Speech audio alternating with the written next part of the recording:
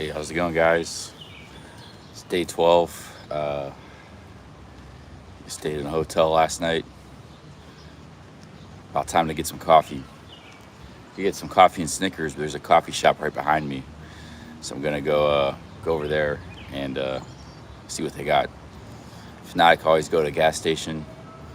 They also got a Dunkin' Donuts here too. So let's head over there.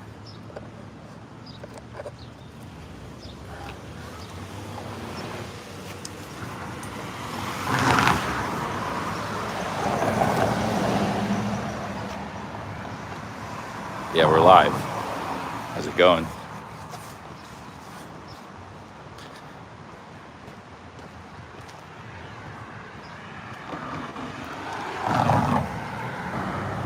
Big ups, guys. We're in the geographical center of Ohio.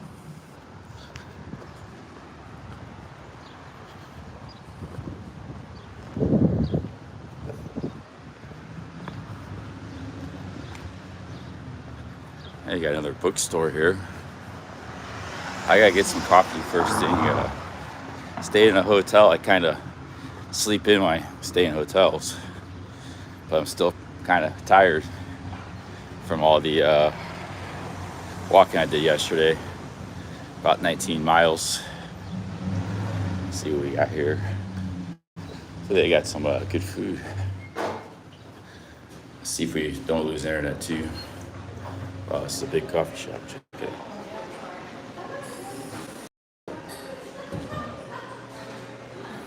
Hopefully we don't lose internet. Yeah, it's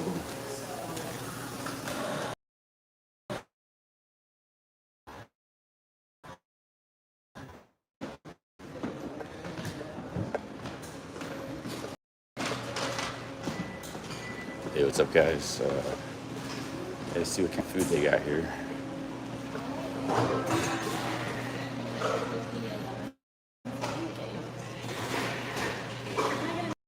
These are pretty good looking muffins.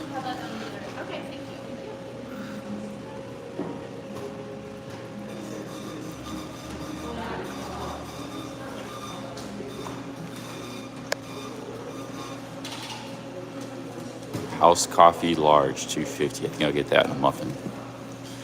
There we go.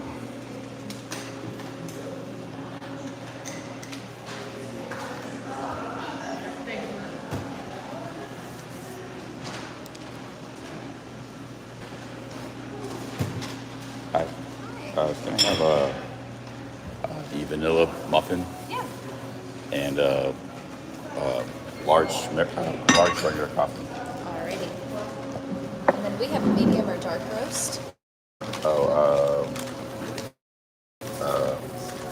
how is it? Medium still pretty strong? Yes. Yeah, I'll take the medium. Alrighty. Did you want room for cream? Just a little bit of cream. Yeah. Is that all for you? Yeah. $5.75. Did you want that for cream too? The what? The muffin for here to go. I can't hear you. The muffin for here to go. Oh, sorry. Oh, yeah, for here.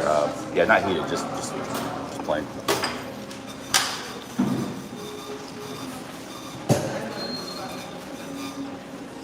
Hey, thank you very much. Thank you very much for that $2. Cheers, man.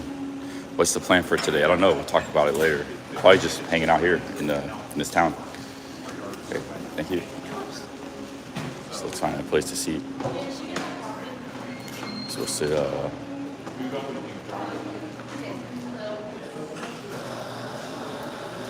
We can sit outside. Maybe.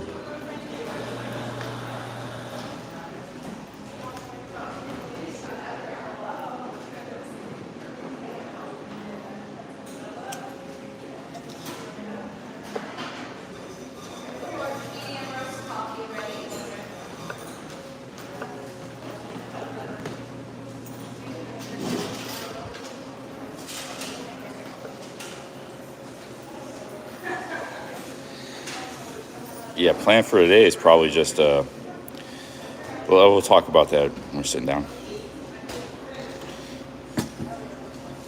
Did some research last night, but not a whole lot of research.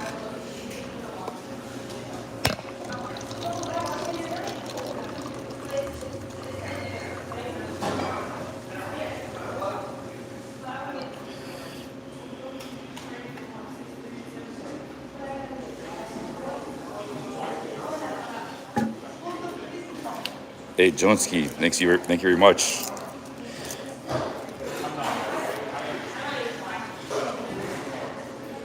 Hey guys, let me sit down here. All right, here we go.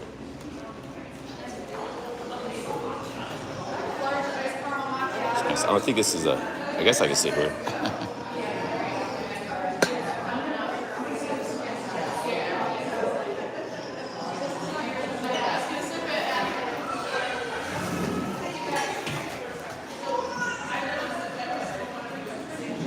All right, guys.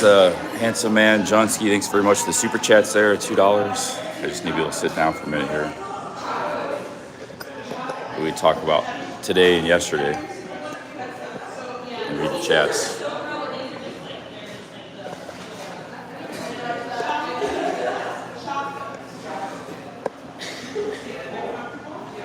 I'm already about out of the money I withdrew, 300. I got to withdraw more.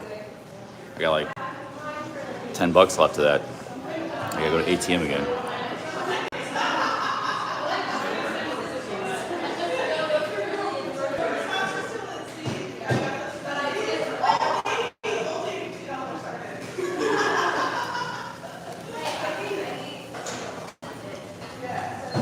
Yeah, I know there's definitely a big advantage to tie a unicorn to having a small car. I mean, it's not fun sleeping in a car, I'll tell you that.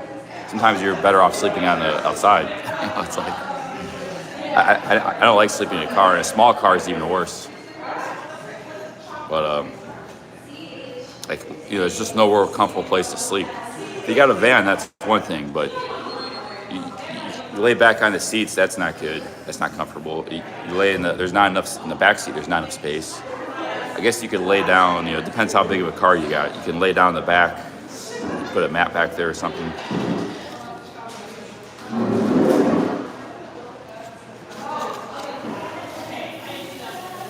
Hey, geez, I saw your email.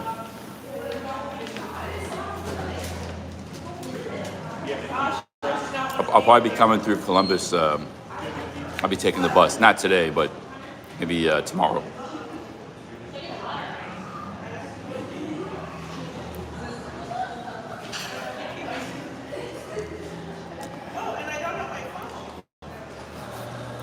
But we've had a big problem with internet on these trails. Like yesterday, it cuts the stream, the momentum. The stream builds up numbers and momentum over time. And every time we get going, it's like the stream will cut, the internet. That's been kind of happening a lot. So I think we need to stick to the towns and cities.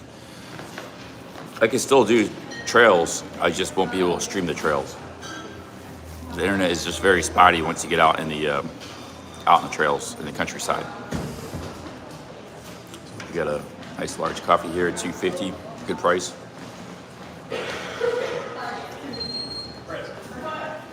What's wrong with my eyes? Just a little puffy from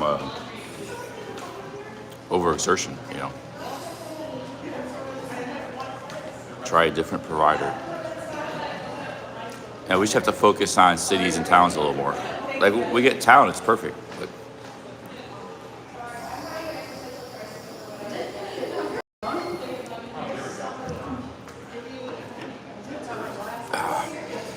I saw your email, Jay East. What? You live in Eastern Columbus or Western Columbus, or North or South? You don't have to say the name of the town or anything, but.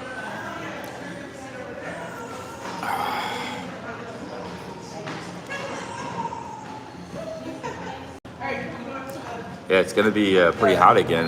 They're saying the weather forecast was predicting like low 80s, but they've been getting it wrong every time. It's like hotter than expected every day, pretty much. Every day's been hotter than expected. Yeah, that's why I'm switching it to urban exploring America, because small towns and cities. I can't maintain it. I was live streaming in New Philadelphia. I had a perfect connection the whole time for 12 hours. So just the problem is we got not good internet in some of these trails. A lot of these trails, they go through river valleys. When you go through a valley, sometimes you got like hills on each side, That's where they built the railroads and where they built these trails.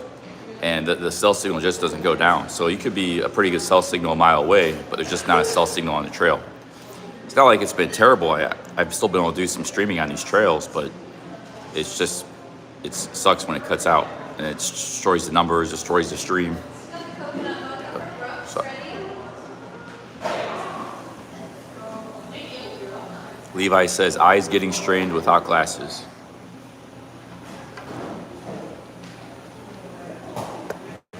Exploring urban Pattaya. Many people want me to do just that.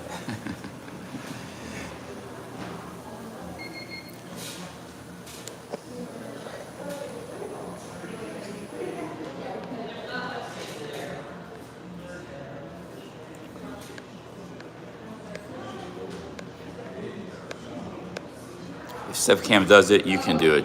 Well, Sevcam didn't live stream. He did do some live streaming, but mostly he was vlogging every day. Vlogging, you don't have to have a stable internet connection for 12 hours. I mean, you just have to find an internet here or there, find a good spot, upload your videos. You know. So you can be out in the country for days without internet if you have to. You know, you can still vlog because you can still record with your camera, and you can still edit. You don't need an internet connection to edit videos. It's already on your program. It's already on your phone. You just need an internet connection to upload videos. But live streaming is different. You need a stable connection for hours and hours and hours. Yeah, what Seb did, I can't duplicate what Seb did. You know, he's a machine. But especially just going vegan, like just through America is like insane by itself. You know, it's a hell of an accomplishment.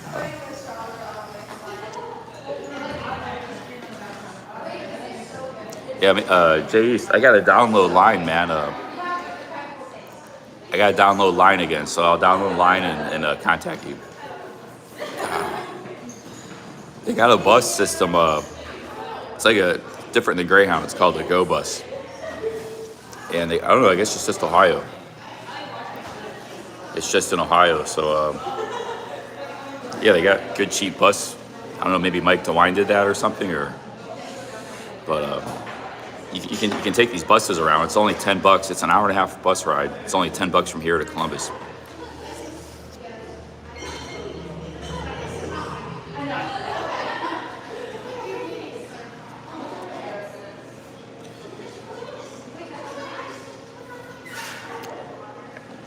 Jay Rock says, "Can we send you some Western Union, some cash?"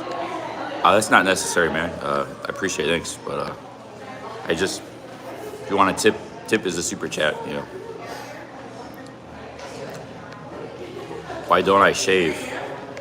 I want to grow my beard out pretty big, like IB Tat.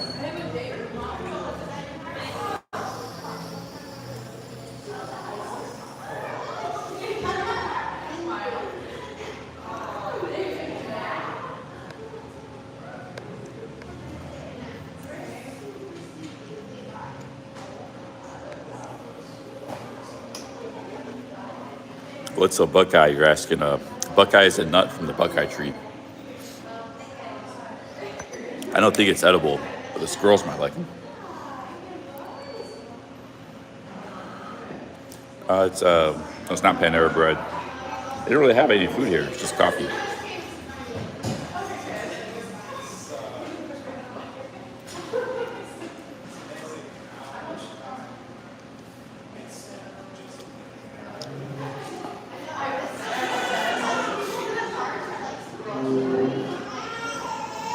The allergies haven't been bad. Allergies haven't been too bad this couple weeks.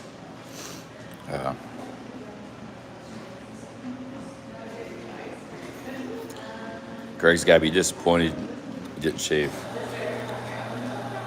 Well, in an urban setting, it doesn't matter as much. It's more in the countryside where you need to hitchhike sometimes, and you depend on the generosity of strangers a little more. Urban, you got everything you need, in towns. You just gotta spend more money.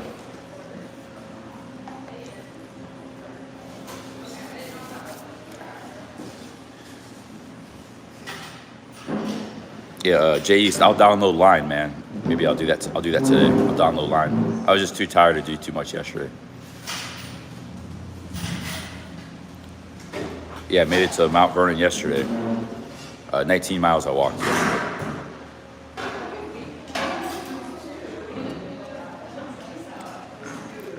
Wouldn't be any protests in this town. Maybe in Columbus.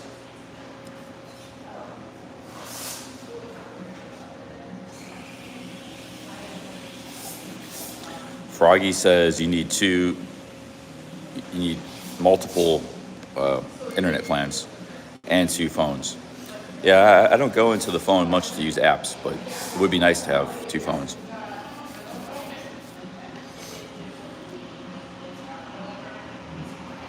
Yeah, we got hot coffee. No sugar in the coffee because I'm eating something fairly sweet.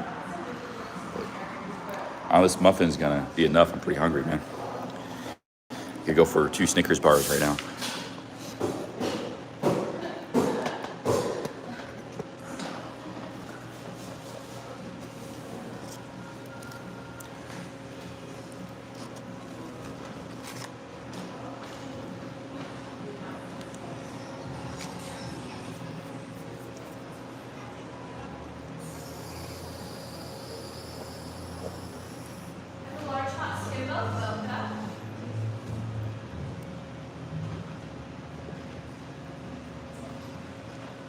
No, yesterday was hotel.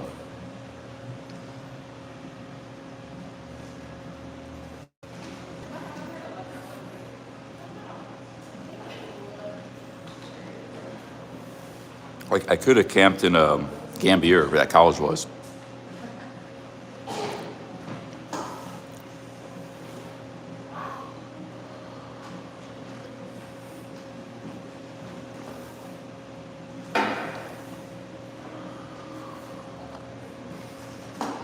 Well, what I'm doing is not stealth camping and hiking all day. It's different than just camping. You know, driving your car to a beautiful spot with a cooler and sitting with your dog and a stove. It's like camping can be many different things. Mine's just throwing a bag on the ground in the middle of the night in a spot trying to get some sleep.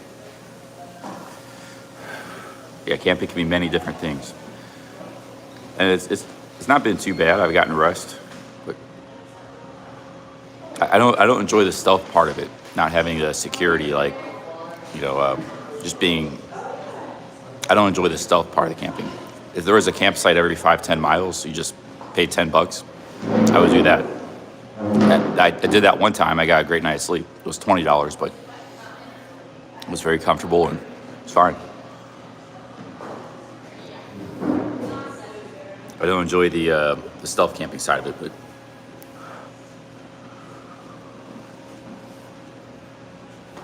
I've done it 3 times already.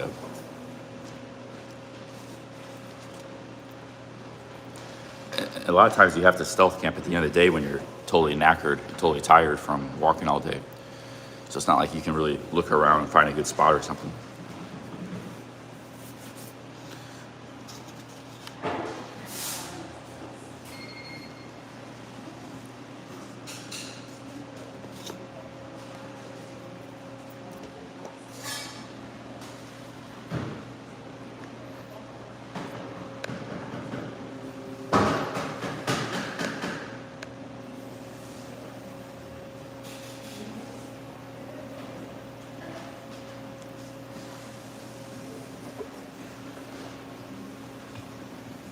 Yeah, it's not just that. Like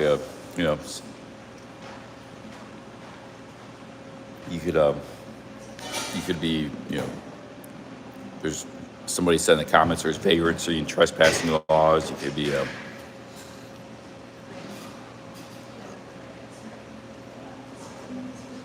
sheriff might pay you a visit in the middle of the night.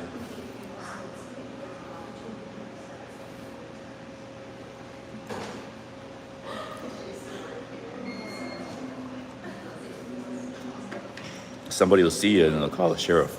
Somebody.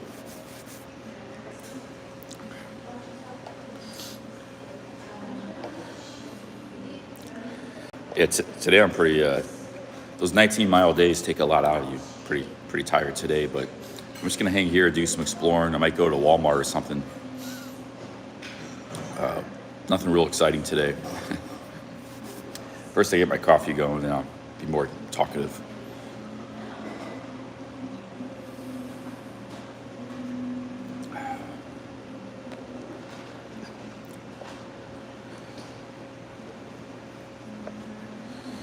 Yeah, but I'm not like camping out in the middle of the countryside. I'm camping by these towns, like right in the middle of town.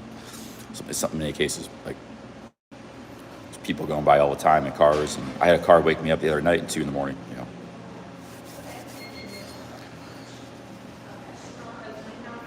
I can't walk 3 miles out in the countryside. And a lot of times, like I said, in Ohio, the countryside, it's not good for camping. It's like it's too much overgrown. If I was in Colorado, I could camp all day, every night. There's campsites everywhere.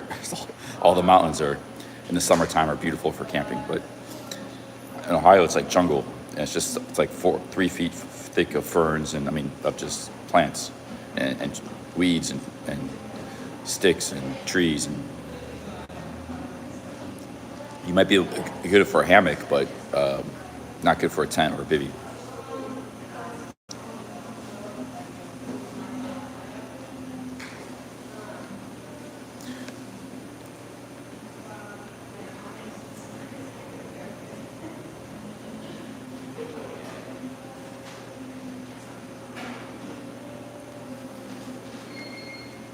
I'm drinking some coffee here.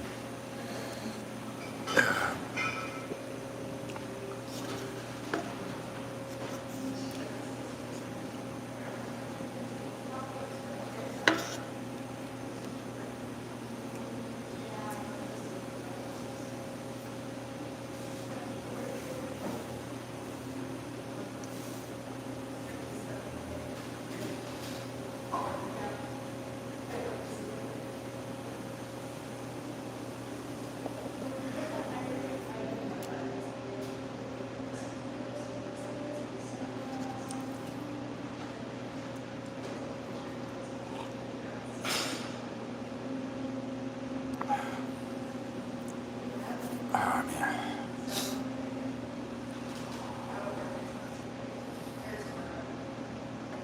I spent a lot more than 300. I just took like 4 or 5 days ago, I took 300 out of the ATM. That's already gone. Just going on some of these gas stations, just buying a few drinks and snacks. I spent like $20. You know,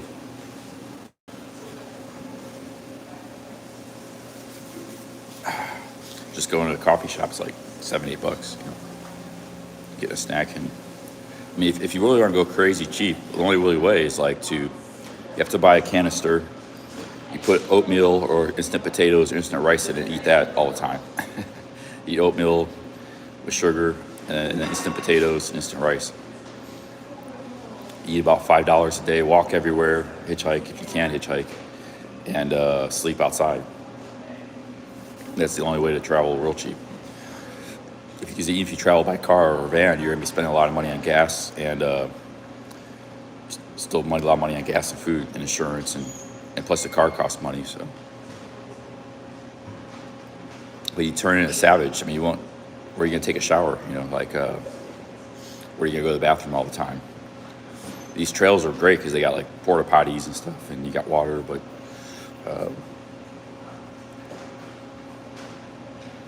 you just turn into a savage. Maybe you stay in a hotel once a week, but then that's going to cost you a lot of money.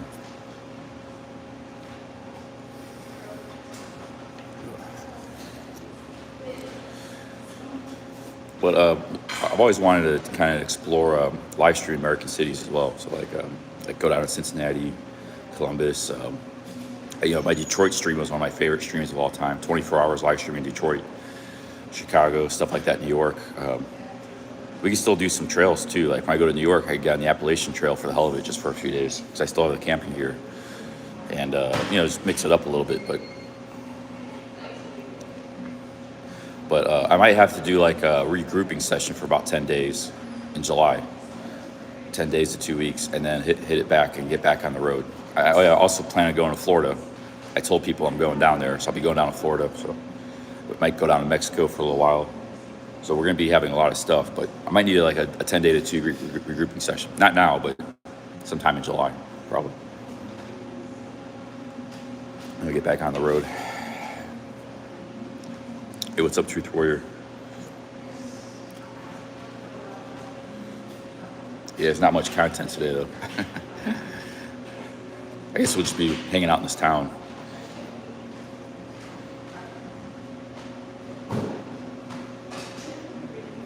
How do you carry rice, potatoes, and oatmeal? We just carry what you need. 1 pound of any of those is probably about 1,000 calories. So you carry about 5 pounds of that stuff. That'll get you through about 2 days. You're not always gonna be eating. I mean, you'll be eating some, Snickers and restaurant food once. I'm saying if you want to go extreme budget though, that's the only way. That could get you through. I mean, you know. But yeah, you can carry 5 pounds of food. That's what these backpacks are for. They're for to carry food and water.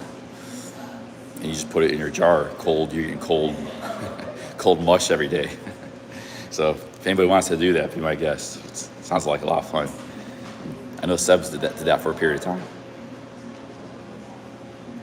He carried around like bags of food. Sometimes he had to go in the Appalachian Mountains for a week or two, and he would have like an additional backpack of food, just full of like oats and stuff. Because there's no stores or towns on that trail, on parts of it. He was just stuck out in the mountains, but he still had food. That's how he was able to go vegan too, because he was eating that kind of stuff. You know, raisins and sugar and oatmeal and instant rice or instant potatoes.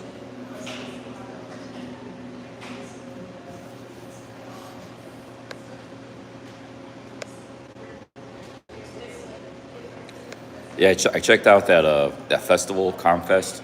It's just like a little hippie get together, like hippies, and yeah, it isn't really real exciting. It's like, but I might see it tomorrow. I go to Columbus, so I'm probably gonna go to Columbus tomorrow. Today's just kind of a slow day. I camped 4 times already, 4 times since I've been doing this.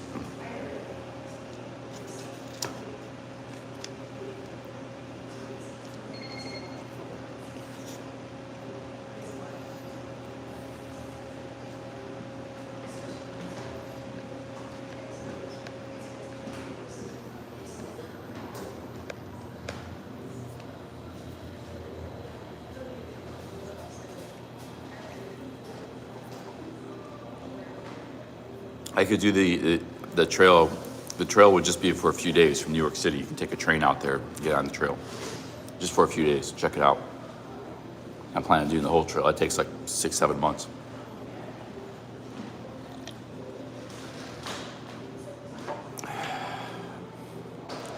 This place kind of has an echo. It's my echo. My voice echoes across the room.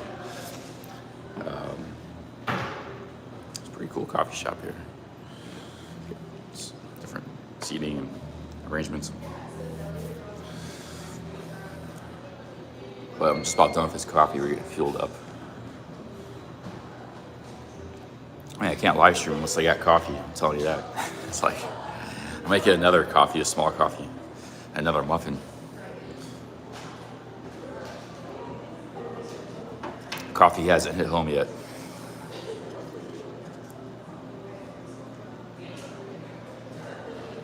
Believe it or not, guys, the face rubbing is not a nervous tick. It's just I like doing it because my sinuses and my nose, my eyes, they get like puffy. And I get allergies too. It's just like, it's not bad allergies most of the time, but it's just like a little bit. It just kind of makes it feel better. So it's not a nervous thing, believe it or not.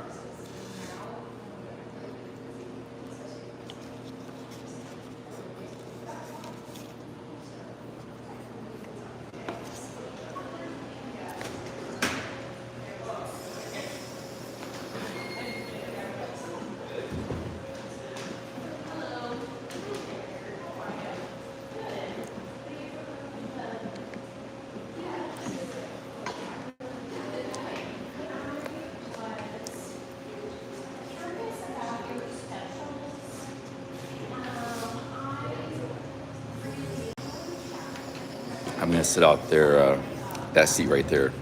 Maybe less echo. I think I'm gonna get another coffee. Maybe I'll go somewhere else.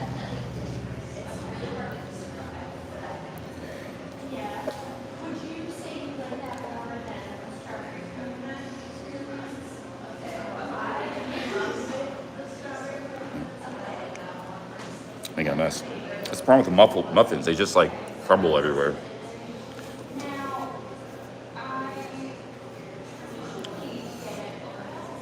If I had a coffee shop, I wouldn't sell muffins.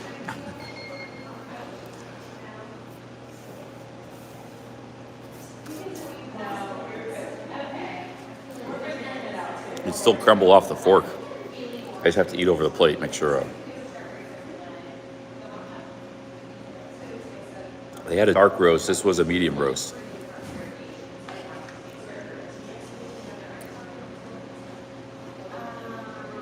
I got nothing to do today, so I just maybe get a coffee later. I should maybe get like iced latte or something.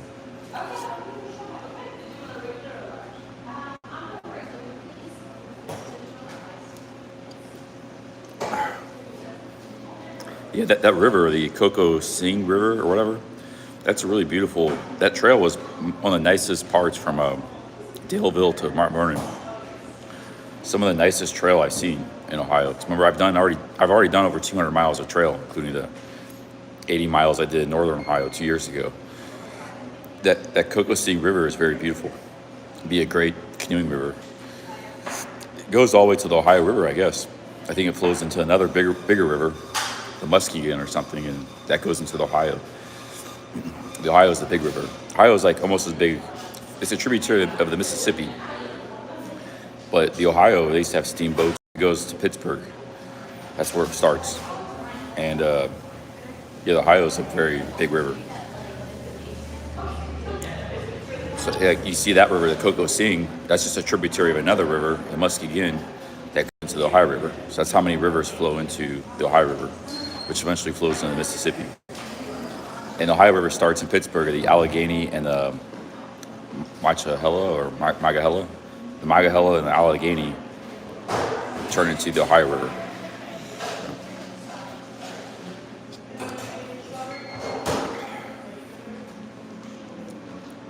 Yeah, that's just a little river, but it's very beautiful. You can swim in it. There's fish in it. It looks real clean.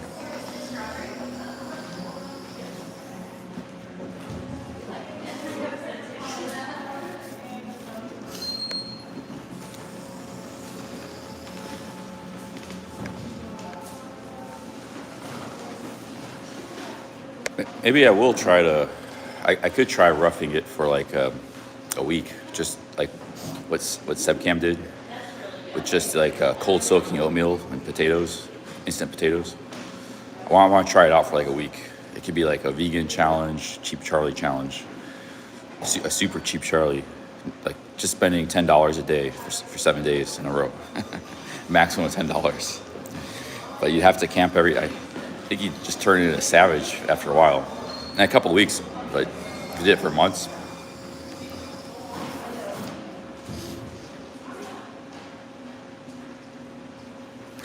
Do I have to spell your whole channel name? Yeah, I have to write it down for people. But that's actually a good thing, because I don't want to tell people my channel unless they're really interested. Because you just give people a card, random people on the street, they're not going to be interested or watch your stuff, live stream. But when people like those guys at the basketball court, when they're really interested in what you're doing, they'll ask you, like, hey, what's your channel? They even ask me to write it down for them. So when they ask me to write it down for them, that's a new subscriber and might be watching. So I've done that about 7 or 8 times already in this trip. It's more about quality subs over quantity. You know, we're not trying to be like a major media company or something. We just, have a nice audience. And we got a nice audience, but it's more about quality subs over quantity subs.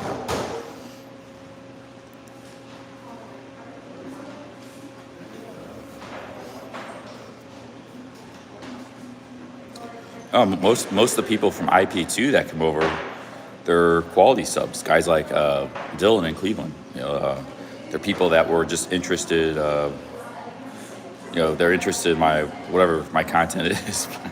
Otherwise, they watch other people. So it's only the people that from IP2 they're interested in my live streams that watch. So.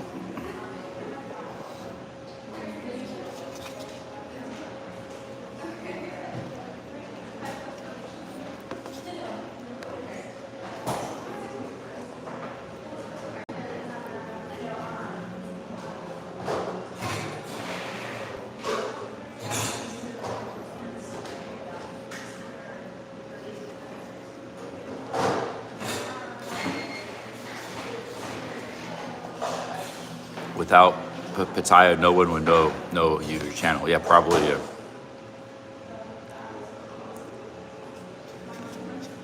Yeah, it all started in Pattaya.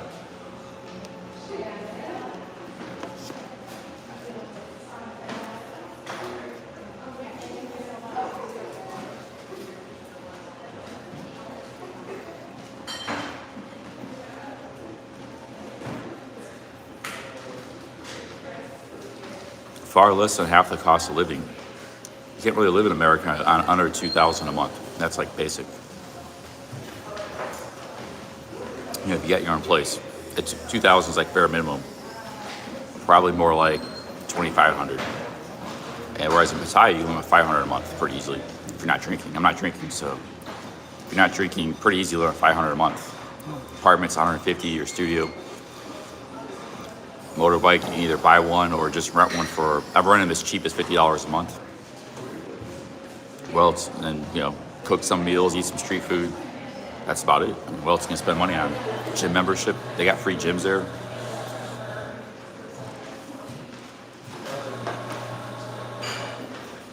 So, yeah, it's like, goes from 25, it's 5 times cheaper. Goes from 2,500 a month to 500 a month. Oh, it's pretty good muffin.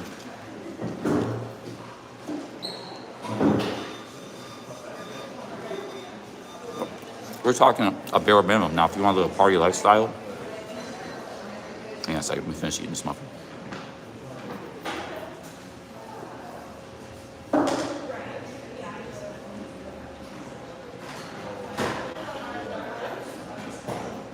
Now, if you want to live more of a baller lifestyle in America, nice car, nice apartment, a lot of partying, you're probably going to be spending $8,000 to $10,000 a month. Whereas in Thailand, it'd be like $2,000 to $3,000. So it's still the same ratio, just about.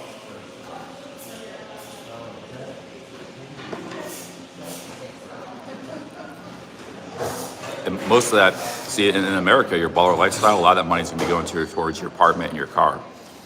Whereas in Thailand, a lot of your baller lifestyle money is going towards other stuff, entertainment. You don't even need a car, you just take taxis or motorbike taxis or a motorbike. But you have a nice apartment, but it's not gonna cost you that much. It'd be $600-700 for a real nice condo. And the rest of the money is just going to your drinking and partying and stuff, I guess. You know, you don't need a car to live a lifestyle. America, you have to have a car. Like everything starts there. So you have, whether you're a budget lifestyle or a baller lifestyle.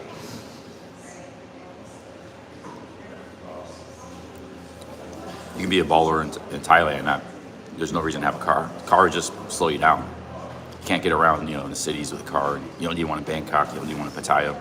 Maybe if you live like, you know, yeah, if you're just being, you know, maybe Phuket might be useful to have a car because the taxis there are rip-offs, but.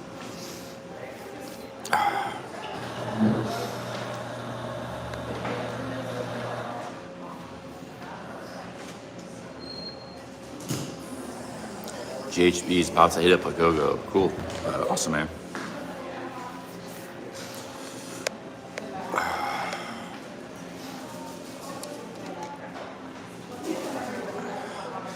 Yeah, I've had a great trip so far. I mean, just so many wonderful people, nice people. I wouldn't have that in live streaming in Asia, I don't think.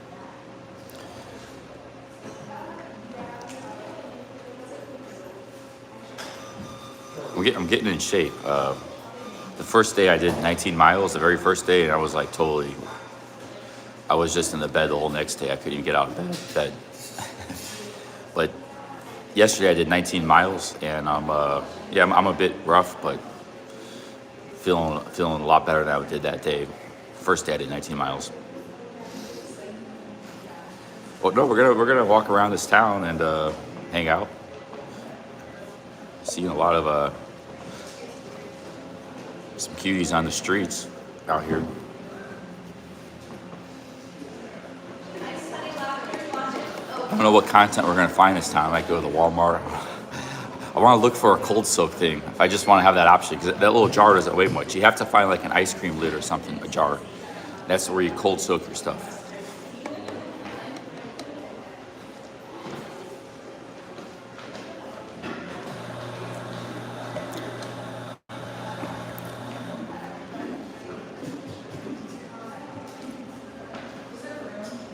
Yeah, I've seen a few.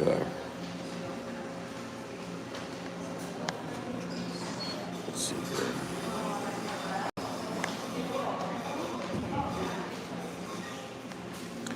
Yeah, I can catch the Go Bus. The Go Bus is $10. It's cheap.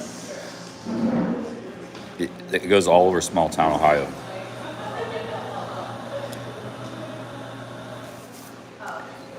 Jay East says it's going to be 93, 94. Holy cow, dude.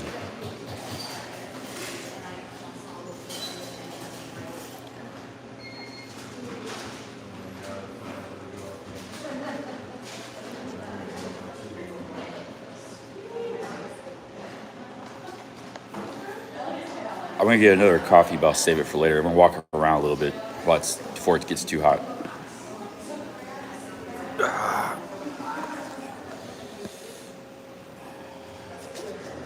Get some more water.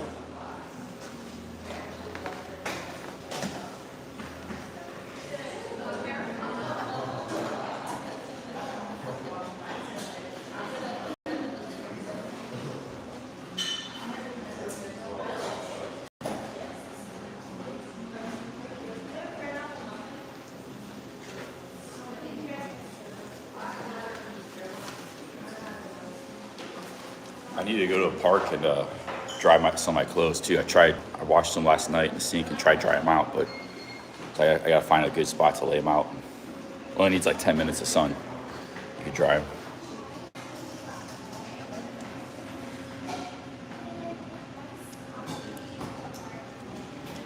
Let's hit the streets here. See what's in this town. I walked into this town coming in. It looked pretty nice. I mean, all these small towns are pretty nice.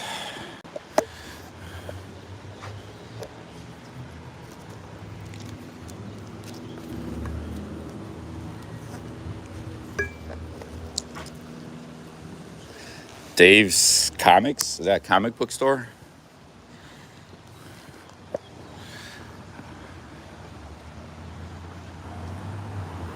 Oh, Cosmic Subs. That's like a sandwich. Subs is America. I don't know about other countries, but America we call like a big sandwich subs, submarine sandwich. Because you got your like regular square bread, that's just a sandwich. But if you got like a long bread, that's a submarine because it's shaped like a submarine. Sub sandwich. That's what I had for dinner last night. I was too tired to go anywhere. I found a pizza place that made a good that's the dog fountain. Check this out. I found a pizza place that made a good Italian sub. It was pretty good.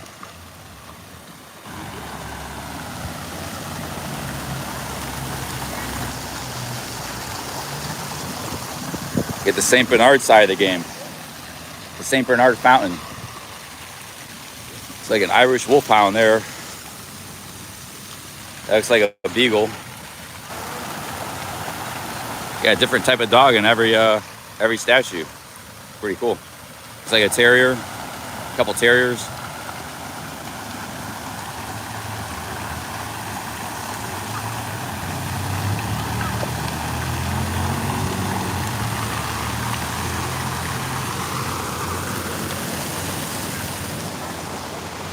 Got a water fountain there.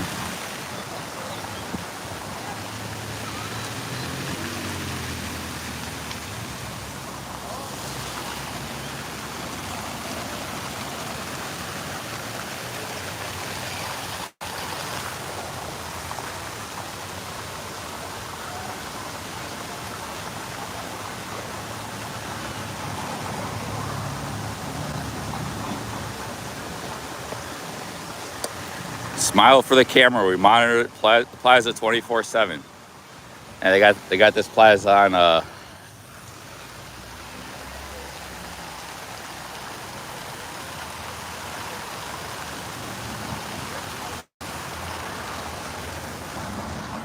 put my buff on here.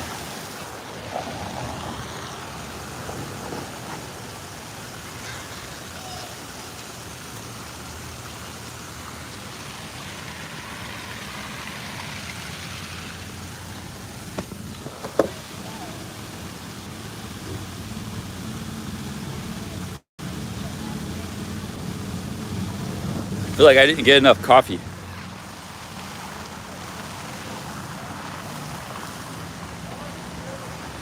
These buffs look, I don't like the look of these buffs, but I need to protect my neck. Let's go here.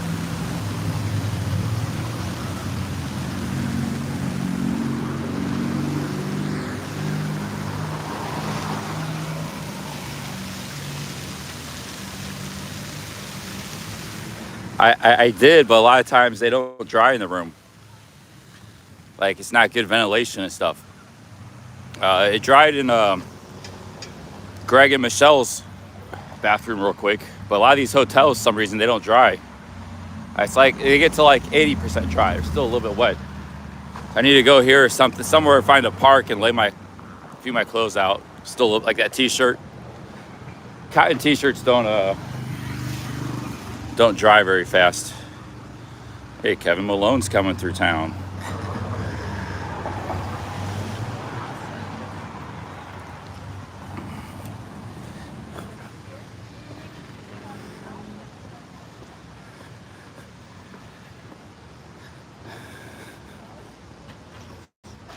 There's my setup there.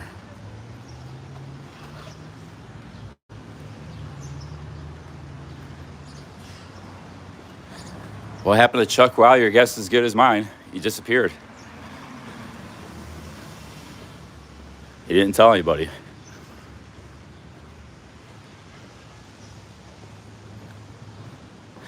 Anywhere USA.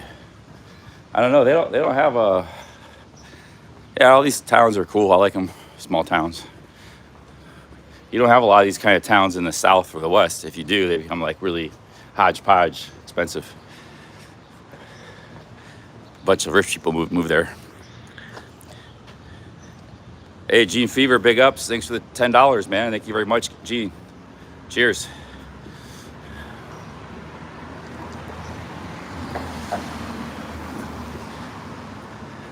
Thank you for that, Gene.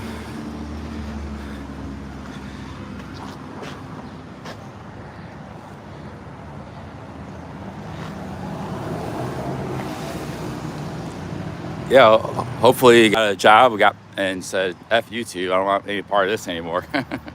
But really, like, he was on the cusp. If he had stuck with it, you just gotta, yeah, he had some trolling. You just gotta, it's part of the live streaming game. You gotta deal with it. I mean, if he had stuck with it a little longer, because he kind of invented the whole IRL Thailand genre. I mean, he wasn't the first to do it, but he was the first to do marathon streams and do it on a regular, consistent basis, day after day. We got a food truck here. So he was just starting to make some money.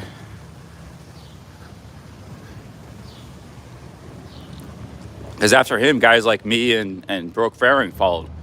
And we did pretty good. We did all right.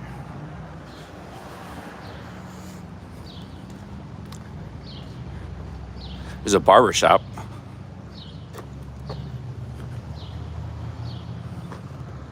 The alleyway.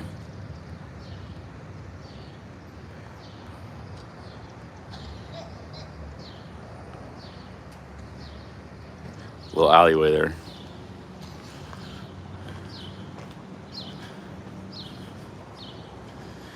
They're closed today, it looks like.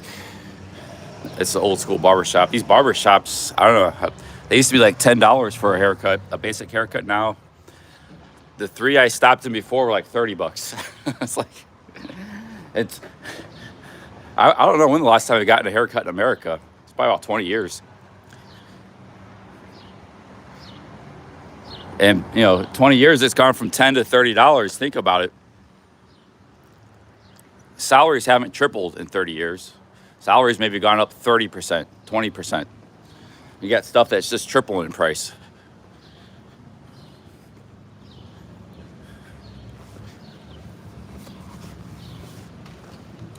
It's a nice building there.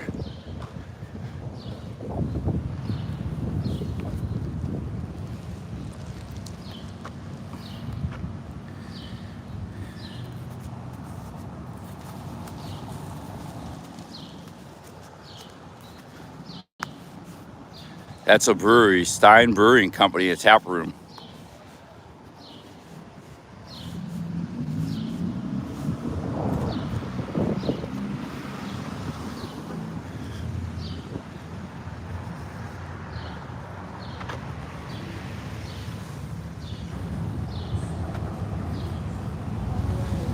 these towns, if you're from the UK, this looks dead. For America, this is busy, because like Americans don't walk ever. Like you said, even that's a bank right there. Even the bank, people are pulling through the ATM. They don't even stop to get out for the ATM to go to the bank.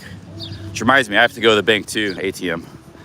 But yeah, the UK, like little towns like this, see people walking everywhere, you know.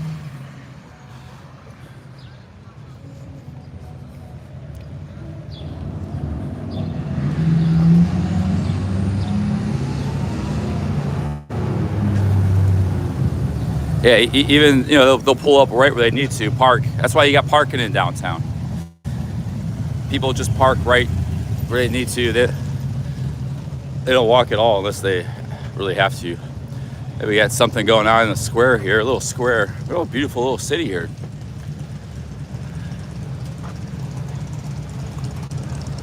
This must be the town square. Americans drive to their next door neighbor's house. This is a bank. Let's go inside, go to the ATM. Hey, I'm open to doing maybe some audits today, because my style of audits, because I don't have much to do today. I don't have much on the agenda. So if we see like the city hall or anything like that, let's go in this bank here, see if they got ATM. Oh, the ATM, you probably gotta go through the machine. Then I get run over by a car.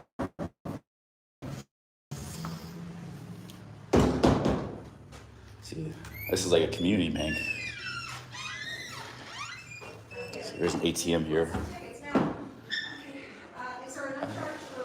No ATMs.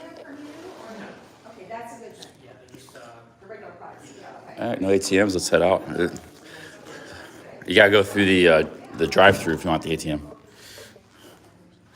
Cool bank. This must be like a community. I like these old community banks. Pretty nice building there they got. Obviously they got some business. They're doing something right. Park National Bank. So I've never heard of that. It's probably just a small local area bank.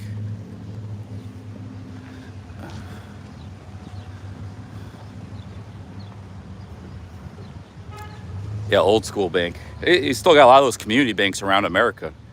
You don't just have big, like a lot of countries just got like 3 or 4 big banks, you know, 5 banks, and then they run all the whole banking system. You got the big banks, but you got a lot of small community banks too. Credit unions and all that kind of stuff. But here's another bank. This is a little bigger bank here. See if they got an ATM.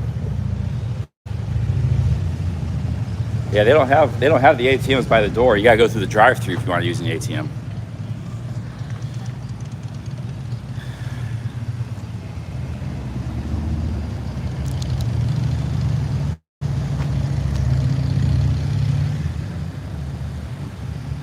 That's a bank. It's just that's probably their corporate offices. They might have branches in some little towns here and there. Maybe they just a couple counties, you know.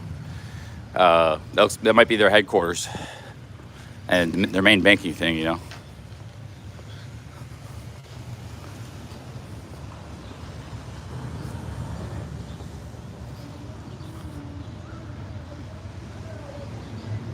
Here's an ATM. I don't like using outside ATMs. It seems a little risky to me. Make sure it looks pretty safe. Think this is good? It's the bank's ATM, so it's not a. Yeah, I think this is safe. Let's use the ATM here.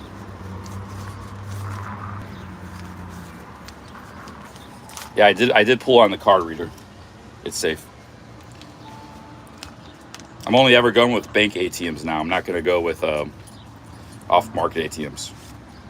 But I already went through that $300. That was like 5 days ago. I've been paying almost everything in cash. But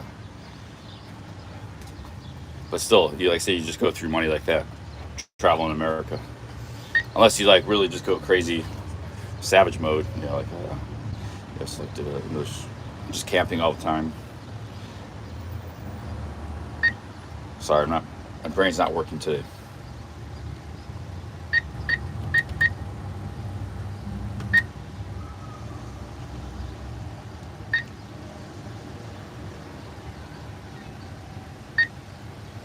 too many questions here.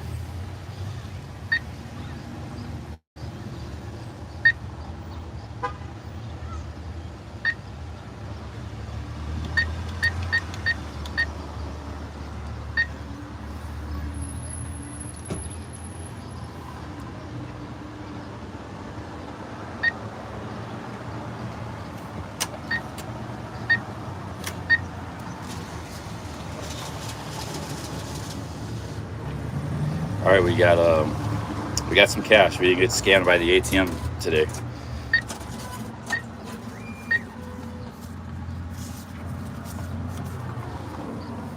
All right, here we go. We got cash, my dudes.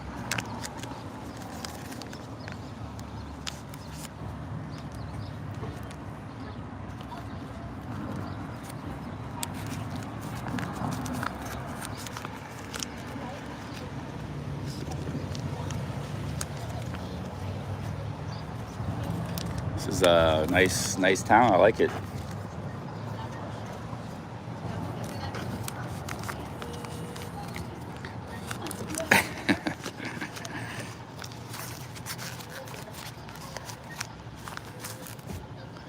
Let's walk around this town a bit.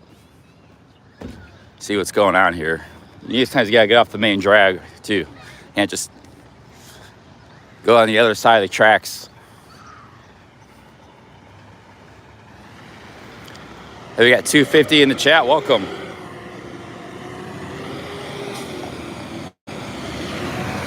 Kroger, we're in Kroger. They're one of the biggest grocery store chains in America, but there's like none in Northern Ohio for some reason. So now we're in Kroger country, and they're actually from Southern. They're from like Cincinnati area. They're one of the biggest grocery chains in America, but there's none in Northern Ohio. Now we're in Kroger country. We might go into a Kroger. I haven't been in one of those in like probably 20 years, 30 years. They have none in Northern Ohio, despite being from Ohio and being one of the biggest grocery store chains in America. It's like the Kroger divide line. We crossed it. Yeah, that is true. Like once you get into Kroger country of Ohio, it's like a completely different state. It's more like a little bit more south, a little more laid back. If you see Krogers, you're in a different part of Ohio. If don't see Krogers, you're more in the northern part. So I think JRD probably knows what I'm talking about. J East might, but he's from Columbus, so all they have is Krogers here.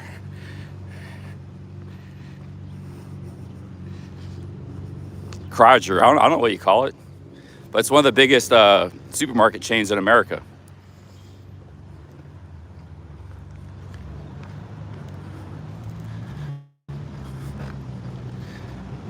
It's the Kroger dividing line. It's like the Mason-Dixon line of Ohio. Salt Cave Therapy. Wow, that sounds pretty cool. Spa, salt spa.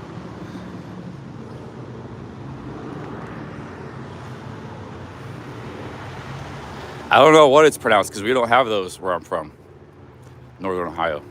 Nobody ever talks about it. I just remember it from a long time ago. Basement clearance sale.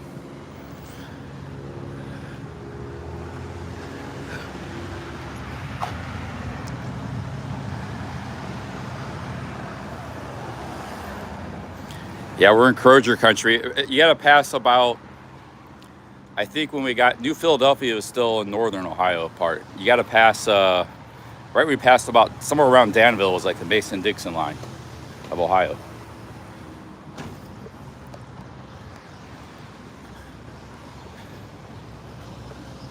Black Walnut. There's some really interesting shops in this town, man. You want to see what's in the basement clearance store?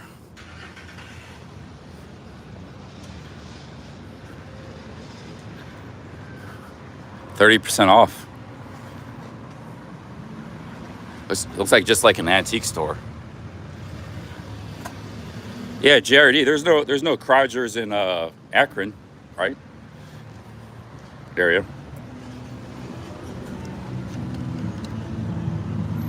All right, how do I get in? I don't know. Well, let's move on.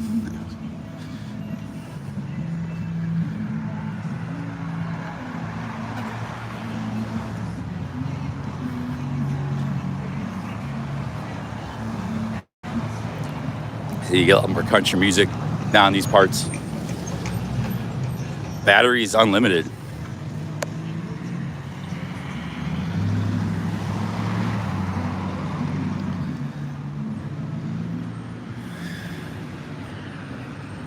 For a small town, this is actually a pretty vibrant downtown for America.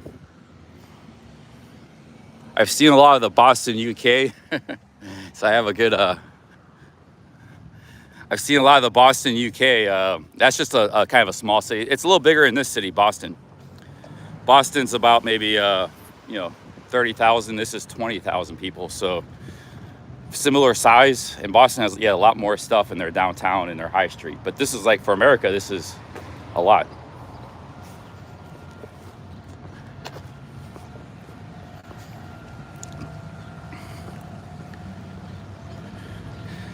And I've seen other towns with the same in the UK.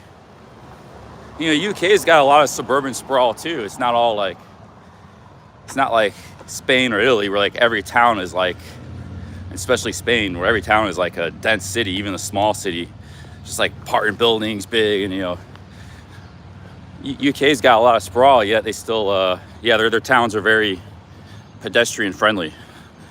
A lot of people still walk, ride bikes.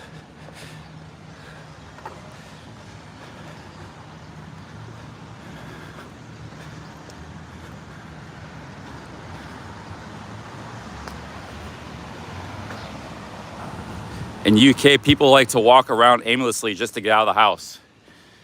Yeah, they don't like to do that here. I like to do that too. That's what I'm doing right now, basically.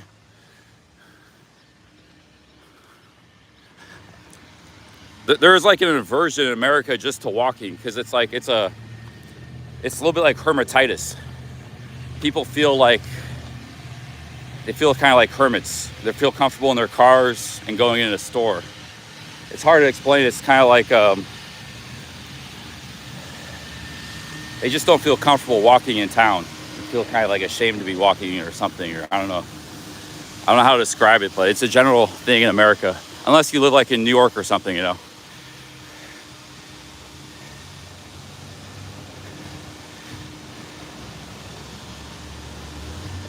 Yeah, America has a big hermit problem. Like 80% of America is semi-hermits. Spend most of the time in their house. They don't you can't get them on a walk. I'm that way sometimes in America. It's pervasive. You have to go out of your way to some squirrels. You have to go out of your way to walk and stuff,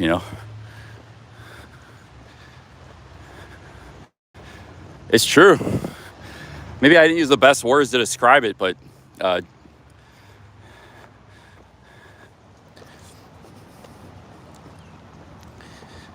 look at this porch, man. Really nice house here. Yeah, Jonathan North knows what I'm talking about. It's indoor society. You go straight from your car to your house. The only reason you go to Walmart or something is grocery stores. You have to. You go to work, back to your house, watch Netflix. Once a week, maybe you do some shopping. But you don't have to do that much anymore because of Amazon. You don't have to run. You don't have to do as much shopping. Hell, you can even get all your groceries delivered now.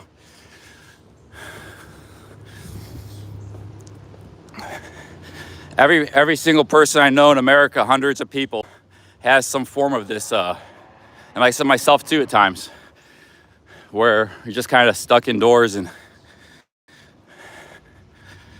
don't like walking. And I don't even drive. Most people that drive, it got a lot worse. Just about every single person I know has that. But it's not, like I said, it's not really their fault. It's more the car-oriented society that we've built in the last 80 years, where it doesn't really, we got a bus.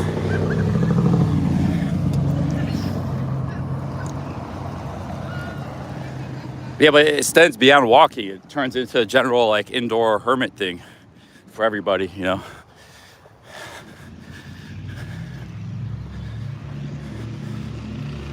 It's like a ripple effect. You know, when you live in a city like Bangkok or Pattaya or New York or Tokyo, you're just out, you know, you're out walking around all, not, it's not like you're walking a ton of miles or anything, but just 2-3 miles a day, just going about your business. You know, you leave the hotel or your apartment, you're kind of just, you know, stop for a beer or get something at the 7-Eleven store. And it's pleasurable to kind of be out and about in the town, walking around. If you need a taxi or something, get somewhere quicker, or you take a subway or a taxi or train. It's a pleasurable lifestyle. That's what a lot of Americans like when they go to like Asia. They like that lifestyle. Like, oh, it's great here. Or they go to Europe, or oh, I can just walk around and check stuff out and enjoy, you know. And this is a nice town. This is not a bad little town for that, you know. But it was built. But what I mean is like, yeah, that lifestyle of like living in Saigon or Bangkok, or it doesn't have to be a big city. Pattaya is not that big. Tokyo, it's people really like it. Or, you know, Seville, Spain, or Amsterdam. Yeah, we don't have much of that in America. And these kind of towns, like this kind of town, is more on the upper end of walkable and stuff for America. It's way better than most of America. It's not bad here for walking around.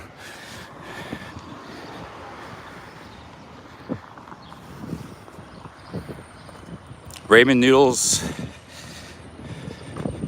Kim says that's why I don't have a car, I have to walk. Yeah, but even a lot of those cities, it's, you know, you're in Alberta, so it gets real cold there half the year, and I guess, you know,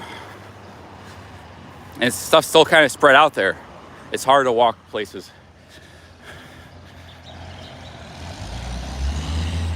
It's a very nice downtown here. Yeah, like nobody thinks when Americans go to Asia, they completely change their whole thought process and lifestyle. Like they think, oh, they don't think they need a car. They're just walking everywhere and taking taxis and trains, and and they like it. You know, it's like.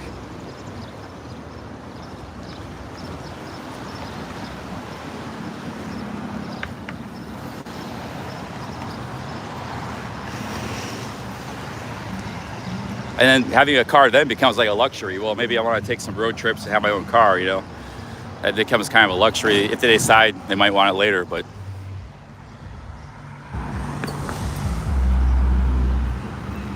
Hey, let me get in the video.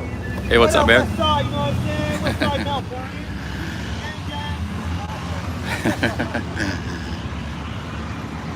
I walked here from Cleveland. What you doing the video for?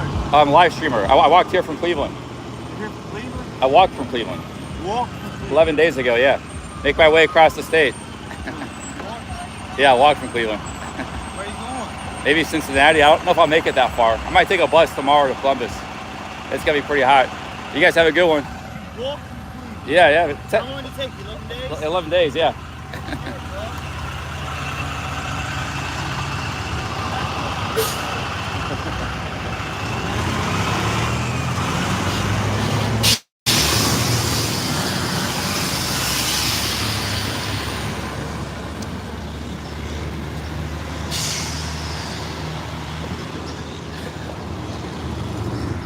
Master Life Coach. This is interesting.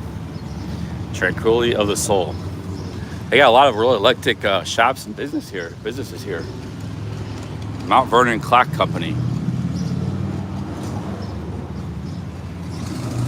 It's kind of a brag when I say I walk from Cleveland. You know, it's like people are like, it's not even really that far. It's maybe like 130 miles. It's halfway across the state now, right in the dead center of the state. Like if you're a real badass, you could do it in about 6 days. You walk 20 miles a day, every day. Like Seb Cam would probably do it in about 5 days, 4 days, if he was really pushing himself.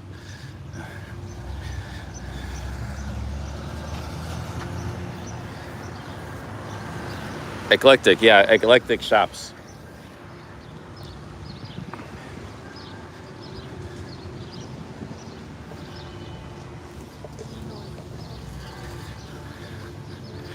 seeing what's in this town. I got something in the square, maybe a farmer's market. What's going on in the square here?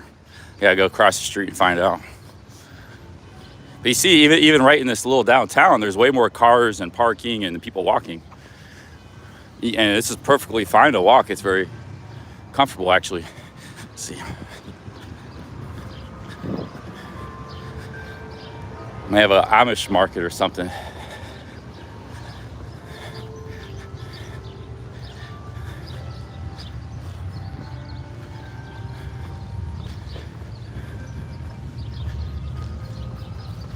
See what's going on here.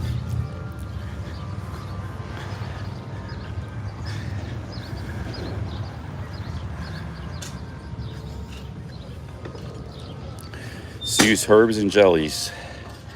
See what we got here. Interesting. How you doing? Hey, pretty good. How are you? Okay. At Jamaican Jolt. Dill dip, different spices here. Spicy citrus mojo, steakhouse seasoning. Here we got different jellies. These are, you made these jellies, you and your wife? Or? Yeah. Cool. Inferno pepper chutney. Yep.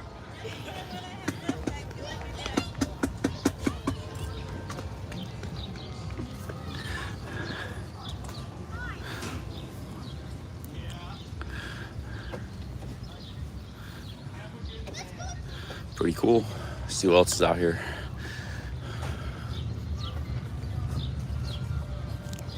I got some honey. Hi, how are you doing? That is 18, that's 2 pounds. It's like, might be packing up. See here. Hi.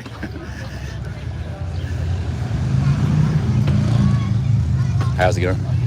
Got some pies. Apple bread.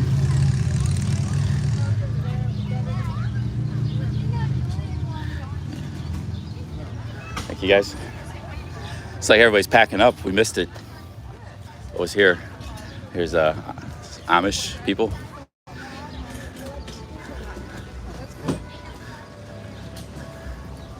There's something going on here. Let's see here. Oh, it's a little farmer's market. Yeah, it's good.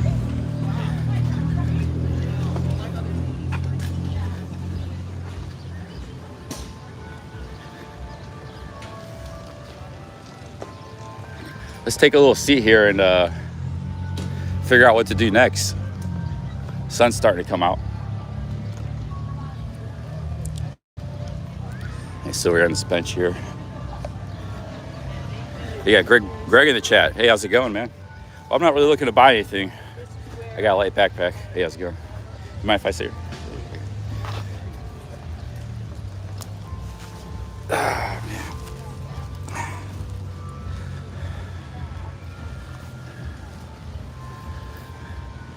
Yeah, I wasn't really looking to buy anything. I was just taking a look. But it looks like they're all packing up.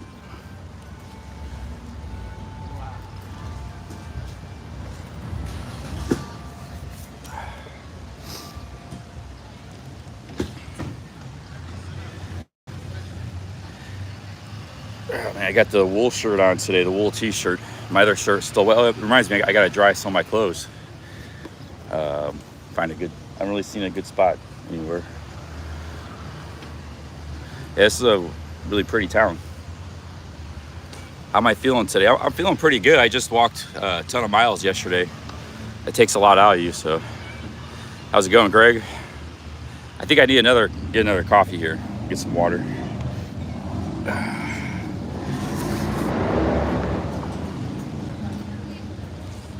Has Charlie given the approval for the Alaska t-shirt merch?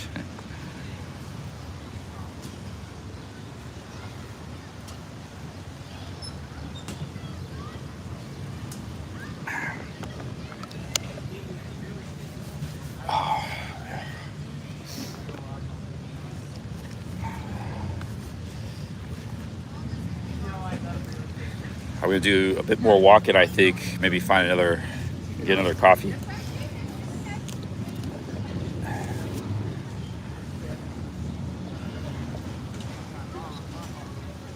Whoa!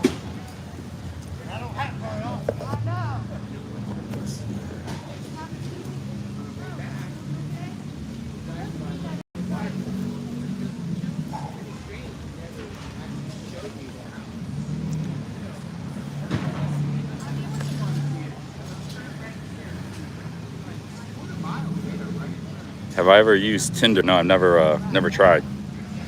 I never used any apps for that stuff.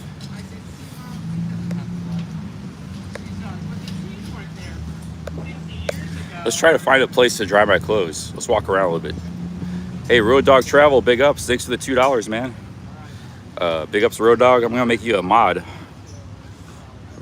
Road Dog's our newest mod. Cheers, Road Dog. Thank you very much for the $2. Let's find a place to dry my clothes. I gotta take care of that before they get all messed up.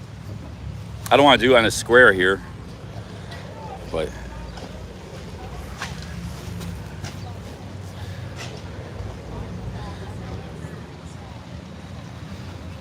I could do it anywhere, just a sidewalk, or I need to check my Google Maps. Yeah, I made Road Dog a mod.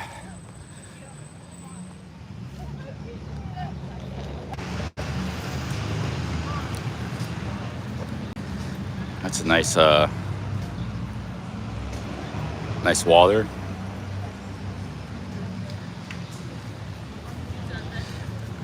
That shirt I lost. I didn't like that. I don't know. I bought. I didn't like that shirt. I don't know if I was wearing it.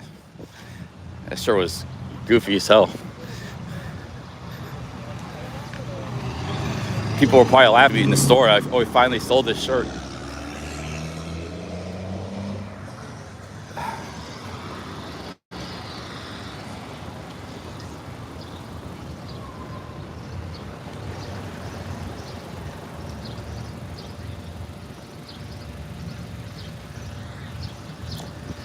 Hey, Anthony Giambavo, thank you very much for the $4, man. Cheers. Thank you, Anthony.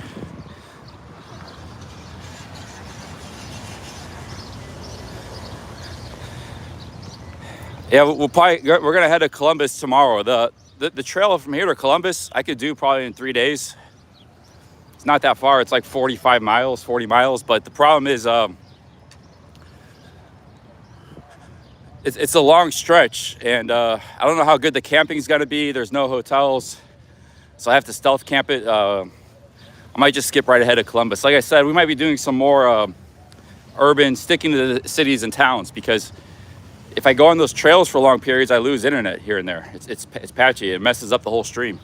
I like to keep the stream going continuously, you know, without having too many outages. Maybe one or two here and there, but short ones.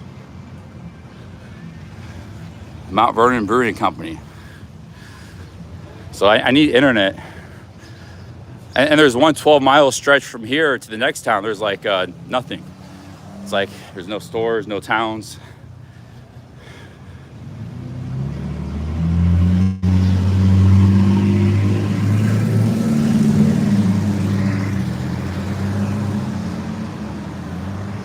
I think people enjoy the towns a little more anyways. Like the trails gets monotonous, just me walking down a trail for 8 hours.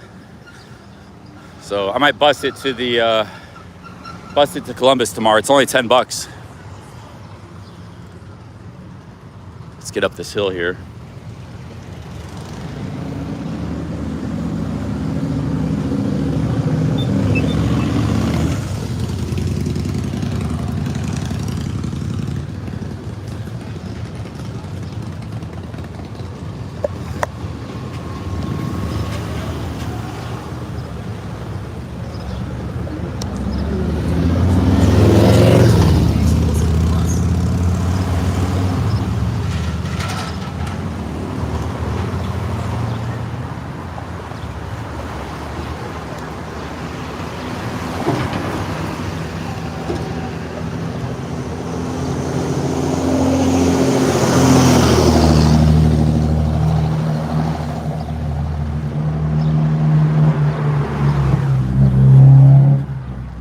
Google says you can walk 12 miles in 3 hours. Well, give it a shot. See if you can do it.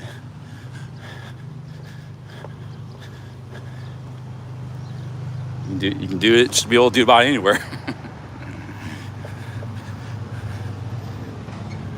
It's very hard to walk that fast, that distance. Most I ever done was 3.7 miles of marching, like 10 miles. You basically have to be power walking. They don't know what they're talking about. It's totally stupid. The average strolling walking speed is about 2 miles to 2.5. Anything higher than that, it's like brisk pace. Anything higher than 3 is like marching. It's like walking, power walking. You're totally ridiculous. And that doesn't even count like stoplights and, you know, taking breaks, things like that. You know, grabbing a drink of water. It's completely retarded. But hey, you want to be my guest? Try it. Try to walk 12 miles in 3 hours. Google says it's the standard walking speed. Standard walking speed is 2 miles, about 2 miles an hour. Just normal, everyday walking.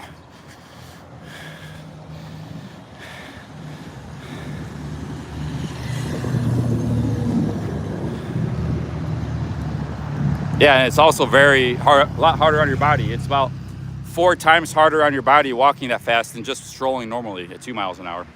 Even though you're only going maybe twice the speed, if you can even get to that high of a speed, maintain it. It's about twice the speed, but 5 times harder on your body. So it's a hell of a workout. Try it. I mean, go. You know, I'm not saying you shouldn't try. I'm saying try it.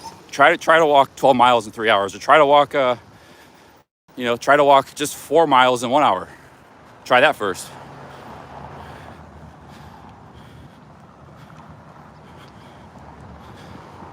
It's a nice brick street here. Nice homes.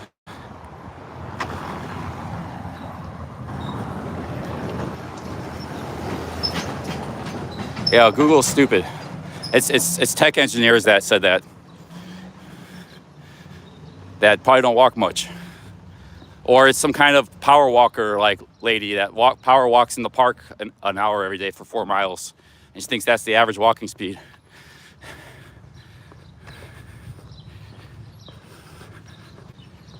Like right now I'm doing about 2 miles an hour. It's just normal walking speed. Live streaming. Yeah, it's some, you know, you see those power walkers, they got all their equipment on, their shoes, and they think, you know, so whoever made that information was like probably a power walker.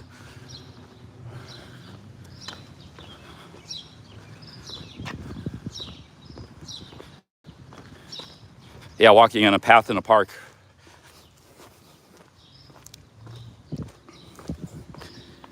Right now I'm doing about 2 miles an hour. That's my typical speed when I'm live streaming. Now, if I put the phone and camera away, I'm walking like at a brisk pace. Yeah, I could do 3.5. But it's a lot more tiring and it's hard to maintain. Even 3 can be tough to maintain. The stats I gave you guys yesterday, they 19 miles, that's all accurate, but some reason it only records like the walking speed just records like the last 30 minutes or something. So my average speed yesterday was probably 2 miles an hour, but some reason the stat there said 3, because that was probably the last 30 minutes I wasn't live streaming. I was walking at a faster pace. But I think those stats discourages people from walking too, because they say, oh man, I'm so slow, or it's so hard to walk this fast, or walking sucks. You know, walking is meant to be pleasurable. You can just stroll around, walking 2 miles an hour. That's a typical speed. But when they say, Google says, well, you got to walk 4 miles an hour, that's the average speed. That's insanity.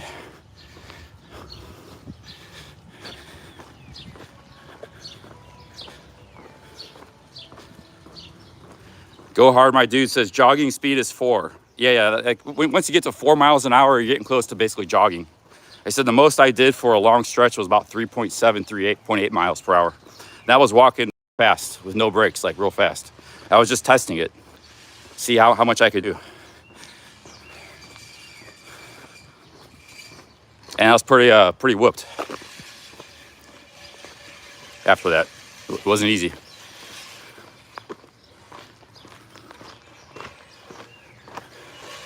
Hi, how's it going?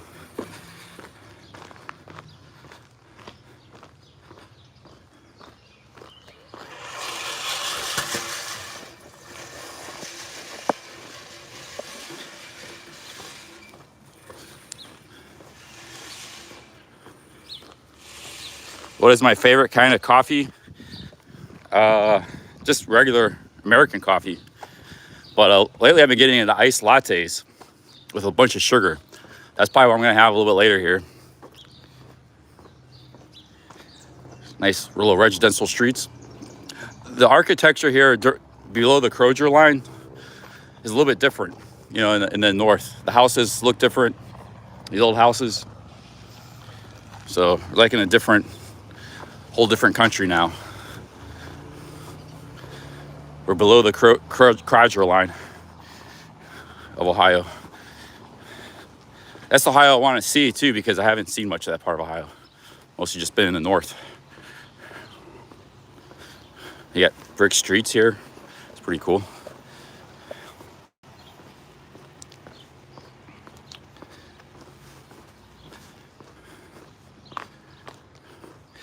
Give us some Mount Vernon history. I don't know any. I didn't look it up. I was too tired last night.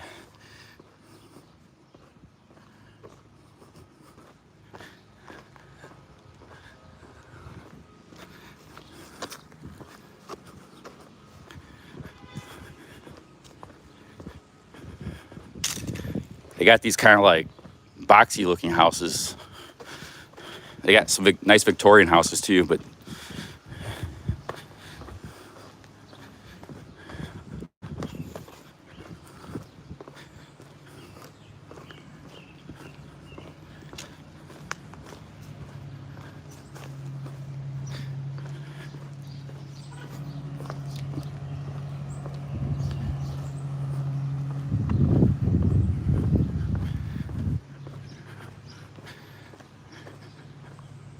that's your typical Ohio Valley looking house right there. Big porch, brick, old brick or stone.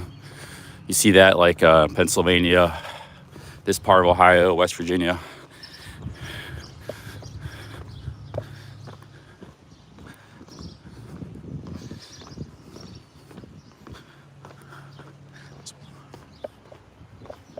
Just get out of the road.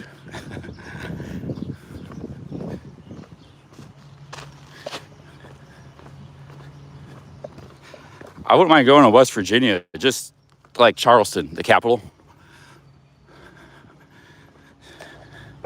The capital of West Virginia is like smaller than Canton, Ohio. It's not very big.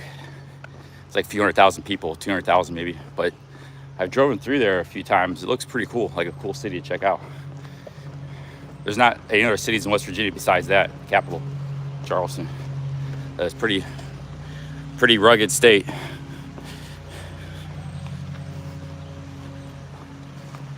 Yeah, it's all just mountains, West Virginia. Mountain home. I mean, there's like a population of 2 million. It used to just be all coal mining there.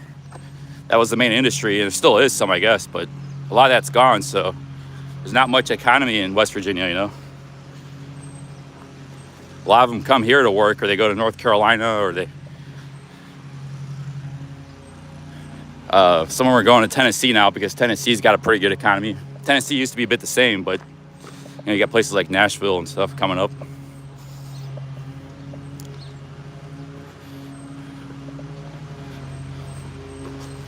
Yeah, moonshine business.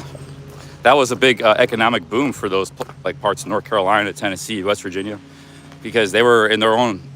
There was nobody to enforce the law. You know, like you try to make moonshine, like in this town, for example, or outside of Cleveland, the cops would be on you real quick. And they tried, and they were. But in the hills, they're their own society there. They do what they want. Nobody comes down to the hills. The deep hills, they don't even know where you couldn't even find it, you know. That's where they made all the moonshine distilleries. So the Prohibition was a big economic boom for that area, the Appalachians. And they could send the liquor to the cities for big money. There's also a boom for Canada too. A lot of people made a lot of money during Prohibition. The mafia, the gangsters, Al Capone, George Bush's family, they made a ton of money during the Prohibition. That's how they got rich. The elder Bush. Canada made a lot of money. Toronto, they had a huge distillery because they didn't have that Prohibition in Canada. So what they did was they started making a ton of liquor in Ontario, which was real close to a lot of population centers. Chicago, Detroit, Cleveland, Buffalo. All they had to do was ship it across the lake. And so it was a big economic boom for Canada too. A lot of money. That was the big, for about 12 years. However long Prohibition lasted, I think it was about 10 years, 12 years. Yeah, a lot of people made a lot of money off of it. That's how the mafia got so strong and big in America. It was because of Prohibition. They weren't that big before Prohibition in the 10s and early 20s. and it was a lot of money, and they blew up into a big organization because of legal liquor sales and speakeasies and stuff.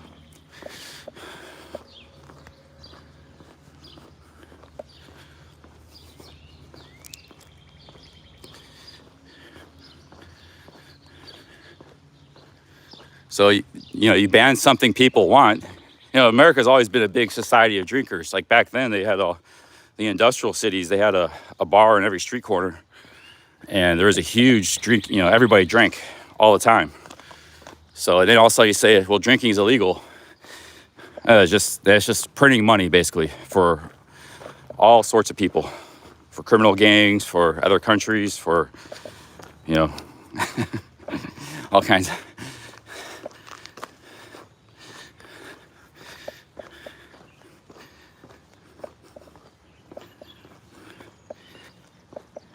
Yeah, like at the time Prohibition was enacted, I mean, America could have been may have been the biggest drinking culture in the world at that time. Even more so than UK or Germany or any other country. It's like alcohol flowed through the streets.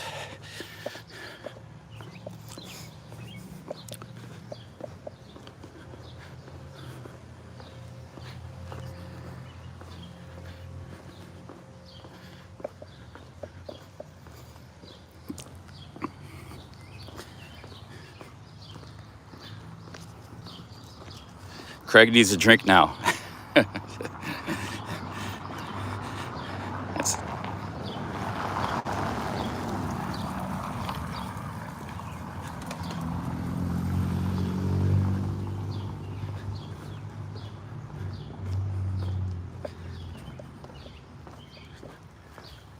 This thing looks GAY as hell, man. This thing, I don't like this.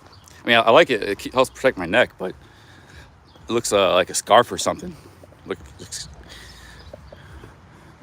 I'm just gonna take it off. It's kind of cloudy anyways. I don't like walking around town with this thing. That's my gator.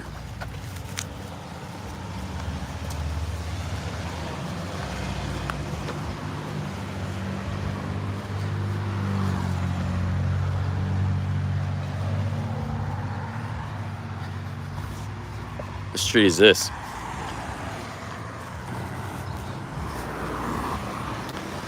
I think this might be the main street that goes to Walmart.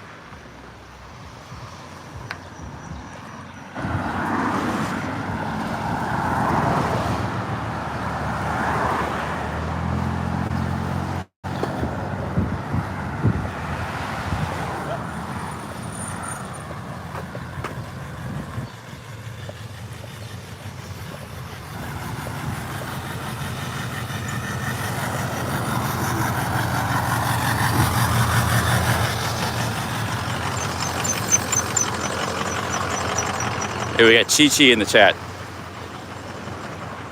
Big ups, Chi-Chi.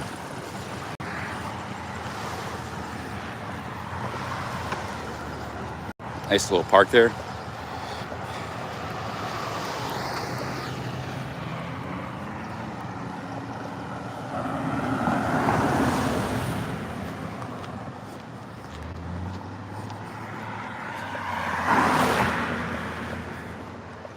Yeah, that's, the mafia started coming over like right when Prohibition happened. I mean, you had like some of the serious gangsters like from Marseille and stuff, and some real bad eggs from Italy, and there was always a big underground criminal organizations in Marseille, France. They ran a lot of stuff in the Mediterranean.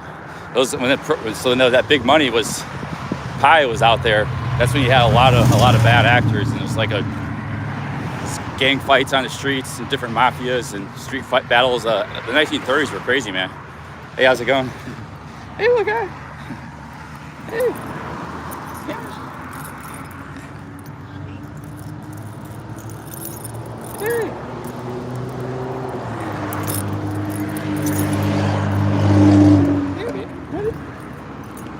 All right, go back to your mama. Bella? I used to have a dog named Bella, a toy poodle. My mom did. Used to have a dog named Bella. Well, she's Chihuahua and Fox Terrier. Chihuahua and Fox Terrier. Pretty dog. How old is she? You mind being on my live stream? About 6 years old. 6 years? Oh, beautiful dog. Hello. What is that? Hey, little guy. Is this the road that goes to Walmart? What was that? This is the road that goes to Walmart? Yes, sir. Thank you very much. Have a good one. Thank you. My first day in this town. My first time in this town, Mount Vernon. It's a nice town. I've been here about 4 years. 4 years? Are you from Ohio originally, or? No, I was in Pennsylvania, Oh, cool. up around Erie. Okay, yeah. I'm from Cleveland originally, so it's close to Erie. Next, right when you leave Ohio, you're in Erie. Cleveland and Buffalo, you get the snow belt. Yeah, Erie's probably real bad too, right? Oh dear. When I moved here, I got 5 feet of snow in 24 hours.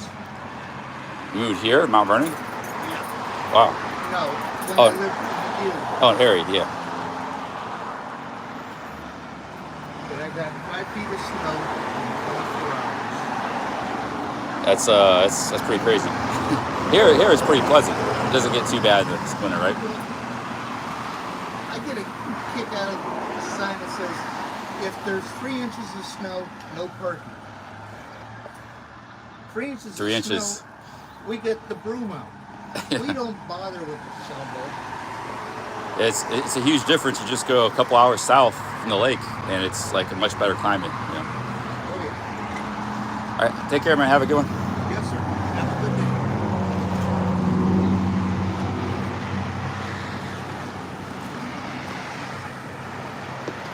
A very sweet dog. It just came up to me, so I sat down, and it's a very timid dog. But so I don't know why I'm going to Walmart. I don't really need anything, but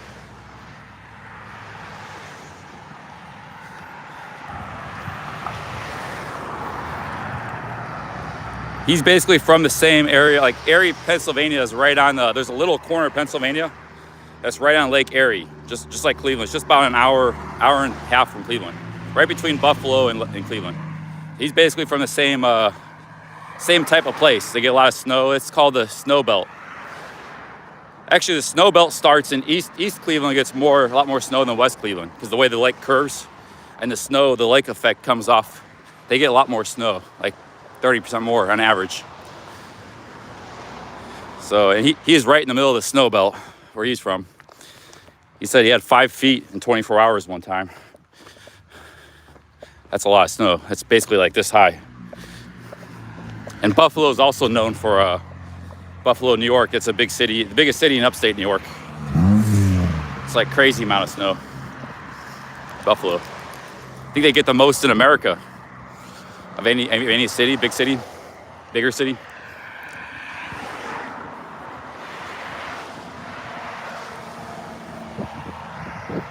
I don't know why I'm going to Walmart. I guess something to do.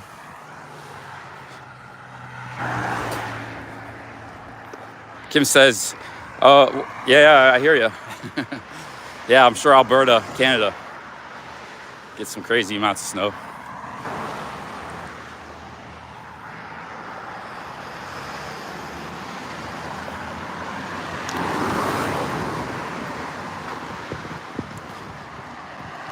Nice house.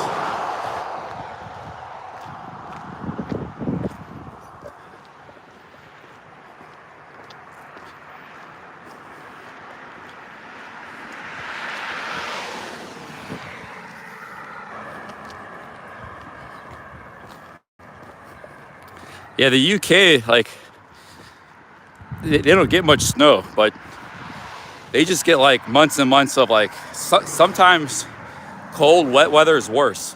Because I've had this in Japan, like in the winter where it's like 38 degrees Fahrenheit. It's like a little bit above Celsius, 0. A little bit above freezing. And you get like, but it's rainy and wet and windy. That's worse than cold, because the cold is actually below freezing. It can be kind of nice. You know, you got some snow on the ground below freezing. It can be very invigorating. It's dry. The temperature, I don't know how to explain it, but it's very different than cold and wet. Cold and wet's the worst. It doesn't have to get to freezing, you know, because if it gets freezing, then the water's gonna freeze. So you guys get a lot of that in the UK. You get like 40 degrees Fahrenheit and just wet. That's miserable weather, man. For like months. I'll take a real winter over that stuff. But we get a lot of that cold, wet weather too. You know, in the fall and in the spring. So we don't necessarily have it better, but I'm just saying I like regular winter. Regular winter can be nice and very beautiful.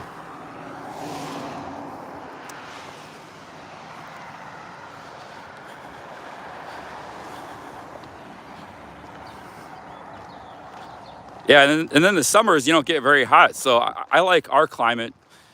You know, your climate was very good for like building up civilization. It was livable, but it was not pleasant. But it was, you know, you had some, just had a, that's why the wool industry was so big. That's why you had to wear wool.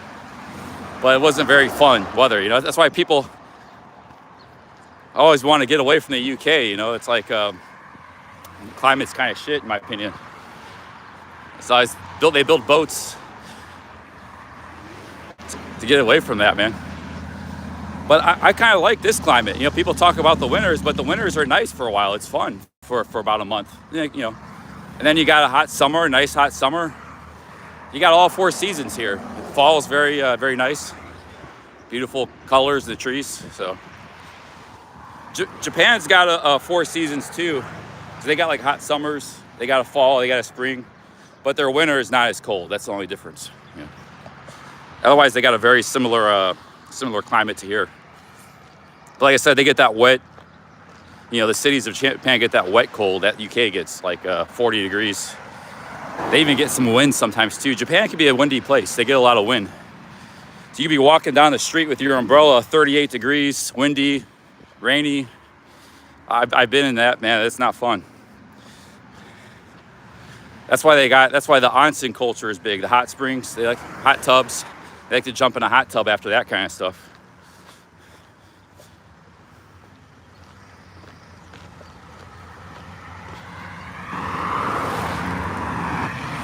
I think most of Europe is like that, like Belgium, Netherlands. They got the same kind of weather as the UK.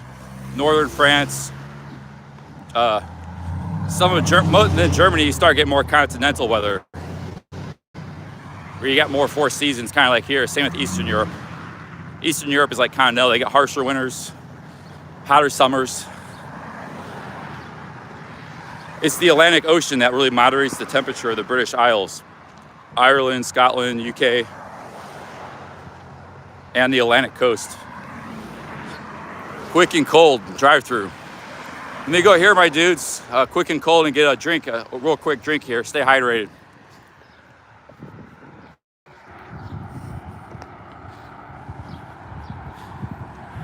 See, even the stores you drive through sometimes. I might get run over here. We're gonna drive through store, drink. I'm gonna get a Gatorade.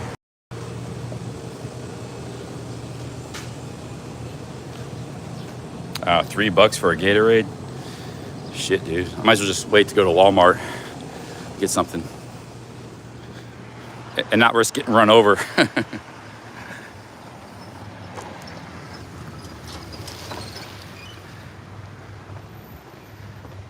$3 is a ripoff. I've in Miami Beach I got it for $1.30 Gatorade because I went to the grocery store. That was when I met Greg and Iceman, George the Iceman. I was real thirsty. They had a public supermarket. I was able to get the same Gatorade they charged $3 there. I got for $1.30 in Miami Beach. But you go to the gas station or the store, they want $3, $2.50.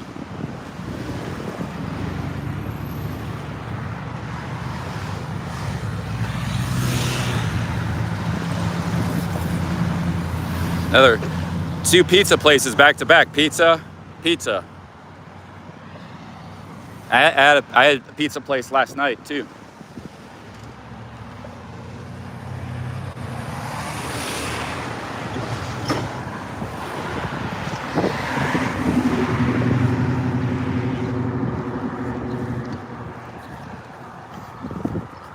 Yeah, Miami Beach, how you do it is you got to go to the grocery store. So like you get Gatorade, go buy 4 of them when you go to the grocery store, put them in your backpack. That way you don't have to pay. Like I wasn't gonna pay $3 there. I was doing that some on this trip, and that's why, you know, it's just you gotta pinch your pennies on these kind of things. So but at the public supermarket there, it was $1.30.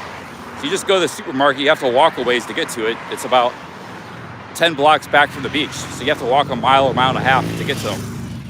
There's one in the north part of the island, one in the south.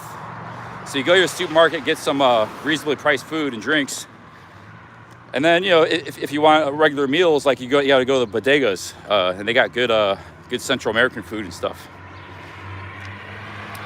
For $12, you get a really good meal, nutritious and very filling.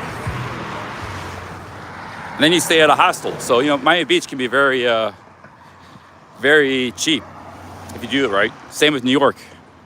Same with Vegas, all those places. Actually, Vegas is harder because you're stuck on that strip. It's like a tourist trap. There's no supermarkets, there's nothing. You gotta drive to those places. So the way Vegas is designed, it's not good, maybe not good for that. When I was in Vegas for a month, I spent a lot of money. I was there on my poker bankroll. I was a professional at the time.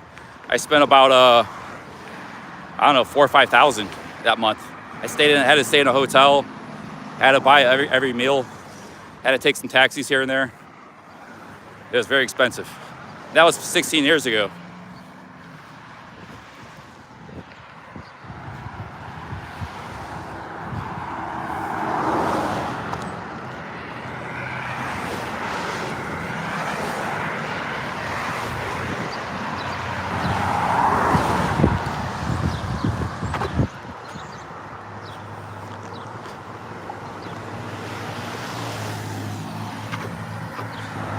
I've not been reading much of your guys' comments. It's hard to see the chat right now with the sun.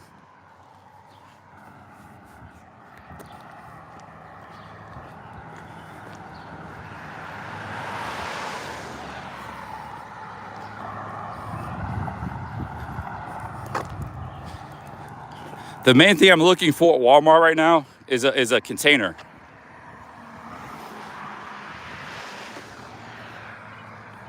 To put like oatmeal and I might buy some instant potatoes too. I'll have that for dinner tonight. I want to try the cold soaking method.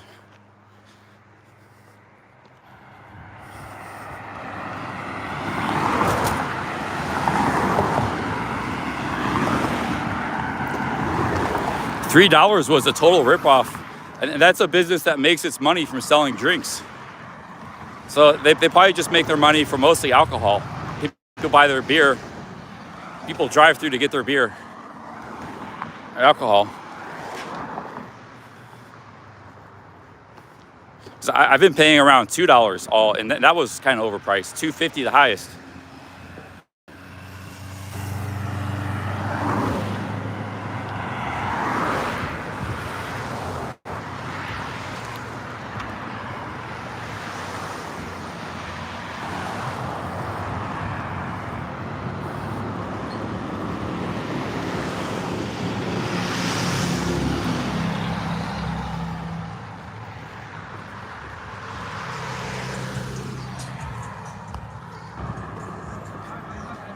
Hey, how's it going?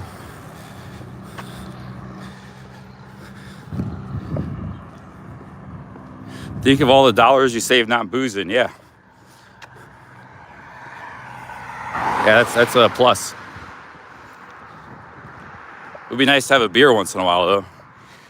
I'll tell you that.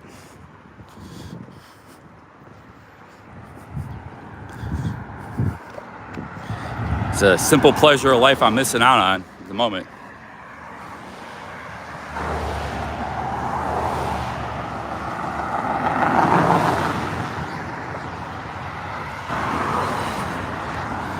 Gatorade probably costs about 15 cents to make, including the packaging.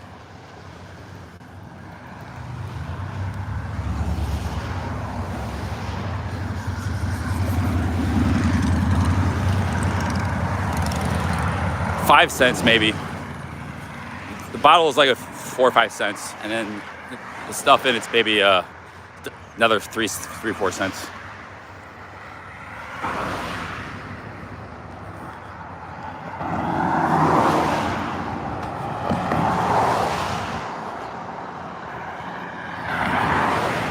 See, these grocery stores are really far. Like, this town happens to have like a Kroger and a Walmart and stuff, but you still have to walk 2 miles. They build them like on the far edge of the town, so you still have to walk a couple miles, even if you're in a town that has one. All the towns I went through before, they didn't have any grocery stores, so you're stuck with like a diner or a pizza place or a gas station food, which I like. I don't mind, but just gotta. That's why I gotta buy some instant mashed potatoes in a container. I need more carbs. I need more starches, complex carbs.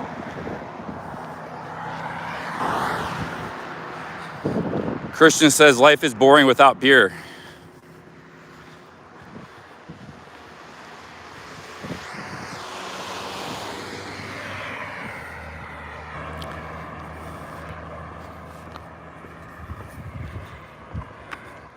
I only buy Gatorade when it's pretty hot. And it's gonna be hot today, so.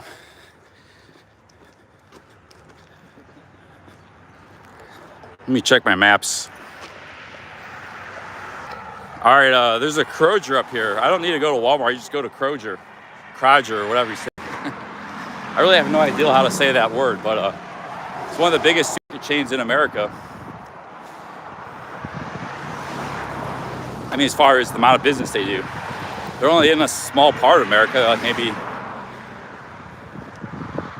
half of Ohio, Kentucky, Indiana. I don't know. They don't have a big range, but most of these grocery store chains, they only cover a small part of the country.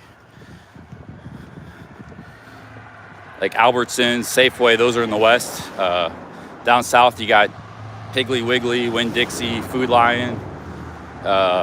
Only Walmart is all across the nation. Walmart used to not sell much food. Their grocery store still kind of sucks, in my opinion.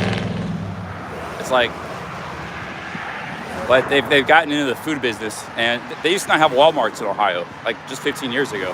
Now they're all over. Every 20 miles there's a Walmart. 10 miles, 20 miles.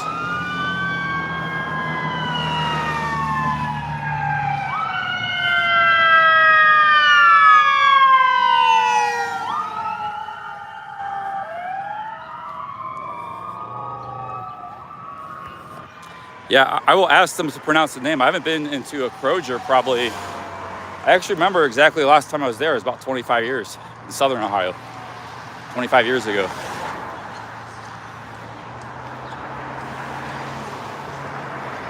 We're coming up on Kroger. Coming up here, it's gonna be exciting. Hopefully I don't lose internet. A lot of times I go in these stores, I lose internet. I don't know why that is, but I think it's a 5G thing. The 4G was better, it's more reliable. The 5G gets blocked by all kinds of stuff. It gets blocked in buildings, gets blocked by the trees.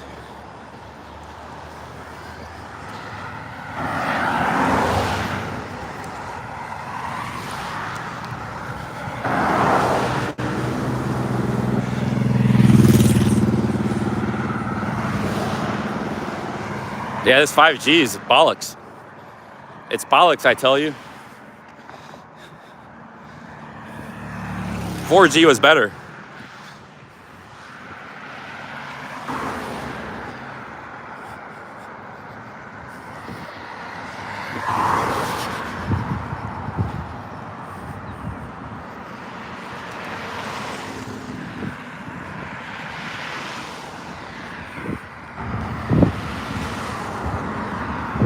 I think I'm getting near the store, yeah. Oh, this is also, I said it's like the Mason-Dixon line of Ohio.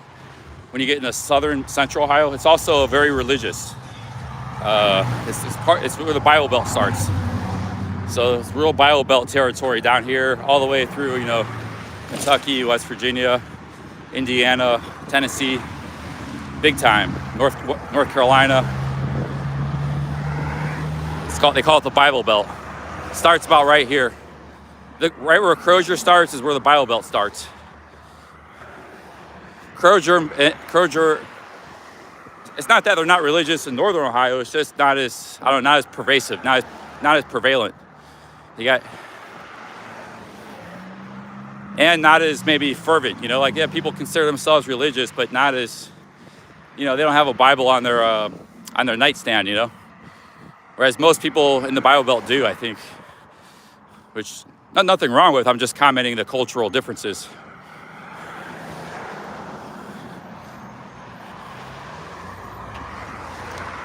Yeah, the Crozier line of Ohio also where the Bible Belt starts.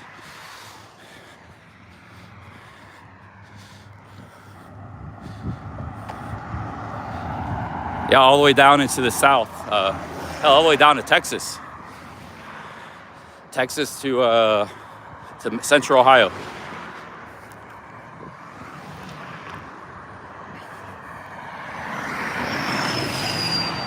HN says adult bookstores are very big in the Bible. That's just by the highway. That's for truckers.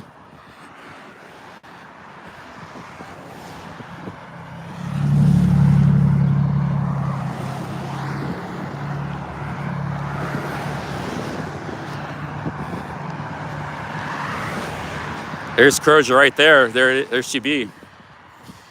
It might be the biggest grocery store chain in America as far as amount of revenue they make every year. In the tens of billions, I think. That gas station's even owned by Crozier. So they even got their own gas station.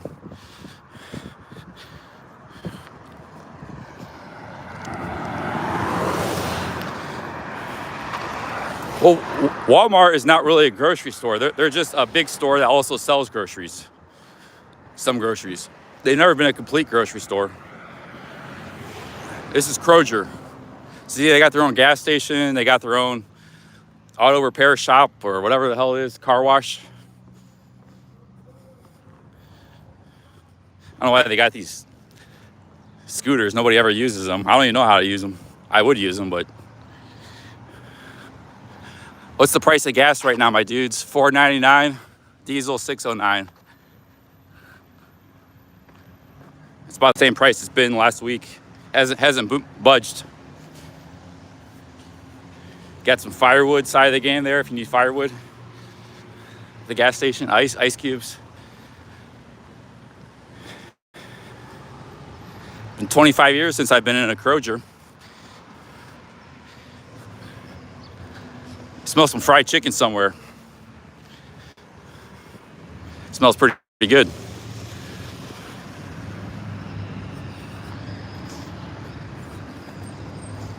Hope I don't lose internet. This is very exciting.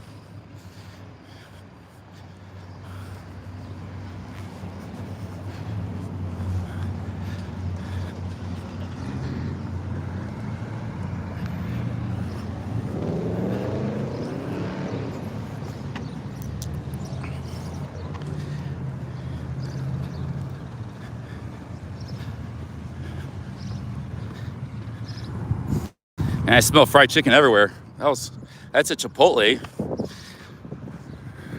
I don't know, where's the fried chicken coming from? Might be coming from the Crozier.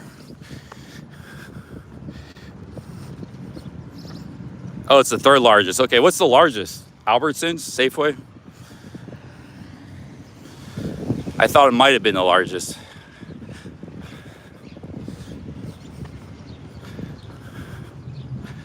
It only covers, like I said, like 4 or 5 states, and this state only half the state. Doesn't cover a huge area, I don't think.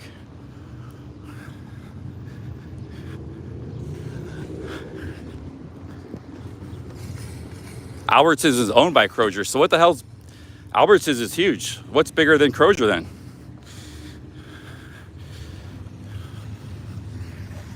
It's got to be, even if it's third place, it's got to be like tied almost. Whoever's at the top.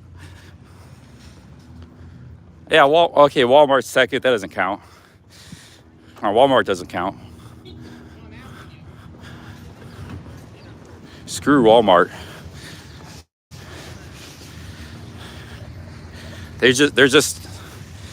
Walmart is just a general goods store, like various things. It's like basically a Dollar General on steroids. That's all it was. It still is.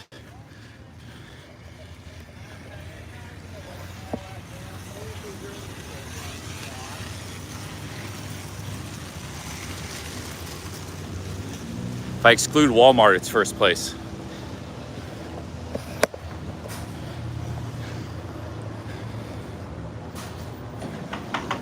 Let's see if the, all right, hey, how's it going?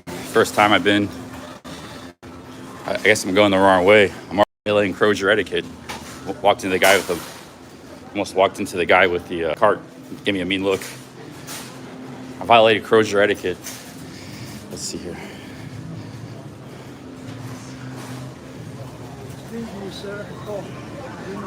Hey, Cha-Cha Chubbs, thanks for the $5. Thank you very much. Let's get a cart here. Hey, how's it going? First time in a Crozier in 25 years. First time in a Crozier. How do you say the store name? Crozier? Crozier? First time in 25 years.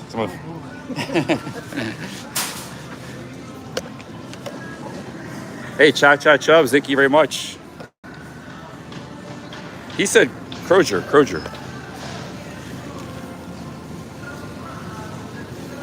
Hey, thank you very much, Cha-Cha Chubbs. Cheers. Cha-Cha, she's from IP2, right? Okay, let's see what the prices are here. We're gonna get copyright. Might have to mute a little bit. I haven't been copyright yet.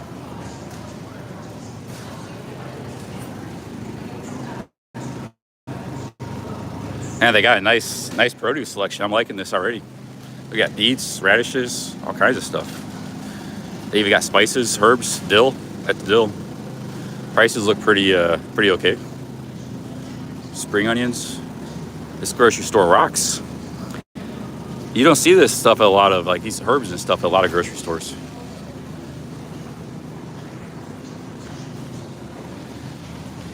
Well, they got orange beets. Check this out. Gold beets. I never even heard of this. They got stuff I never even seen in my life.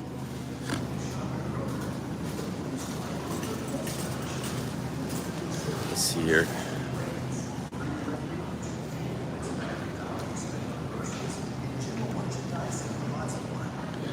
Hey, Wayne Stock, thank you for the $5, man. Cheers. Thank you, Wayne. Thank you, Cha-Cha Chubbs. Thank you very much, guys. So what I'm looking for is just I'm looking for just some instant potatoes and a container to put them in to cold soak them.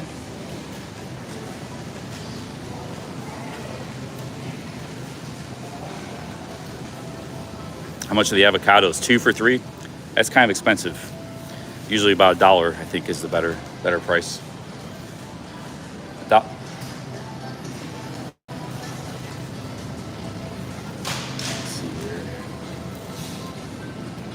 How much are the grapefruits?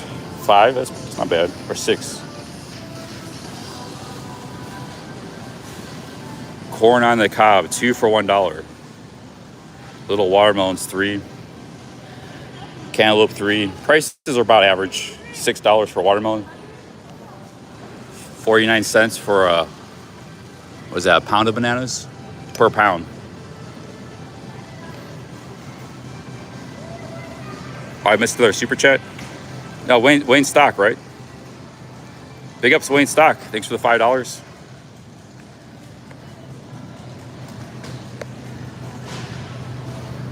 This is like one of the best American grocery stores I've ever seen.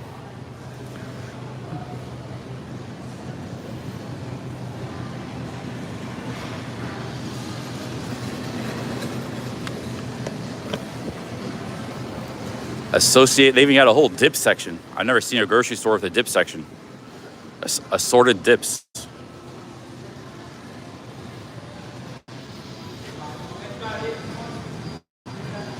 I'm gonna go a little more incognito. I don't want to get kicked out of the store. I gotta buy some stuff here.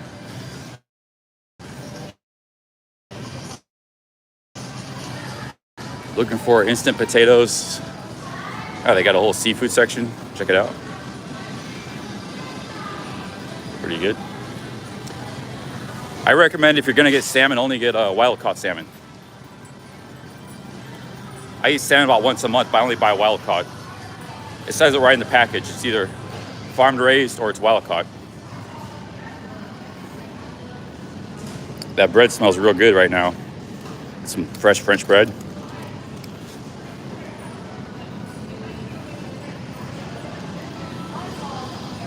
I don't want to get kicked out of the store for live streaming. let's find what we need. Not waste too much time.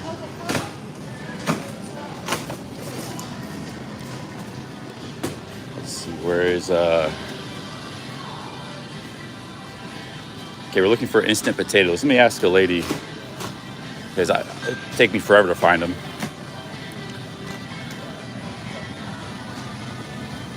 Pardon me, ma'am. You know where the instant potatoes are? Would be Instant potatoes? about what row? Or?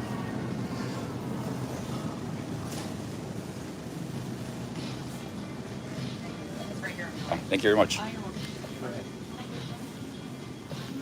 Here's the instant potatoes here. This is what you can cold soak. 600 calories. How much is it? I don't see any prices. 4 for $5.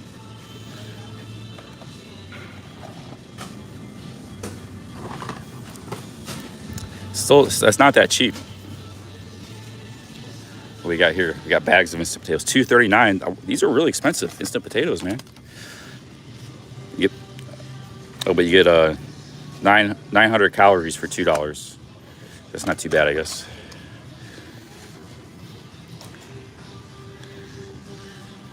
We're getting copyrighted.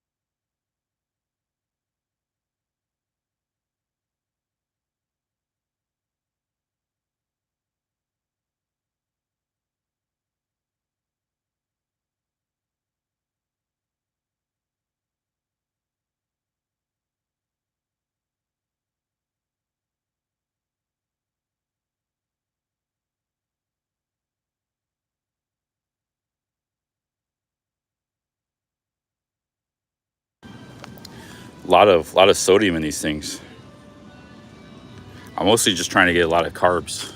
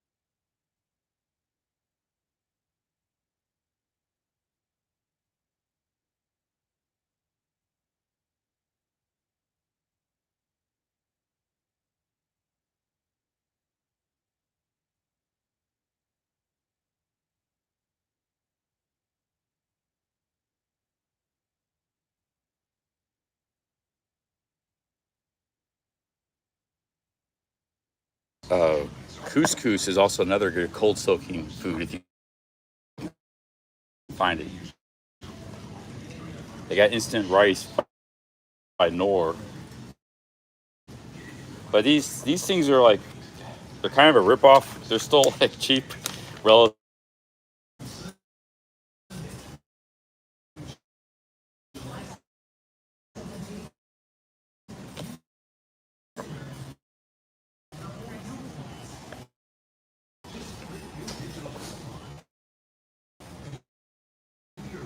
I'm not planning on buying a lot. I just want to buy a little bit just to test out some of my theories.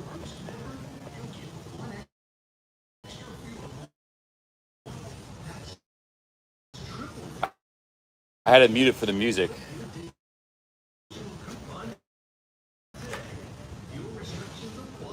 60-second bowl, but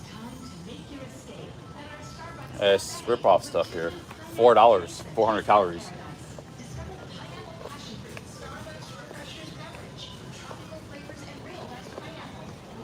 More potatoes. I only saw brands.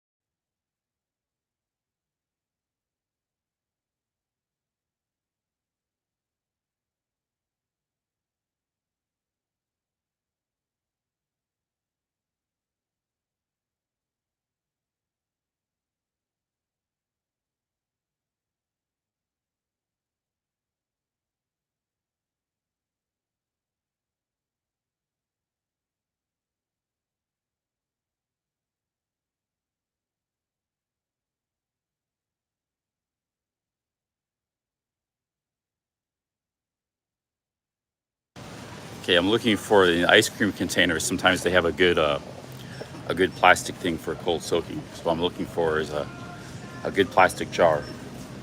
I'll just eat the ice cream now.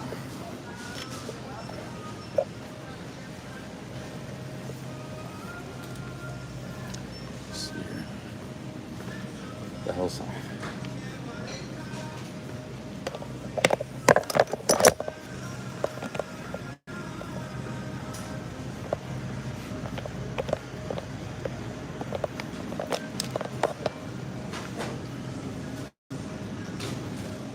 Okay, so yeah, something like this, but in plastic, like about that size though. There we go. Talenti, that's what we need right there. That Talenti jar is perfect. I'm just gonna eat all the ice cream and then I'll have the jar. The ice cream is I'm buying it for the jar. I'm not gonna waste the ice cream, I'm gonna eat it, but that jar I can cold soak stuff.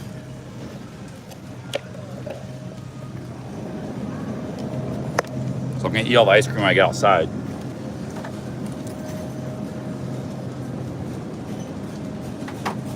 It's the perfect size though.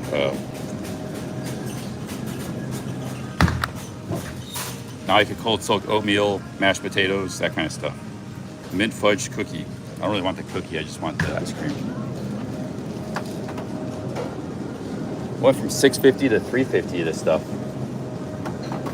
I got a bunch of junk on the bottom. Southern butter pecan. I don't like this ice cream. I just want the jar. I guess I'll get the mint. I like mint ice cream. All right, here. I don't think that's probably the best option. See if there's any other ones. All right, that's I guess that's good. That's what we got. What we want. So.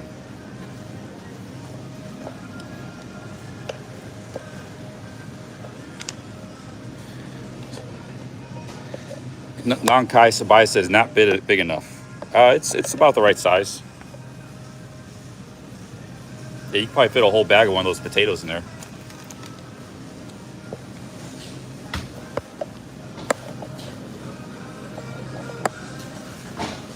You know, you could cold soak ramen noodles. You can cold soak instant rice, oatmeal. I just got the instant potatoes. I'm gonna give it a test run here, see how it works. And if I'm hungry, like I don't want to spend money on food or something, I just make some potatoes. Just basically you put water in the potatoes in that jar, and it turns into food.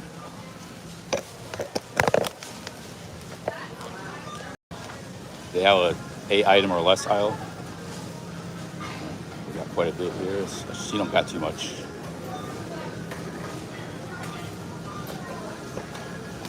So I'm gonna eat this now, and then I'll have an empty jar to use. See, it's got a nice sturdy lid.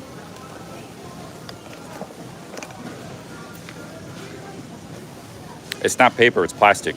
It's a plastic container with a nice jar.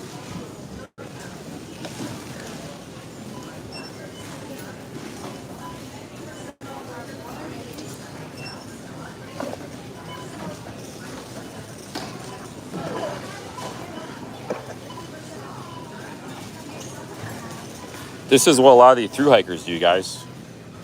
You think I'm trolling you, but people that like do the Appalachian Trail and stuff, they buy one of these little containers and then they cold soak oatmeal, rice, mashed potatoes, instant potatoes. So if you want to travel cheaply, hiking and stuff, that's what you gotta do. And just it's lightweight. It's lightweight calories. You know, this is a 450 calories and it weighs 100 grams. So you're getting about almost 2,000 calories per pound of weight. So four of these bags is almost 2,000 calories. You're not gonna be just eating this, but it can serve in a pinch. You know?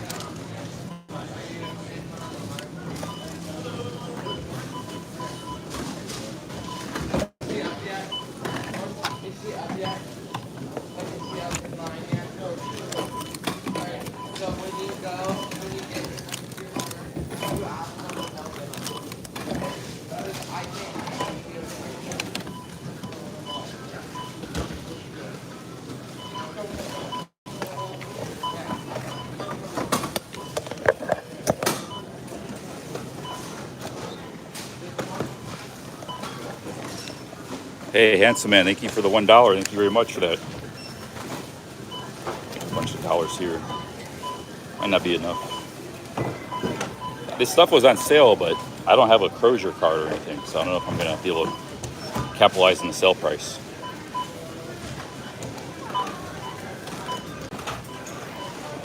Like this ice cream was $6.50 usually. It's only $3.50 now. I don't want to pay the $6.50 price.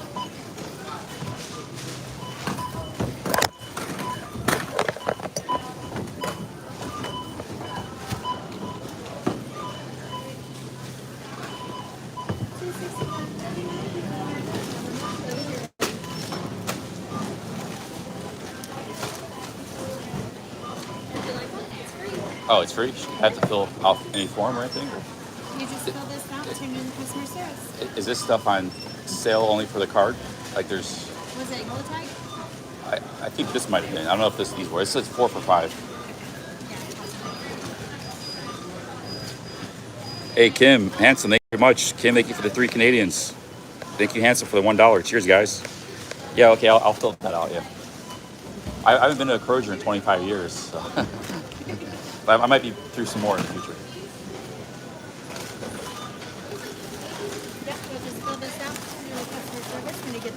card's yours to keep. Okay. If you don't have time to pay, that's fine. It's just so we can link your phone number to it in case you ever lose it. And send you coupons. All Because right, who thank doesn't you. like Thank you very much. Okay, still need a stamp.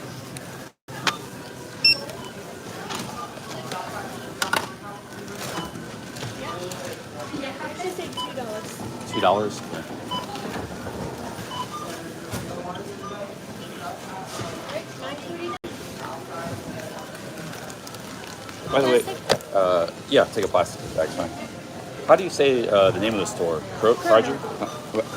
Kroger. Kroger, okay. I was saying it wrong. A lot of people, including myself, say Kroger's, but Kroger's? there's technically not an S. Okay, just Kroger. Yeah, okay. Yeah, Yeah, we had a debate here in the chat how to say it. How are you saying it? Kroger. No, it's Kroger. Oh, Kroger, okay. Okay, do you want to round up to next dollar, make it even? Oh, that's fine, yeah. Do you have a spoon by any chance for the ice cream? Well, I have one in my backpack, but you don't, that's fine. I don't. I'm pretty sure the deli might. Okay. Sorry. And your roundup actually goes to food banks. All right, thank you very much. Thanks, shop with us. Stay healthy, stay safe, and happy Independence Day. Thank you very much. Take care, guys. I got a spoon in my backpack.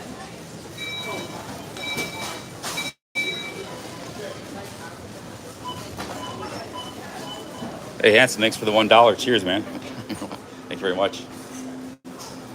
I gotta find a place to eat. Oh, I gotta put my thing away.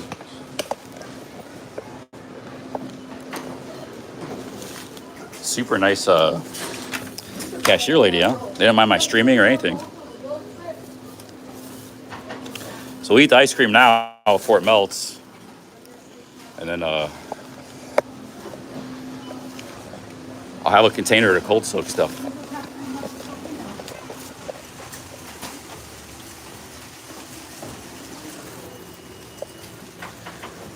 Find a place to sit down.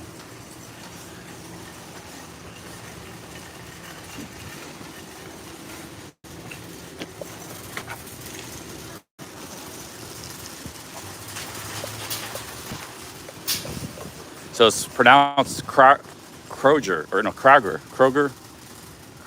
I guess Kroger. It's a weird name, man. Kroger.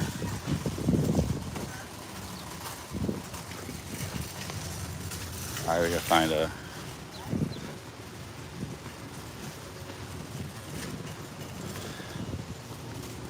Hey, Hubbub, thank you very much. Thanks for the $10. Cheers, Hubbub. With the, what's that called again? Jägermeister. Hey, I got picnic table right here. Jackpot. That's probably where the some of the staff takes their lunch. Might even be able to do some charging here. Thank you for the $10, guys. Thanks for all the super chats here. I will do charging later. We're gonna walk back to town. Just gonna sit here for a minute and have my ice cream. Got some benches. See if they got a charging station anywhere. No charging. Vagabond safe spot, yeah.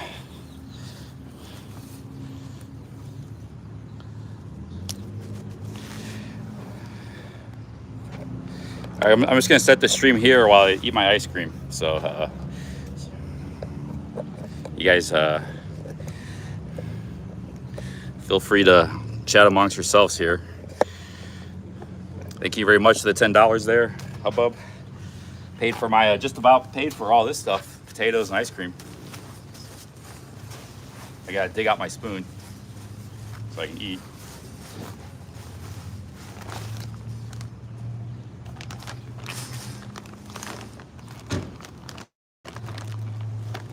I normally don't buy a lot of ice cream at grocery stores. I will buy it at like an ice cream shop, but not at the grocery store. It's about the same price anyways.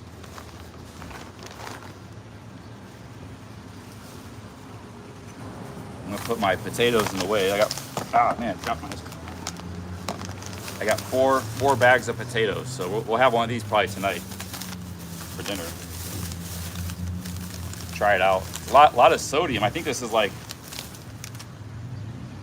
one packet of these is only 450 calories, but it's 80% of your sodium. There's way too much sodium, and the sodium is all mixed in.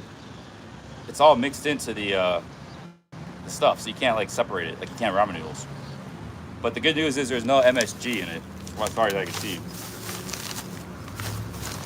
That's way too much sodium.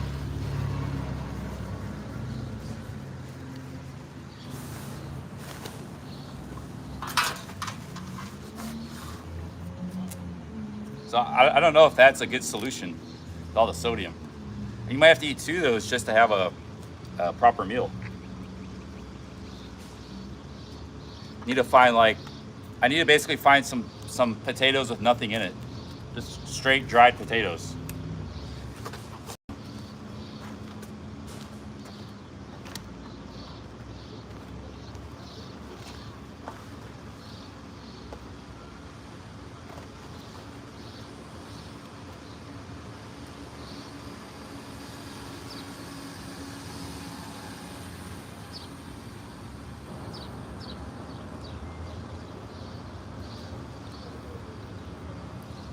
Go sit over there. Oh, what the hell? I got my backpack. Bunch of white stuff. Chalk in my backpack. I don't know how that happened. Let's go over here, guys. Hang on a second.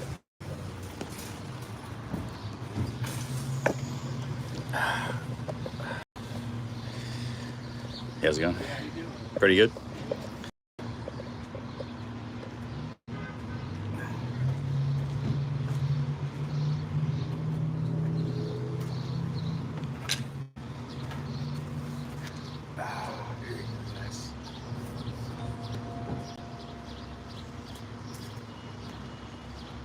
Oh man.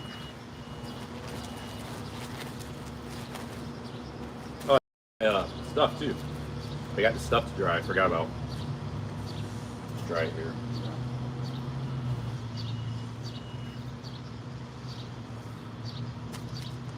That's a good spot to dry.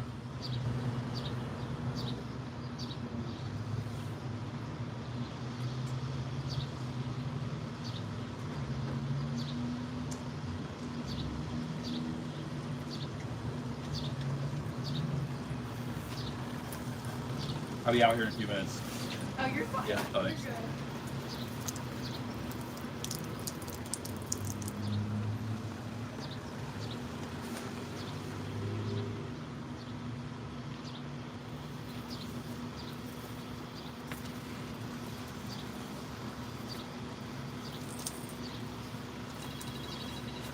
What's up, Blake?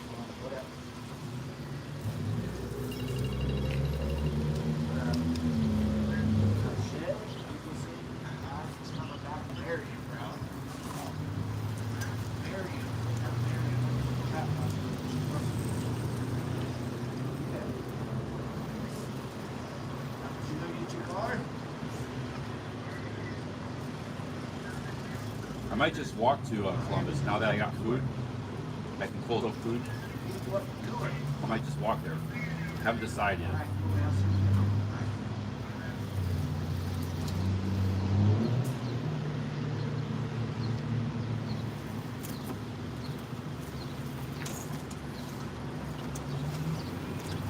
This is 900 calories of ice cream. I eat this whole thing.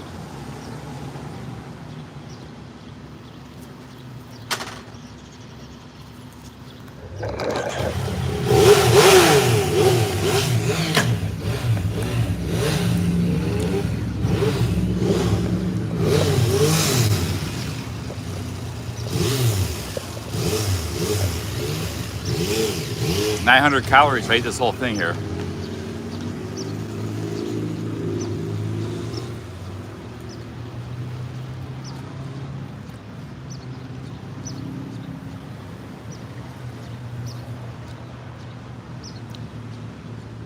It's called Talent Tea. It's the first time I ever had this. I missed a super chat here. Hold up. Hualan ba ching ching. Hualan ban ching ching. Ba ching ching. Thank you for the $5. Thank you very much. Cheers. This is the first time I've had this Talent Tea. It says gelato layers. But the reason I bought it was because all the hikers recommended this jar. It's like a good cold soaking jar. So you just eat the ice cream and then you got a nice cold soaking jar. They specifically recommended this ice cream brand. Not for the ice cream, but for the container. You can also use a peanut butter jar too, but I can't eat a whole jar of peanut butter. So, yeah. And that stuff is hard to get. It sticks to the sides, hard to get out. You just wash this, and I'll have a jar.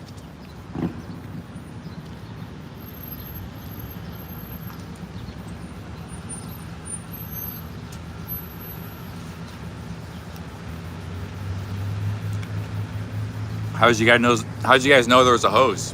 The camera wasn't on it, and you guys catch everything.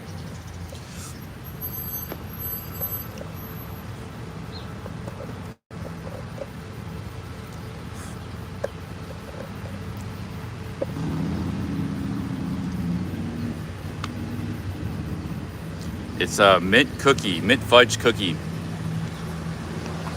I prefer just a straight mint, no fudge, no nothing, but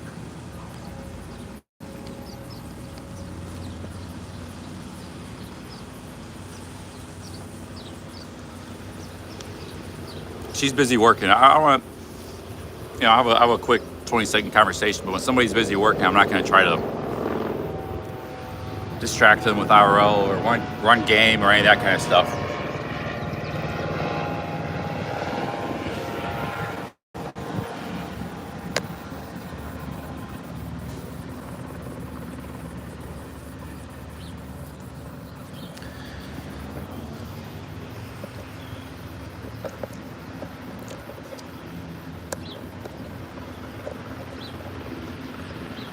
I mean, I will a little bit, but I'm not going to take up the time, and because the thing is, people are so polite around here. They'll, even though it's, they're so polite that even though they should be back at work, she'll chat, have a conversation with you, but.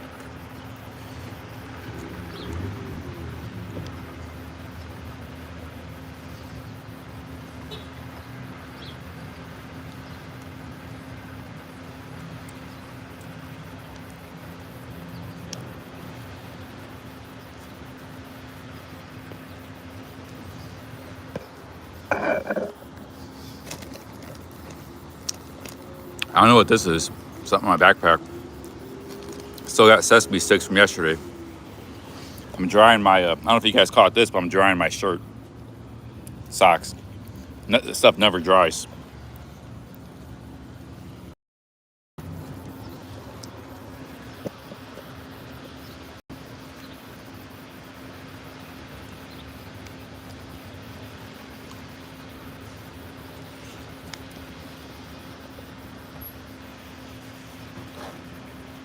You have to dry or it'll start fermenting. I washed it very good in the sink. I let it soak. So most of the bacteria should be out, but even if it's no bacteria in the shirt, it can still be, like get mildew and stuff. So you gotta dry this stuff.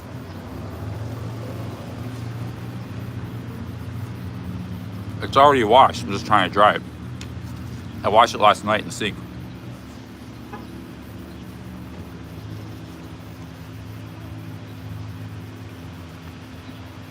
Cotton shirts don't dry fast. That's a cotton shirt.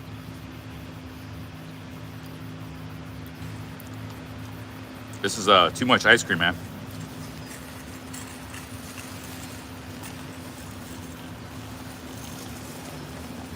I got like half of it down.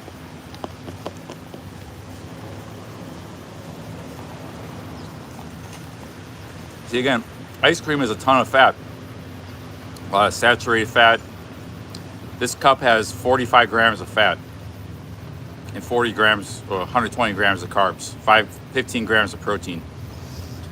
It's a good bodybuilding food if you like to, you're bulking, eat lots of ice cream.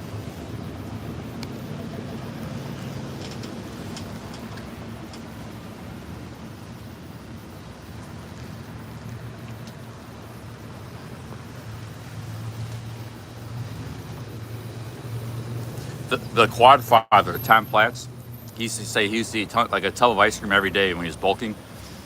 The quad father. His name is Tom Platz. He was one of the best bodybuilders from the 80s. Yeah, that's why I bought this. It's the cold soak. This is for cold soaking.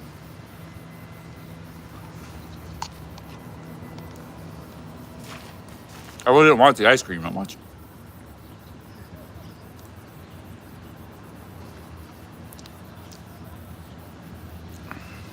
But, you know, if I got it, I'm going to eat it. But I didn't really want it. To be truth.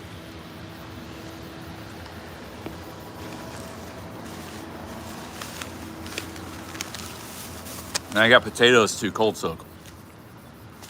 Way too much sodium in this stuff, though. This stuff will give you high blood pressure if you eat it too much. But I want the potatoes. It's mostly carbs. See, I want the starches.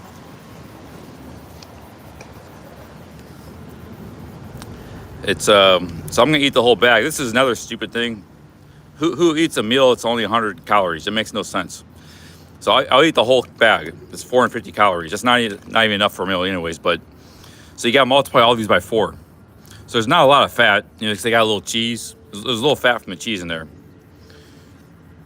But it's some protein, a little bit of protein, 12 grams, and 80 grams of carbs, starches. This is what I want. I want the starches. I don't want the sodium. A little bit of fat's fine. A little bit of protein's fine. I just want this. I want the starches. So you eat. No, this is like for a meal. For me, this is a whole meal.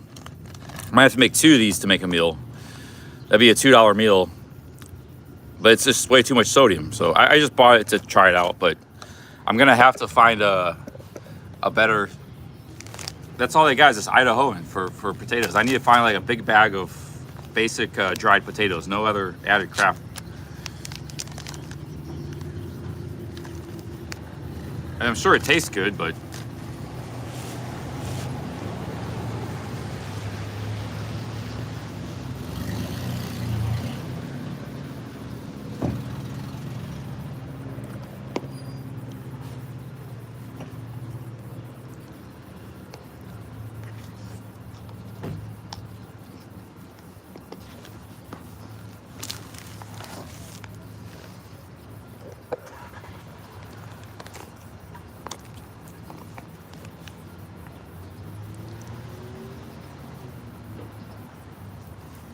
wow, they got kratom here. Isn't that from Thailand? Check this out. Kratom is like it's like a stimulant herb from Thailand. CBD, cigar, tobacco.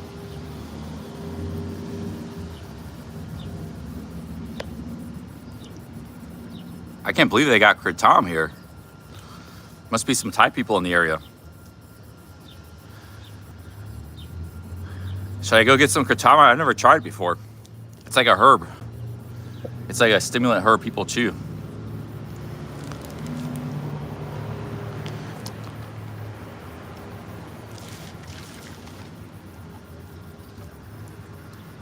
Oh, I had no idea, man.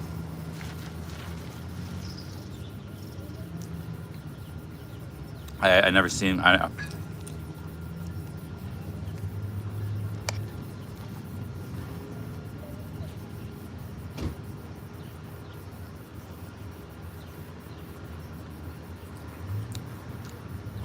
Do you guys like it? Jax, I'd rather just have some coffee. Another cup of coffee.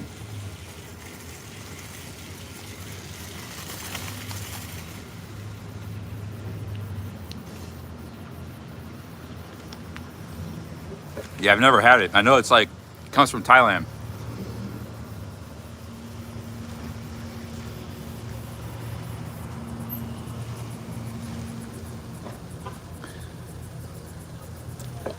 What is it in pill form or what is it? How do you get it? It's just in a, some of you guys seem like you know a lot about it.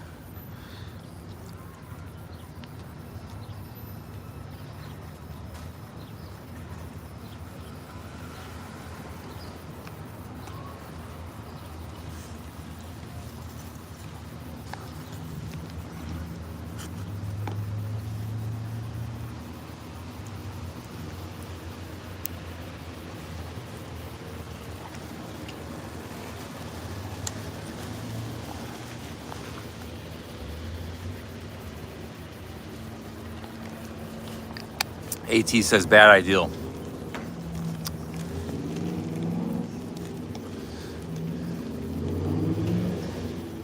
Low dose equals stimulant, high dose equals sleepy and euphoria.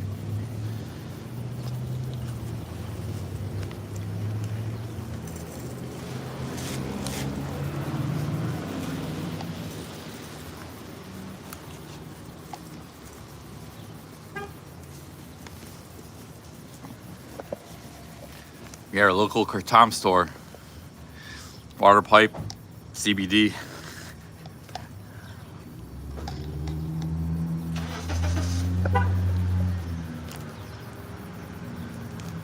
Sarah Fisher says she likes it.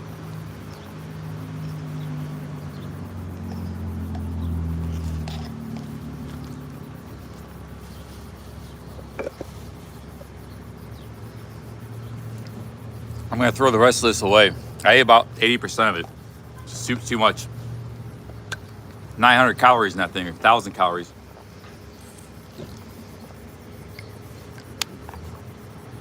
Hey, Flip for Profits, big ups, thanks for the $2. He's suggesting a Charlie challenge, Kratom side of the game. I don't know, man. I didn't even know it existed here in America. I think I'll stick to coffee, my dude. How many calories in this container? 930. I ate most of it. I'm gonna throw the rest of it away. I ate about 85, 90% of it.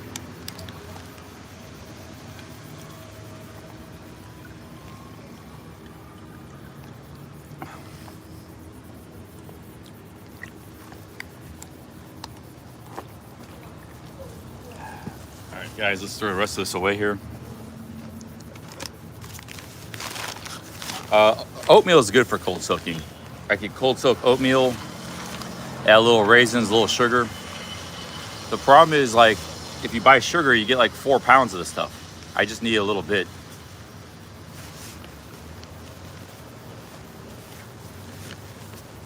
But instant rice is good. The problem is these packaged stuff, they're expensive. I mean, it's still only $2 for a meal, but that's too much. It should be like 50 cents a meal. And it's a ton of sodium, way too much sodium.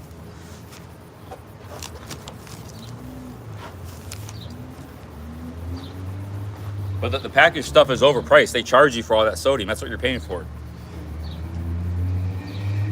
The starches don't cost much.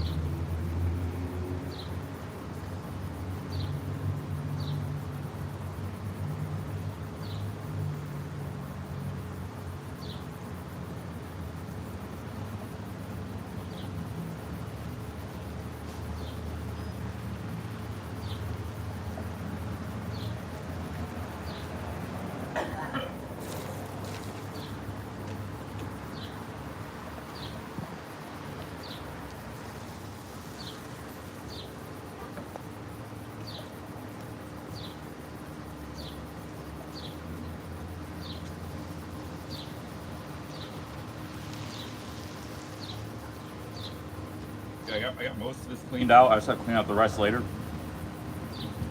This is my cold soaking jar. Perfect size, perfect shape.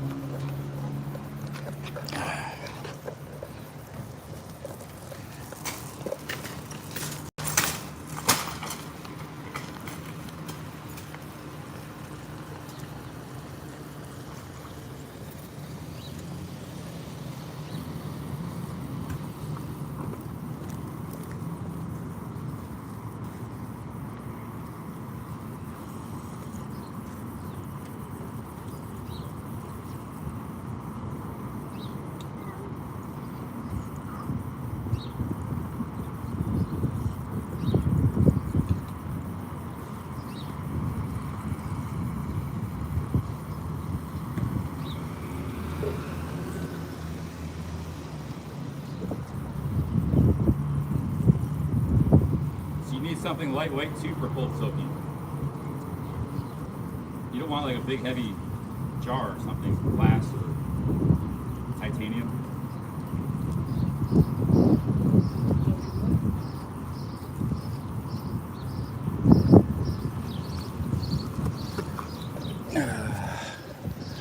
Let's see here. Should I get some kratom now? Pass. I never really ever experimented stuff. I'm always straight edge, except alcohol. And then I got carried away with alcohol. Always straight edge, dude. I never tried anything. Just tried pot like 2 times in my life. That was about it. Total straight edge. No interest really. Like I said, coffee is fine, and before alcohol was fine, but not anymore. Have a nice day. Thank you.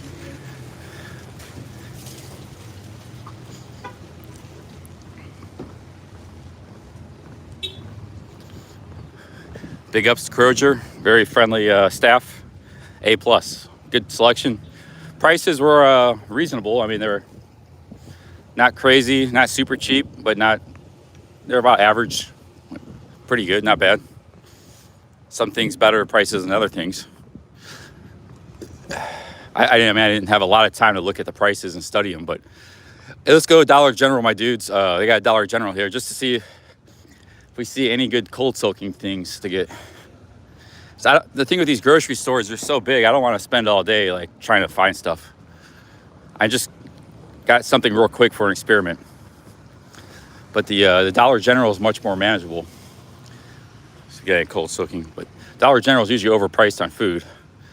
But they might have. I'm just gonna check it out. They got a laundromat there.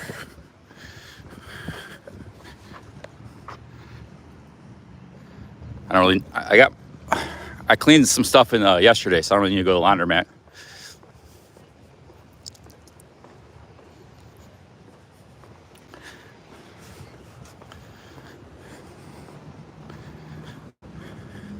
Oh yeah, forgot to get a drink, like a Gatorade. I only got like a half a liter of water.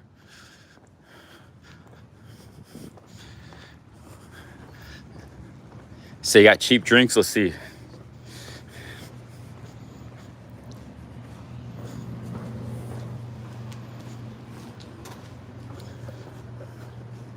Yeah, when you cold soak, you can mix in a can of tuna and stuff. You just don't really want to carry a bunch of cans of tuna, stuff like that with you. But if you just happen to be at a store and you buy some tuna, sardines, you can mix it in with your food.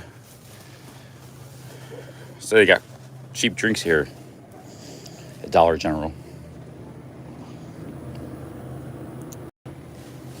You know, one of my favorite drinks is just good old orange juice. It's got a lot of potassium.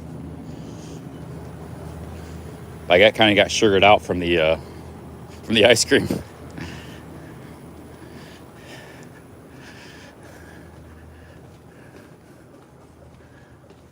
You can also get cereal.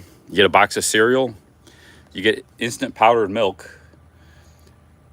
And you put some cereal in your container and water. And boom, you got cereal. You can buy any box of cereal. But probably want to repackage the box. This is too heavy. But cereal is also kind of a ripoff. Let's see, we got 10 ounces here. I mean, I don't really like that cereal. What would be something I would want to eat if I was going to buy cereal? Maybe Raisin Bran's pretty good. All right, so Raisin Bran, $3.50. How many calories we got here? We got 1 pound, 16 ounces. All right, so we get, 1,400 calories per box of cereal. That's 500 calories per dollar. And about 1,500 calories per pound. So it's not bad. It's all right. And then you mix that with instant powdered milk and water. That's another thing you can do.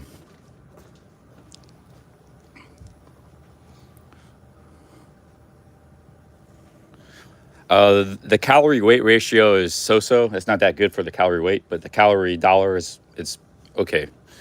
Like 500 calories per dollar. That's all right, I guess. But sometimes you might see cereal on sale for like $1.50. Then you're getting a really good calorie per dollar ratio. That's all the food they got. You got a lot of food. I guess we'll head out here. I want to buy a drink. I didn't see much of a drink selection, like iced tea or Gatorade.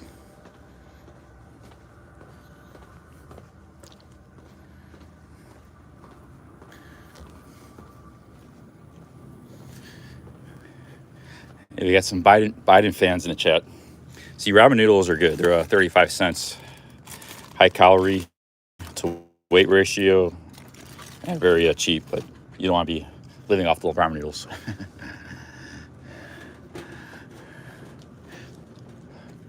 Once in a while, just to boost your stats, like you can throw in a couple. These things, again, I saw those. These are high sodium. These instant rice packages.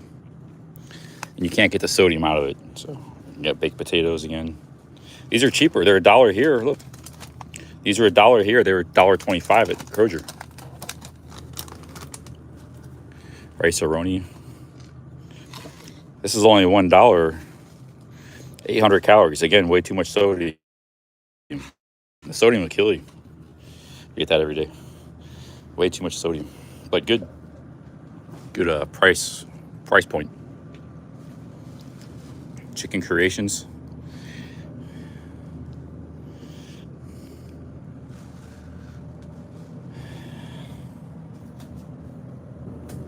You get bags of tuna. I've seen hikers carry these bags of tuna.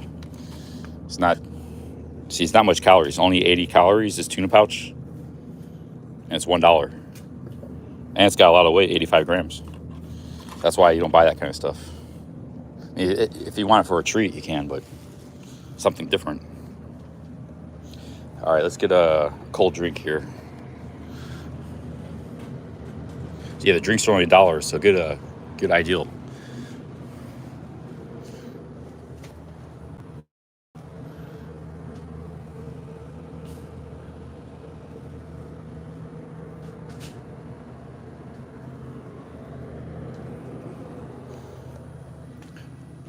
But the cereal, you got to have powdered milk for it, so that's not always easy to find. Gatorade, but I want cold Gatorade. You got cold Gatorade?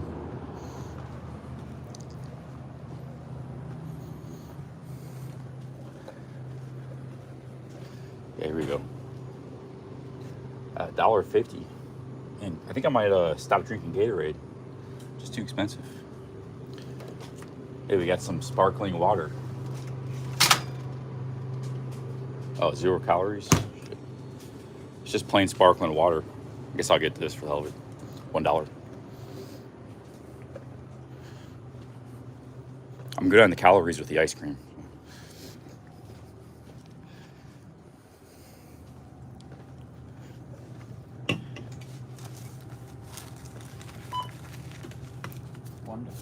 $1. Okay. Are the Snickers $1 as well? I believe so. That's the best price of Snickers. All right, thank you very much.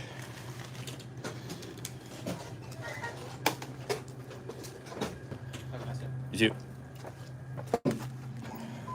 They're hiring. Everywhere's hiring.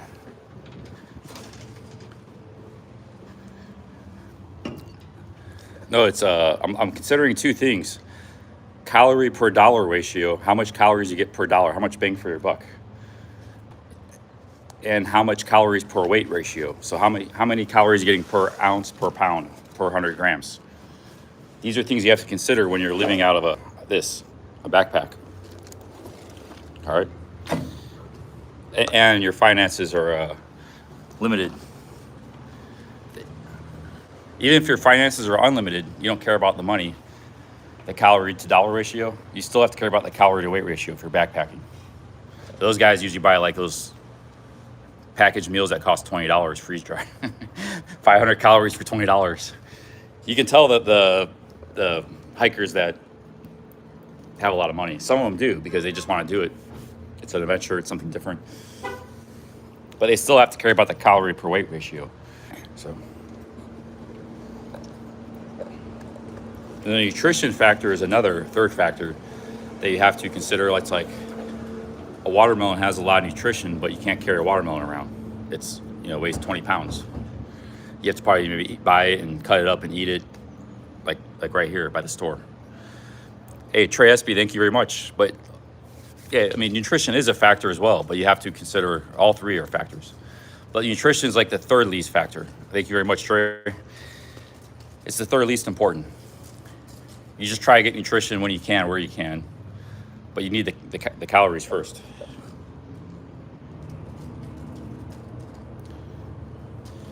Thanks for the trade. You paid for my, more than paid for my $1 bubbly sparkling water. Just kind of a little treat here. I want to wash down all that ice cream, man.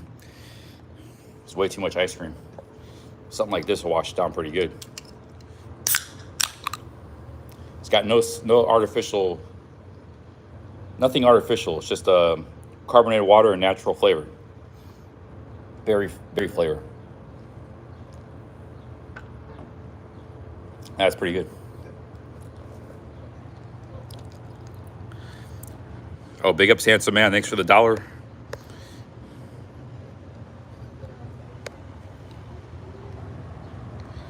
See, you guys want to see the bug bites? I got bug bites all over. That's just from being outdoors. Bug bites everywhere.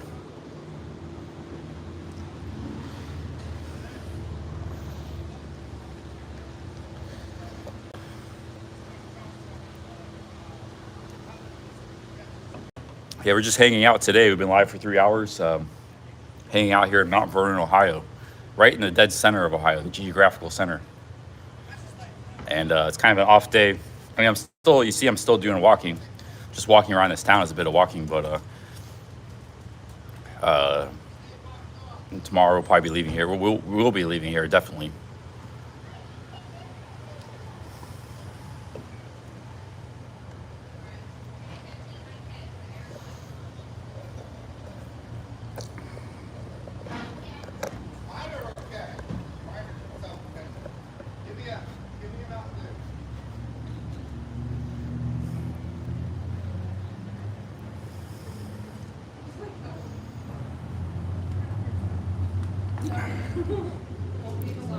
Yeah, best to wash down ice cream with soda. I agree.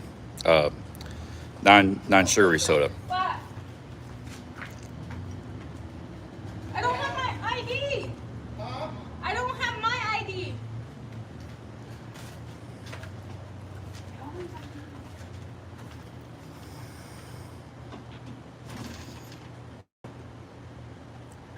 Where am I traveling to? Probably head to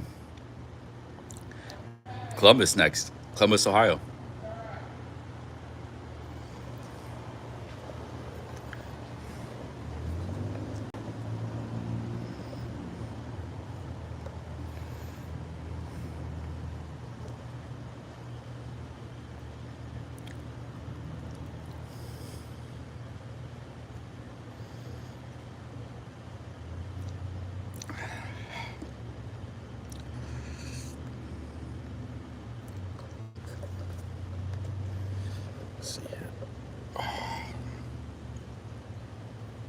It's a nice relaxed spot. We're in the shade. Other spot I was sitting in the sun.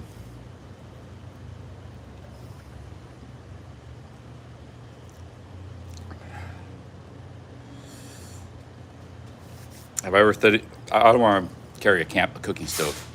I know a lot of guys like Ivy Tat, he carried a cooking stove. A lot of hikers like it, but they want that warm cup of tea or coffee in the morning. That's the main reason they carry a cooking stove. But yeah, my cooking stove is just that jar. I cold soak stuff.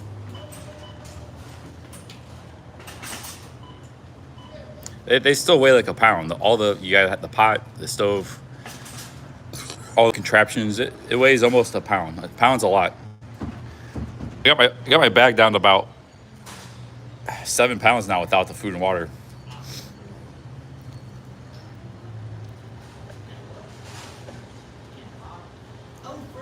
There's no just in case. You carry only the essentials, few things as possible. You know.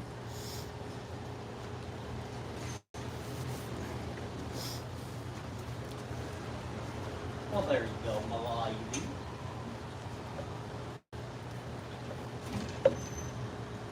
It's not just the weight savings. It's less stuff to pack and unpack every day. Like even just sometimes I want to find something in my bag. I have to unpack it. So I'm unpacking and packing this bag 4 or 5 times a day. It makes it easier. It makes it less likely to lose stuff. Just the bare essentials, the fewest things possible. And it makes everything so easy. Hey, Puppy, thank you very much for the $3. Cheers, man. Thank you, Puppy. Thank you for the 3.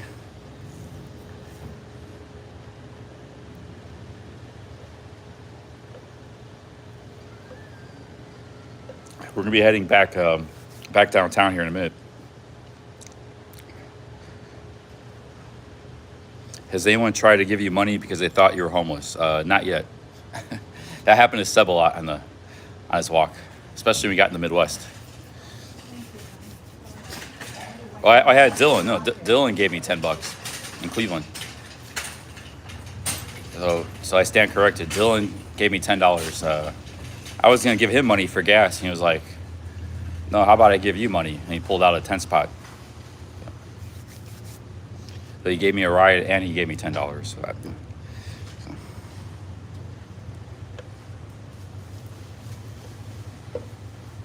I was trying to give him money for some gas. Everybody refuses.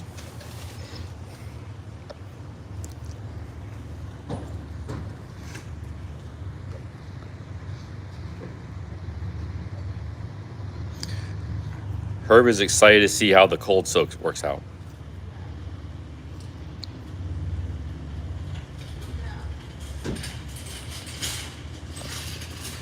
Yeah, I think these instant potatoes are a ripoff because you're only getting 450 calories per dollar. That's not that great. Cereal had better calorie to dollar ratio, and you're getting a ton of sodium.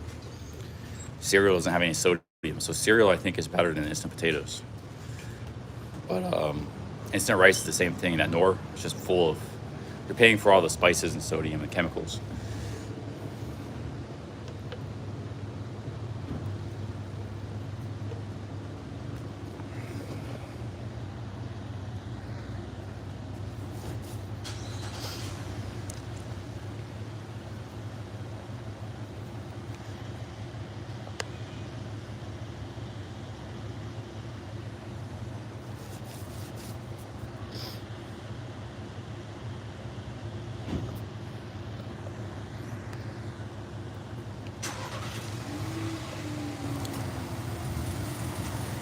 Yeah, sometimes the hikers get malnutrition. Happened to IB Tat on the CDT. You get malnutrition because, you're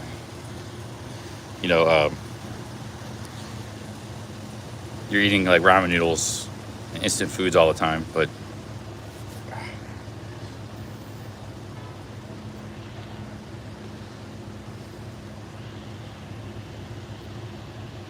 how long do you soak it? You don't have to soak it long.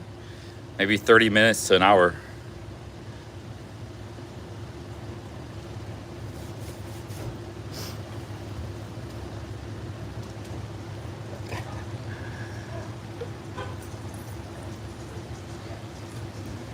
Hey, Dimitri, thank you very much for the 10 euros. Thank you, Dimitri. Buy some fruits. Cheers, man. Thank you for the 10 euros. There are no vitamins in Snickers. I agree with that statement. There's not a lot of vitamins, but there is calories. Like, they'll get you going. Like, you need a lot of calories for what I'm doing here. But yeah, you're not getting vitamins and a lot of nutrition. Thank you very much, Dimitri.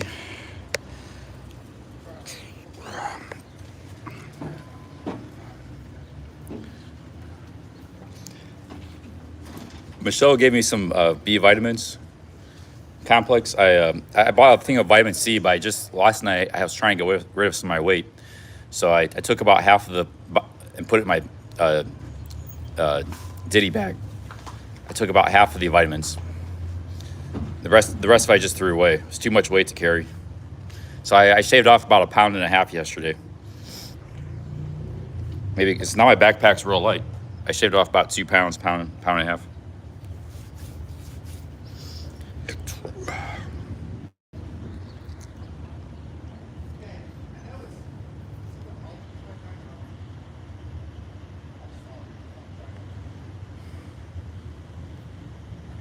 But the amount of nutrition from hiking foods takes a long time. It takes like that was toward Ibitat at the end of his trip, like 5-6 months into it. So I've been eating a lot of nutritious foods. I had 4 plums in New Philadelphia. I had dinner and stuff with Greg and Michelle. I had I get nutritious foods here and there. Well, I can't get that all the time when I'm doing this kind of style. This is the first grocery store I've had in since New Philadelphia. Before that, there were no grocery stores.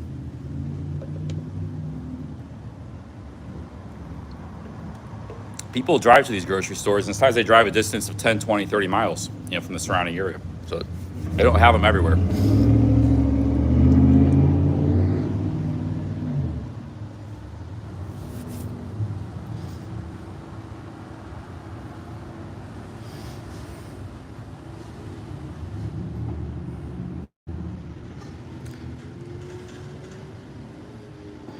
Yeah, peanut butter is mostly fat. It's a lot of fat and some protein, some carbs.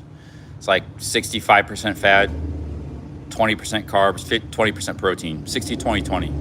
It's way too much fat, but if you're making a peanut butter jelly sandwich, that's good because the jelly's got carbs, the bread got carbs, so it's a balanced meal. But peanut butter by itself, and I used to be a bit of a peanut butter addict. I know this from experience. I've eaten plenty of peanut butter in my life. I used to like drink it with coffee. Straight up peanut butter is not that good for you. It's just too much fat. And it won't give you energy. So I know that too. But if you make a peanut butter jelly sandwich, then that's pretty good.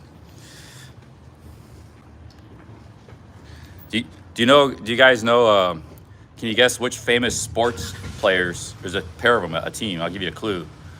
They're considered a duo in their team. Their favorite food before a game, their pre-game meal is a peanut butter jelly sandwich. You guys know who I'm talking about?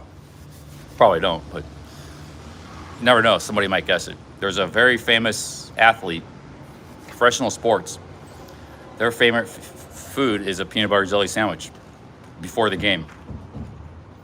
No, they're athletes, not musicians. Pro athletes at the top of their game. No, they're still playing. They're still playing in sports. Which is 2 players. They're which 2 players in the same team?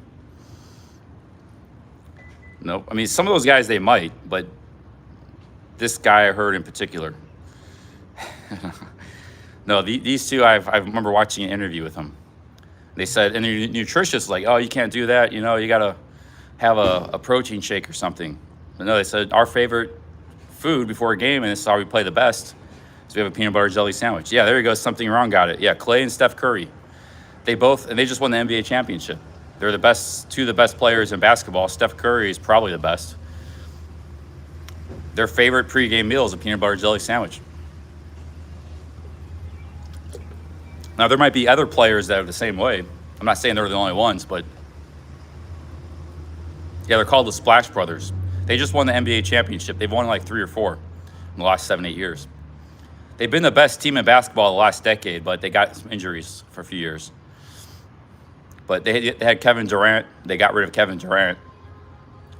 And, the Splash Brothers.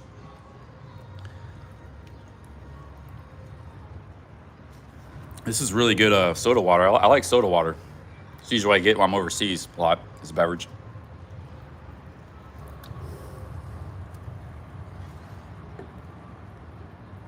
Yeah, there might be like Tom Brady might do it. I'm not saying other guys don't do it. I'm just saying these 2, I know because they talked about an interview.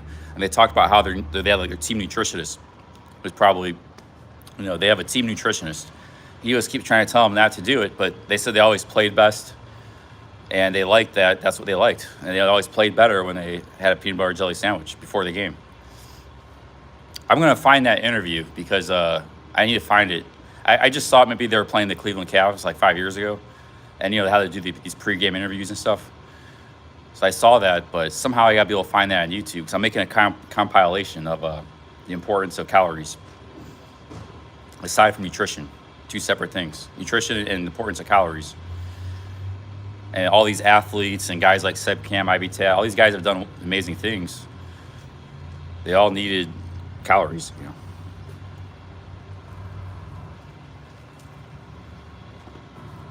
I'm making a video. I got it in a playlist right now. I'm saved of all these different videos and people. But that's a key one. That's one I need to find.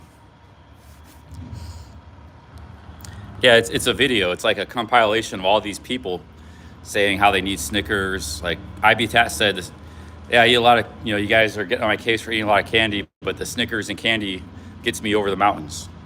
He's did the Triple Crown of hiking. Appalachian Trail, he did the Pacific Crest Trail and the CDT 8,000 miles. So that was direct quote from him. So I have all these quotes from people. I'm gonna make a video compilation. He actually even used the word Snickers. He said the Snickers and the candy gets me over the mountains. So he buys a lot of it. He puts it in his bag. I mean, obviously he eats many different things. He eats, a lot of times he's eating ramen noodles and just stuff like that. His hiking meals, but he carries a lot of Snickers and candy and stuff too. He buys.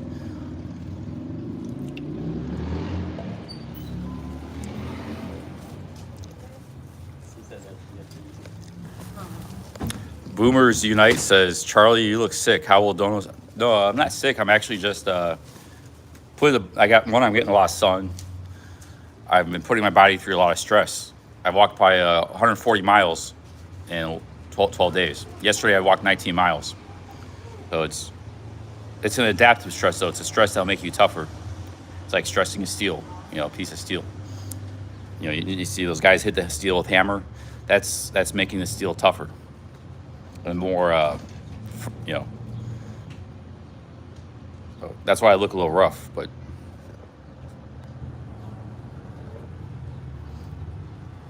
yeah, well, today I'm still walking in the heat and stuff, but yeah, today's more of a little bit of an off day. Just we're focusing on streaming, and it's a little bit of an off day today.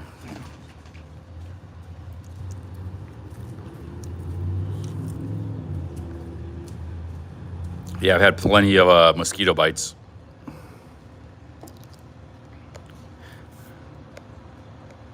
Hey, Viper Rusia, hello from Slovenia. Big ups, Viper. Oz asked me, what do I think of the current style of the NBA? Soft? Nope. No, I think, I've watched a lot of NBA this last year.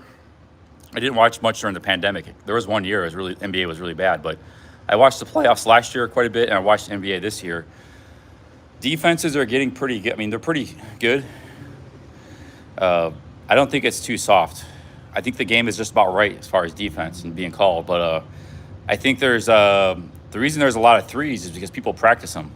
Like back in the 80s, there were some good three-point shooters like Larry Bird and Dale Ellis. Those guys are really good, very high. But even Larry Bird, he only shot like 2 threes a game. The game just wasn't about threes.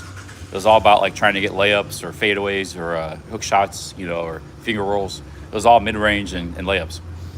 So nobody practiced three-pointers. That's why Michael Jordan wasn't the best player ever, was not a good three-point shooter, and he rarely shot them. Even though he was the best jump shooter of all time, his game only went out to a certain limit. Now it's about 18 feet, didn't go out to 23 feet. So nowadays, everybody practices the three. So there's so many good three-point shooters. Even the big guys can shoot threes. So I think what they should do is extend the three-point line out a little bit. It's just too many. It's too easy for too many players to make a three. The game is too much around three. So there's an easy fix for that. They just extend it out like 1 foot. Keep the baseline the same and extend the elbow and the outer edges, and then the top of the key.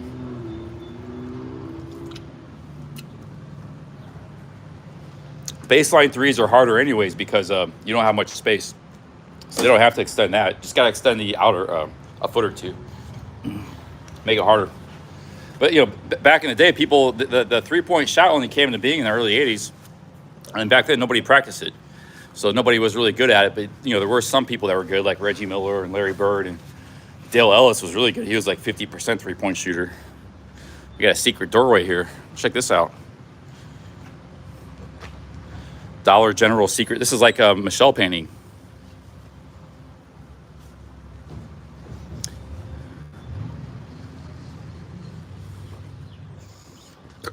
Got some projects back here, little projects. Apartment. I bet you those apartments are like $500 a month. They're not projects; they're just cheap apartments.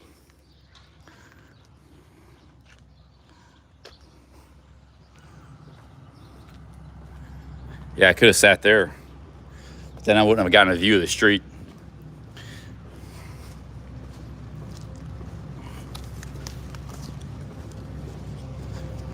All right, let's get back to town here. We're on the outskirts of the town. There's a Walmart up there too somewhere, you know.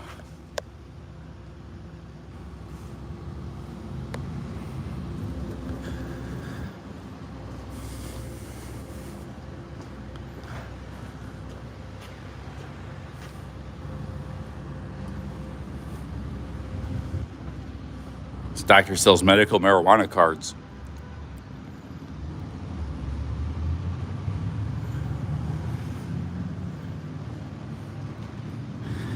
And there's nothing I need. That's like a clinic. That's like a soy bucal clinic. $250 for your marijuana card.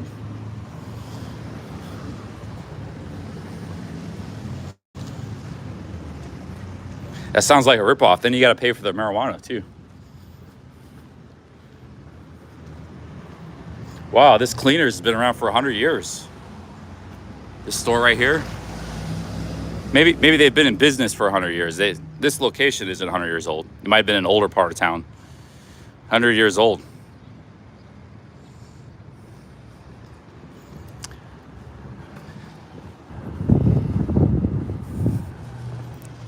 That's the laundromat cleaners. They've been in business for 100 years.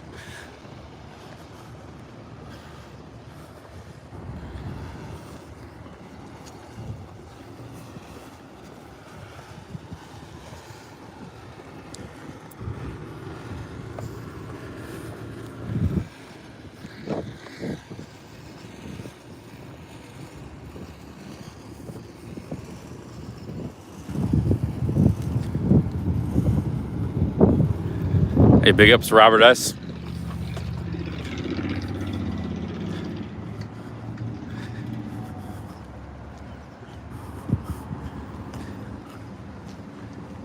We're leaving Kroger. That's the Kroger. They even have their own gas station.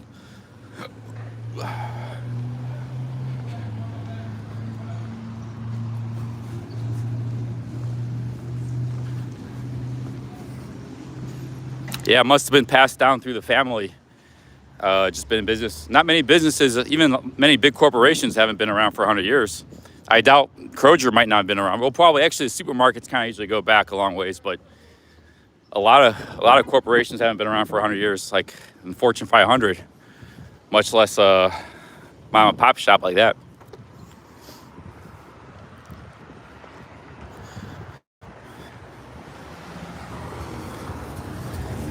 Oh, cutie in that car there.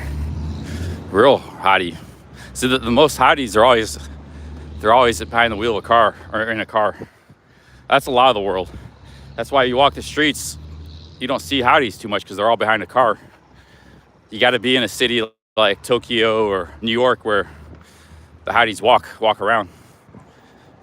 She was a hottie, man, big time in that car. She looked Hispanic or something, or I got a good look. Yeah, but I mean, there could be hotties everywhere. We just don't see them because they're in cars. You normally don't see them. You have to look in the peer in the car, which I just did.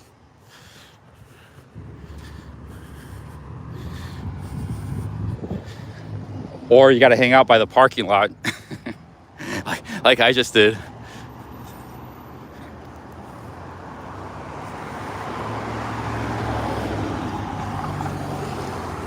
Yeah, she kind of had that pan-Asian Hispanic look, one of the two.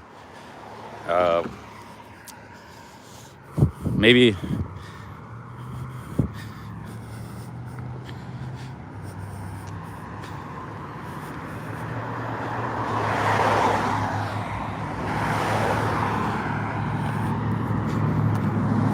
Like, I like, if I'm not with a woman, I at least like to see women.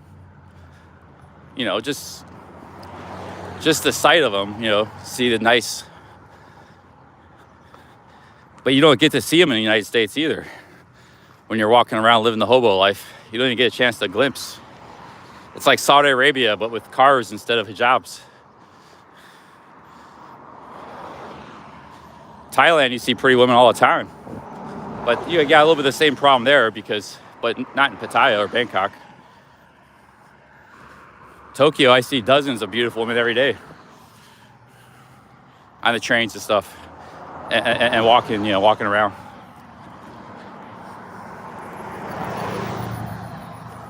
Yeah, but you guys in the cars don't see them either. You only see them on TV and YouTube and stuff, the women. So everybody, the car lifestyle squeezes normal stuff out, like just seeing a beautiful woman on a daily basis. So that's not a disadvantage. If anything, the hobo sees more because he's on the street. You guys drive too fast. Like you see it, if there happened to be a pretty woman walking down the sidewalk, you guys would be driving down too fast. You'd have to be peering out your window. You might get in a wreck. So there's no advantage there for you guys.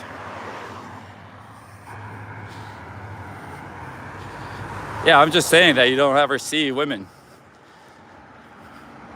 on a regular life, like, beautiful women on everyday life in America. Yeah, they're in the cars. You might see them in the shops a little bit, like you might see them in the Kroger.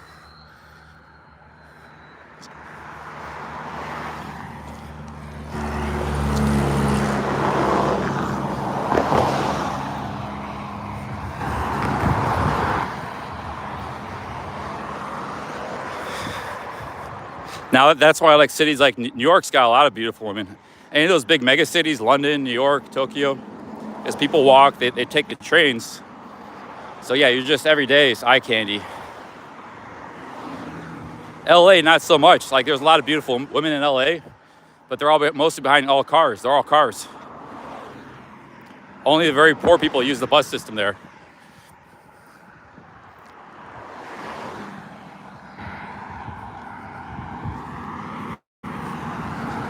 Kroger, yeah.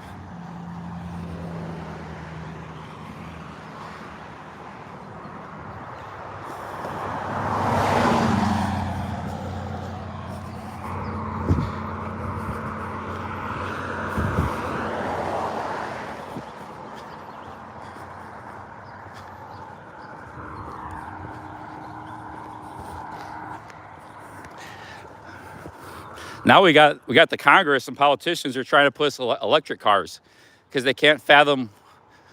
It's just like the Bill Gateses of the world pushing like soy burgers. He wants people to go vegan, but he's never done it himself, so he doesn't know. He's building a soy burger company, vegan burgers. Because that's all he eats is cheeseburgers. It's the same thing. Now you got people, they don't know what a carless society is like, or people that because all they've ever done in their life is a car. So now they're pushing electric cars on people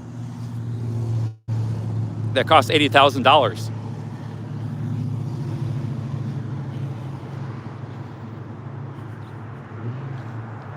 Because they can only imagine a world where there's only cars. They never, lived a life without having cars in their life. So that's what they push on everybody else. Just like Bill Gates pushing vegan burgers, soy burgers that nobody likes. Vegans can eat stuff like, they can eat hummus, they can eat guacamole, they can eat, vegan tacos, they can eat fruit, they can eat all kinds of great stuff. Pastas, potatoes, sweet potatoes. Don't have to eat no damn soy burger. Yeah, Gates is moving into the farm business and he wants to push people, him and his friends want to push people into being vegan. Not because and they want to sell you soy burgers for $5 a pop.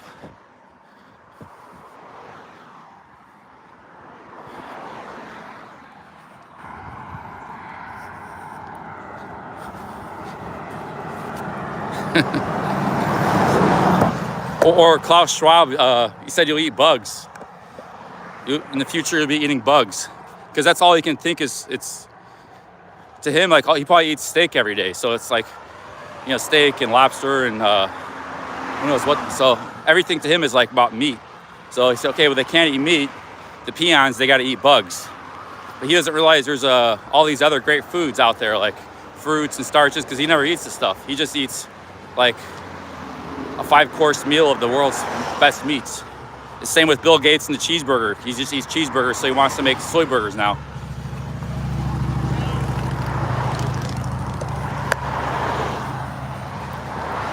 the peons.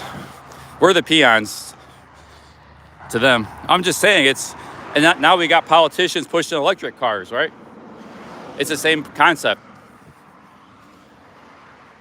The concept is these people have too much power and they're idiots to begin with. And they push stuff onto people that we don't want. We don't want soy burgers. We don't want electric cars.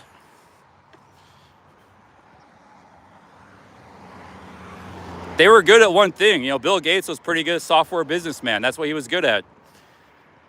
That was especially in life. He's not a doctor. He's not a nutritionist. He's not a diet planner. He was a software businessman. Very, very good at that. Spectacular.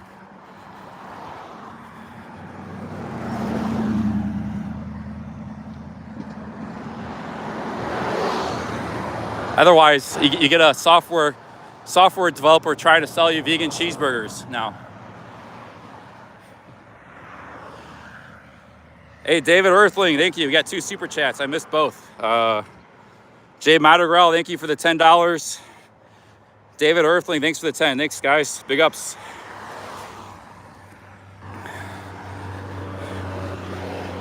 Cheers. I haven't seen, I've been reading the chats, that's why.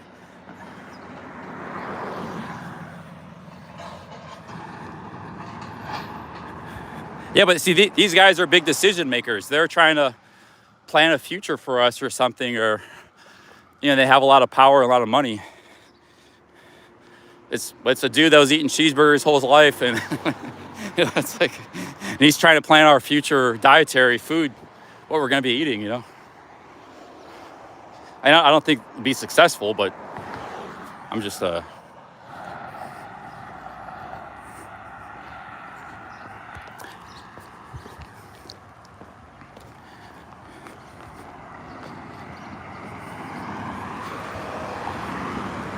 yeah, the difference, Rockstar, is I'm not trying to plan a society and make the world a certain way. They have the power and money. They're trying to do that. They might not have the ability to do it, but they might not have enough power to do it, but they think they do. Let's get off this topic anyways. It's ridiculous. Rant. Sorry about that. I just think it's funny that, like, the whole electric car thing,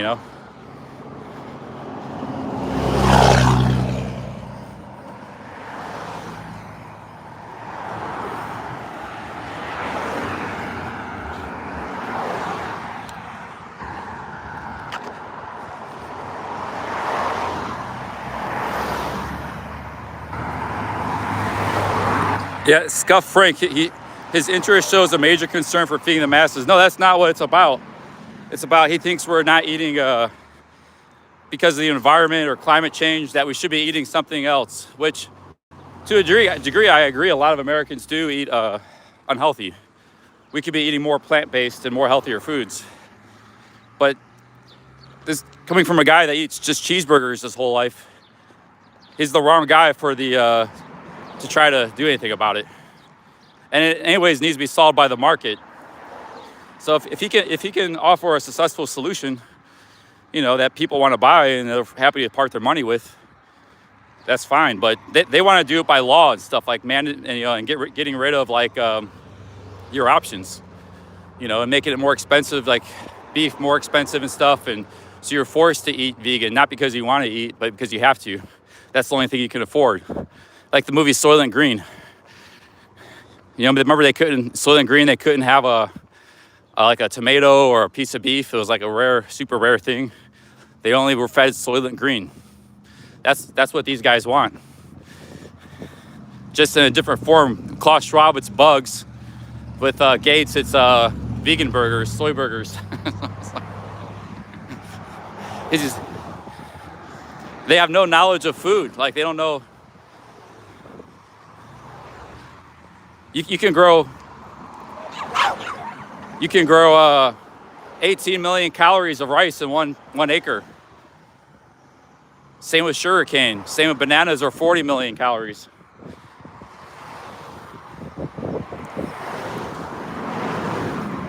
per acre. Beef is only 600,000 calories per acre. Pork is 600. Beef is like 200,000 calories per acre. Sorry, I gotta get off this topic.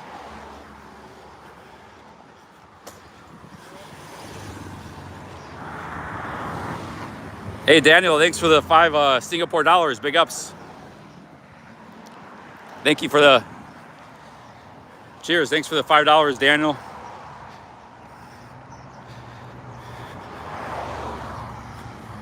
So there's all the land in the world to feed. All the land in the Midwest all goes towards corn and soybeans, which is used to feed either ethanol or it's used to feed pigs and cattle and stuff. It's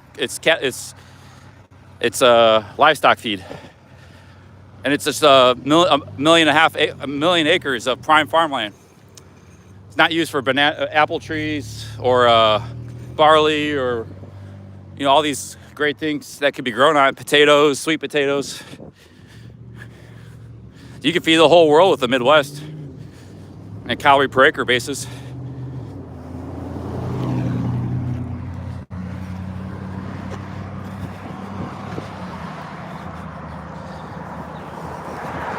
I had some ladies yelling out at the car to me. I don't know if they saw my selfie stick. You guys might have thought were like Chihuahua dog, but it was actually ladies.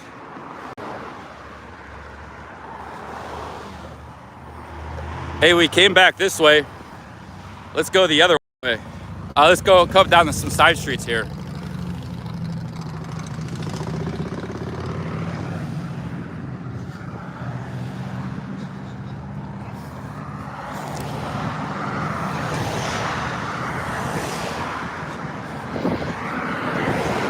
Yeah, they're probably just messing with me, but we'll take any female attention we can get.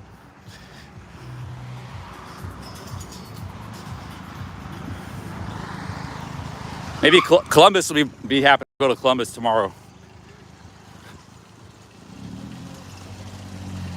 Yeah, they were probably messing with me.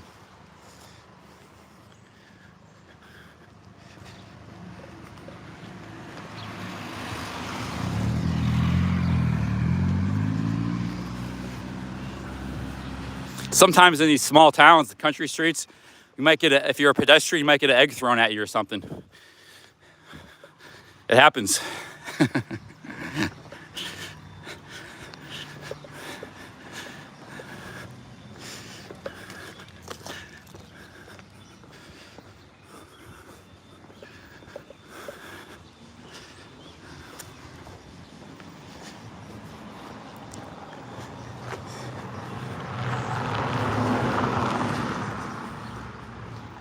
My friend got an assault ticket for throwing a peanut butter jelly at a lawn worker. Yeah, I mean, there's people that do that stuff.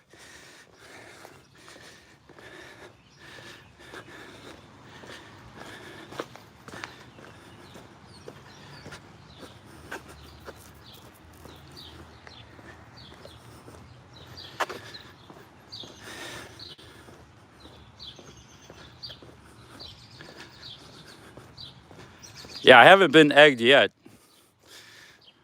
but it's bound to happen. But people have been really nice, really cool in Ohio. I'm just saying things that could happen if you walk in America. Like you also, if you walk in America, you get the cops called on you for walking. Happened to Sebcam a lot.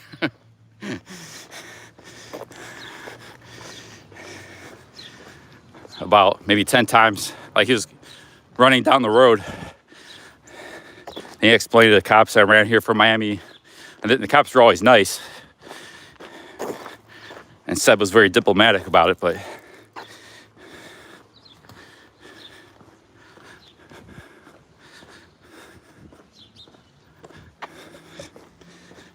no, but people have been super awesome. I'm not like, I'm just saying in general, like if you're a tourist from another country and you come to America, like from the UK, I'm just saying don't be shocked if you get an egg thrown at you if you're walking down the street. That's all I'm trying to say. I'm not saying.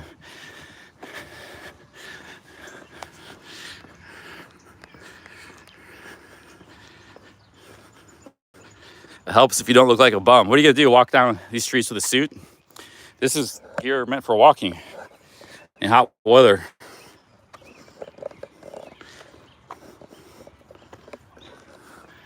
I had a chicken bones hit me in a couple times, and chicken wing bone in New Orleans. Never had an egg hit me. I've had bird droppings, a chicken bone hex. I think it might be a hex, chicken bone hex. Had it two times. One time a chicken bone came out of nowhere. Like I was walking like here, just like here. It was like a fence. There was nobody around. Boom, this chicken bone comes out of the sky. Like hits me on the shoulder. That was in the hood of New Orleans too.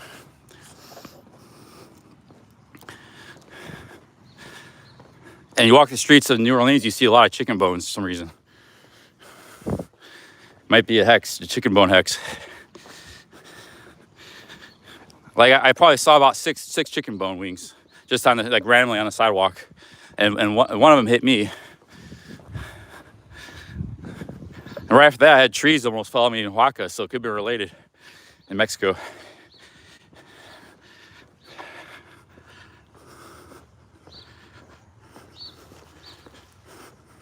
Yeah, there was a viewer in New Orleans. He was telling me to get out of there. I was like, you're getting in a real bad neighborhood. It's right when you leave kind of northeast of the French Quarter. And I was walking, it was early in the morning. It was like 7 in the morning because I got up early. And I was walking, and there was a guy, I actually met him in Pattaya on Walking Street. He was like, you know, he's from there. He was like, don't go in that area, get out of there. And then I kept walking through there. I had a chicken bone hit me. And then about 10 minutes later, I was walking by a crack house with like graffiti on it. And the guy was saying, oh, you're lucky. A guy who rode by on the bike said, you're lucky it's just early in the morning. They probably shoot you if they saw you filming in the daytime. He said something like that. I forget his exact words, but they were still sleeping in the morning, so.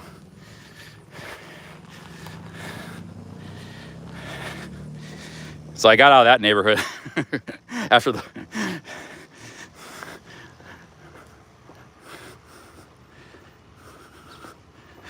Craig Weed says, just wait till you get to Columbus. Oh, come on, man. Columbus ain't that bad, is it? I don't know. Really don't know much about Columbus.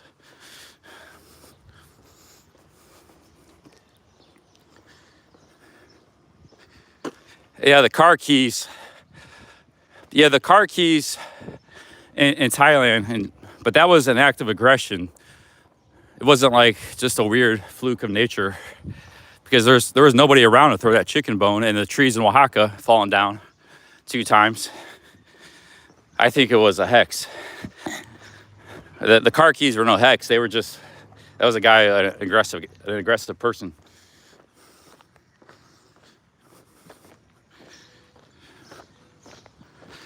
Craig Reed says lots of murders lately in C-Bus, Columbus.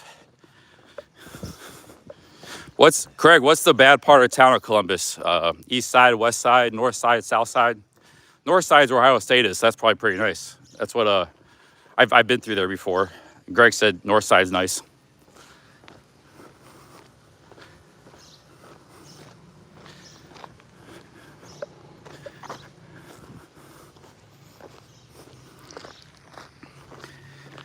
Hey, Wayne Stock, thank you very much. Thank you, Wayne, for the $5. Cheers, man. Thanks for the super chat.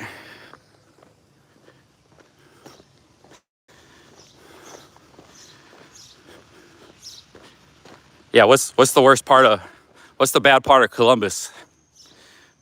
Bad parts. Could be my next destination.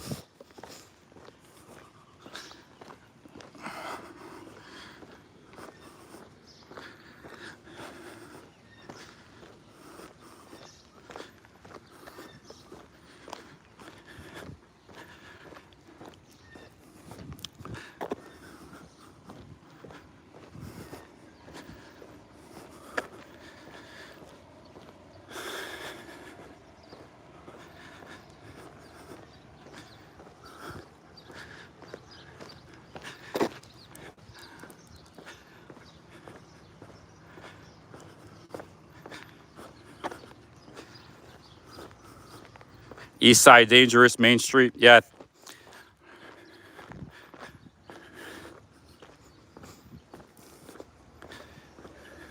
Got duck side of the game. Oh, they're running towards me. Hey, ducks.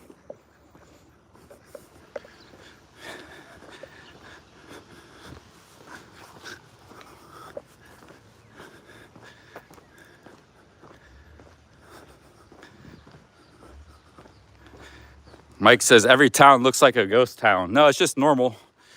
I told you, it's just people don't walk around much. Every one of these houses, people live in them, but they get in their car, they need to go anywhere.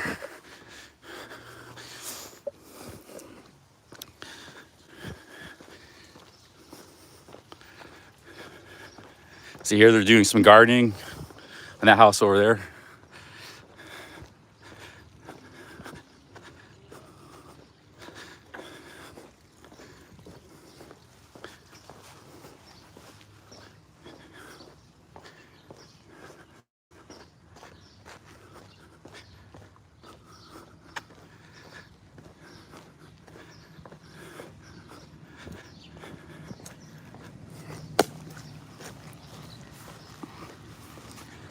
Grandview Heights. What about South Columbus? That's pretty nice. Nice architecture down there, right? Houses. Grandview Heights, that sounds like a suburb. I don't want to go out in the suburbs too much. Well, sometimes I have to if it's because the hotels downtown are too expensive, so I might be staying in a suburb. I don't know. I haven't figured Columbus out yet. I have to figure. I don't even know how long I'm going to be there. Might just be there one night. But we got some friends in Columbus. Jay East, Truth Warrior. But Jay East is been a long time moderator on this channel. It's a nice house, garden.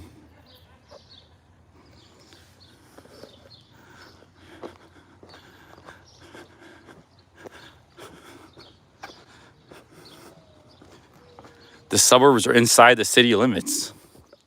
Oh, so it's like a neighborhood. It's not a suburb. That means it's a neighborhood inside Columbus.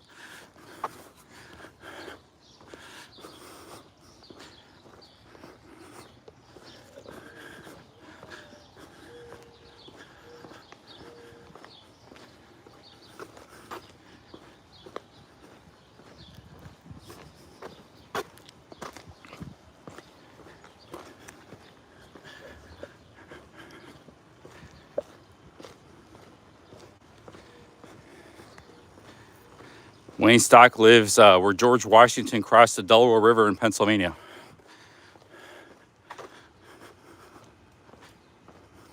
Grandview is a 25-minute walk from Ohio State. Why was I walking through the hood in New Orleans at night? Well, here's the thing with New Orleans is like 2/3 of the city is a hood. There's some nice neighborhoods. French Quarter's nice. Marier or whatever you say, that's a pretty nice area. But you don't have to, like, you just, like I said, you just walk a little northeast of the French Quarter, you get in a pretty bad hood. And also it was at night. It was 6, 7 in the morning. I got up early. I got up at 5 before, and so I just got up early. I was just walking around exploring. But so there the hoods can go pop up real quick on you. This is what I do. I walk, explore. I don't like have okay, I got to go here. I got to go there. Sightseeing. I like to walk around, check stuff out. That's what I was doing in New Orleans. Yeah, and I got in a pretty rough hood, but it was really close to some nice neighborhoods. It wasn't like you had to go way out of your way. Actually, in south of that neighborhood, you get back in another nice neighborhood. So they kind of border each other, wrong side of the tracks kind of thing.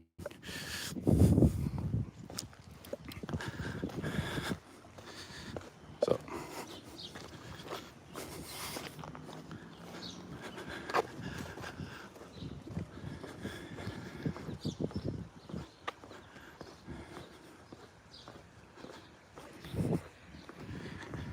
Hey, what's up, 40K Ben in the chat? Yeah, that's what the guy on the bike said. You're lucky it's early. They shoot you with that camera. It's like walking by a crack house. It was like one of these kind of houses, but had like all this graffiti. Like it wasn't like nice like street art graffiti. It was just like scribble and stuff. It's weird. But I was just walking by. I wasn't like hanging out. It just he happened to ride by on his bike at the same time and gave me that stern warning. Yeah, but those guys don't wake up very early. They wake up at like 2 p.m. people in that house. So how expensive is this town? I don't know. These houses are probably not too expensive. Pretty cheap, probably. Sean says I should hike through Detroit. I did. I live streamed for 24 hours 2 years ago. But the thing with Detroit is it's so vast. It's so spread out. So you go to downtown. Downtown's pretty nice. But then you try like just to wander around. And I did that. And I don't know, you just go through. There's like nothing there. You just go through Brown. There's not even any people. You know, a lot of it's a ghost town. And a lot of the rough hoods, they're just kind of out like 8 miles from the city, you know, 5 miles, like they're out in the middle of nowhere. So it's an extremely vast city. And it's not, you can really walk around and explore. The downtown's nice, and there's a strip, I forgot what it's called, but there's an avenue, and there's a lot of, that area's come back. It's a lot of interesting stuff. There's university there, and it's a good long strip, but those are really the only 2 parts of town you can explore. The rest is just endless vacant fields and old abandoned factories and little pockets of neighborhoods here and there of houses. Yeah, and those are probably the hoods, but they're like 7 miles from downtown or something, you know? So yeah, I have live streamed in Detroit, doing exactly what I'm doing right now. But I met a lot of people there. I had a lot of stream snipers, and some of them drove me around, showed me stuff.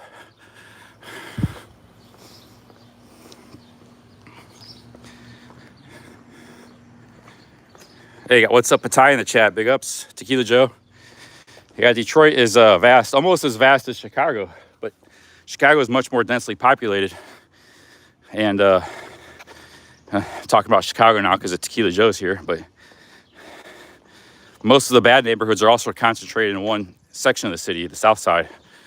North side, like, it's all pretty nice.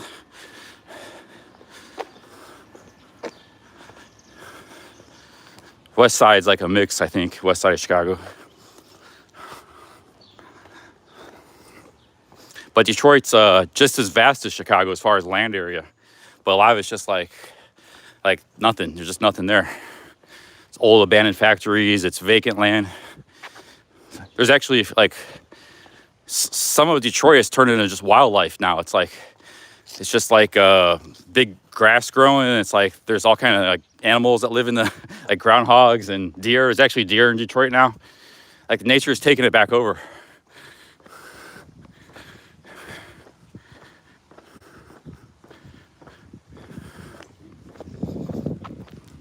So it's not an easy city to walk around and explore.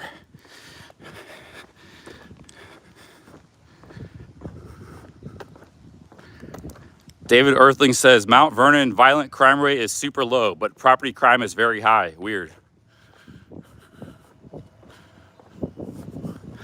This is a pretty cool town. I mean, I like it. Small town, Ohio. And that's just the inner city. You know, the rest of the city is all the suburbs, and that's vast too. So the city covers like 40 miles by 40 miles when you include the suburbs.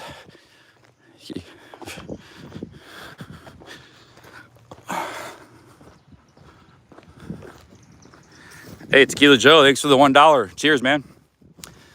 Big ups for the Chicago hot dog in the house. We already walked down this street. Let's go back up here.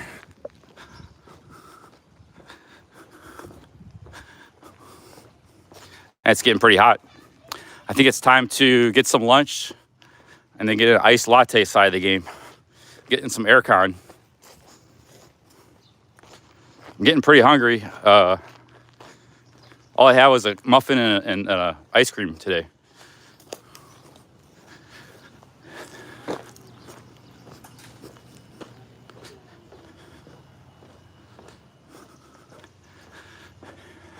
I'm gonna walk down the next street. This street right here, because I already walked down that other brick street.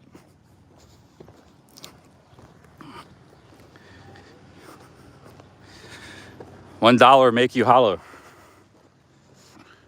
I will holler for every dollar. Shout out. $1 shout outs.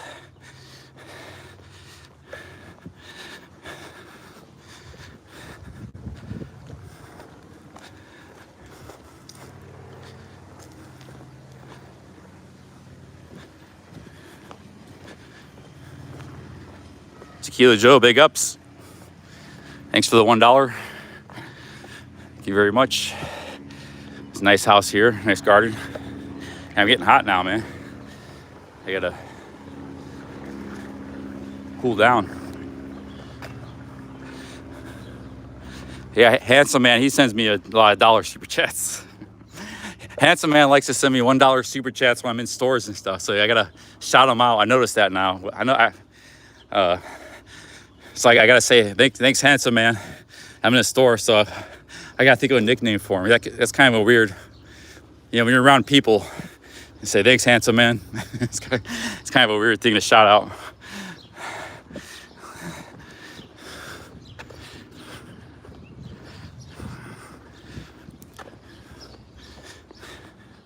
Steph sent me $2 a couple weeks ago.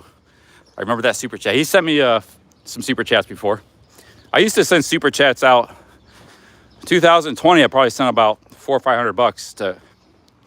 I just send, just in $5 here, $5 there. Then I kind of stopped doing it.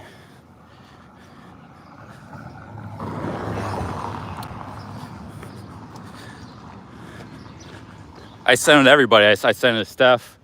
I send a Water Nirvana. I send to Bar Finds, to PSC, Thai Street Cruiser, to Brooke Faring, everybody. But it was just like $2, $5. I think the biggest super chats I ever did was 10.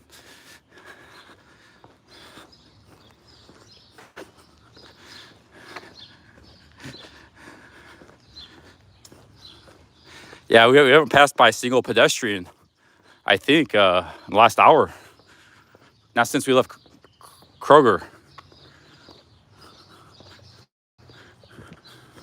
There's been some people in their lawns, but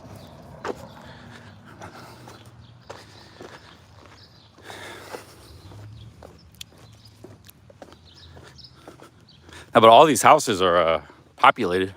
It's not a ghost town. 18,000 people live here.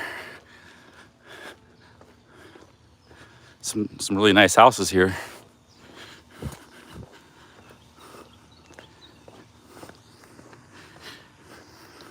Yeah, the Europeans don't really understand. Like, I'm trying to explain it to them, like Dynamite, he's from Germany.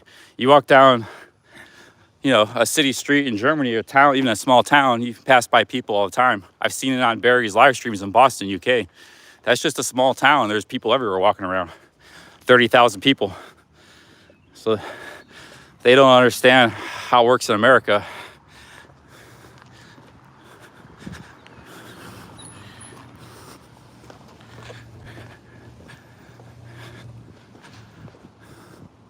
But you get in a bigger city, like, you go to Chicago, or there's people walking.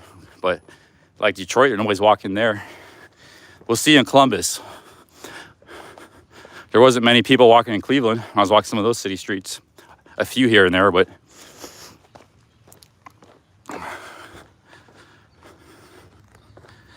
today's Saturday. Yeah, Sundays, I hate Sundays when I travel in Latin America, because it's like everything's shut down. There's like nothing happening. When I first got to Colombia, I got there late Saturday night, and the next day I was walking around Cali, Colombia. There was a market, and that's what I made my video about. So I got lucky there. There was a good market. But the rest of the day, everything, it was just so like in Cali, Colombia, and Sunday. It's like so, I don't know how to describe it. It's like a ghost town or something.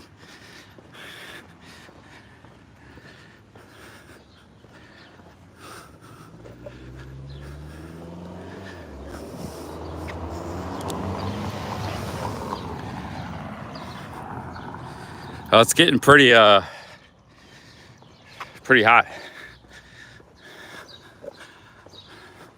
I think we have to get to some aircon. Today is supposed to be a light walking day, not crazy.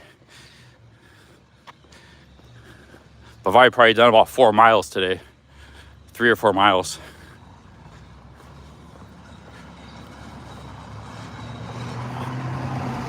Rockstar says you got to keep your head on a swivel in America. I don't know about that. It's very peaceful. People are nice. Not much to worry about.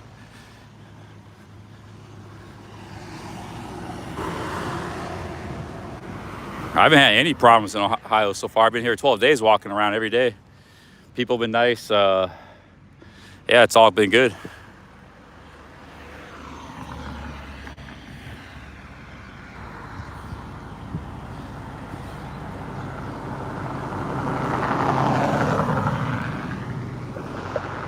Actually, I want some real food. Not that sugar is not real food, but you know what I mean. Like, I want a regular meal. I could go for a cheeseburger or something like that right now. I just had that ice cream. That ice cream sugared me out. I had a whole jar of ice cream.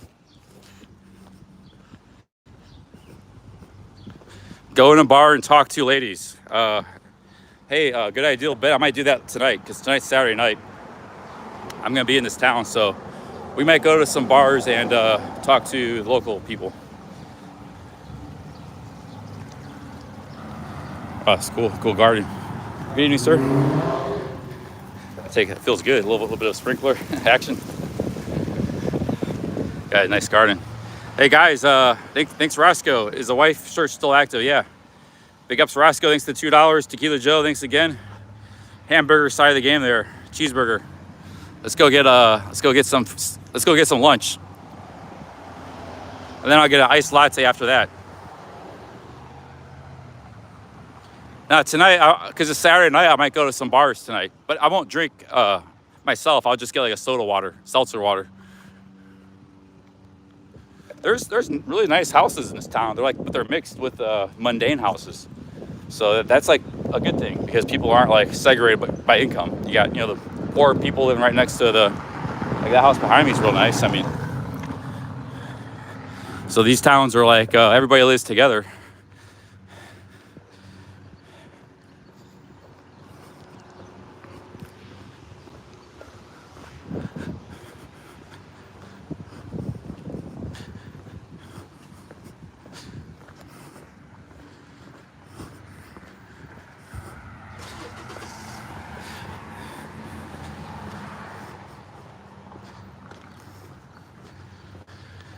Hey, Kieran Hook, how's it going? Yeah, all is well, mate. 12 days, walked about 140 miles. I started in downtown Cleveland by Lake Erie, made it to the middle of the state. We're at the geographical center of the state right now.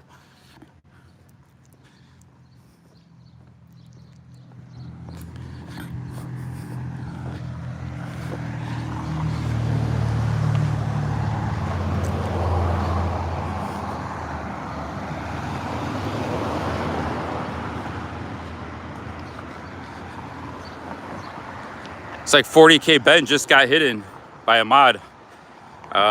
What did he say? Might have been the fake Ben. Somebody just hid 40K Ben.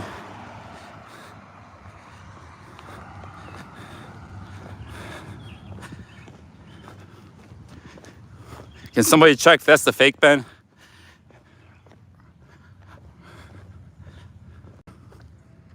He didn't get timed out, he got banned. I'm going to, maybe he got unbanned here. Okay, he was just unhidden. Another mod, oh, it's a fake Ben, okay. See, there's too many fake Bens.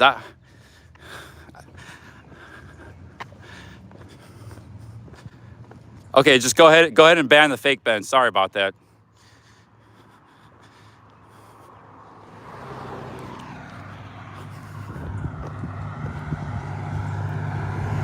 What do I feel like eating? I don't know. Just anything. Anything that's not sweet. I had too much ice cream overdose. That cookies and mint ice cream.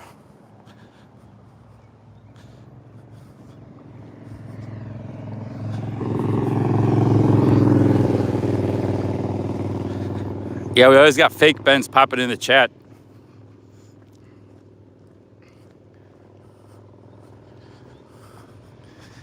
I don't know why.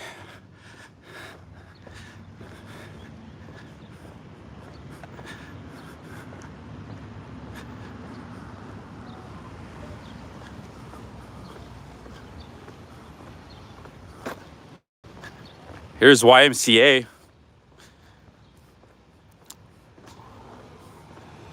We maybe go shoot some hoops in here.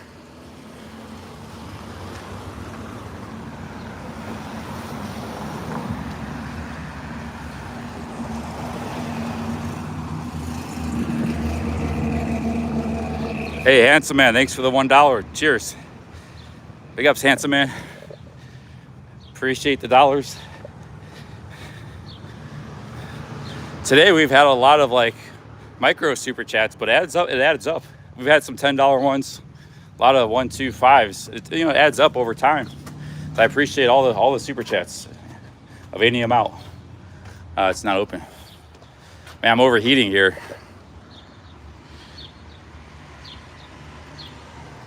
All right, cheers, Wayne Stock. Yeah, it's not open. Oh, the entrance is over there.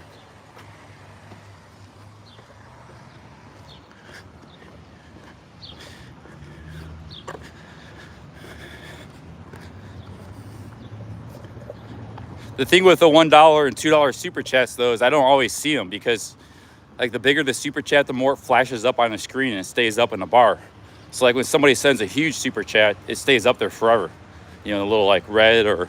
and the $1, $2 YouTube, like, they do that on purpose. They want people sending bigger super chats. So the $1, $2, they just fly by sometimes in the chat, and I don't see them. So I probably missed loads of $1 or $2 super chats because I'm not always watching the chat. See, Handsome Man, he just sent $20. This will stay up there for a long time. And thanks very much for $20. But that just illustrates my point there. The $1 flies by, the 20, thank you very much for that, Handsome Man. Biggest super chat of the day here. Oh, it's clocked. Nice. That pays my lunch. Let's go get some lunch. Oh, it's already closed. It's already closed, damn.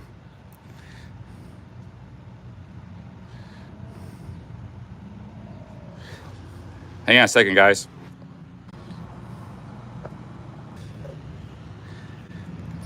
I had to do something on my phone. Steph, thanks you for the €2. Big ups. He says, eat this Tequila Joe. Thank you, Steph Traveler. Handsome Man for the 20. We got another Tequila Joe, $1. Cheers.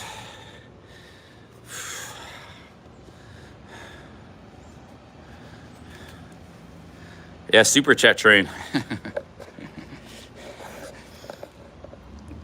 Oh, man. Big ups, guys. Sweating pretty good.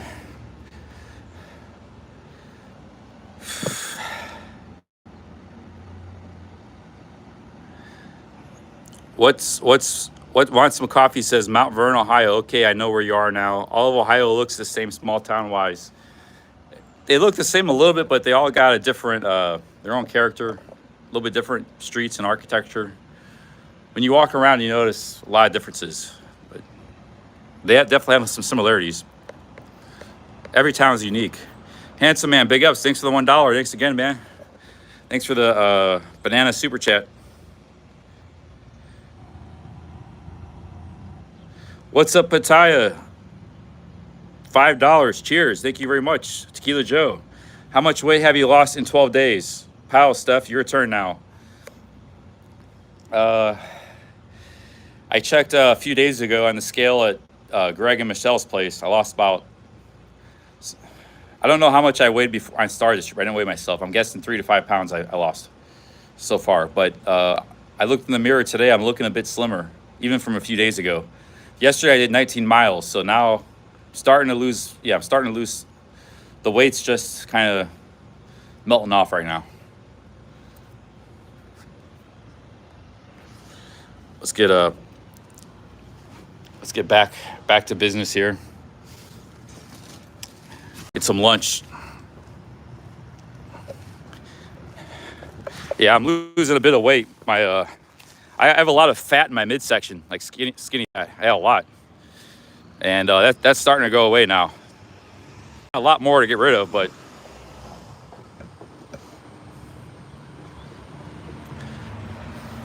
Huffy won, big ups. Thanks for the $10. Cheers, Huffy. Loads of super chats coming in. Thanks, guys.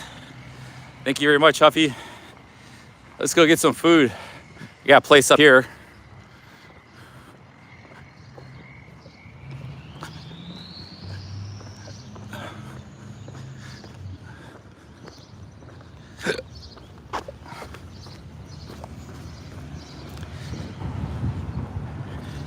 Thank you very much, Huffy. Looks like they're closing down because it's not lunchtime right now.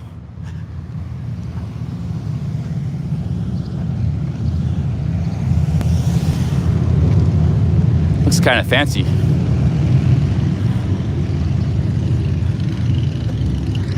Cheers, Huff one. Handsome Man, thanks again for the 5, man. Handsome Man sending super chats left and right at 20, a bunch of ones, 5 now. Thank you very much, Handsome Man. Big ups. Let's go here, see if they got anything.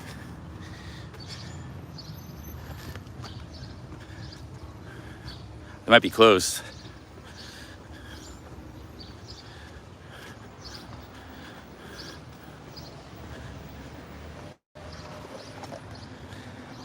Hey, how's it going? Are you still open?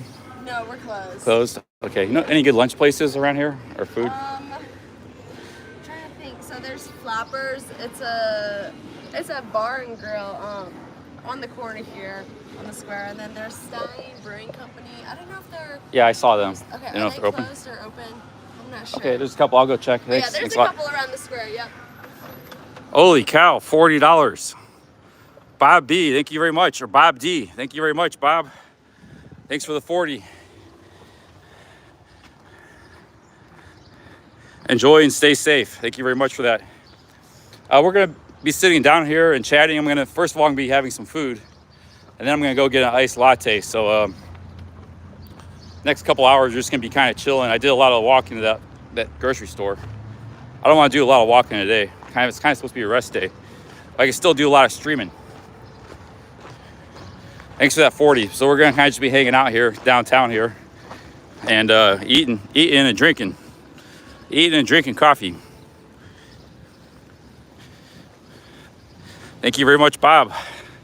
You got super chats rolling in left and right.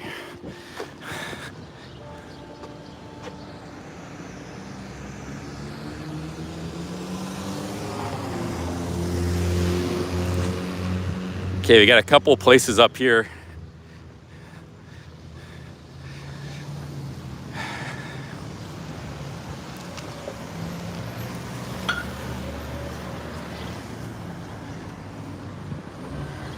There's a Wendy's in town. There's pizza places, but I don't really want Wendy's. There hasn't been a lot of Mexican restaurants since I've been walking this trail. Yeah, there is fast food.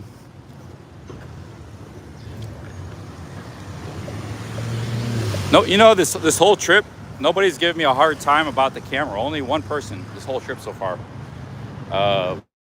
That was in that Canal Fulton gas station. The mice guy, he wasn't giving me a hard time because of the camera. It was just because he thought he had mice in my backpack. It was a prank call. So we haven't had like hardly any people give us a hard time about the camera, which is pretty cool. America, they don't really give you a hard time about that.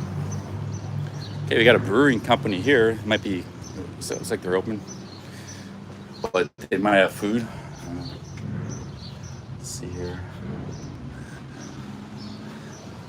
I'm sure they got much food there. It's mostly might be beer.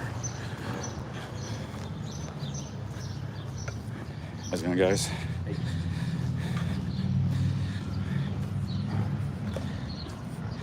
Not a lot of restaurants downtown here. They had a farmer's market here earlier.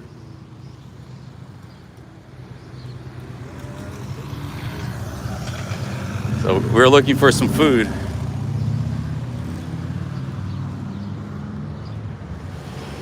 I missed another super chat here. Punchar, thank you very much. Thank you for the 40 rupees.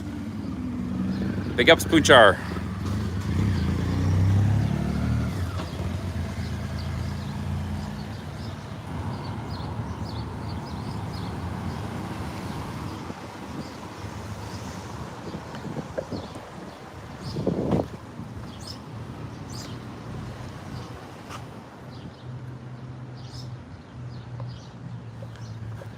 Let's get some food here.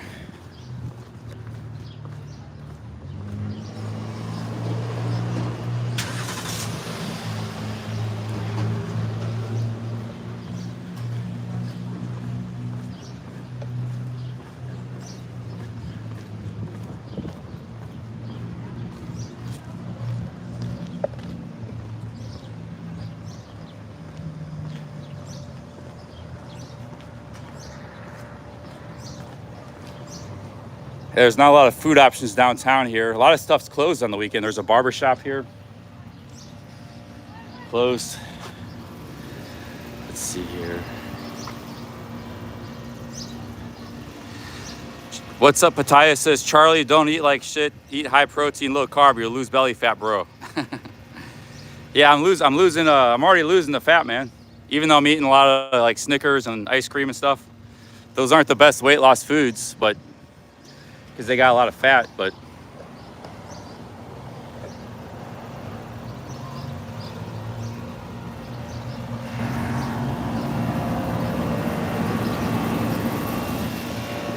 oh, we got a place right here.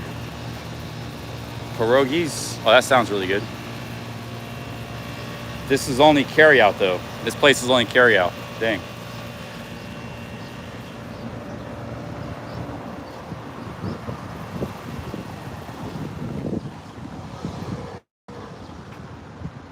Caribbean inspired. Pierogies, flatbreads. Let's go check this out here. Here's the menu. Yeah, they got pierogies, man. I love me some pierogies.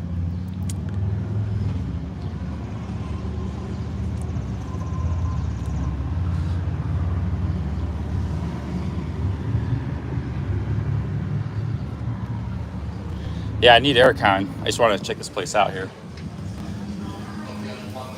Yeah, this is carry out. Hey guys, how's it going? Just taking a look. Thanks.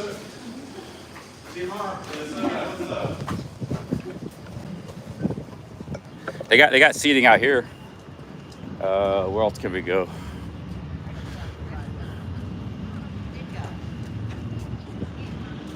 See what's up here.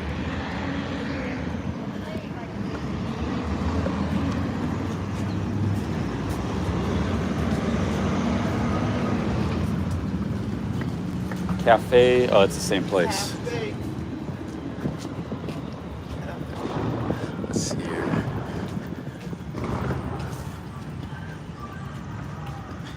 The potatoes are probably out for dinner later.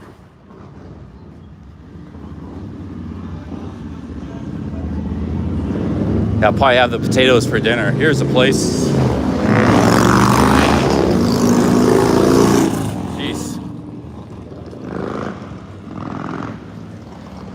Crazy bikers going. A lot of bikers.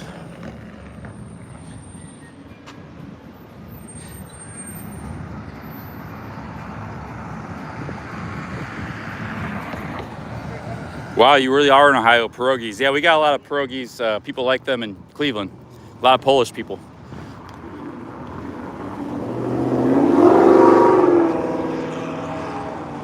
Here's a place here. Let's see if they got music. I might sit here. See what kind of food they got here.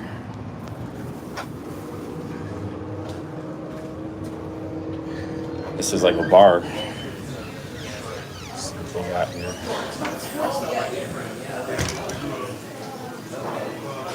Tuna melt on wheat. Broccoli slaw. Oh, this is a big bar. Check it out. I could eat here. Who gave me a timeout? Not cool. I don't know. We got a lot of mods. I think I'll sit here. There's no music. I haven't been copyrighted once in Ohio yet. I gotta sit somewhere where I can talk loud.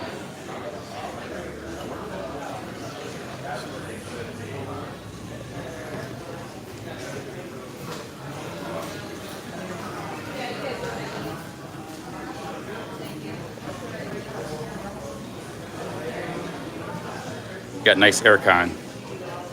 So this is Cleveland's biggest brewery, Great Lakes Brewing. That's from Cleveland. Hey, thank you very much, HM. Thank you for that $1. I could sit here, I guess.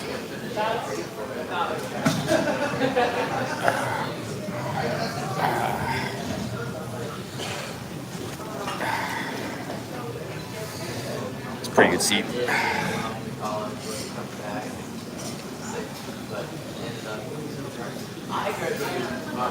Actually, there's an Aussie guy that also sends. His name is HM. He sends a lot of $1, $2 super chats, one after the other. And then there's a HN in the chat.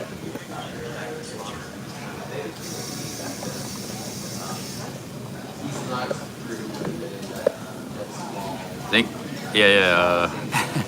I'm a little embarrassed to say it. Okay, handsome man, thank you very much for the $1. Cheers, man. Thank you very much for that.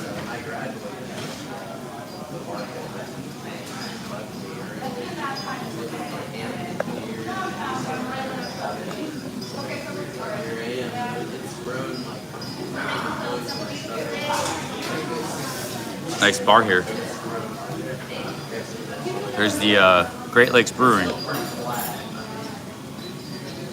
Great Lakes beer sounds pretty good, but I can't drink beer.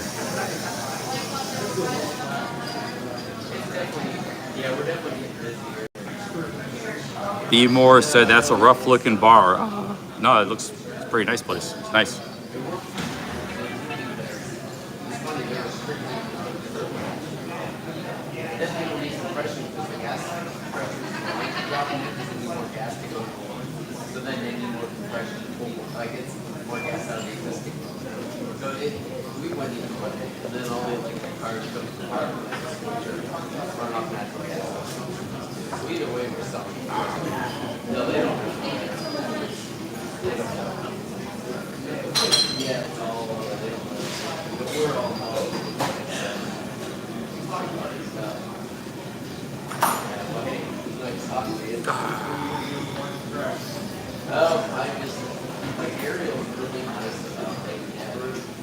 I could use a nice cold beer. I don't want, after that ice cream, you want something like bitter. Like beer is a little bit bitter, you know?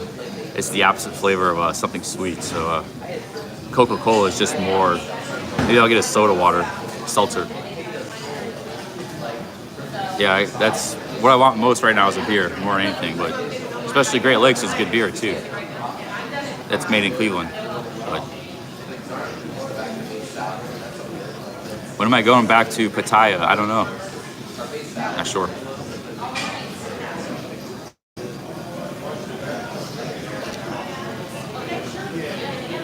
Oh, that's a good idea. I could get a non-alcoholic beer.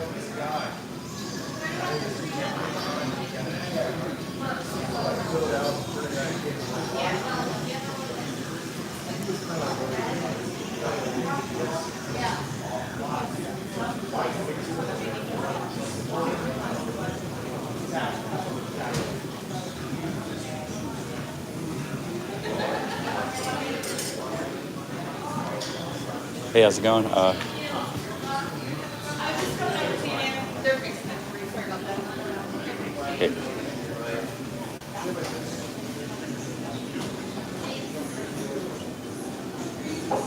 Yes, ma'am.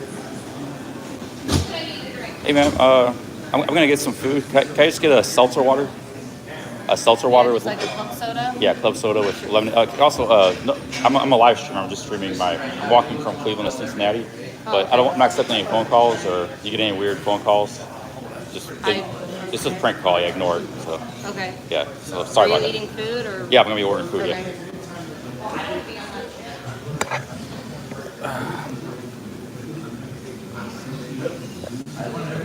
Yeah, I gotta give them the heads up.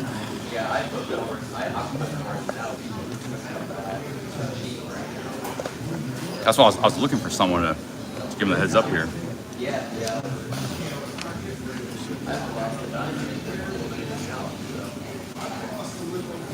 I can get a salad.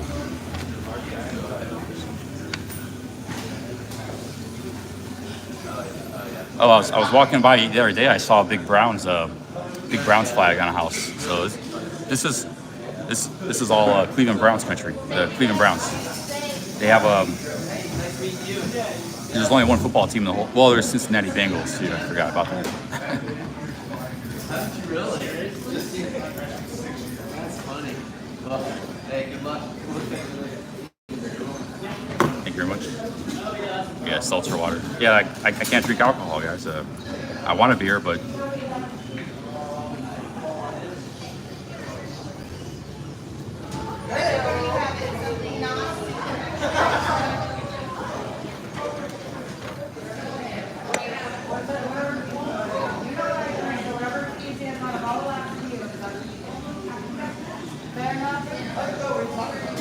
I get the fried shrimp dinner. Sounds pretty good. Fish basket.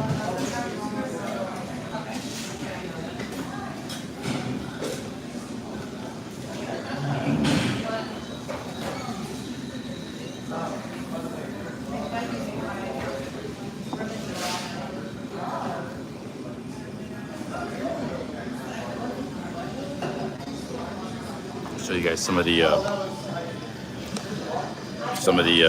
offerings here. So we got a burger section.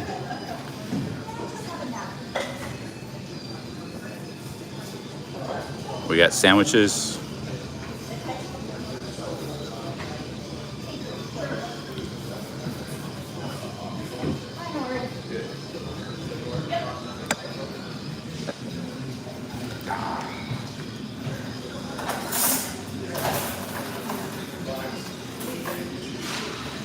You know what I want is pasta. I haven't had pasta in a long time. They got pasta on the menu here. Linguine Alfredo. Linguine marinara. That's good. Just get some pasta, man. That's my high carb fix. Now I've been eating plenty of meat, guys. I eat like burgers and stuff. Yesterday I had a submarine sandwich. I get plenty of meat on a regular basis. I don't get enough carbs, so I'm gonna get some linguine with marinara sauce.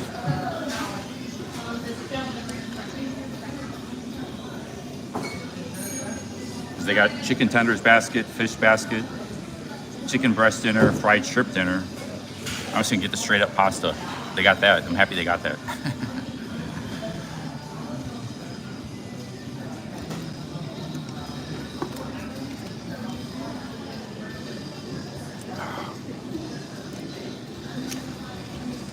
Oh, we got some copyright music.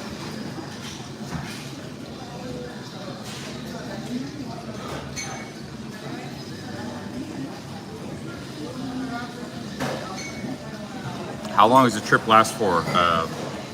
We've been on 12 days so far, so I like to try to make it to Cincinnati, even if I have to skip ahead some. But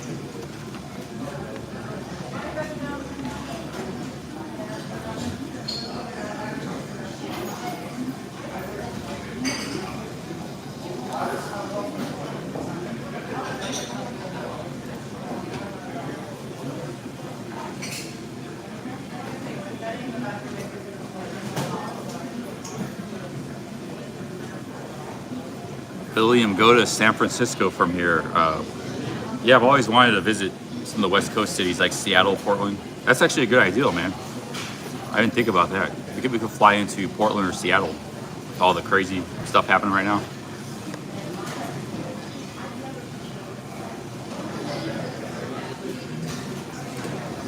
I don't want to go to LA. LA is just too spread out. It's too it's like Detroit.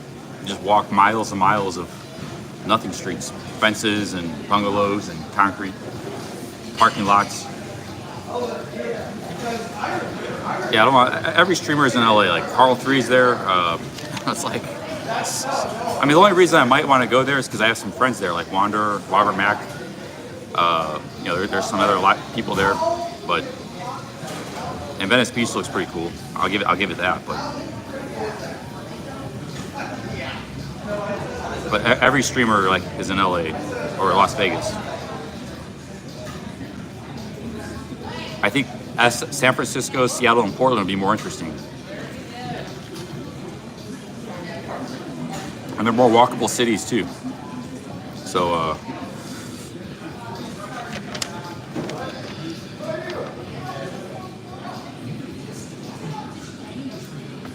this is a pretty good deal. You get linguine marinara served with garlic bread and side salad for $9. What are you gonna have today? That's good. I'll do linguine marinara with no meatballs, just pasta. Okay. What dressing on the salad? Blue cheese. Perfect. I'll get that ready for you. Awesome. Hey, Jay Mattergirl, thanks again. Another $10. Cheers. Jay Mattergirl, thank you very much for that.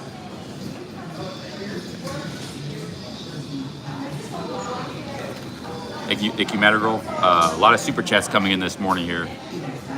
We might do a marathon stream. That reminds me, I have to charge my phone. So,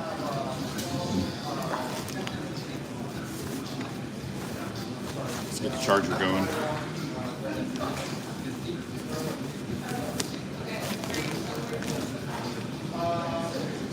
Charger's down here. And we got a full power bank. We'll,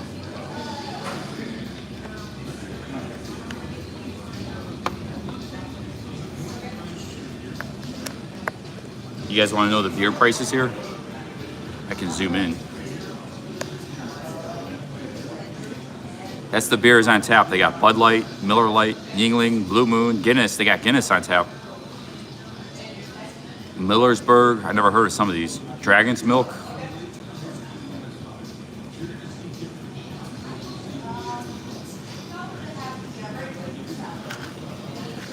Dragon's Milk is probably like 13% beer, 13% alcohol. I think I had that in Cleveland during the Caleb live stream, ABC Bar live stream.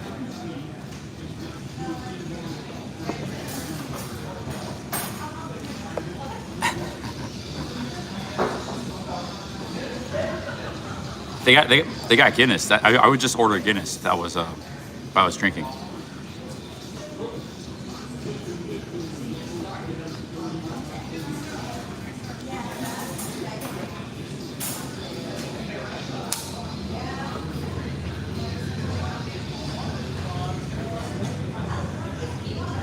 No, I'm just drinking soda, man. This is my bar drink. Seltzer water and lemon. Or a Coca-Cola.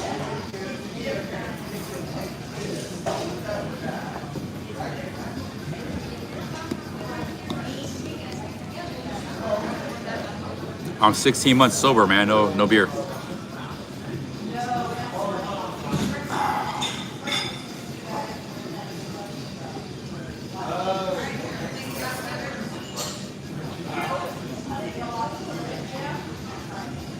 Blue Moon is owned by Coors.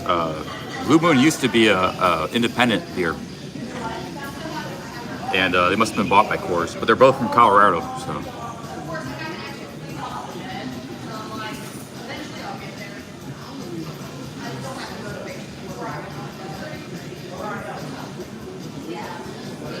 Must got another fake Ben in the chat.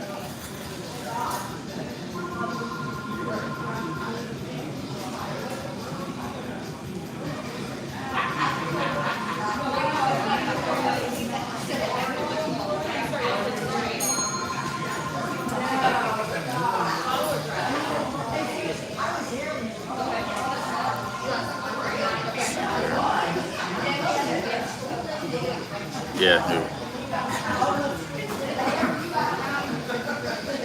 Oh, it's the real Ben. Hey, man. Okay, thank you very much for the $3. Marathon man, stay sober. Big ups. Cheers. Thanks to the 3 Canadians. Thank you very much, man. Okay. We've only been going 4 hours today, so 4 hours feels like a lot has happened. Sometimes the live streams fly by. Other times they kind of, maybe because of the heat. This one's kind of, seems like a lot of time has passed.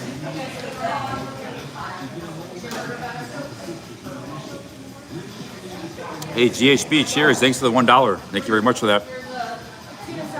What's your avatar? You got a bull.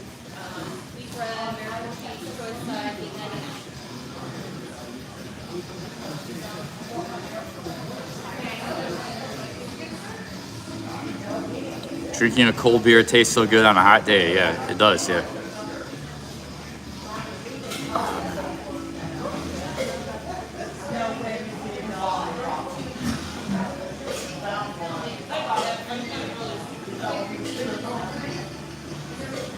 We got Scott Frank in the house.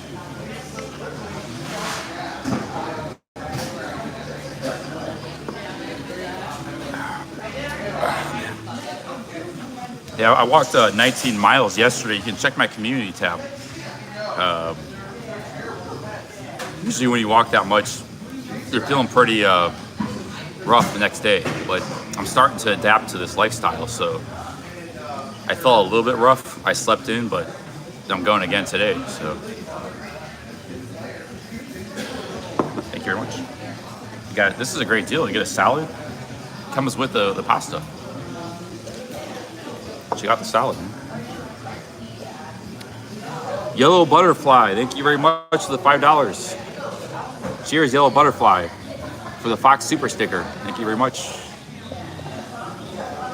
Check out the. This comes with the pasta. You got some blue cheese dressing. This is a great deal.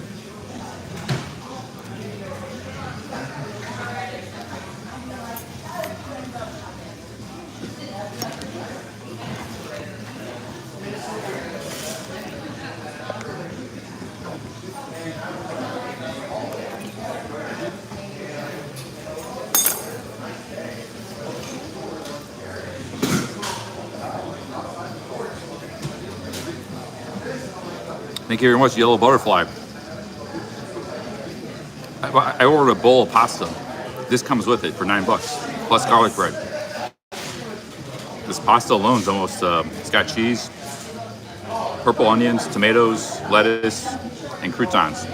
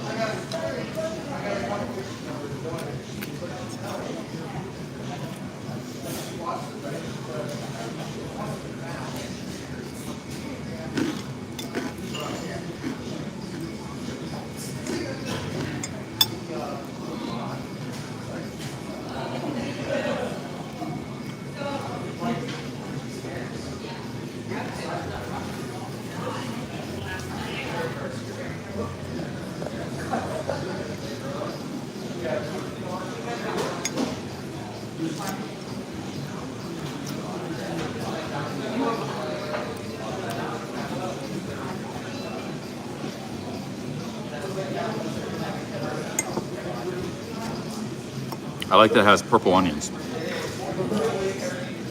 Purple onions have a lot of quercetin.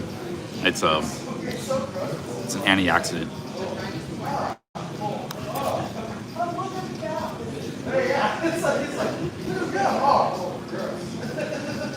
Yeah, you can get all that stuff, Ben.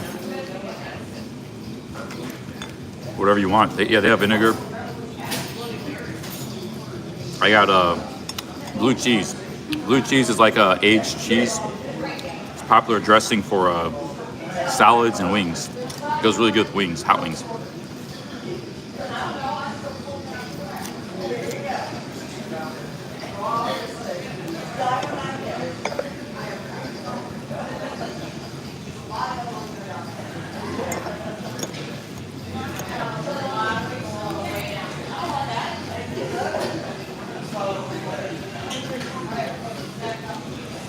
But most blue cheese dressing you buy, most blue cheese salad dressing doesn't have much blue cheese. It's like soybean oil and this and that, and it's like 20% blue cheese. Because blue cheese is actually a type of cheese that's like fungus and stuff on it. It's a powerful flavor. Thank you. And we got salad too. Straight up marinara. That's what I wanted, man. Just a lot of carbs. Hey, handsome man, big ups. Thanks for the $1. Cheers, man.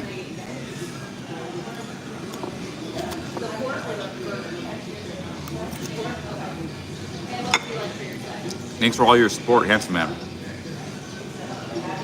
He's been coming through on the stream here. A lot of super chats. All week, all 2 weeks.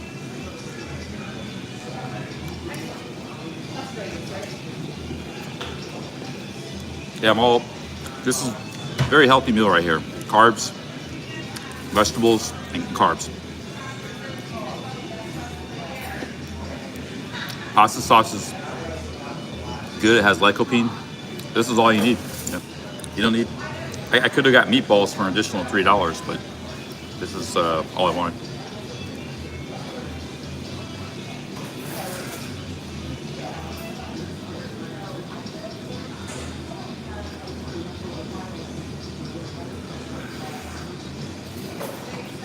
sunset, he's gonna have that myself tonight. Awesome.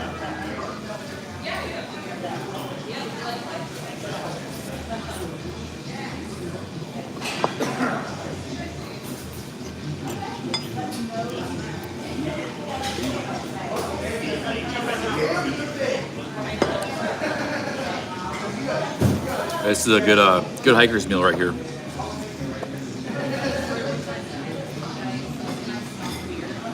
You would have more viewers if these streams were on the West Coast. Yeah, I kind of want to check out the Northwest, like I said. I wouldn't mind flying if I get a cheap flight. But I might save that for later in the summer. I have a bunch of places I want to visit.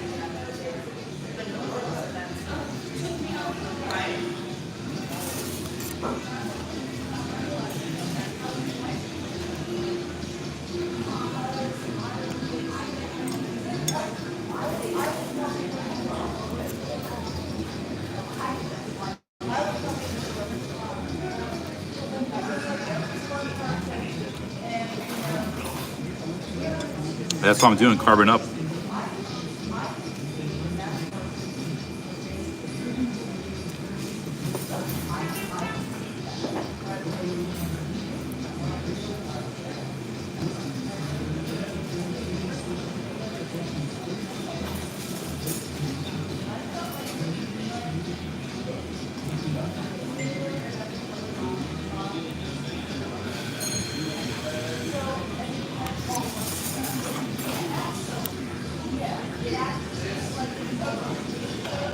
What about Texas? Texas is very hot right now. There's not a lot of camping or trails, or at least not trails. Maybe there's a lot of camping, but the cities like Dallas and Houston are really spread out. Like you kind of need a car to get around. Maybe Austin would be all right, but a lot of live streamers go to Austin already. So yeah, Texas is really not on my list, unfortunately. Nothing against the place, but Everything okay so far? yeah, awesome. Great. Yeah, maybe maybe the beach, Corpus Christi. One place I wouldn't mind checking out in Texas is the border, like McAllen and stuff. Check out the border.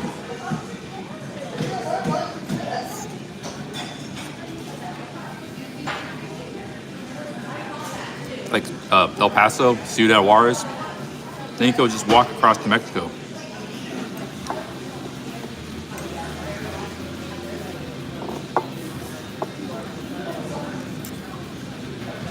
Oh, fun.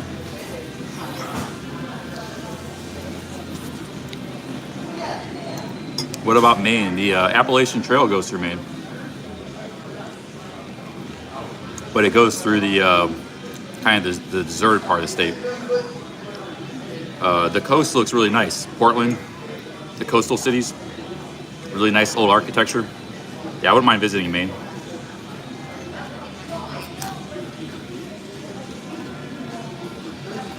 I would like to go to New England in general.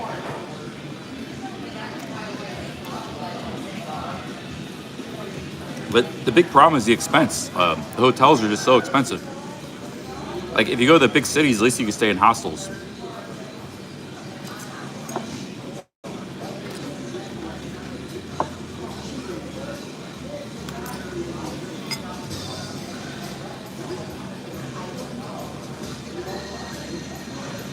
Here's the thing, like most Americans don't really travel like from state to state, city to city just to explore and see things.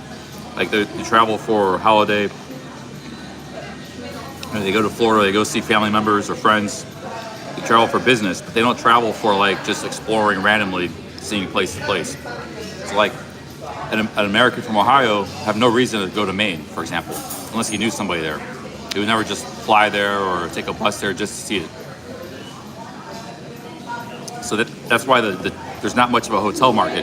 The hotel market is just geared towards business travelers and people who have a reason to go there, you know.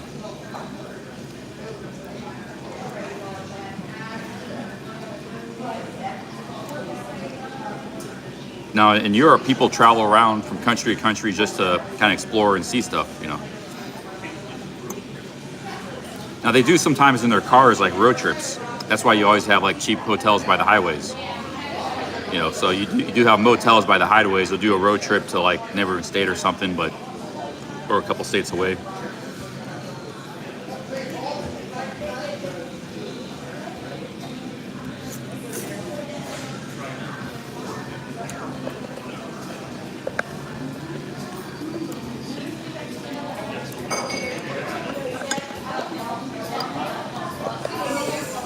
Yeah, a lot of people say Airbnb. To me, it always looks really expensive. Hang on a second.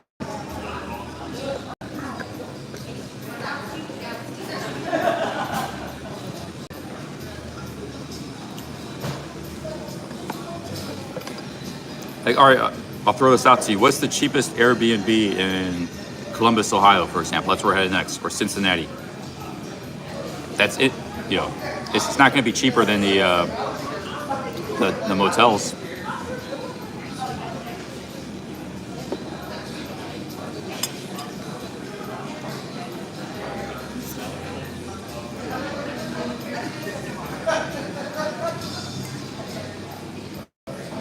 It's probably really expensive.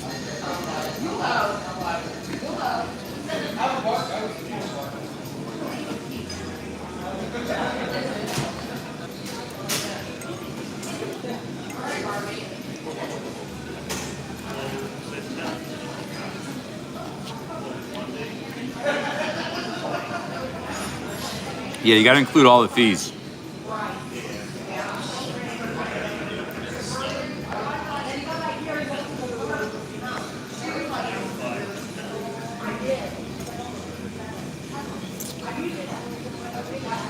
How many days it takes to leave Ohio? Well, we're halfway through the state, right in the middle of the state, actually.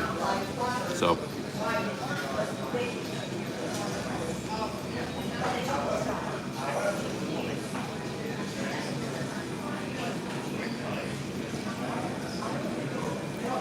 Yeah, truth giver, that's true. I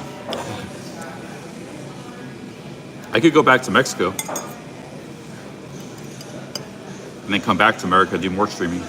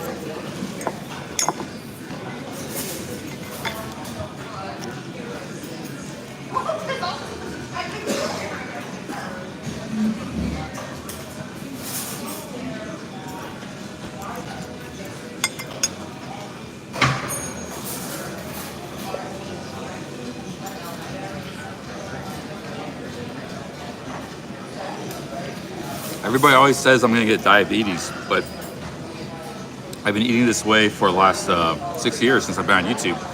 Remember I was drinking rice and sugar water and stuff in Thailand? So I'll be the first one to get a blood test next time I'm in a country with cheap, you know, healthcare. And I'll show you guys my blood test results.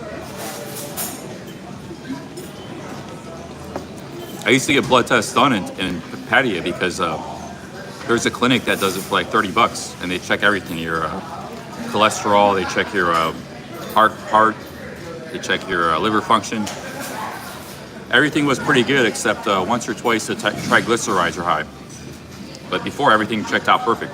They checked like 30 different markers, your white blood cell count, your blood platelet count.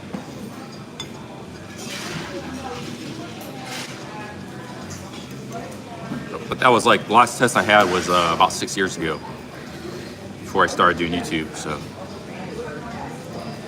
But you can get that done anywhere in Thailand for about $20, $30.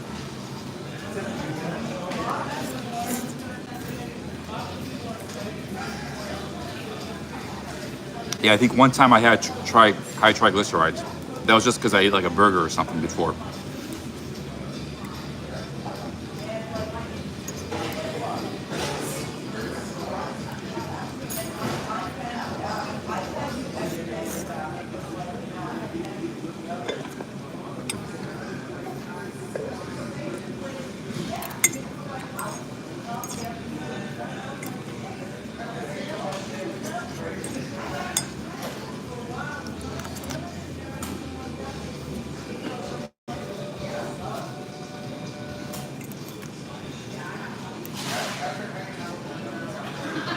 I used to make my own sodas. I have like soda water.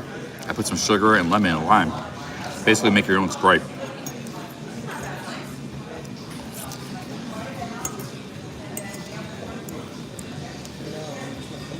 That's why they call it sugar water.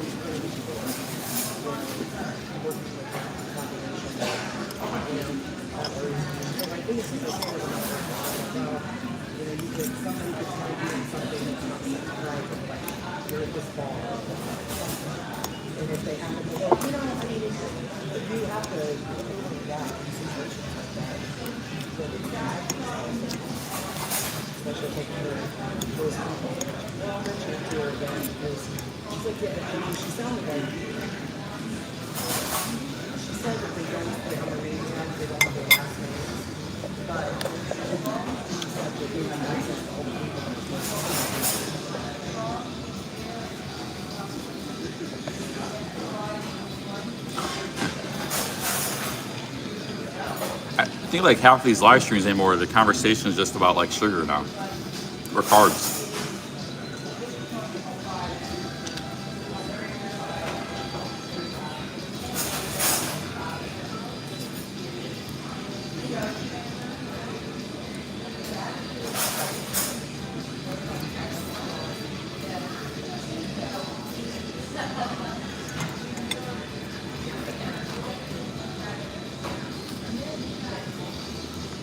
Okay, here's Chronicles Digitalis.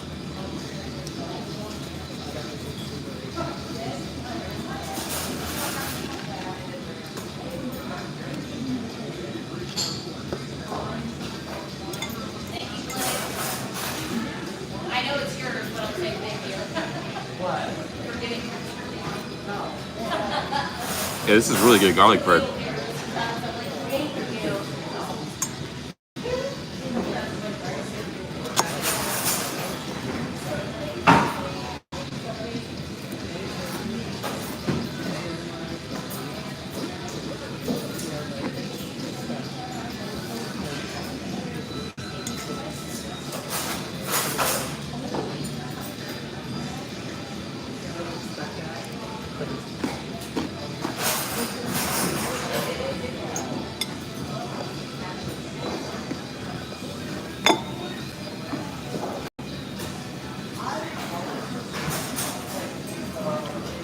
Which says, good thing he's walking, he would be 450 pounds by now.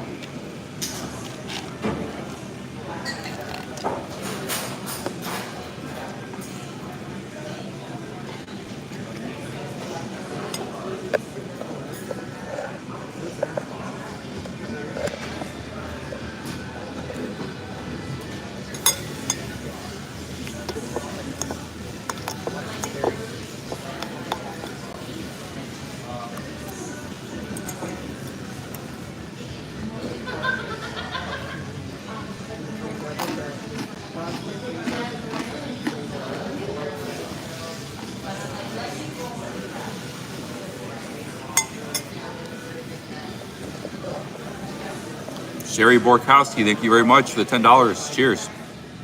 Thank you very much for that.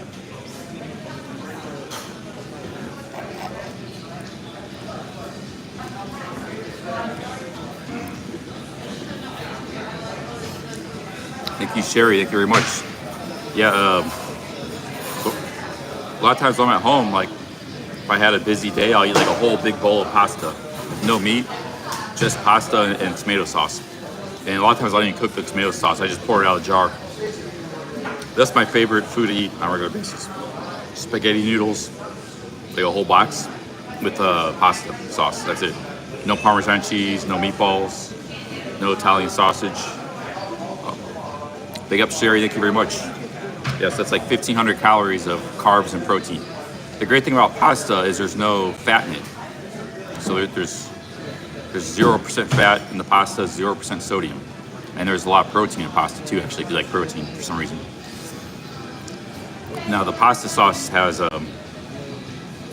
it's tomato, it's a fruit. It has sodium, so you get some sodium there, but there's not any fat in the pasta sauce either.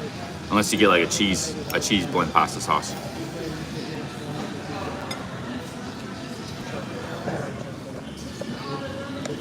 Yeah, thank you again, Sherry. Thanks for all the super chatters. We've had a lot of super chats already today.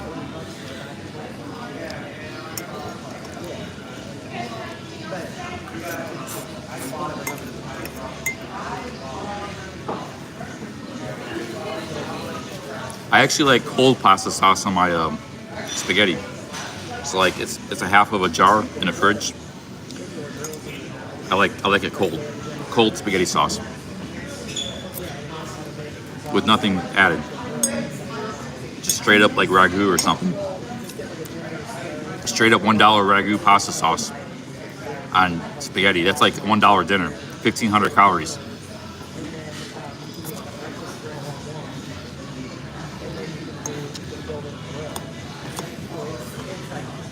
But it's hard to get that on the road. Like this is pasta, but it's $9, you know, with some toast, but it's still a deal compared to getting a cheeseburger with a bunch of fat.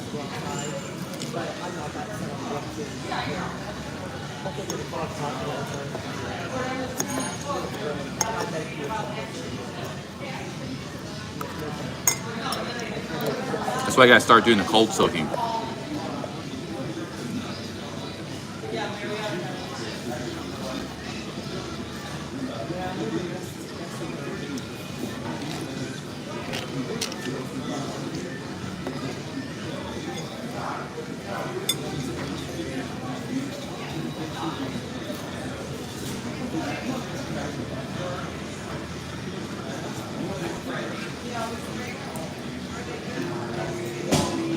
Get a can of tomato sauce or a jar of like $1 ragu pasta sauce.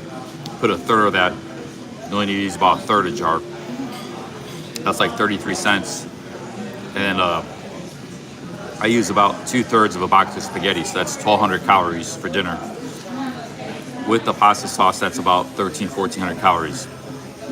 For about a box of pasta is only 75 cents. One box of pasta is a pound, has 1,600 calories. So you get a whole meal for about 75 cents.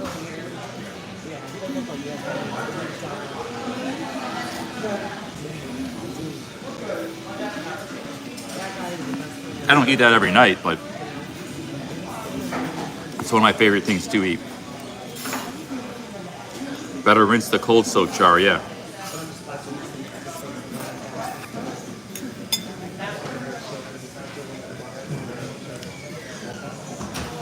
I got some time, right?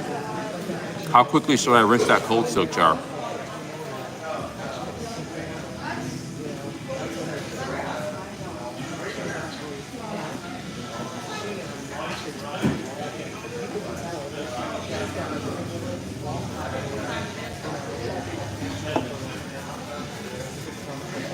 Magic Sounds from Italy. Hey, how's it going, man?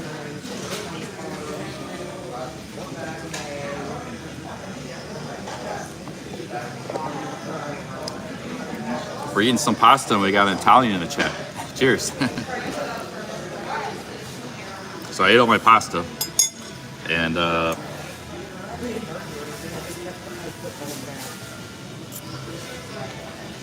that's about it, I guess.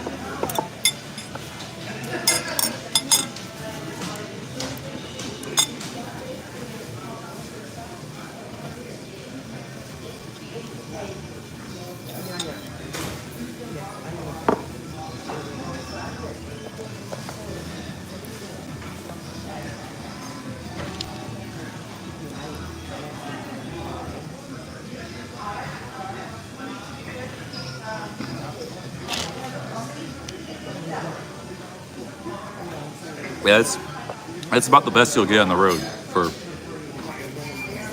calories, nutrition, price.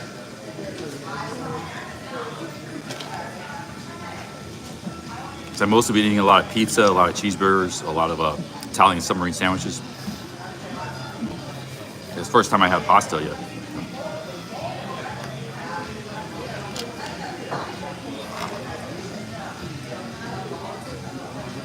Yeah, I'm drinking soda water, seltzer water.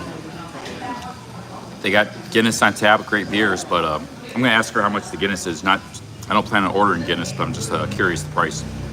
Guinness is my all-time favorite beers on tap.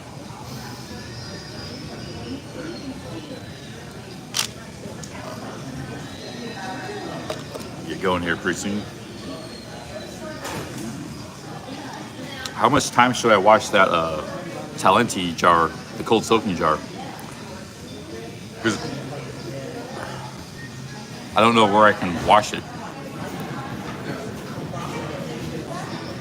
before it starts molding.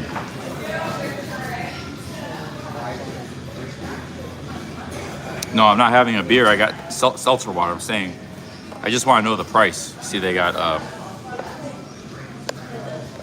No, I'm not having one. I'm staying sober. They were trying to get me to have a beer earlier.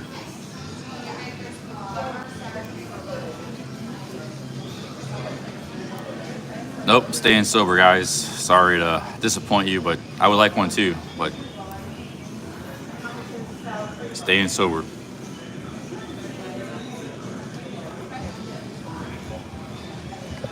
You know, the real challenge would be to go to Mexico and stay sober, because that's a great place to drink. It has great quality beer and mezcal, tequila, and it's very reasonably priced.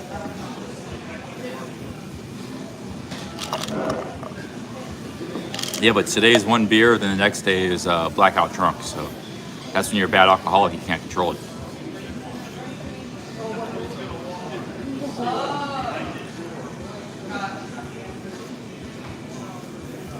Fill your water bottles, pour some water, and shake it up. Good idea. I didn't think about that. Nice one, OG.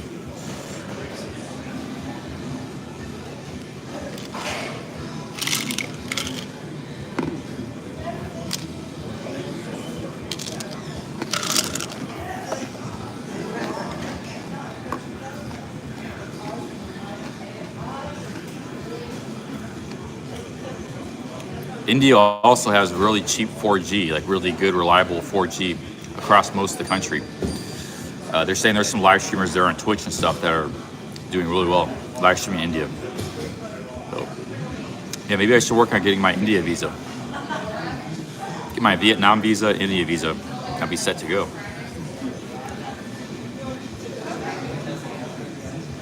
Use common sense. Yeah, sometimes I don't think about those things. I was just thinking about like going in the sink in the bathroom and washing out the jar, but better to just get a water bottle and shake it up.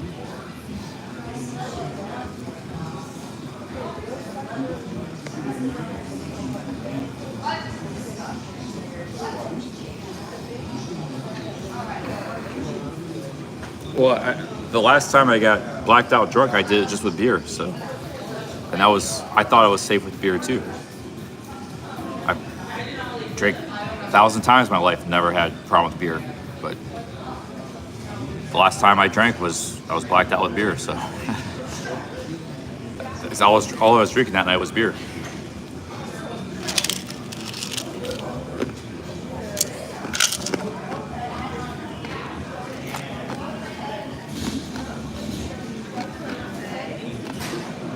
I probably had close to 20 beers in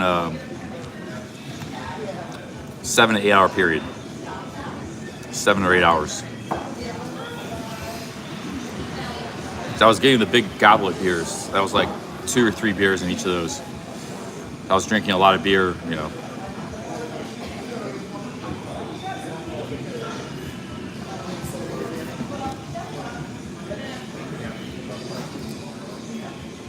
I don't know, it's like 20, equivalent to 20 bottles of beer.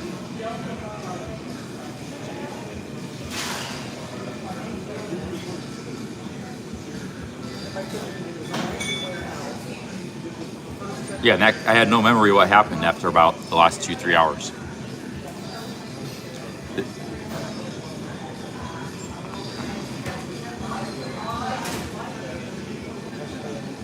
Hey, how's it going, Jays?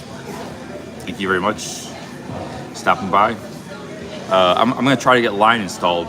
I don't know how long I'll be in Columbus, but Jay's invited me. I can stay at his place for a night.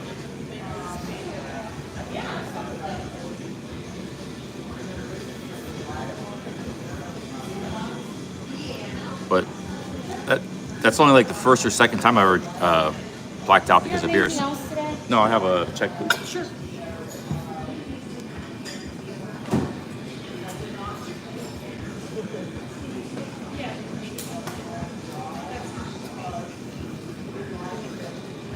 Yeah, I live streamed the whole thing, the whole night of drinking. 'Cause that's why I started. I started the live stream. I just started drinking right off the bat. And it was in 9 hours. I still have that live stream on my channel. It's copyrighted, but it's still there. And you know, I just started drinking out these draft beers. I think the first couple beers might have been a Guinness, and then I started drinking Mexican draft beer.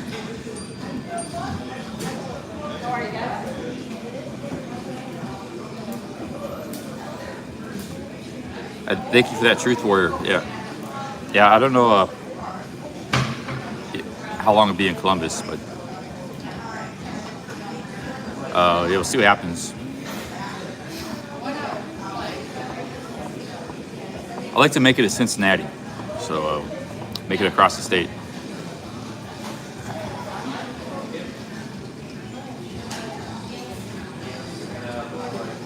Hey, cheers, guys.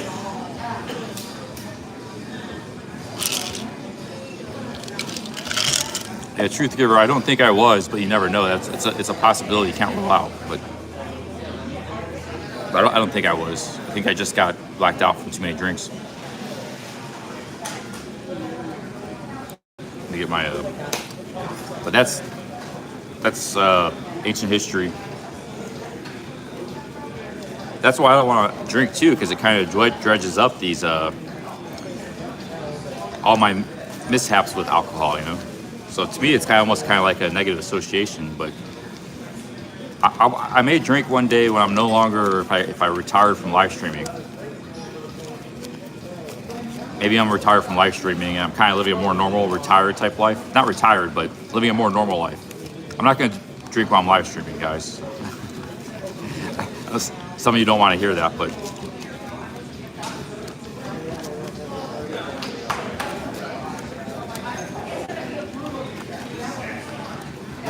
it's probably going to be about $14.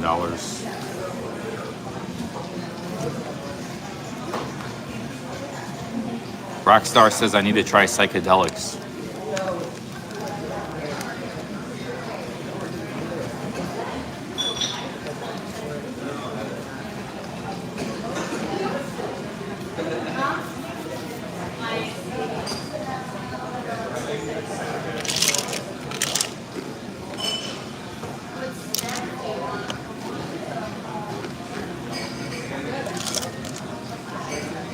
Simon says, just wait till he's back in Pattaya.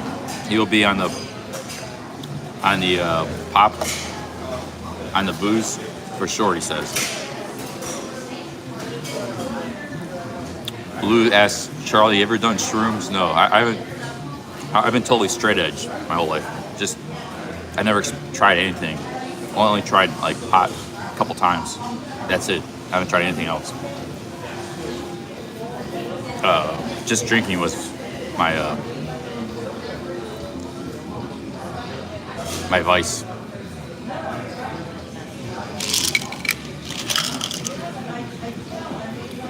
We were at a CBD shop by the Kroger, and they had kratom, which is a Thai, like, it's a Thai stimulus, basically a drug, but it's legal. And everybody was saying get some kratom, but I never tried before.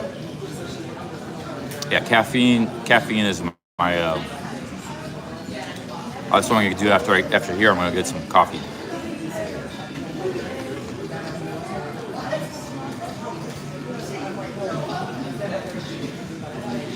I've never tried it. They were selling it in the store here. Oh, is this the bill? Let's see. Oh, it's Kroger.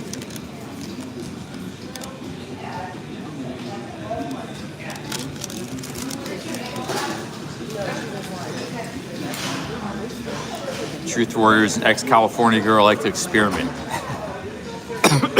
Excuse me. Yeah, a lot of people like to experiment because they're friends. It's peer pressure kind of thing. They want to, hey, try this stuff, you know.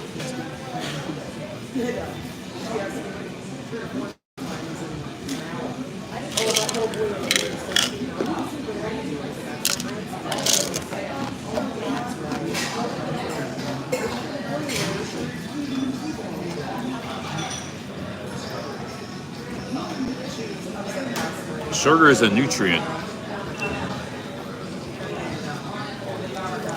When people are in a coma, they give them how they. You ever thought about when a person's in a coma, what they feed them and keep them alive? They give them a glucose drip. It goes right into their bloodstream, their cells, and keeps them alive. Glucose is sugar. So if you're in a coma, they're going to give you sugar. It's not a drug. They'll keep you alive. And that's all they give them. So. You're ready.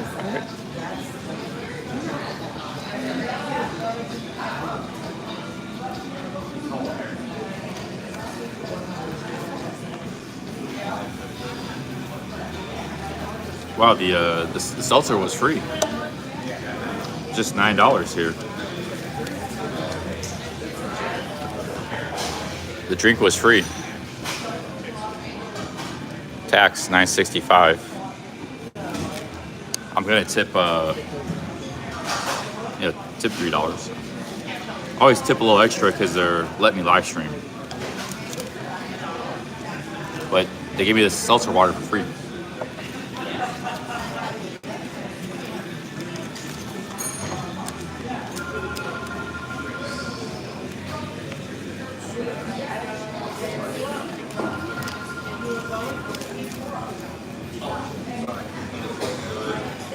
Yep, all the restaurants I've been in here in Ohio in this walk have been pretty reasonable, you know. Not like $40 like Miami Beach. It's like, I mean, you know, we eat a lot of nice restaurants, but sometimes you go into just like a diner and drop $30. That doesn't happen here. Thanks a lot. The seltzer water was free, huh? Yeah. Oh, cool. Thanks a lot. All right, guys, let's move on here.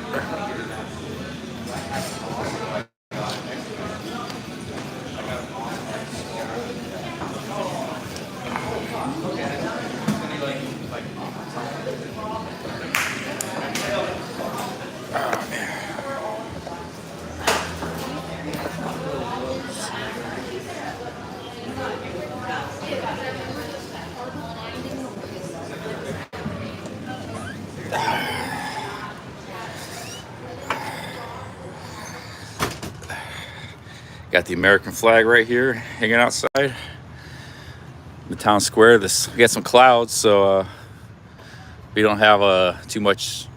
Yes, we don't have too much sun.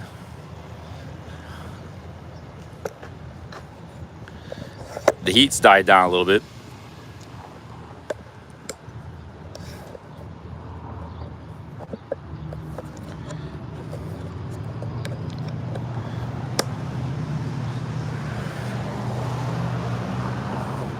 Knox County Vision Center. I could get some new glasses.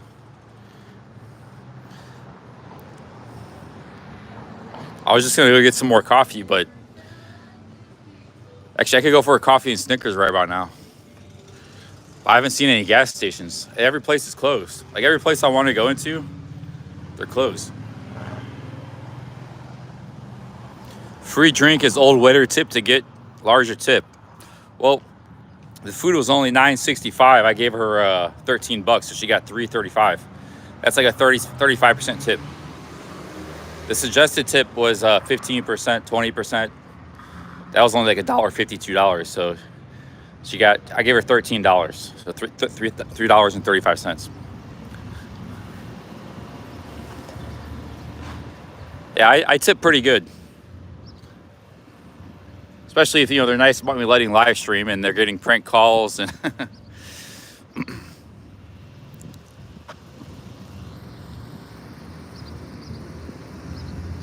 yeah, I want a Snickers and coffee right now. But if I get a Snickers and coffee at the gas station, I got to eat it somewhere. Whereas if I go in a coffee shop, I can sit down. It's not that hot right now. It actually feels pretty good. I could get some pierogies for the road.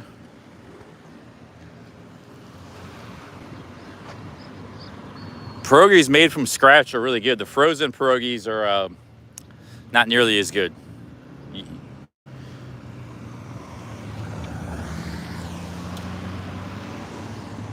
I think I'll get some pierogies tomorrow.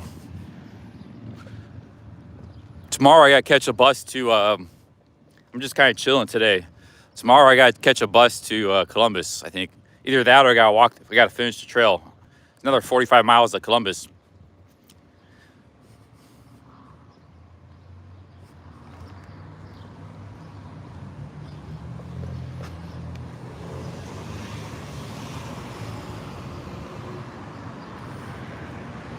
Pierogi is Polish food. It's a Polish word. It's like basically it's like a dumpling. It's a pasta, but it's like a dumpling. It's a noodle. It's like a big flat noodle, and it's like inside. It's like a pocket, like a pie. But it's got inside. It's got like mashed potato, or it's got sauerkraut or cheese, some combination of that stuff. There's different, but the outside just it's like a big giant noodle. It's Eastern European food. But they're good when they're homemade. I mean, they're made from scratch.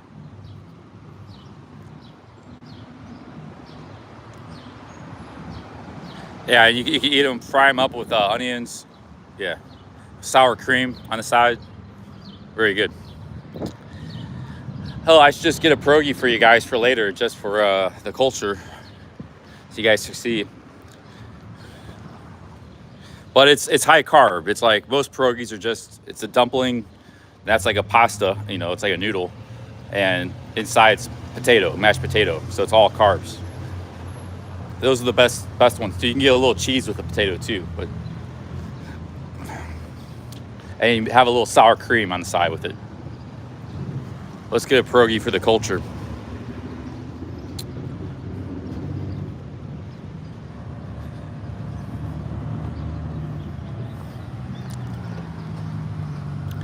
Do I know the Ukrainian word for pierogi? Can't say I do.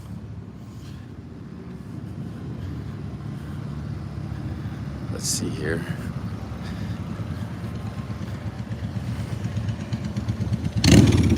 But I'm not that hungry. I just had I got potatoes, instant potatoes for later. And I just had all that pasta and salad, so they're closed. Shit.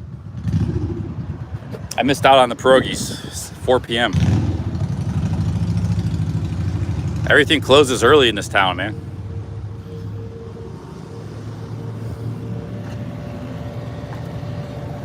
Yeah, it's closed. Sorry, guys. I was gonna get a pierogi to show you guys, but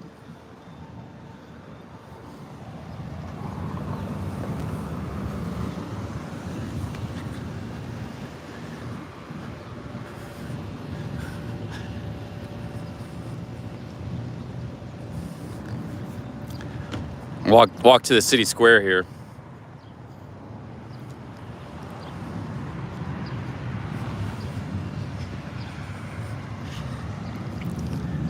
Yeah, this reminds me when I was in Brewery, everything closed down by 7, 8. I thought that was bad. I think I have something in my backpack. It's going on here. Feels kind of. All right, I gotta wash my polenti jar out here. Hang on a second. It feels like there's something wet, but I don't feel any moisture.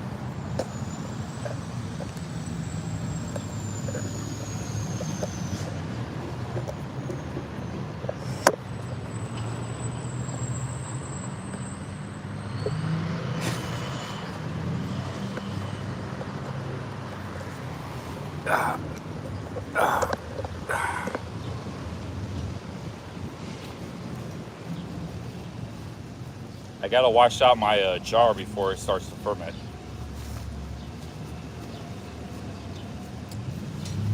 I don't think this is gonna be enough water.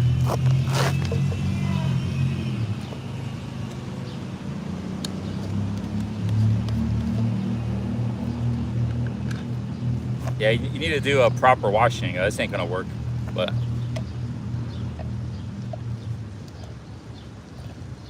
I guess better than nothing, I guess.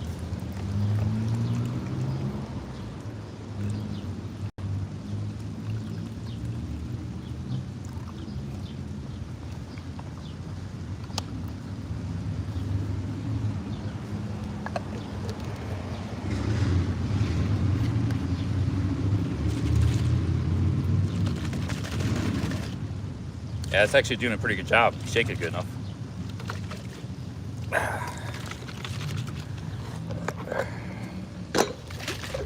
Yeah, it's getting out most of it. That's good. I can wash it again later. No, this is my food jar. I make food out of it. There's no such thing as what you just suggested.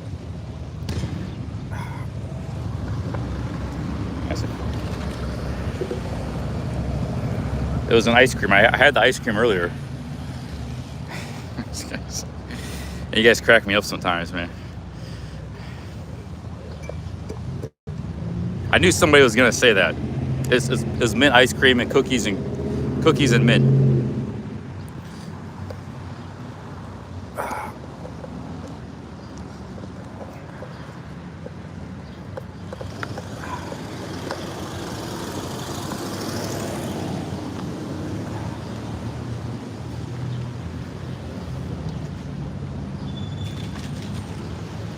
Yeah, we got that taken care of. Put this back in my backpack. Maybe that was what was leaking. It's like something was leaking on my backpack.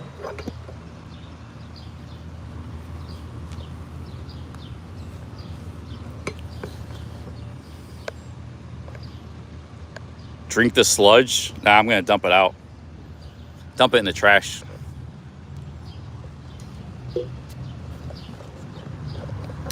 That's my cookware. I put some oatmeal or cereal in there or instant potatoes and then put some water. You got an instant meal.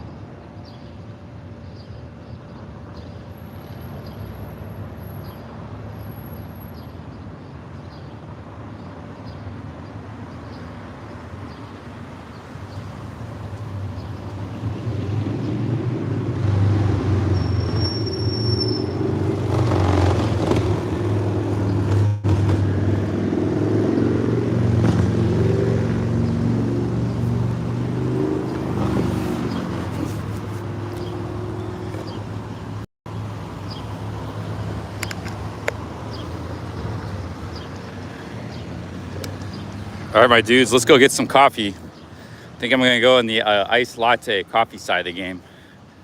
Let's see here.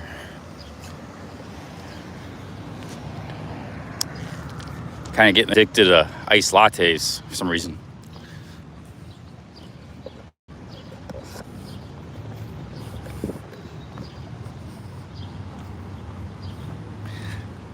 Yeah, that jar is for to make food, like cheap meals, high carb meals.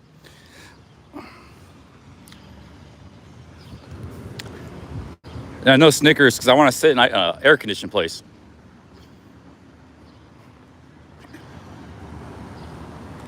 Any Tim Hortons? I haven't seen a Tim Hortons in a long time. There's a few in America, mostly by the Canadian border, cities like Buffalo, but more of a Canadian thing, I think. I like Tim Hortons. I get them time to time when I see it.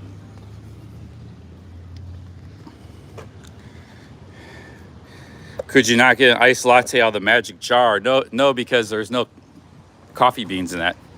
There's no caffeine.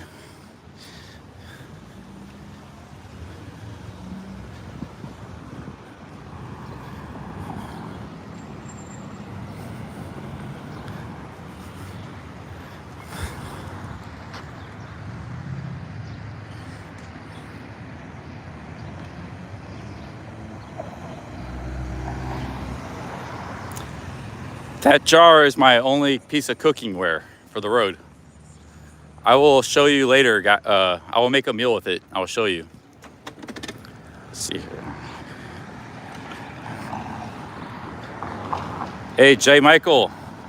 Thank you for the $2. Thank you very much for that. Cheers, J. Michael. Yeah, we're going to have some coffee right up the street here. Oh, dang dogs. I don't like having drinking too much coffee in the evening like this or afternoon, but once in a while is fine.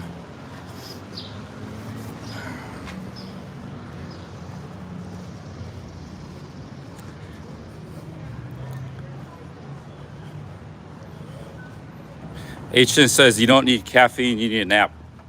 Truth Giver says these are the same streams over and over, just sad and lame. Let's see here. Yeah, I know there's a bit of repetitivity going on with these streams, but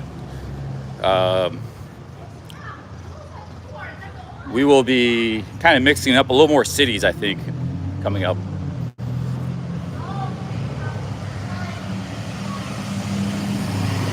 Oh, the coffee shop's closed. Yeah, they're only open in the morning and afternoon.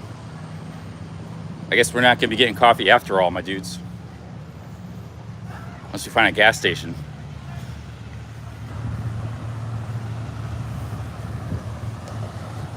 I think it might be closed.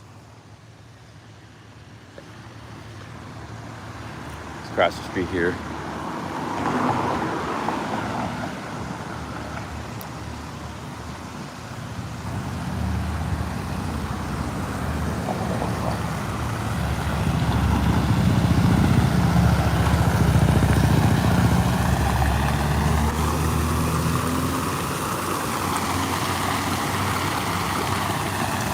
This is called the Dog Fountain.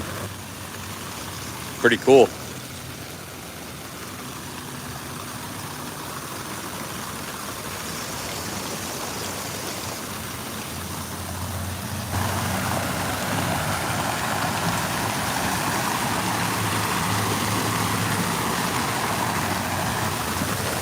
A lot of time passed by. I can't believe. I guess 'cause I got off to a late start.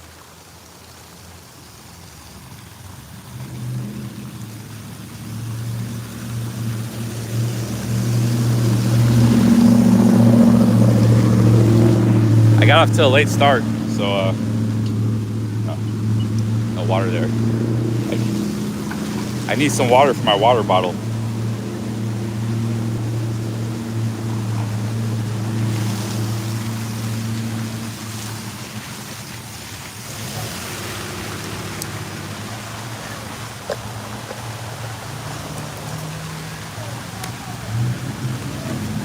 I'm out of water.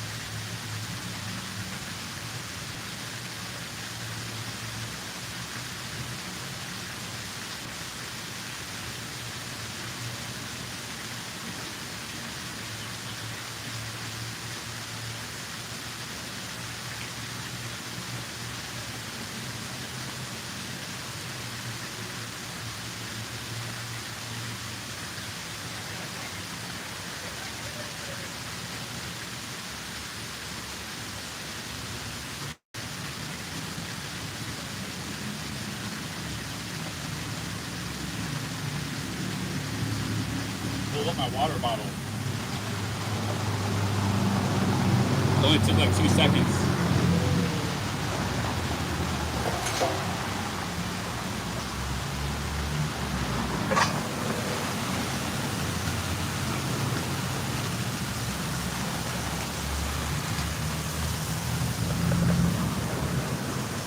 I needed some water. I was almost out of water.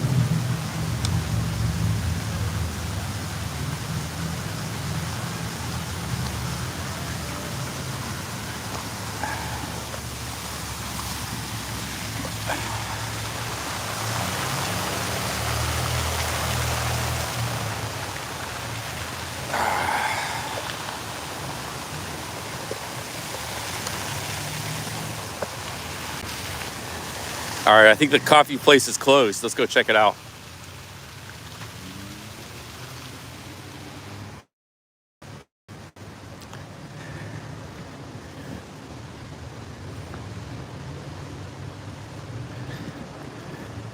What's wrong with the fountain water? It's just water. Yeah, I filled up my whole bottle. I already had a sip of it. Tasted fine.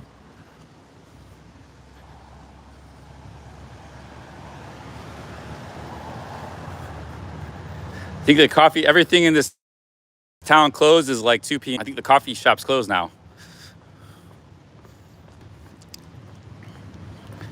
I could go find a gas station coffee. Yeah, that water is free. You're gonna pay like $1.50 at a. Oh, where the hell is the coffee shop at? Anyways, I think I saw on Google it's closed anyways. Yeah, it tasted fine.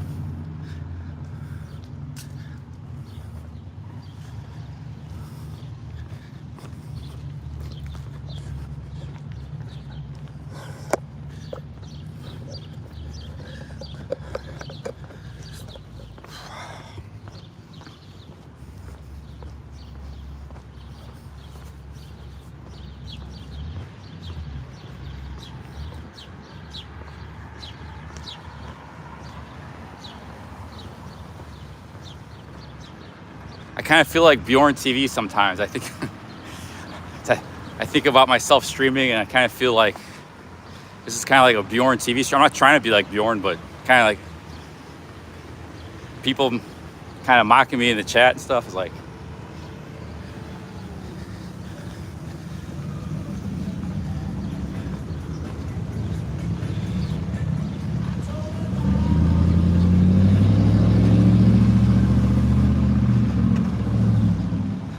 yeah, it's just normal tap water. I mean, it's, guys.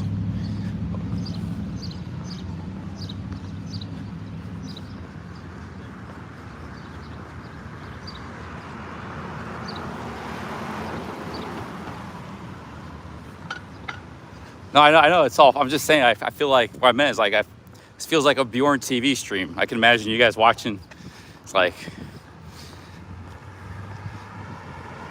Bjorn's, pretty funny guy. I don't like the racism stuff he does, but you can look past that. It can be very entertaining sometimes, I think he would have a better audience if he wouldn't do the other stuff all the time. He started doing that recently, but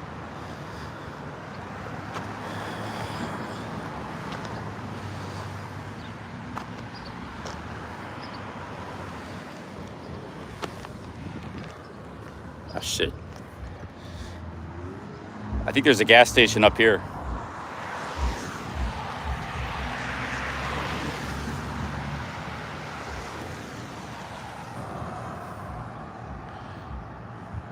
No, the mocking thing, I didn't mean that. That's good. I want to be entertaining, but I'm not really doing anything special. I'm not, I'm not really that, somehow you guys find things funny. I'm happy about that because you guys like watching, I think Bjorn's the same way. Like he's just himself, like just going about the day live streaming with a selfie stick, and it ends up being entertaining. That's why I meant, like, there's a trail right there. There's a trail and a trail over there too. Yeah, I think a lot of people could do this.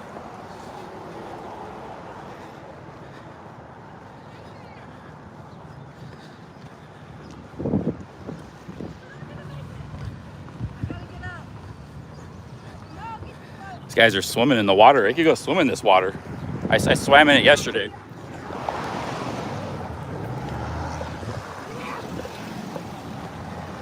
My tripod keeps breaking. I swam in this river yesterday.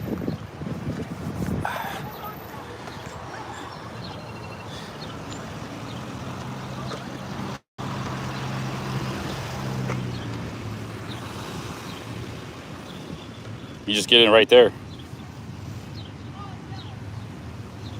Just a public park.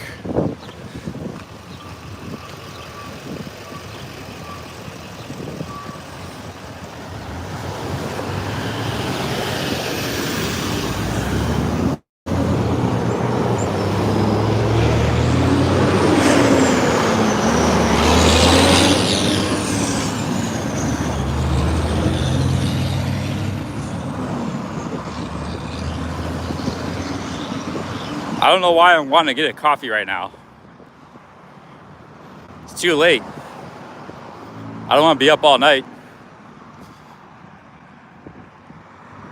I think I'm just gonna get a coffee and go by the river, go for a swim too, and get a Snickers bar too. I'm gonna get a coffee and Snickers and sit by the river.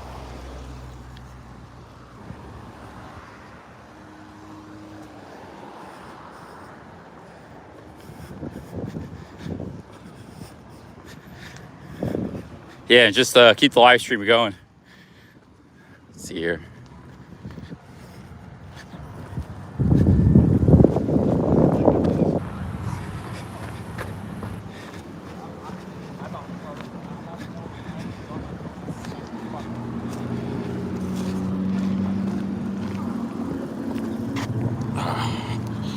Put my phone down here. Oh shit. I eat a lot of food today already.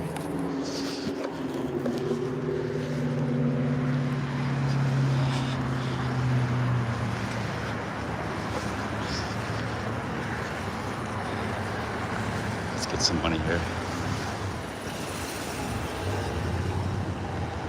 Guy's gonna run me over. They got a large big gulp, 59 cents.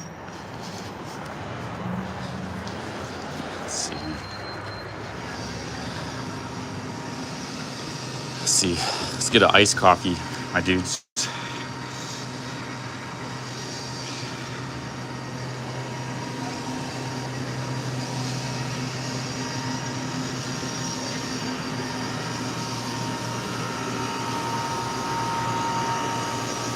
Oh, they got a slushie. That looks pretty good.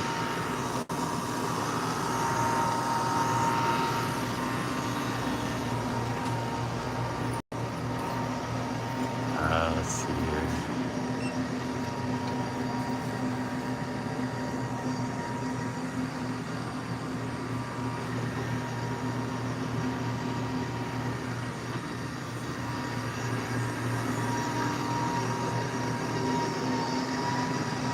I think it's too hot to have a hot coffee. We got to go for iced coffee. Aztec Valley blend. I gotta ask somebody how to do this. I don't know how to get an iced coffee. Hey sir, you know how to get an iced coffee? Do you have iced coffee here? And then is it this machine or? This one. Oh, this one? You can get your cup and put your ice in it. That's ice there. You can pick your flavors here. Oh, okay. Oh, thank you very much. Whichever one you want. We got iced chai. Oh, cool. Thank you, ma'am. Uh-huh. Yeah, there we go. We got ice. Yeah, we got ice mocha, ice cafe mocha. I don't know how to do this stuff. It's pretty confusing.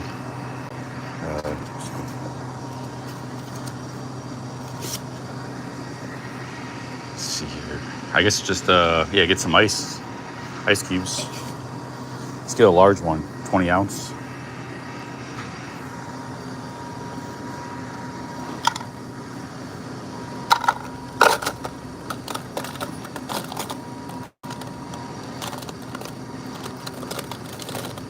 I got some ice cubes. Let's get an ice cafe mocha. Oh, it's not letting me select 20 ounce.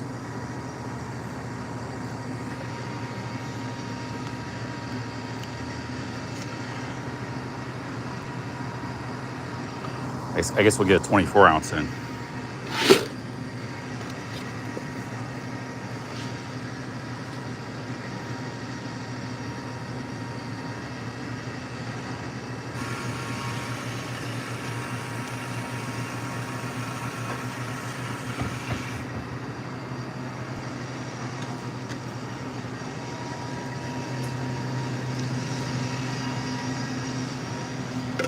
Yep.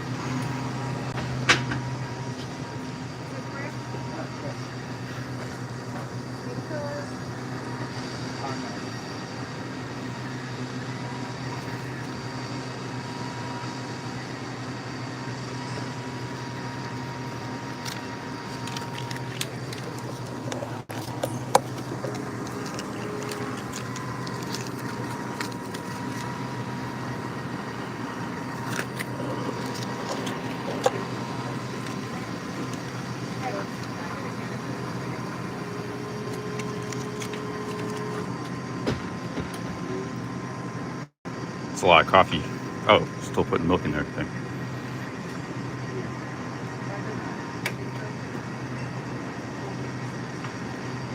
The perfection right there.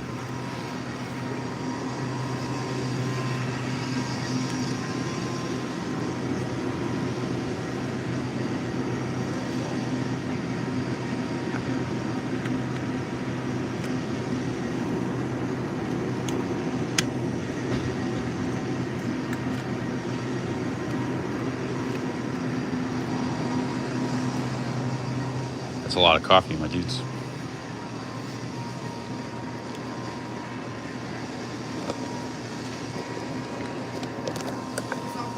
Yeah, it's all.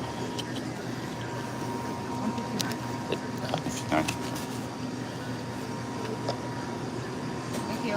Thank you. Oh, does this have the ice mocha? Do you know if it has any sugar in it? So I'd like maybe extra sugar. Do what? Does it already have sugar, or should Where did you get it from? the first Espresso? the first machine? Yeah, you probably want to put more sugar. Oh, okay, I'll put some in there. Thanks. Hey, handsome man, thank you for the $1. Cheers. Yeah, she agreed with me, so you probably want to put some more sugar in. Thank you, handsome man. Big ups. All right, where's the sugar at?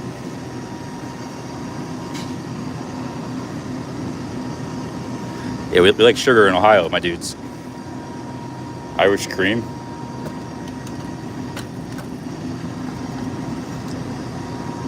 Where the hell's the sugar at? Sugar free.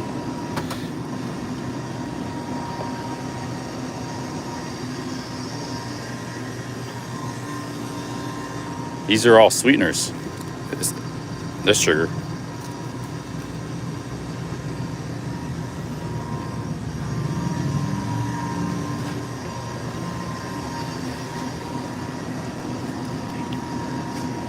Hazelnut.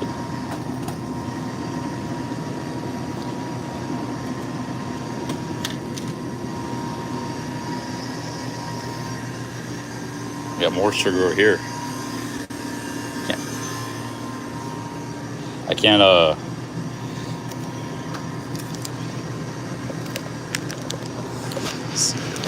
it's right there. Boom.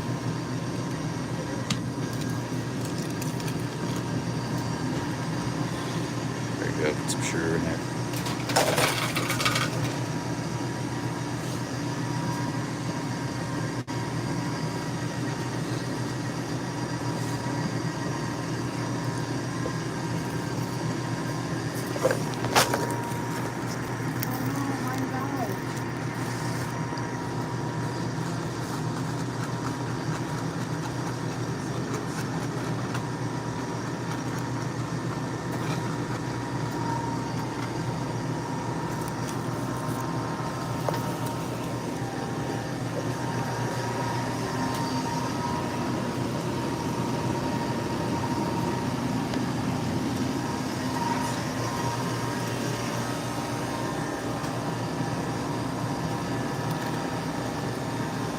I don't know if I'm gonna drink this whole thing. I might just have a. I was going for the 20 ounce, but they were sold out of 20 ounce. Let's go over to the park. We got the park right over here, or the river.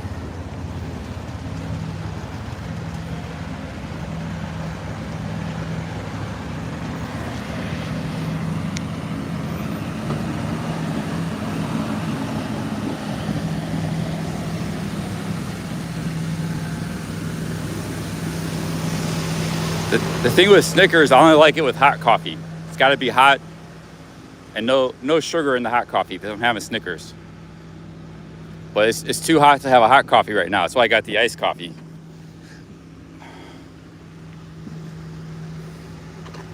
When I drink iced coffee, I like sugar in it. But when I drink a hot coffee, I get my sweetness from the Snickers bar. Or a muffin or a cookie or whatever, what have you. Or a pastry. And I like the coffee bitter at that point.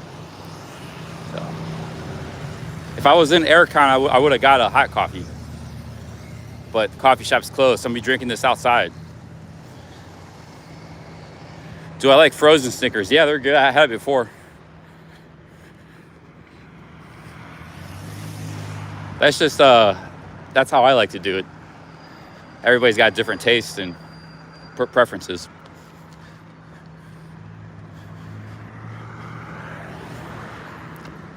Let's go hang out by the river here. Take my shoes off, put my feet in, dip my feet in. There's the bike trail right there. Goes right through town. Right through the middle of town. There it is right there too.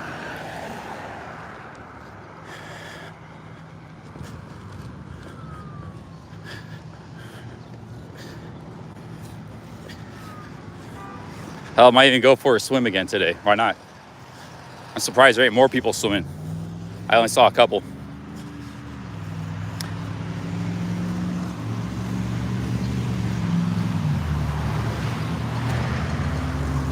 Shit, how do you get down there?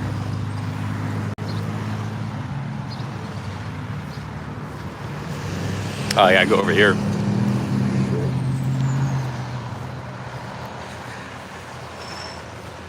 Somebody said good info to Greg. I didn't see what he said. I can't scroll up. I got my hands full. Hang on a second. Let me get situated.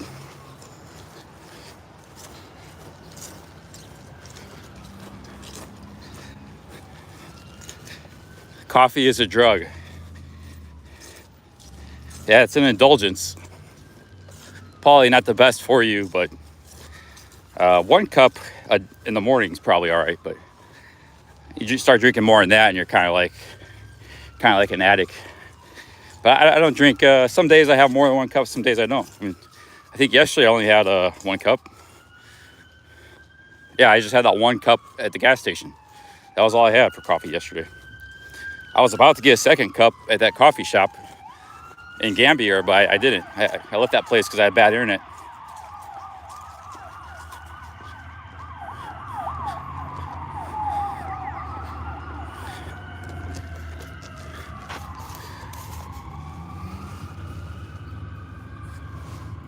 Truth Giver says, come here to Germany and streaming camp. That'd be awesome, man.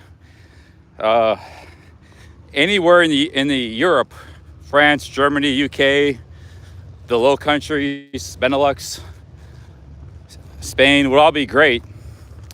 Because not so much Spain, but those other countries, you can walk from town to town. Like every town's like 3 or 5 miles apart, like 5 kilometers, 6 miles, 6 kilometers. You see a lot of old little beautiful towns and villages and stuff. That'd be awesome.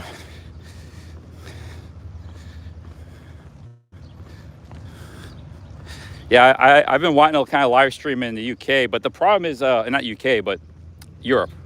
I also want to live stream in the UK and Germany, but the problem is I'd be very tempted to drink in those countries because the pub, German beers, Oktoberfest, it'd be very hard to resist not drinking. I was about to go to Europe this summer. I was gonna fly to Latvia. Had a cheap flight for $500.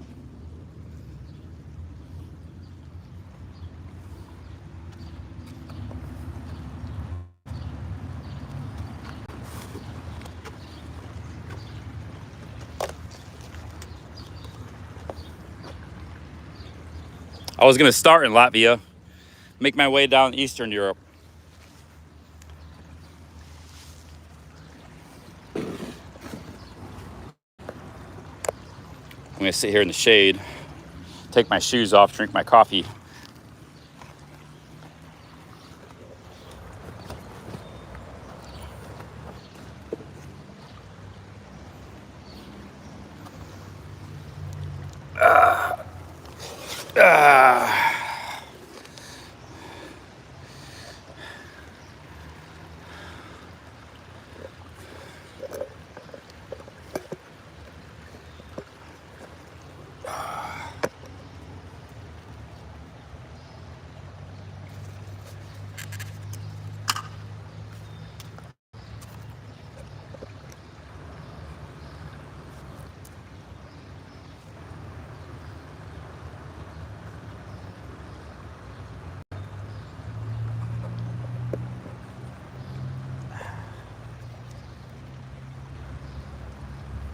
There's a better view this way. It's too bright.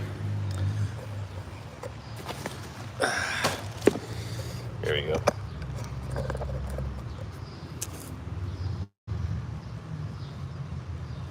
Dangle my feet in the water. And I might go for a swim too.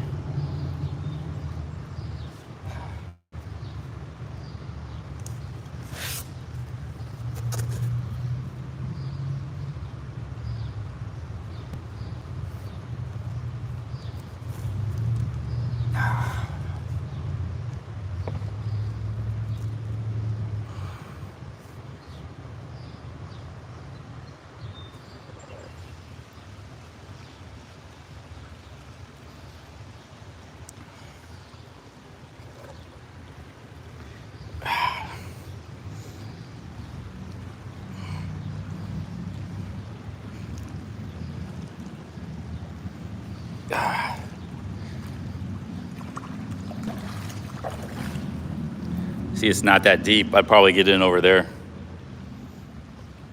Shoes.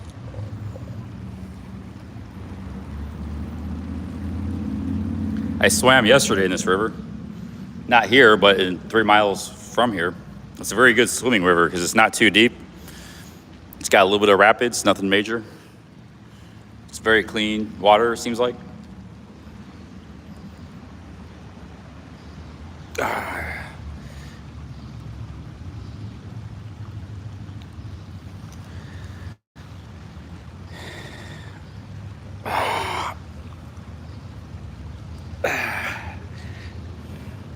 It's not gangrene. It's just, that's where I had the big sore. It's fine now. It's all healed up.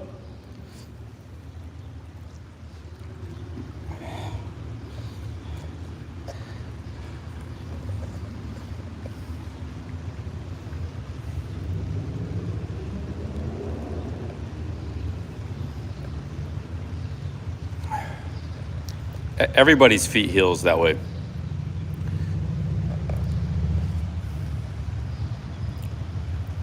The water's pretty cold. I was in it yesterday. You wouldn't want it much colder than it is there. It's nice the way it is, but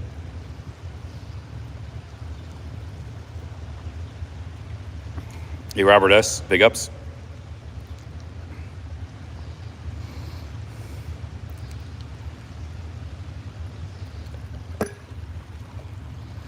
I like how they made this, they made this almost like a water park. You can just come sit here, jump in.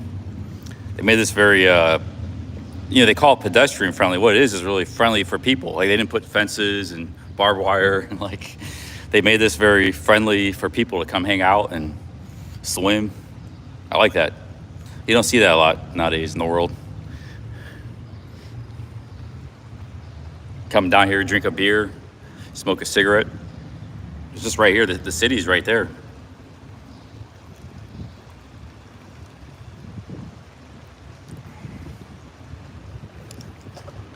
Google's swimming in it. It's called the Kiki River. What's it called? Kikisig River. Kikosig. I don't know. It has a really weird name. I keep forgetting the name of it.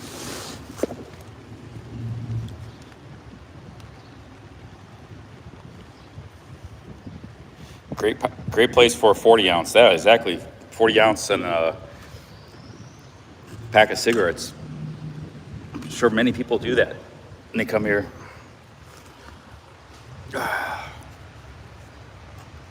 We're getting shade from the sun right here. We got the sun.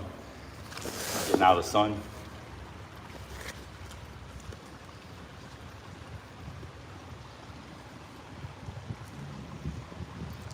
Yeah, it could be a romantic place too with your girlfriend. Come make out under the bridge.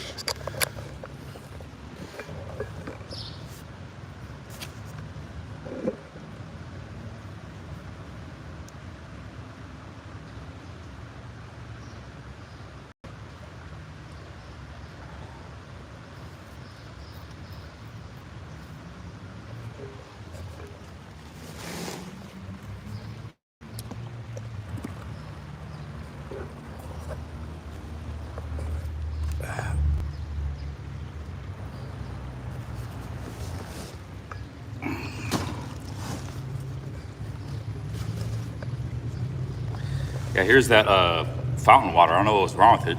Tastes just fine.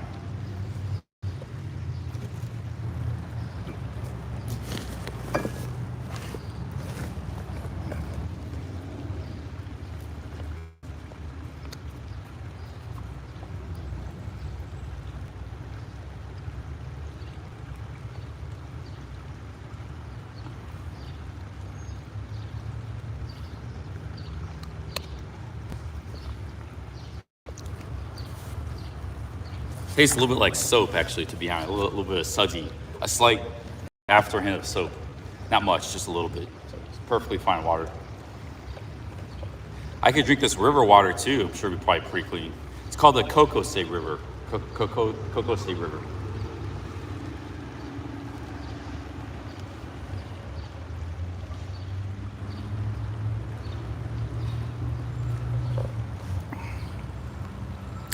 I'm drinking the fountain water. What's wrong with it? Yeah, I load the water up with the fountain. It's just tap water, right? Warm eggs. What are you guys talking about? I already drank like half of the, it's not tap water. That's the chlorine. All right, maybe I'll dump it out.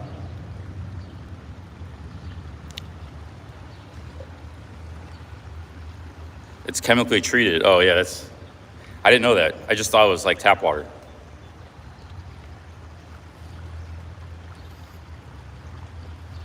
I didn't know. I just thought it was tap water. All right, you guys informed me. I learned something today. Thanks. I didn't know. It tasted all right.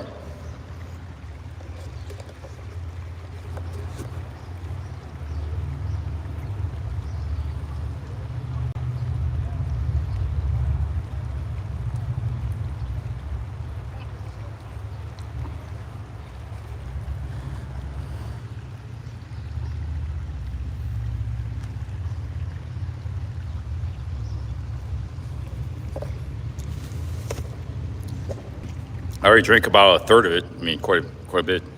It's not too bad. All right, I won't drink anymore. I didn't know. I just thought it was like tap water.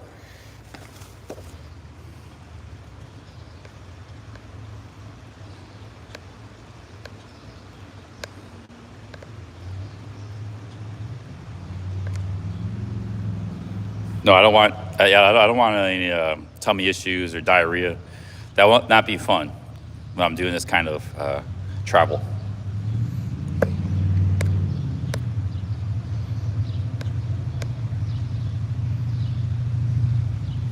Rockstar says, what doesn't kill you makes you stronger. Go. I already drank some, man. So I already got my fill of fountain water. I didn't know it was something. I just thought it was like tap water circulating through the pipes. It's the same tap water that comes out of the water fountain, you know. I also got a filter on the bottle, so it's not gonna. If there's a lot of chemical stuff, it's not gonna get rid of the chemicals. Like that, I did taste the soapiness type thing. That's probably the chlorine. OG says, no, they just keep running the same water through the pump with chemicals so it doesn't turn green. I didn't know that. All right, well, lesson learned. I'll dump the water out in the weeds instead of in the river if it has chemicals.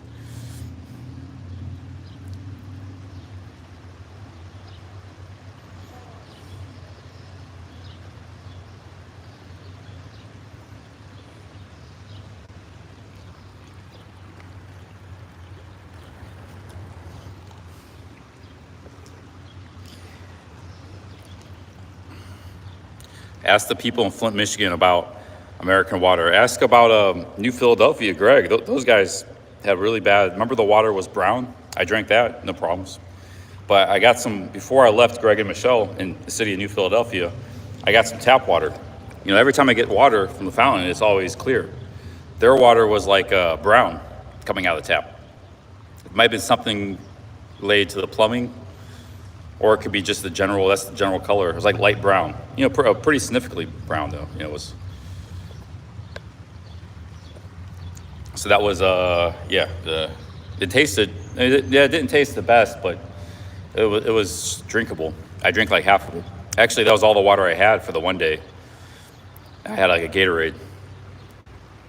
Yeah, it could have been rust. We're just chilling here under the bridge. Might go for a swim.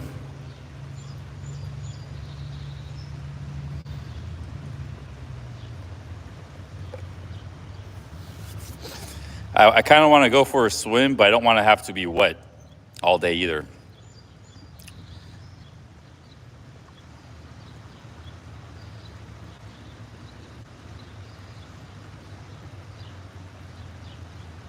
No, they were in the city. They shouldn't be on a well. They were on some kind of municipal system.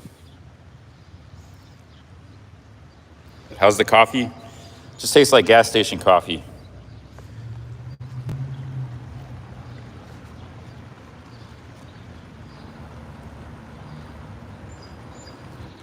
I don't think I'm gonna drink the whole thing.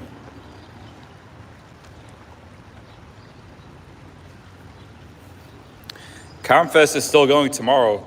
If I catch a bus tomorrow to Columbus, I can still see the end of Comfest. It's just some hippies dancing around and stuff, hanging out. People got tie-dye shirts on, and I don't think it doesn't look anything really special to me, but I guess it's something. I mean, people want to see stuff.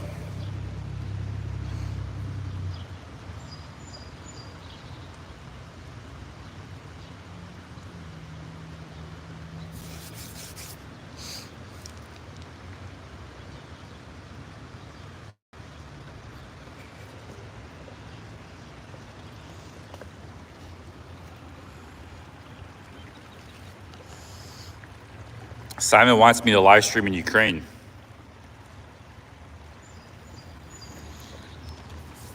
Is there anybody live streaming Ukraine, right? That's a valid suggestion. Not that I would do it, I'm just saying, is there anybody live streaming in Ukraine?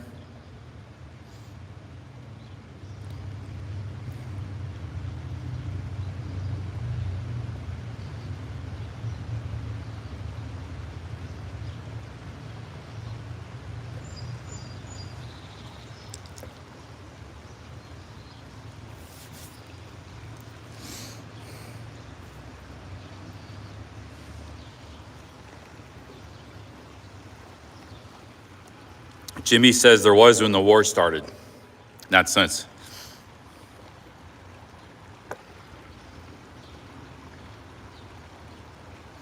Truth Warrior said she's getting all of her weekly chores done today, and just in case CC comes earlier than he said before.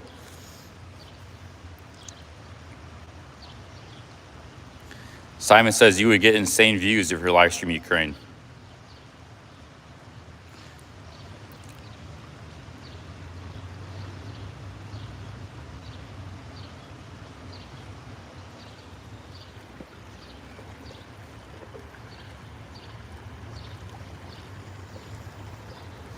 Yeah, I guess I'll go for a swim. I really enjoyed it yesterday. I'm going to set the phone here, see if we get a good view. Oh, I might even try to... You got a lot of stones and stuff in there, but I'm going to try to start here. You should be able to see me. Go for a swim. Try to swim up to the camera here. Leave my stuff here.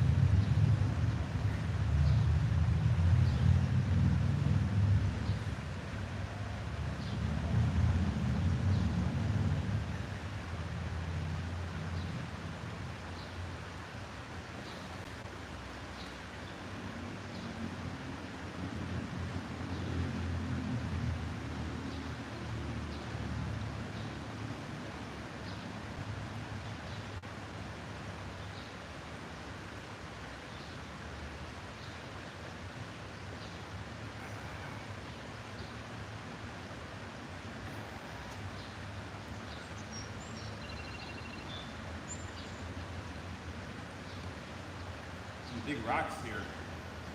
You gotta watch where you're walking.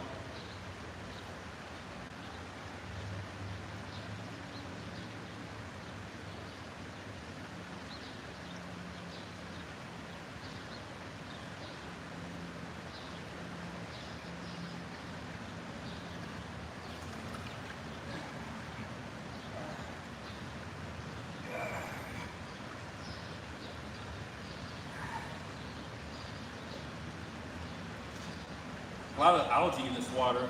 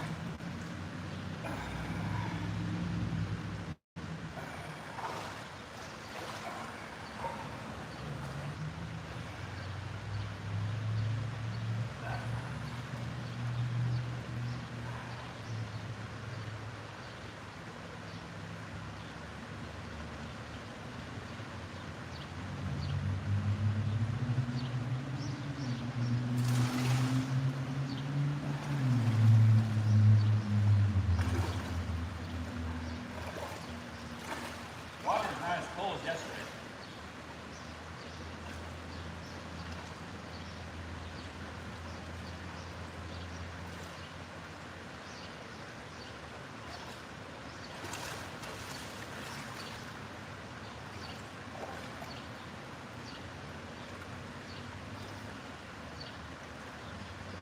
Yeah, it was a lot colder yesterday, the water.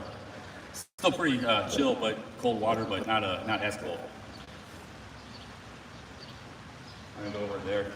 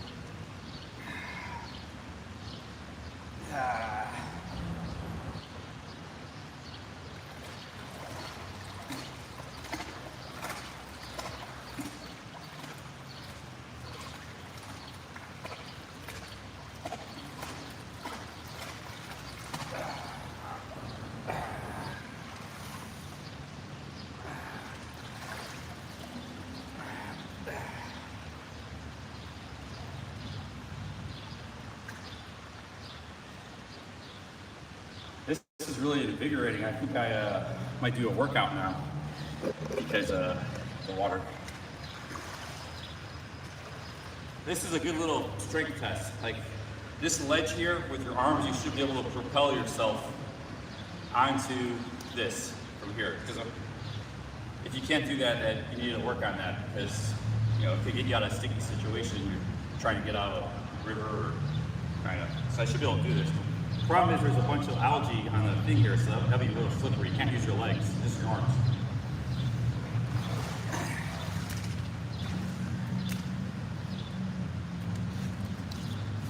That was pretty easy, but I'm just saying you should be able to do that.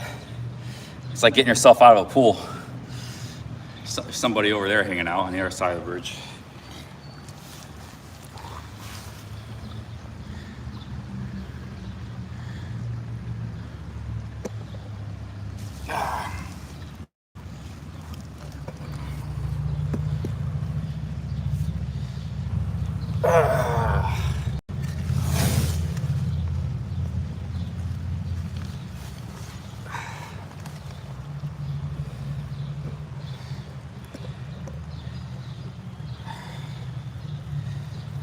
Oh man, it's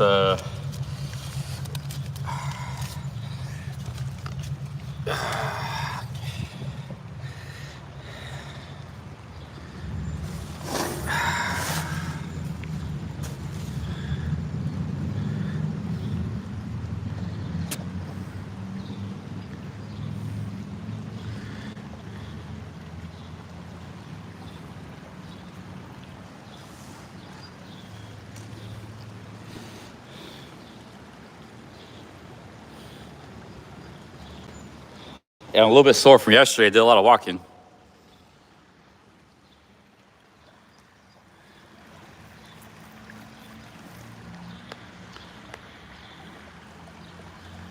Hey, what's up, shapeshifter?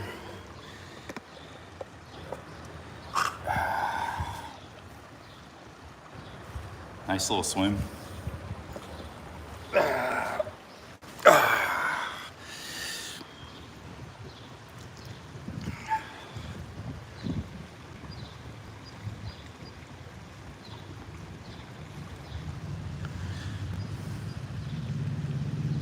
Water has healing properties, yeah, I agree.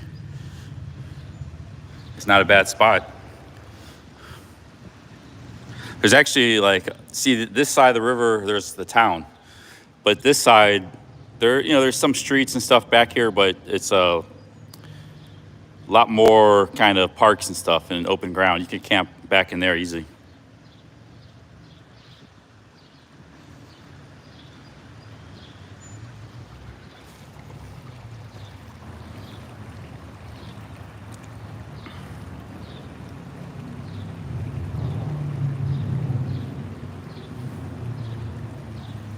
How do I get a physique like that? What do you mean? Is that a compliment or being sarcastic?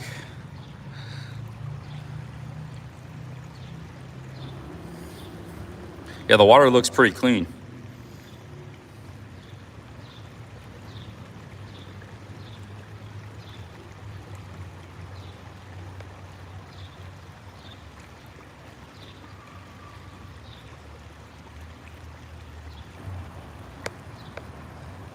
Why is the water not safe to swim in? Reading some of your guys' comments.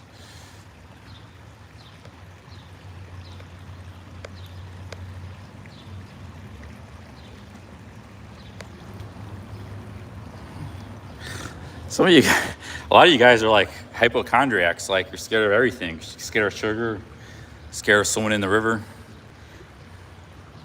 It's like, man, hope there's no rough days ahead. You guys would be roughing it, if you're gonna rough it, you don't worry about if there's what's in the river. You just go from the river. Or if you want to lay down in the grass, you don't worry about the spider that's going to crawl across you, the mosquitoes. You guys worry about everything, man.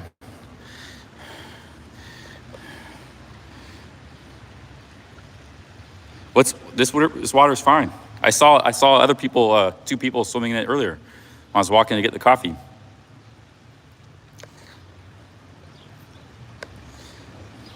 I mean, it makes for entertaining, all the hypochondriac chat, but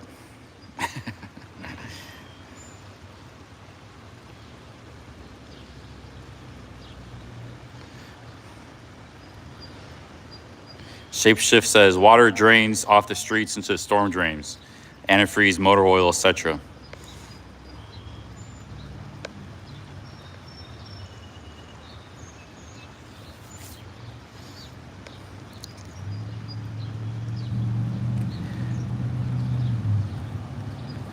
Yeah, in third world countries, like they swim in like polluted canals and stuff. Like in Philippines and Thailand and Bangkok, you can see them swimming in the polluted canals. OG says that is a clean river. Yeah, it looks pretty clean to me. I mean, if you can see the bottom, that's pretty clean. Is it 100% clean? No. I mean, there's maybe some runoff, but it looks pretty clean to me.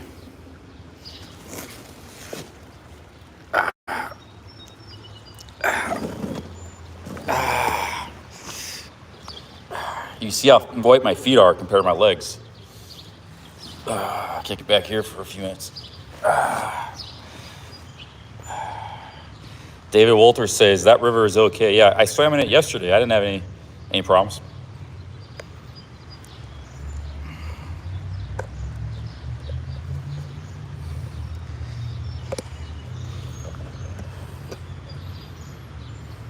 Yeah, people, you know how dirty the Ganges is?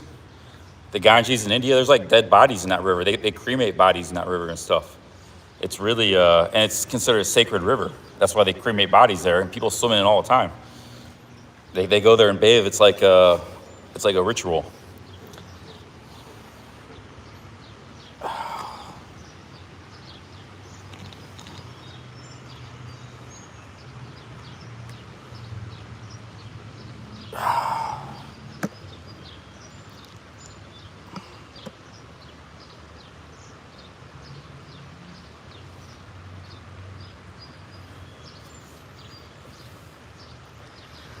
This is a pretty nice, relaxing day, guys. That water is dipping into like a river is really invigorating. I might go for another swim in a little bit.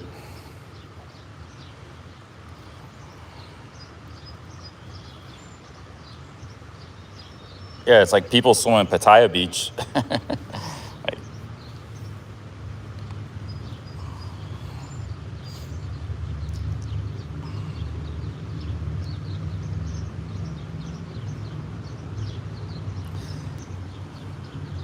Yeah, George Carlin, there's a funny skit. It was actually was going around in the pandemic.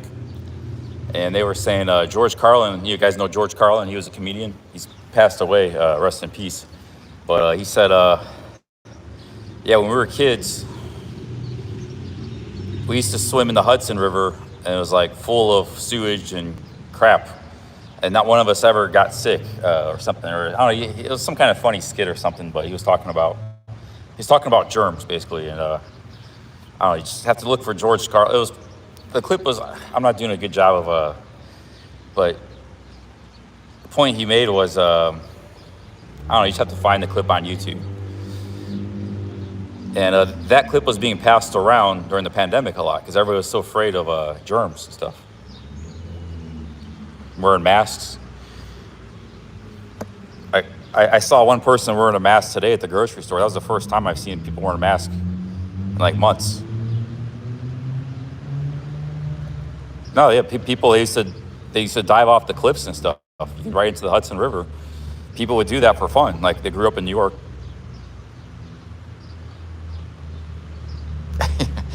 Search, maybe a mod can find it. Just search for George Carlin germs on YouTube. Probably find it. But I can't relay a joke like he can. You got to listen to him talk about it.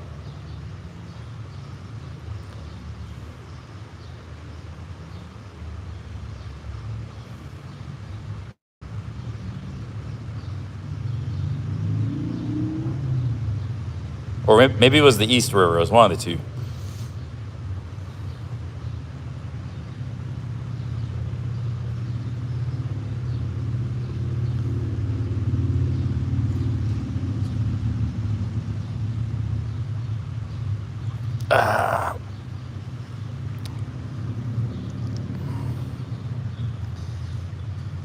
Yeah, I think the more exposed to germs you are, the more stronger you become. Just like some people, they get sick right off the bat when they get Thai street food. Then there's others that can eat it like every day. So your immune system like thrives off exposure to, I mean, within limits. You know, you don't want to. But then there's the other issue of like poison and chemicals and stuff. You know, that we're not used to. That's not good. The only way to get rid of that's detox. But you get that everywhere. You get that in your food, and your soap products. You know. Yeah, there's Spicy Roads found it. If you want to see that George Carlin video, Spicy Roads has got the link right there.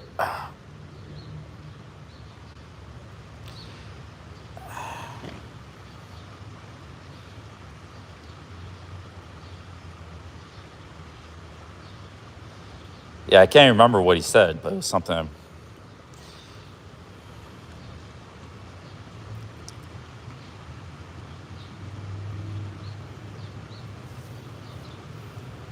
I'm not saying you have to go overboard. Just don't have to be scared of stuff too much. If you do get sick, you know, it might not happen to you again. Like if you get sick from Thai street food, but keep eating it, it might just be a one-time thing, and then your body will be accustomed to it. One place I don't trust for food is Cambodia, because I got really, really sick there 4 days. And I was just eating like normal, the hotel buffet. So imagine you go into quarantine in Cambodia and you have to eat whatever they feed you. And I don't trust the Cambodian food. Now, Vietnam's good, Thailand's good.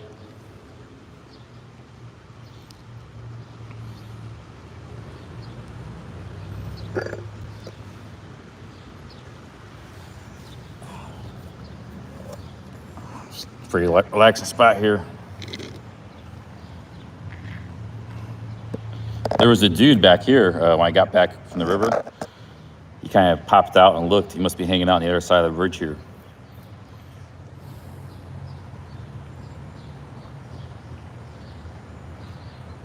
Somebody in the chat here said, you're going to get robbed in 5 minutes. Well, if it was going to happen, this would be the place to do it.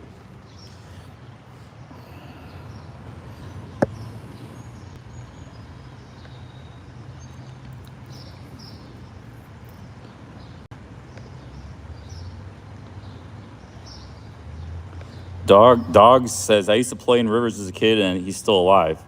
You're all dramatic.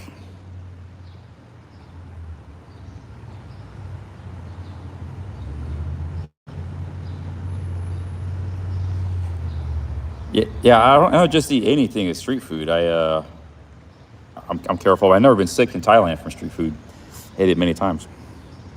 I just think that's because I got accustomed to it, like really quickly when I started going there.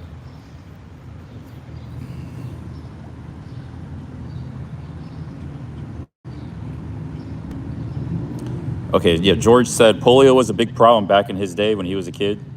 And he and all of his friends and him never got polio or other stuff because they swam in the Hudson River. They had a strong immune system. Robert is scared of cold soaked potatoes. That's what I'm going to have for dinner tonight. I got to practice my cold soaking technique.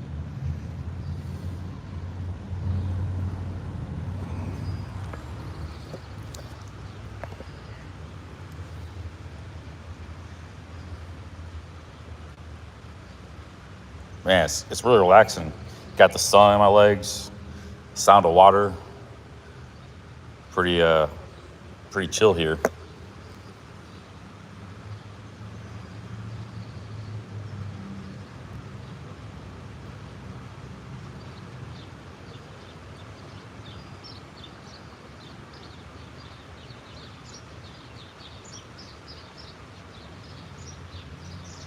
I already swam in this river yesterday, 3-4 miles down the river.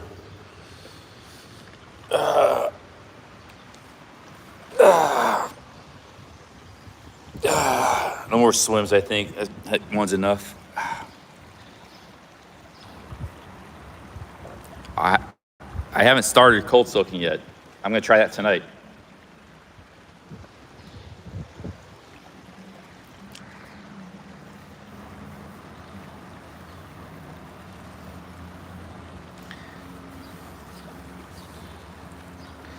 Incubation time is 3 days. Incubation for what?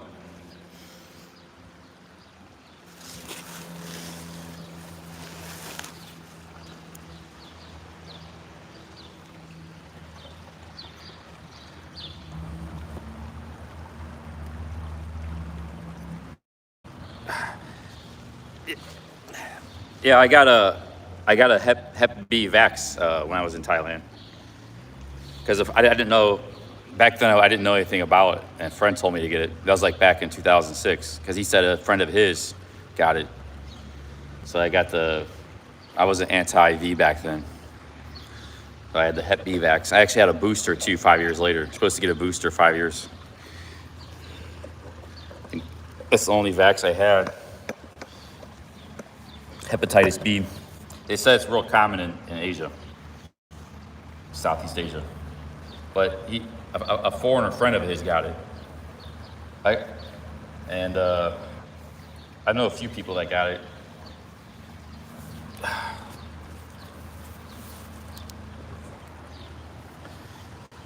Throw this stuff away here.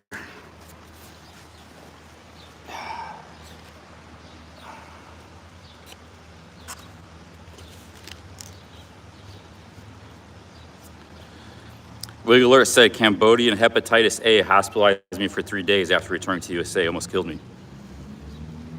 Yeah, I had something nasty in Cambodia. Almost killed me too. Food poisoning. I don't know what it was. Maybe that was it.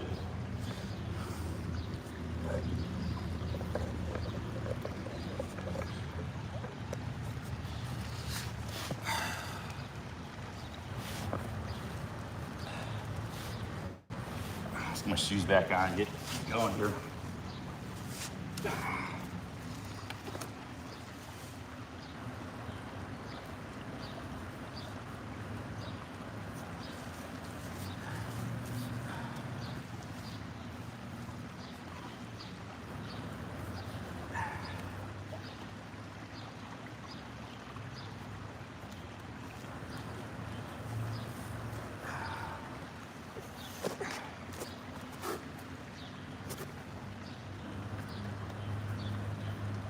I gotta dump that water out. I only drank about half that mocha. And we need to find some new water somewhere. They had water fountains there. I was gonna get some water. That was the first time. I've been getting some really good water from the water fountains on this trail. That was the first time. We're gonna go back here and explore. There should be maybe another park or water fountain somewhere.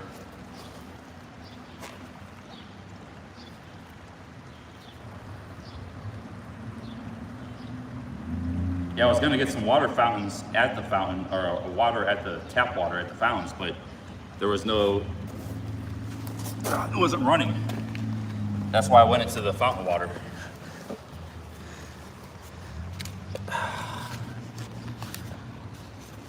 All right, here we go, it's easy enough. I got a nook and cranny here. See what's nook and cranny.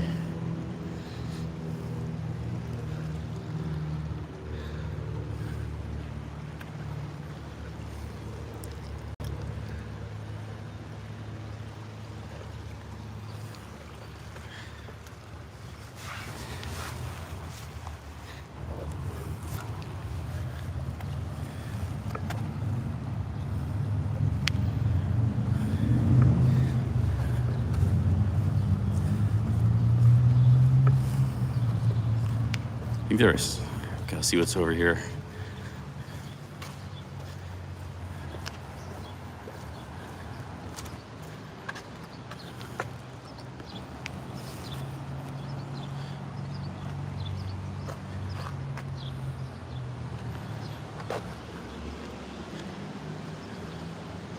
Yes, this is not a bad camping spot here, to tell you the truth.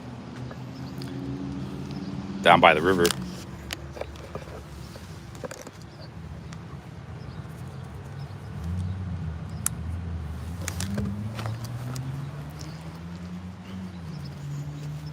Let's see what's up over here.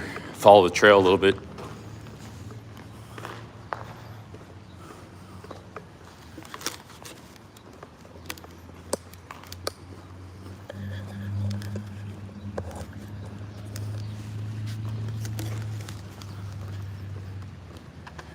Yeah, it's an old railway trestle. That's the rails of trails. That was the same trail I was on last few days. I've seen a number of those.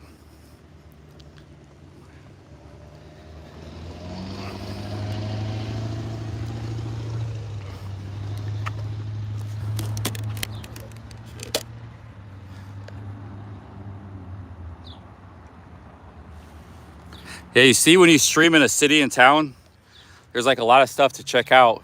You get good internet. Because like when that trail, it's not just the internet cuts out, is even when I was swimming the river down in the country 4 miles from here, the internet was real bad. I was looking at the stream and it was like super choppy and pixelated. So you stream in cities and towns, you get better image quality and it's more consistent. So I think I might just not stream so much walking down the trail, you know, focus more on cities and stuff and towns.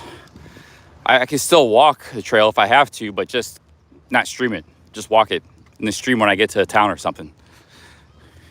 The internet's just been too inconsistent on the trails.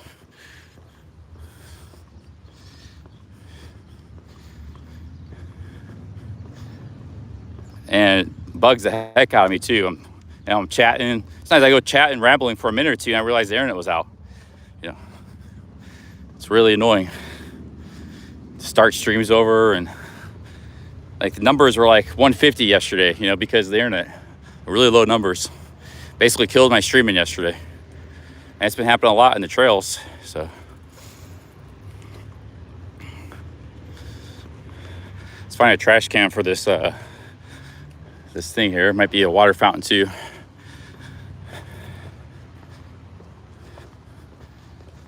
Yeah, that's what most people do anyways. They're not streaming out in the country, but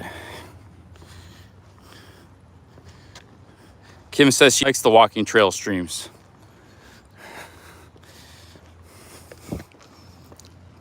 Yeah, it's back to 300 today. It's been pretty good numbers. Just walking around this town here, hanging out. We've had good internet. That's because the internet hasn't cut out once today. We've been live for almost 400 minutes. So almost 7 hours. Might some water over here, maybe. How do I charge my phone? I got a charger and power bank.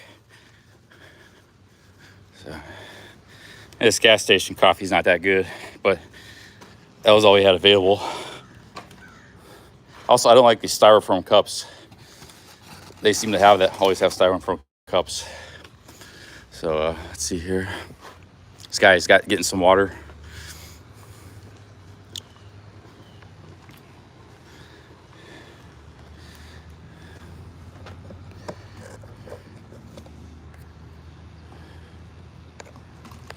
Am I going to stealth camp tonight? We'll see. I'll let you guys know tomorrow. Tune in tomorrow. I'll show you where I wake up. If I camp, I wake up in the on my stealth camp situation. So, is there water over here? I thought that guy had a water fountain. No, he's. Let me see if he knows. Oh, there's another trail up here. Hey, buddy, have you seen any water fountains around here? Usually they have one by the picnic table or the restroom. Yeah, there's none around? Okay, thanks. Let's see here. Hey, they got everything else. A lot of times they got a porta potty, they got picnic tables, and they got a water fountain. Let's see here. This is the trail. You take it all the way to Columbus. That's the same trail I was on. So if you want to go to Columbus, you just go that way. But I got to dump out this fountain water because everybody said it's really bad. So I already drank like 20% of it. I didn't know.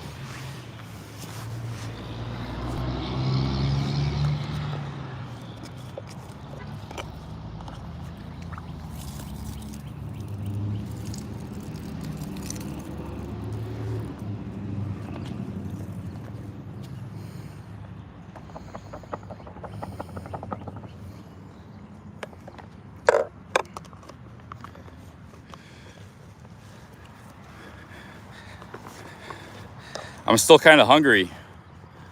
Like I've eaten a whole tub of ice cream. I had that pasta and salad. I had iced mocha with sugar. I had a muffin. That's like 2,500 calories. Just the ice cream was 900, close to 25.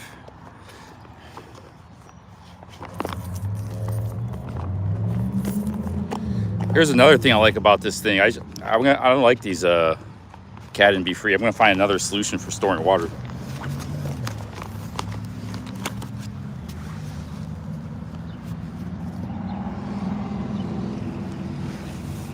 But here's the thing, I don't want to spend a lot of money on food, so I think we could try the cold soaking experiment.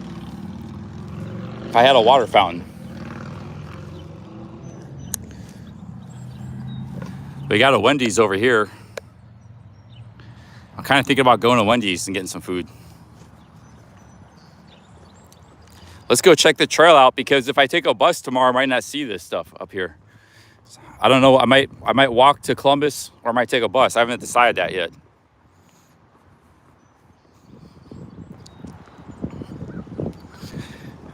I already dumped the dog fountain water out. Everybody said it was too many chemicals in it. I didn't know that. I just thought it was like tap water.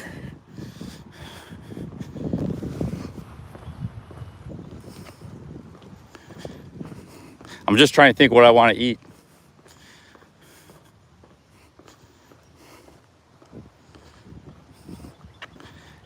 Do you guys know Wendy's is from Ohio? Yeah, that's where it came from. Dave's. That's where it all started, down here in Ohio.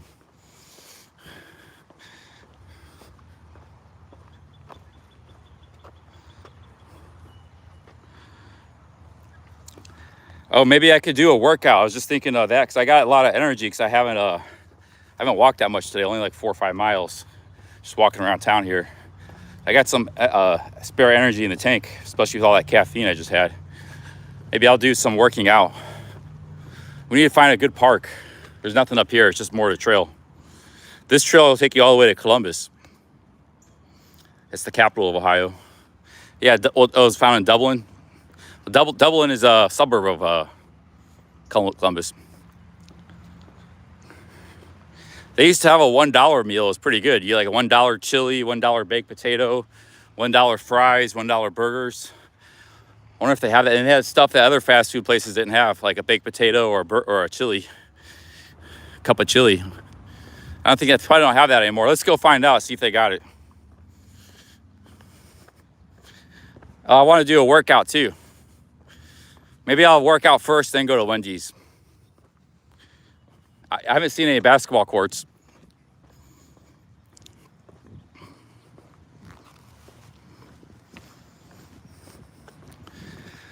Yeah, baked potato is actually really healthy. Potatoes are very healthy in general. It's got potassium. Every single vitamin you need is in a potato. There's people that just live off potatoes. It's called the potato diet. They eat nothing but potatoes. And because it has vitamins, even has vitamin C. You know, you can't live without vitamin C. It has that. Potatoes. It has everything you need. It's kind of boring. I mean, I think potatoes are kind of bland. I prefer pasta or rice, but they're very healthy.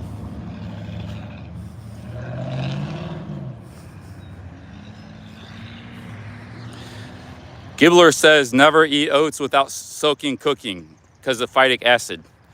Well, I would soak the oats, cold soak them. So, might have a water fountain here somewhere. How's it going? What is this building? It's like a restaurant or something. There's no water fountain anywhere.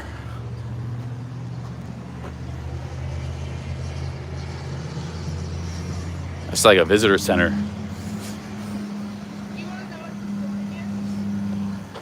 What was that? I can't hear you. This is an old train station. Oh, it's an old train station. Cool. Like a passenger train people used to. Awesome. Where did it go, to Columbus or? Oh, awesome. Yeah, these guys know. Thanks guys. Yeah, they said this was an old train station. The train used to roll through here, right through town. Oh, there's a water fountain right there.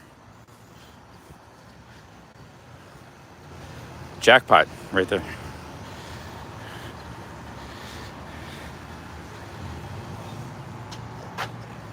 See all the Generally, the water is. Oh man. Generally, the water has been very good in these trails. Look at the water pressure. It's very very good. And you have a little bottle thing here too.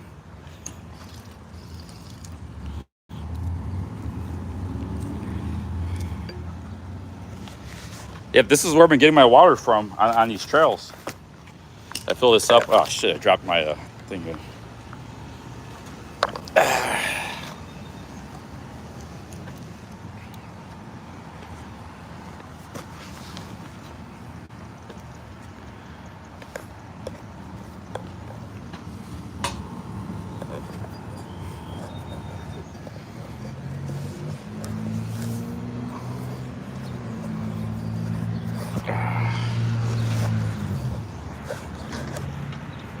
Dang it. I'm trying to do this while holding the camera. It's not easy.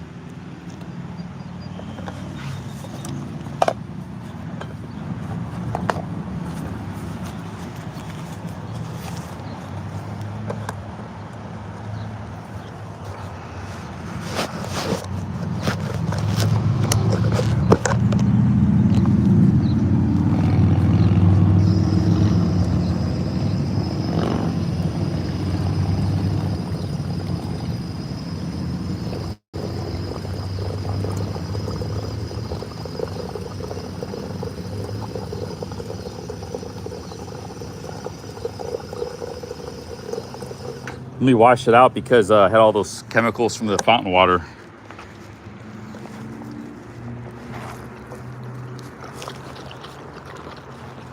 Okay, that should be good.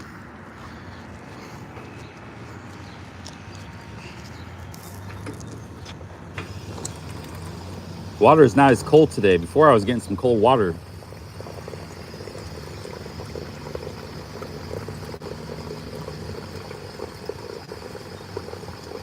Yeah, I could be down for playing some basketball, but I haven't seen any basketball courts in this town yet.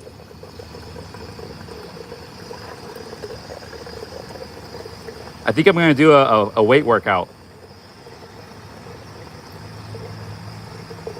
Like calisthenics.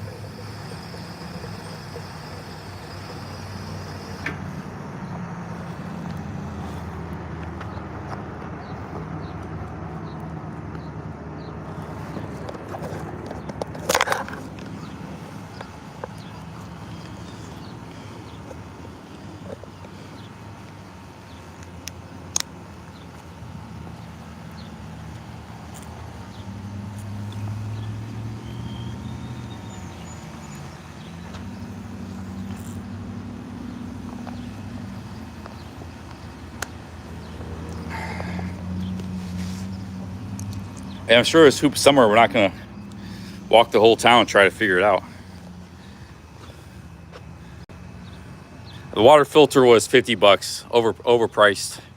It's supposed to be a really good water filter, but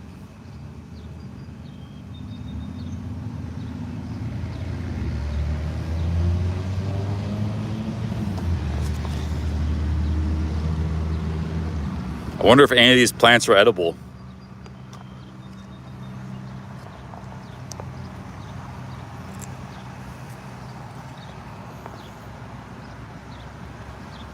Oh, this was used to be the Cleveland, Akron, and Columbus Railway Depot.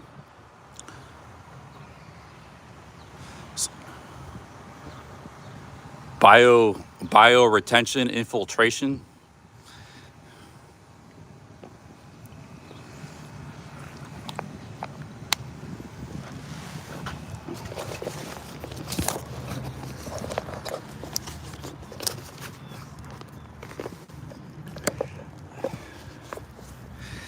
All right, guys, let's go.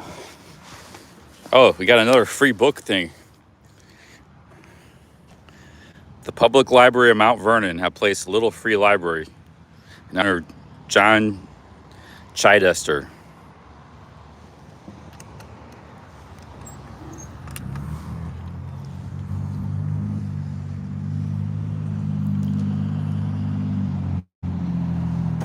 Well, Ken Follett, he's actually a pretty big author here. What is this book about? I might take this book. Ah, shit. They got some better books in this one.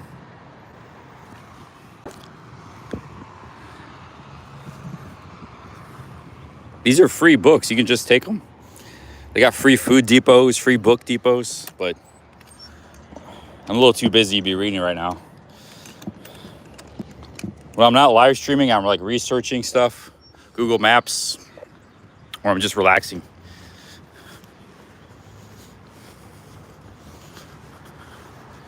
Yeah, see, this used to be 44 miles to Columbus, 99 miles to Hudson, which is by Cleveland.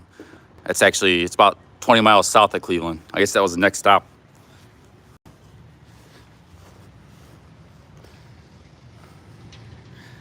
I never noticed that before, those book things. Let me check Google Maps. I want to see if there's a good place to work out. I can work out here, but it's kind of embarrassing working out in traffic, by the traffic, all the traffic.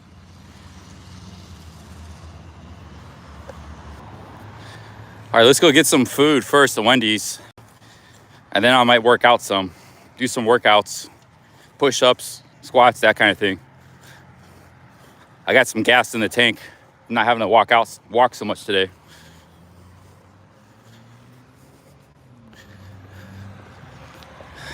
I want to see if Wendy's has a baked potato and chili.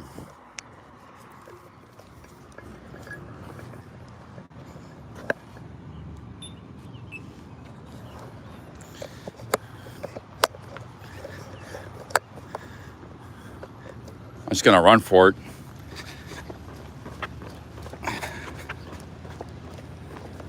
Shit. See, this is what I don't like about this bottle. It kind of sticks out. Yeah, there's a lot of things I don't like about these Katadyn bottles. I'm just gonna get a normal. I think it leaks.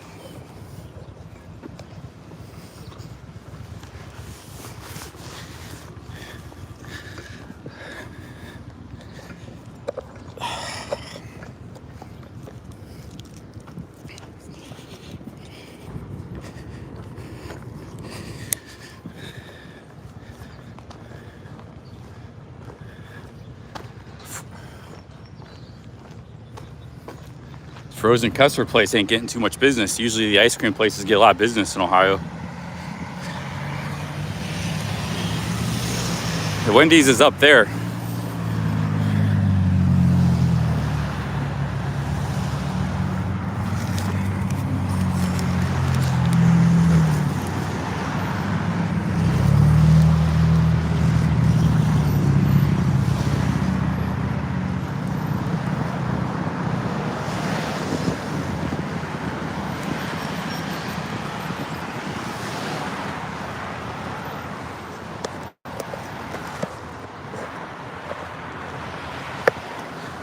So the great thing about doing like 19-mile days is that like a 6-mile a day plus working out or playing basketball like feels like nothing.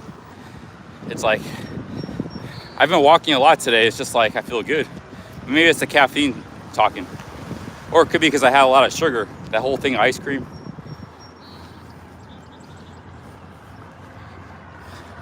I feel pretty good right now. Pretty energetic. Maybe it was because of the swim in the river.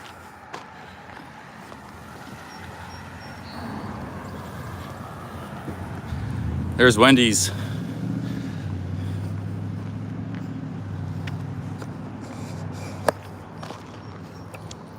Let's go get some Wendy's.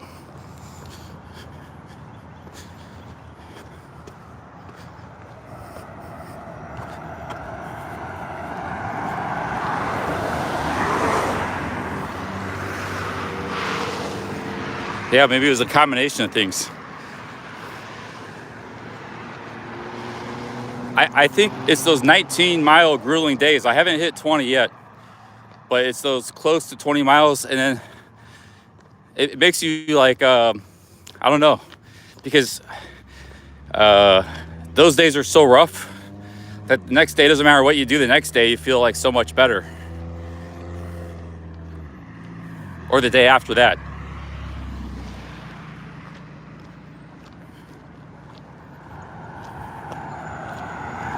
This is probably a really old Wendy's. It even looks old. I just said this is where it all started, like around Columbus. I'm gonna ask him how old the Wendy's is. This might be a good one too. You know, not all fat. Oh, it's just a grocery store. not all fast food chains are the same. Like sometimes you go to Branch, it's not very good. Then you go the same, you go one Wendy's, it sucks, and you go another one, it's really good. They're not all the same. $5 biggie bag, pick one of 3 sandwiches, open for breakfast. So let's go here.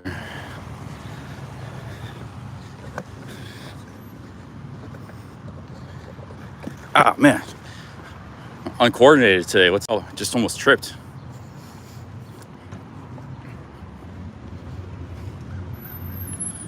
Let's see here.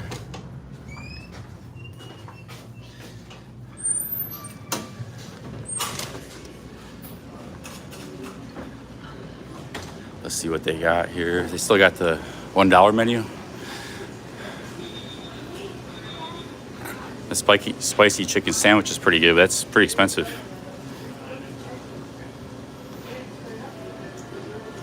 I don't know if they got the $1 menu anymore. Let's see here. I wouldn't be able to see the menu if I didn't zoom in like this. I actually use my camera to zoom in.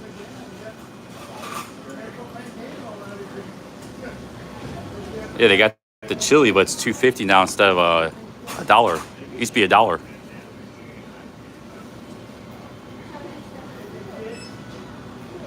Let's see here. Hey, how's it going? Can I get the chili medium? Huh? Oh, medium or large? Large. That's all. For here. Actually, let me get a Coca-Cola. Medium. What's the total? Oh, Shannon.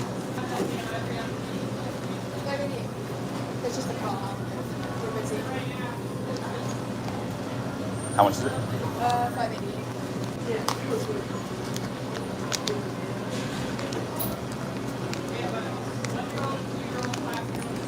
Sorry guys, I got a money situation here.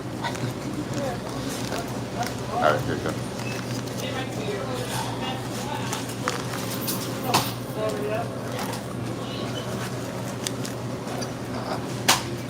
Yeah, they don't have the $1 menu anymore. That's long gone. Let's see. Items that are like close to $1. That's like a junior bacon cheeseburger? Yeah, well, it's a junior cheeseburger or the junior hamburger and junior fries. Oh, okay, yeah, that's basically our $1.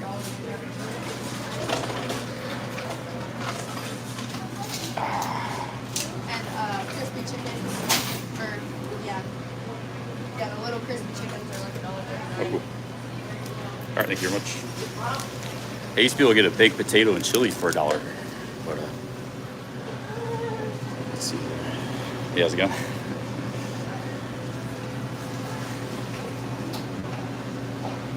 I got a large chili and a Coke. $5.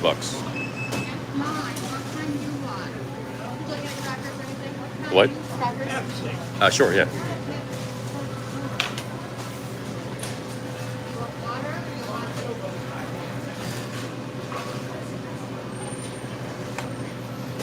All right, thank you. You too. I haven't had Wendy's chili in maybe 20 years, so this will be interesting. I'm kind of a chili aficionado.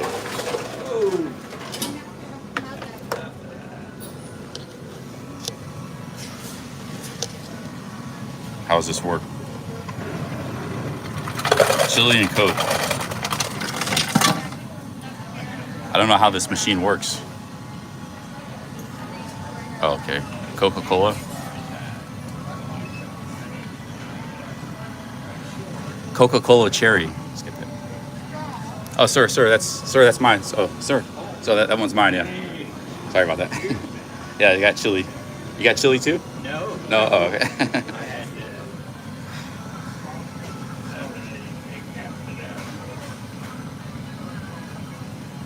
Are they sold out?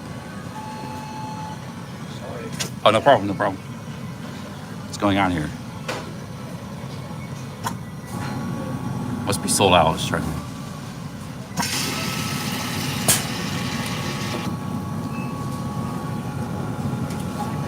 What in the heck's going on here, man? It's all ice.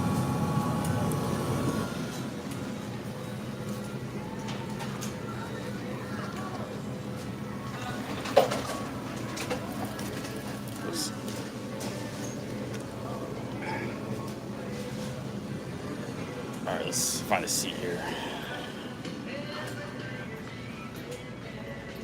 Copyright music. Let's find another. Let's sit over there.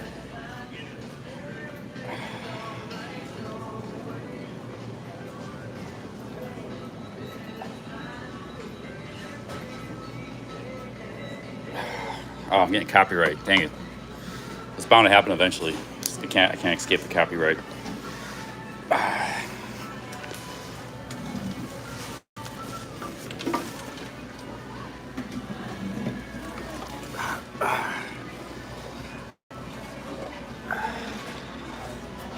I'm gonna eat this chili and go work out.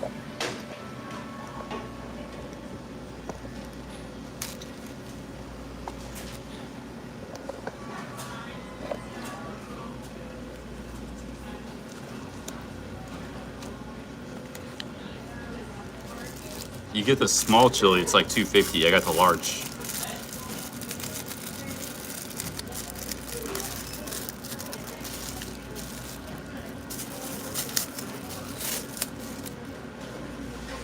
This is chili.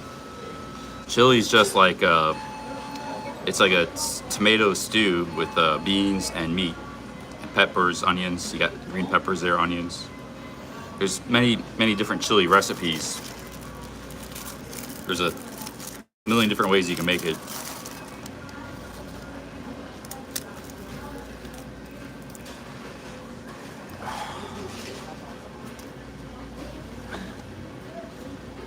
Yeah, that's why I came here, to get something different, like a baked potato or chili. I'm burnt out of burgers, man. Cheeseburgers.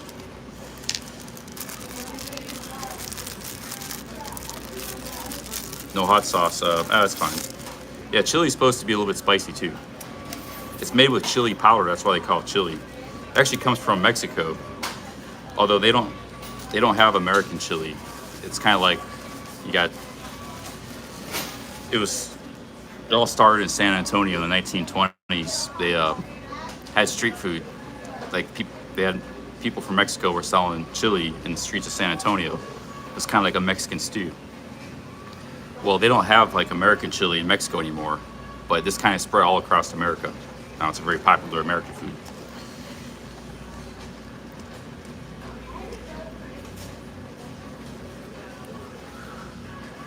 It all started in San Antonio, Chile. They used to have street food.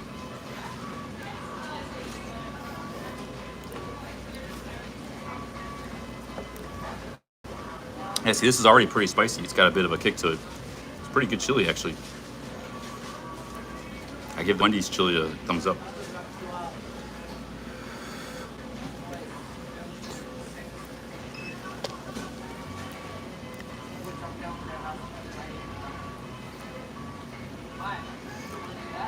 I'm going to exercise in the park, push-ups and stuff, calisthenics.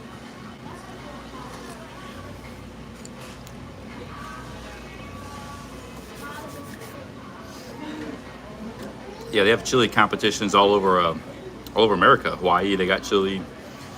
Very popular in Ohio. Wendy's is the only place I know that sells fast food chili. This is actually really good chili. Last time I had a cheeseburger at Wendy's wasn't very good, but like I said, it might have been a bad chain. This is a really nice chili here. It's a tomato-based. It's just cooked for a long time, like in a crock pot, or in a.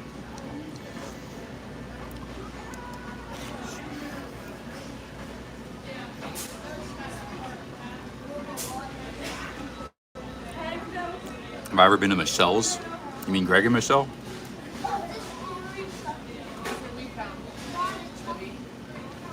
It's basically beans, meat, onions, tomatoes. Put like whole tomatoes, you put a can of tomato paste, that kind of stuff. Just put a whole bunch of stuff in the crock pot, let it cook for a long time.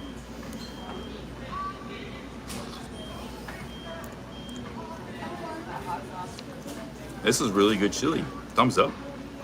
Highly recommend the Wendy's chili.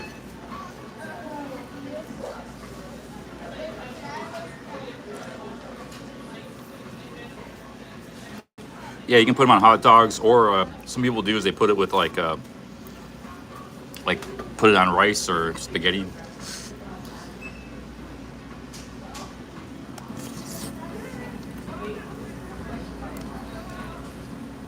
Should have got the small. This is a lot of chili here.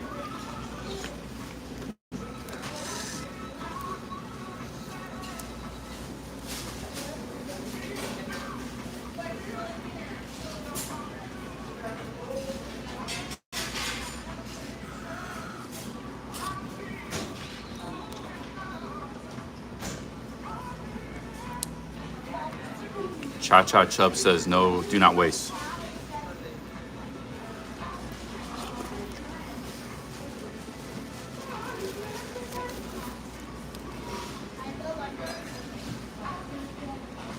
I'm getting copyright left and right now. I should take this outside.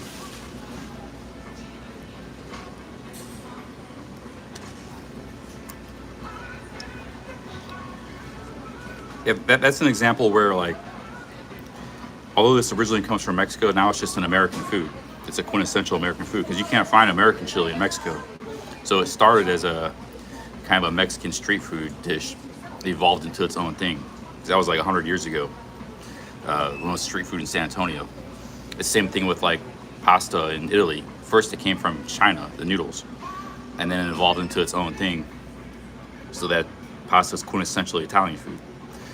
And that's why, you know, so America does have some of its own food because every food evolves and comes from somewhere.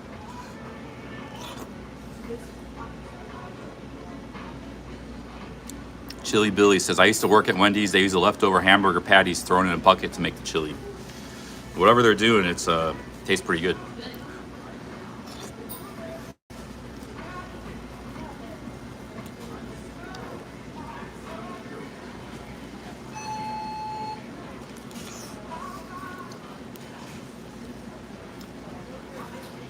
Well, the cheeseburger, in a way, yes. I mean, because I don't really think it came from Germany originally. It's named after Hamburg, but they don't really have like American cheeseburgers there. They do have them, but they're kind of recognized as an American food. So it started out as just like a beef sandwich from Hamburg that the German immigrants bought. And so yeah, the American cheeseburger is kind of its own unique thing. It's a part of the American food. But if you get a cheeseburger in Germany, it's just like considered an American thing then. Like, hey Johnsky, thank you very much for the $2. Cheers. Try a mini Frosty. Yeah, I know all about the Frosties. They're pretty good. I had a lot of ice cream today, so I don't want to get any more.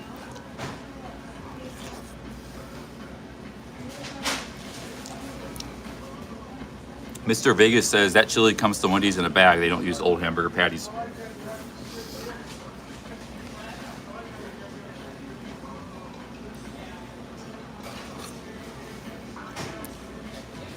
This is very tasty. A Coke and a chili or Frosty will set you up pretty good. Good little lunch.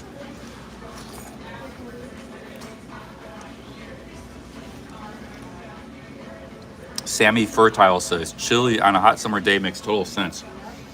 It's not that hot out there, but guess what? Guess what they eat in Thailand and Mexico a lot? Chilies. The chili pepper came from, was originated in Mexico. And the Thais and Mexicans eat a lot of hot spicy food.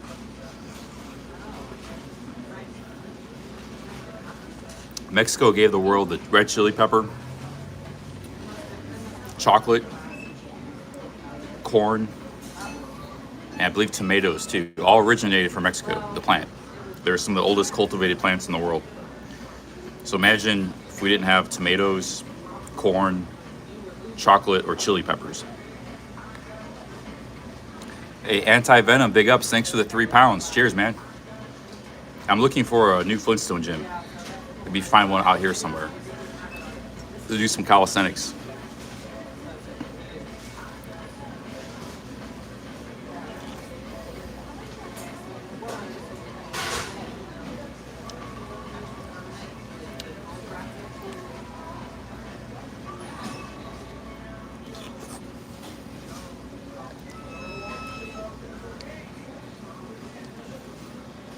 Well, potatoes came from the Incas in South America, Peru. So there's a lot of plants that originated in the Americas, but Mexico specifically they were way ahead of the curve. Like the chili pepper is one of the oldest cultivated plants in history. It goes back like 10,000 years. Also chocolate, they use chocolate as part of a cuisine in their food. Like mole is a sauce that consists of chocolate. So all that stuff originated in southern Mexico. Corn has also been cultivated for like 9,000 years. And then we got Monsanto trying to enforce, hey, you got to use our corn. They've been growing corn for like 9,000 years. All their own, there's many different varieties of corn. There's blue corn, there's Monsanto is trying to tell them that we own the rights to your corn. Like we own that corn seed. We patented that. It's true. Look in the news. Monsanto is trying to tell Mexico, we patented the corn you're using, and we own that seed. You have to pay us.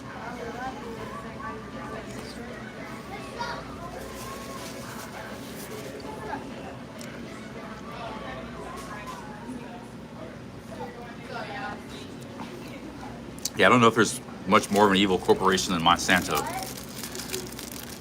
Yeah, you can look it up in the news. And then they produce all these like Roundup, like all these awful chemicals that poison people, and they're like,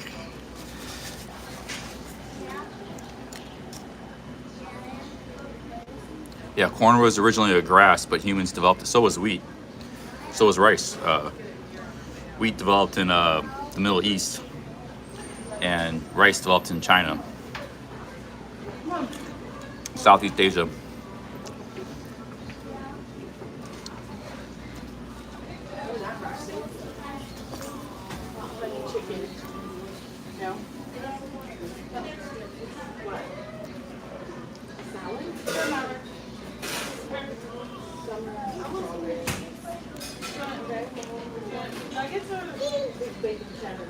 You will not eat a somewhat crazy one.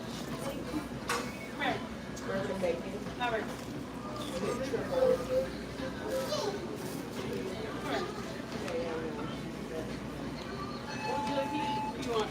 Yeah, they're trying to control all the world's, like they're trying to patent all the world's food crops.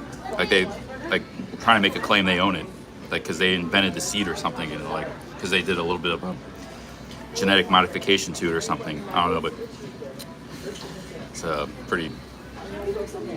Don't sound right if you ask me.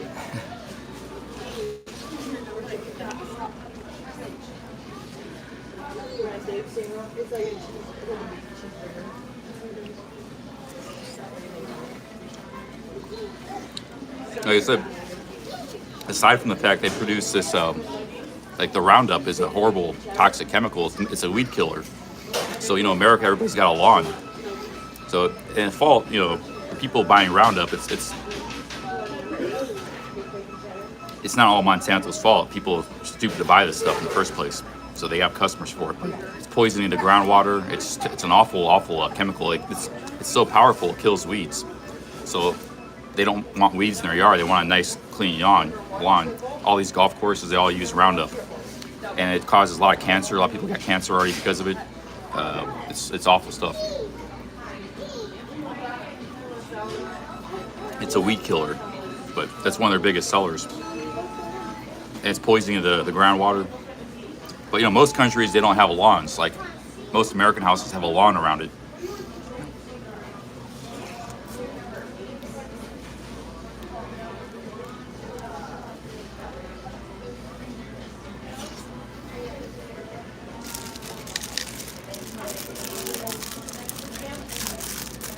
I don't know what's in it. All I know is there's a bunch of lawsuits going on. Class action lawsuits against Monsanto. So,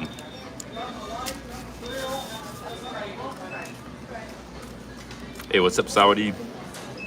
Big ups from Jomtien Beach patio. Eating some chili side of the game here. Got some crackers, chili.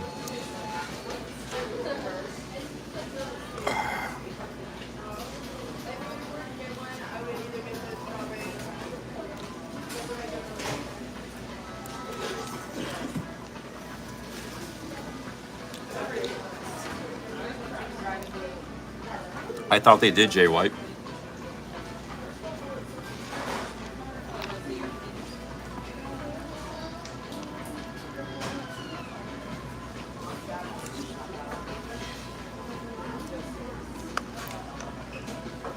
Liam Joe says Monsanto monopolizes the seed side again, my dudes.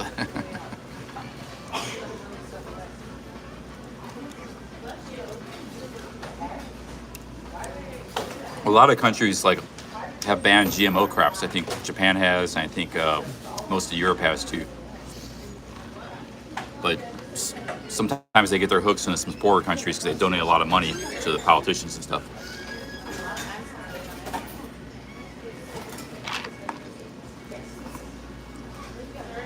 Like Argentina and I think Brazil are heavily GMO.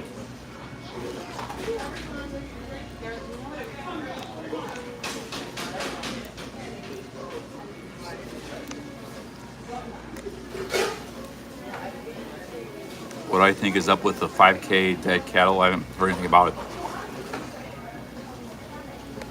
Hey, you've got Greg Brown in the chat, big ups. Sometimes you leave messages, Greg, I don't know what they mean. JF, I don't know what that means.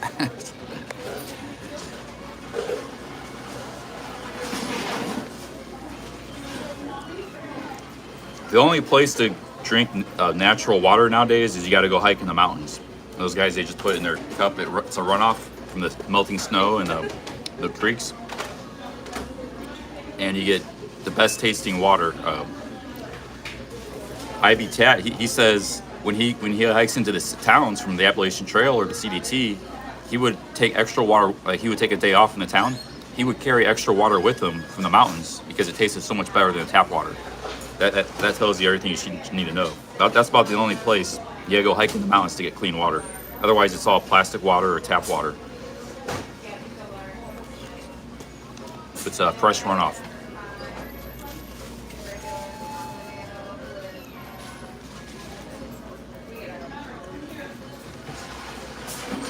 Sebcam swears by distilled water, but I'm not so sure distilled water is good for you. Distilled water is sort of a debate.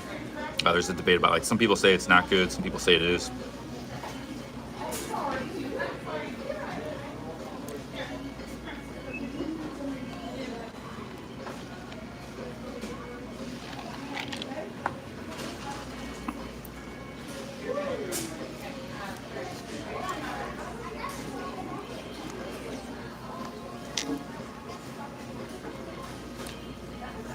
There's a website called Find a Spring. They have mapped locations of free public spring water. Cool, that's a good, I'll have to try to remember that.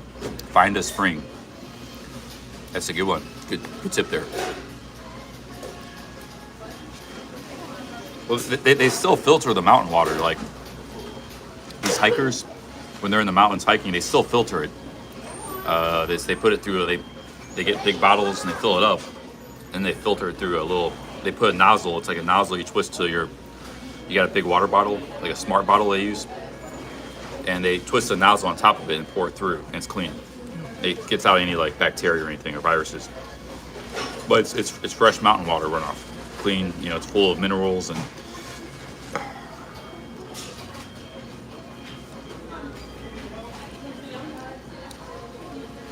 Yeah, that's why I don't think distilled water is good for you, because it removes all the minerals. Sebcam thinks like spring water is dirty, but you know, I don't think he's right about everything. I think he's wrong about some things.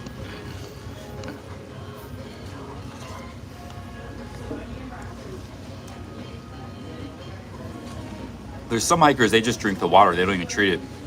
There's one guy on YouTube, Juniper Hikes. He's a big YouTube hiker. He's got 70,000 subs. Great channel. But he thinks he just got acclimated to any kind of bacteria in the water. He just drinks it. He doesn't even treat it. He just drinks it straight up out of the rivers. He hiked all the way from Quebec all the way to end of Florida. 4,000 miles. The whole Florida Trail, the whole Appalachian Trail, and the Quebec Trail.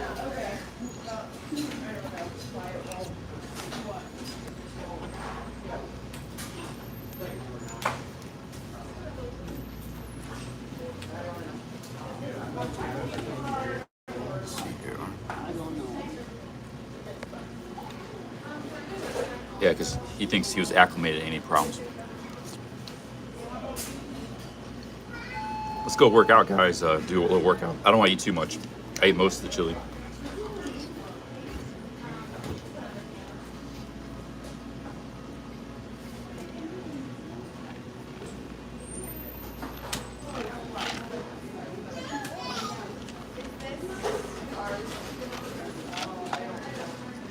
A TDS meter would tell you total dissolved solids in any given water. Excuse me.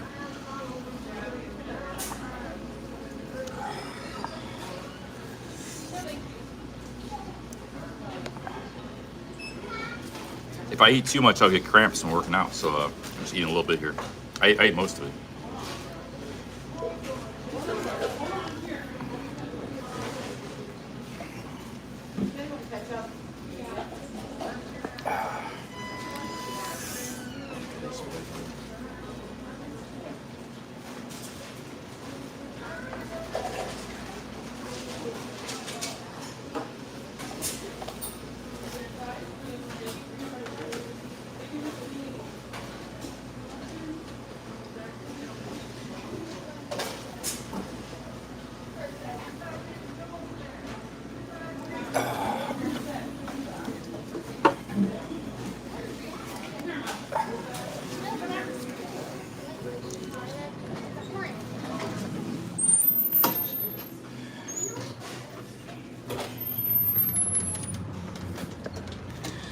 I want to do a little bit of working out, just like nothing major, just some sit-ups, push-ups, stuff like that.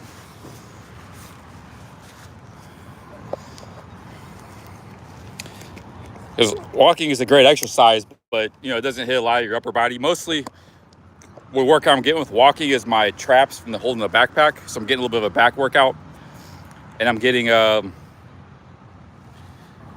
legs, mostly your calves. Your quads and stuff, you know, you get a little bit, but mostly your calves and ankles. So quads, you get some. I mean, you get some more endurance, kind of low repetition. But you get an off day like this, if you got the energy, feeling good, just you do push-ups and stuff, some calisthenics. Let's go in this IGA's here and see. IGA is like a little. It's not gonna be like the Kroger or Kroger. It's just a little store, but see if they got any anything good for cold soaking.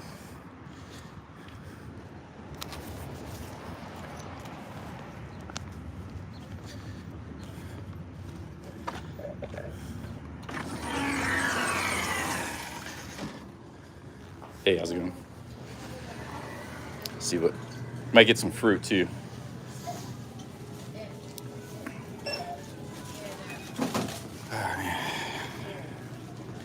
IGA is usually a little bit small. I'm gonna maybe get a little fruit.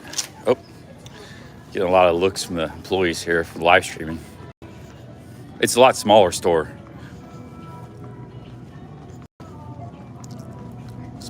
Just it's a little. A lot of the farm towns have them and stuff.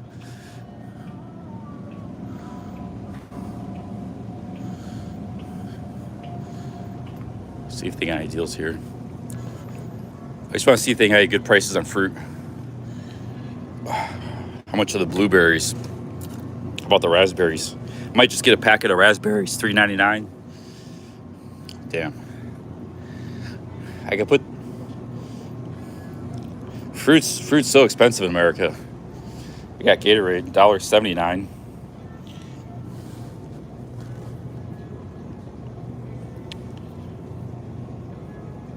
Might get one of these for tomorrow.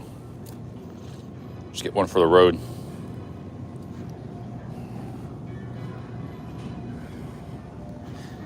These bananas aren't ripe. You can't eat them like that. If anything, the watermelon's where it's at. But how much are the watermelons? I'm just gonna get a Gatorade. I should get some fruit, but they don't have a lot of fruit. Hey, they got t-shirts here. $5 t-shirts.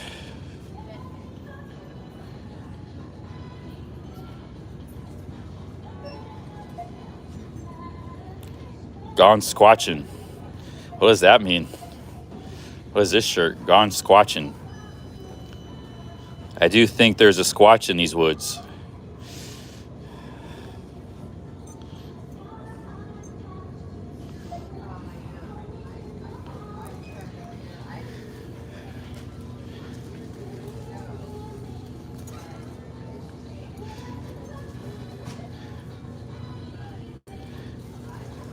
Oh, they got a lot of Cleveland shirts.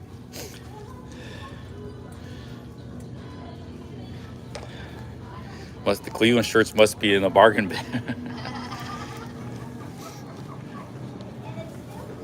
I did. I got me a little notebook. 51.92. It says please wait. Okay.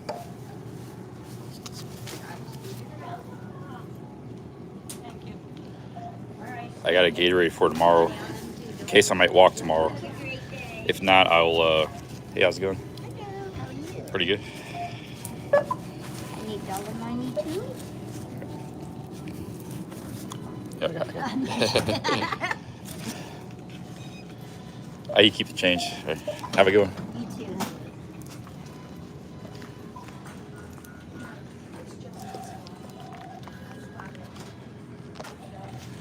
I gotta use the bathroom. There's a bathroom up there. Slim Jim for the road.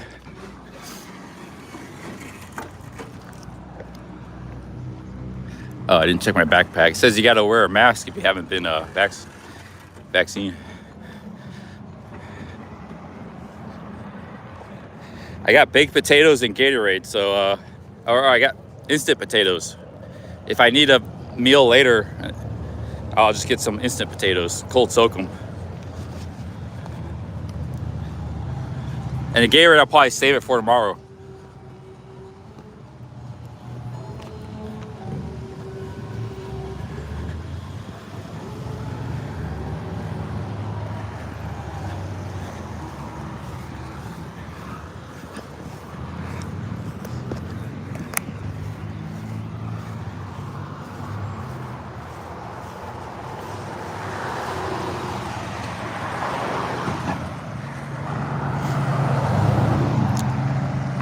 Shorts are still wet from the river water, river swim.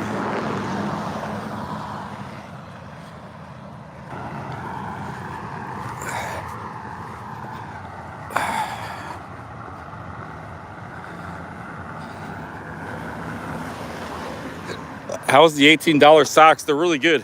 Baliegas or whatever. I used them a couple days ago. Or I think I used them yesterday. Or no, 2 days ago. Yeah, did just fine. They're great. Great socks.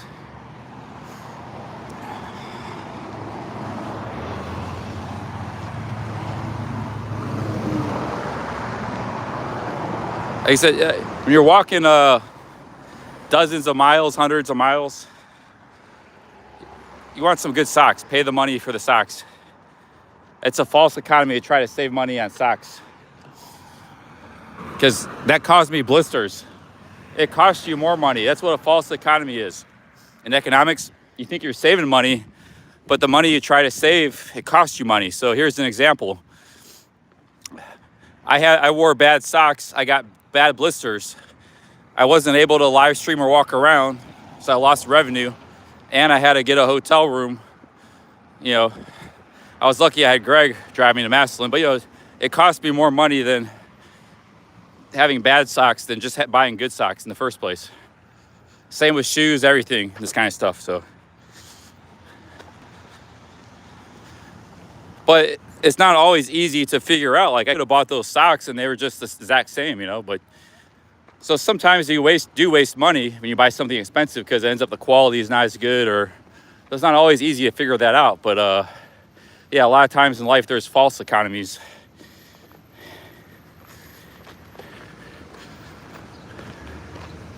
That's an example of one right there. There's also the old saying, you got to spend money to make money.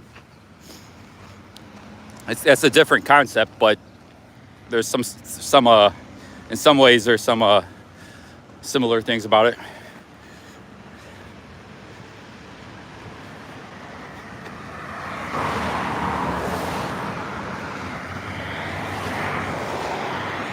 There's a bathroom right here. I'm going to use the bathroom. A lot of traffic in this town.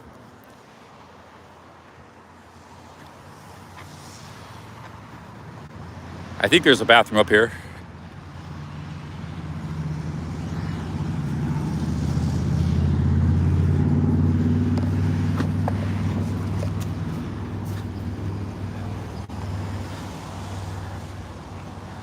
$1 per calorie is another example of false economy.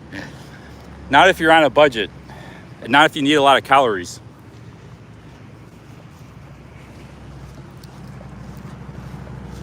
Oh, it's actually very important. I mean, if you're spending money on food, it's like kind of a basic thing. Yeah, I gotta find the bathroom. I'm kind of thirsty. I want some more water though. I mean, if your food budget matters to you, if food is an expense, then yeah, the dollars per calorie is it's not the end all be all, but it's something.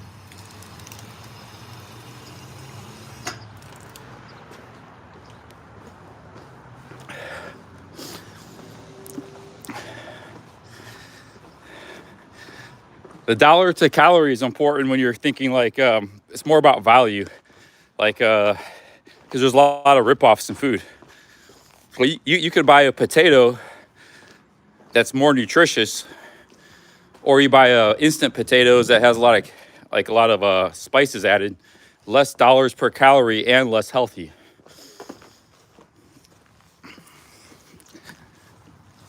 I thought I saw a bathroom up here somewhere. Shit. Maybe I thought it was in here, or this is gonna disrupt my workout. Oh, there it is.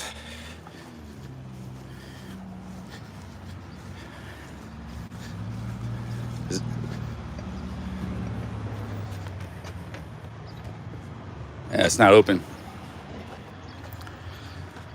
No loitering, no camping. Violators will be prosecuted. See that? This is where we're at, the trail grounds. No camping. Violators will be prosecuted.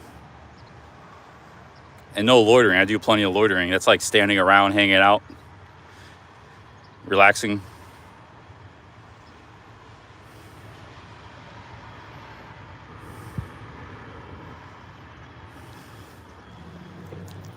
I don't have to go that bad.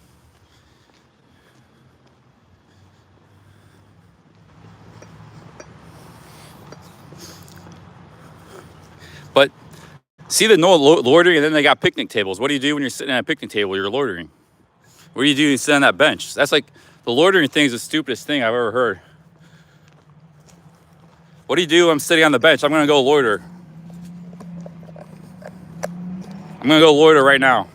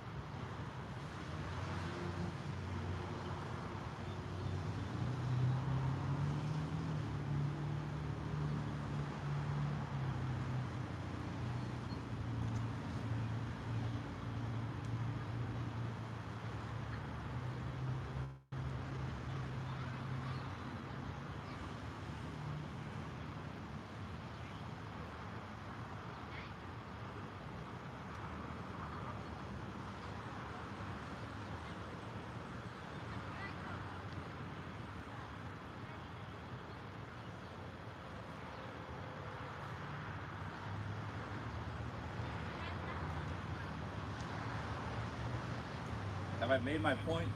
I think I made my point clearly.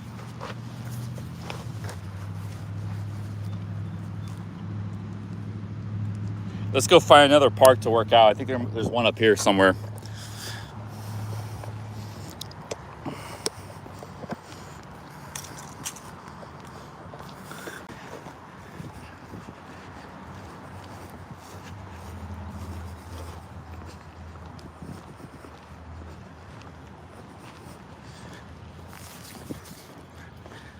That's all I've been doing is loitering on my my trip. And you know, you rest in the grass, take a little rest, sit down on the grass.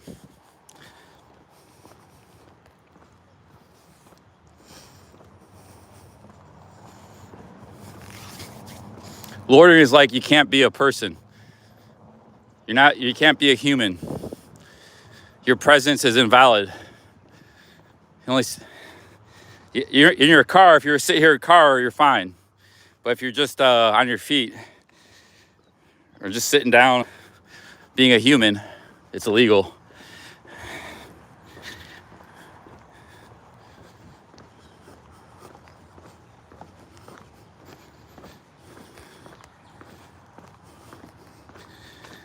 Yeah, but people do complain. Like Sebcam, he had the cops called on him all the time just for being out in public. It was more in the South. They didn't have it in the Midwest too much to them.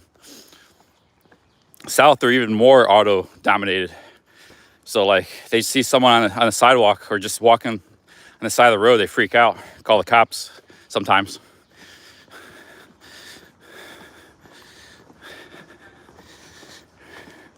He had the cops pulling up on him all the time. I'm surprised we haven't had any cops pull up yet. Man, we've been doing a lot of loitering and walking. I think there's a park up here. We'll go work out.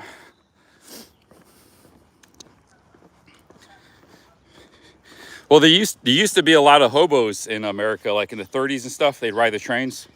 There were hundreds of thousands of them. And America used to be a lot cheaper. You could live, there were like real cheap hotels and like, $1 a night and stuff. And there were like a lot of vagrants in America back in the 30s and stuff.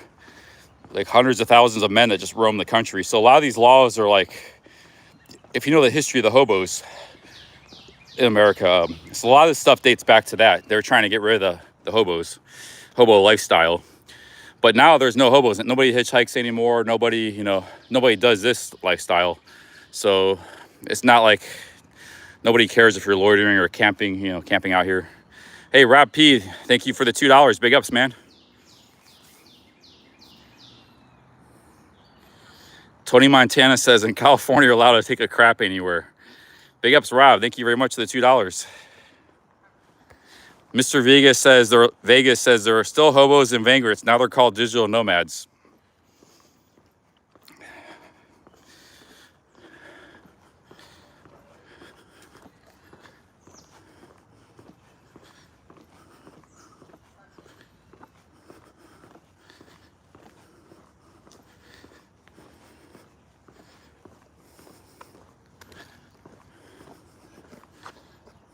It says there's a park up, you can exercise up here, about a half mile up the trail here.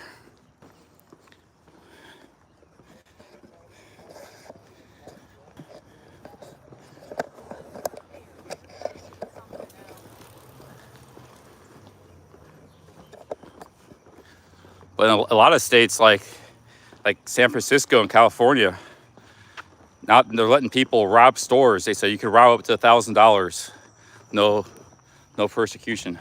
So you go from loitering as a crime, a couple decades ago, to people pretty much criminality in some of the cities is off the charts.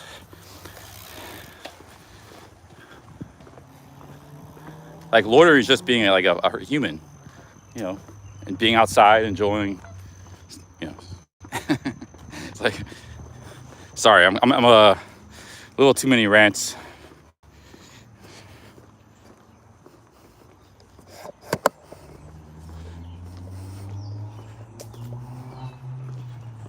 How's that chili sitting? Pretty good.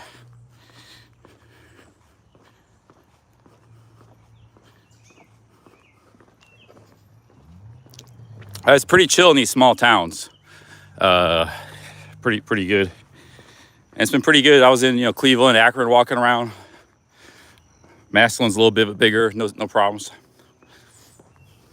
Had a lot of nice people in Cleveland when I started the first day of the stream. People ran out and gave me some water and Gatorade. And did I pack Tums? No. Loitering is in the Constitution. Well, the other thing it was used for, a lot of cities, they used to have, gangs before the cell phone and stuff. Back in the 90s, 80s, you have gangs hanging out on street corners to, they would deal. So loitering was used as an attempt to disrupt those.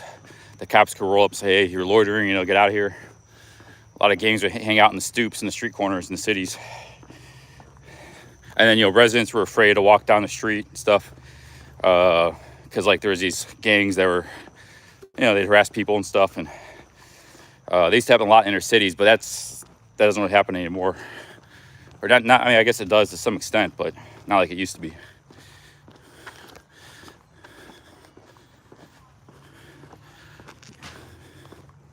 So, yeah, sometimes it was a reaction to that, too, the loitering. It was about some gangs couldn't hang out in street corners.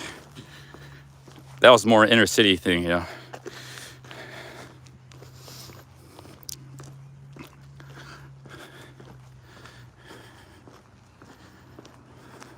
Hey, Mike, thanks for the $5. Cheers, man. Thank you, Mike. Cheers, Mike. Big ups.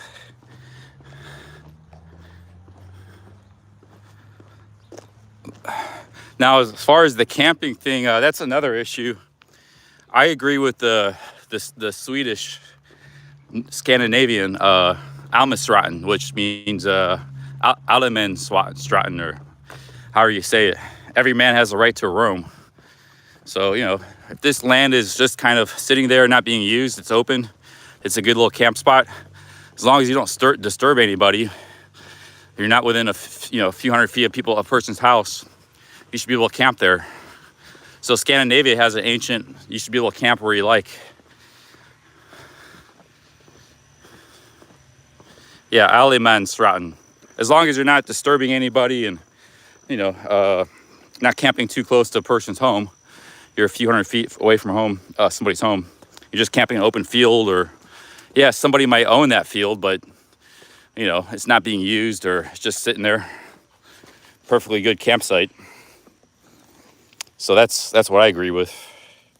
That's basically what people on the Appalachian Trail do. They're just camping on the side of a hill. Nobody ever uses it. It's just sitting there, or in a mountain, you know.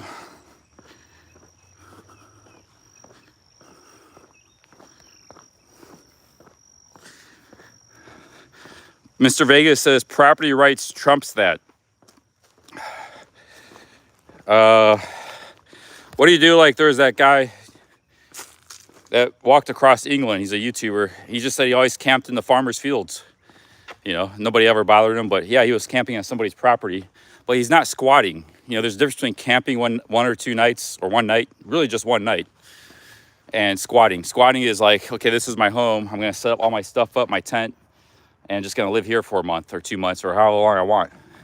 Squatting is a violation of property rights. Camping is, you're just moving through the land, and you need a place to sleep for the night. Hey, Russ Coy, big ups. Thanks for the 2 Aussies. Cheers, Russ. Thank you very much, Russ and Mike.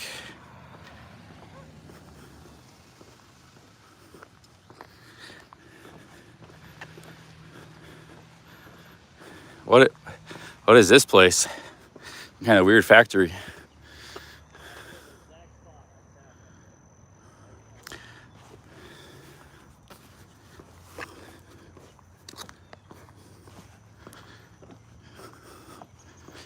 Yeah, there's a YouTuber who made great vlogs about walking across England from the end of Scotland to the land of groats. It's the southwest corner. Or Cornwall, I don't know. Cornwall to the land of groats. Hey guys. So that was a great vlog. But he said he was just mostly camping in farmers' fields.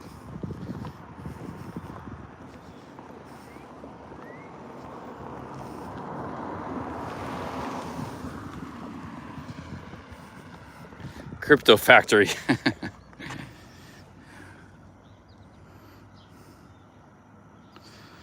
John O'Groats to Land's End, that's it. Allied Irons. Yeah, that's the farthest distance you can walk in England. From the John O'Groats to the Land's End, which is in Cornwall, I believe, southwest England. John O'Groats is the top of Scotland. That's a pretty long walk.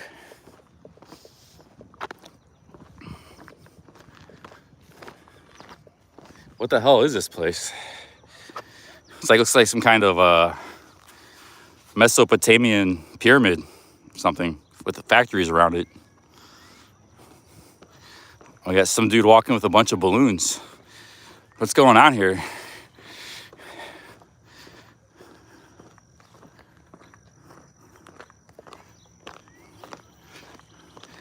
I also jaywalk. I jaywalk. Yes, I'm a loiterer. Sometimes you have to jaywalk to get across the street.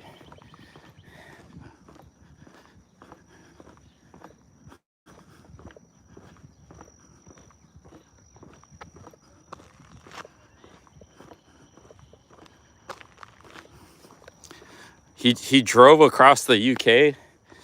That's kind of weak. Making a vlog about that. He should have hiked or rode a bike across it. Yeah, what is this place? It's like some kind of New World Order thing going on here. Crypto factory.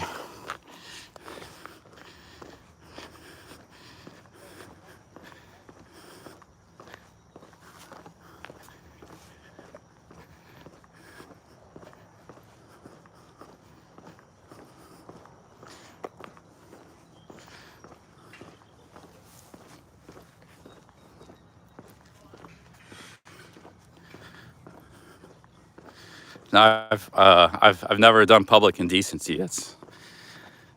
That should be a crime. Although I guess in Columbus right now they got a lot of people flashing. It's part of the festival there.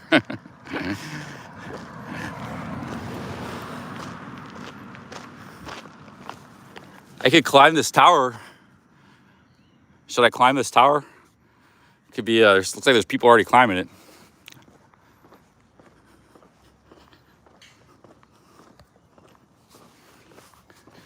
I could walk on top of the tower.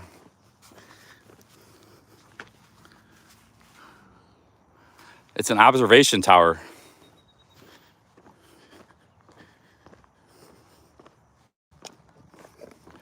Yeah, I'm here to exercise anyways. Man, the sun's intense. I gotta get out of the sun. Let's see here.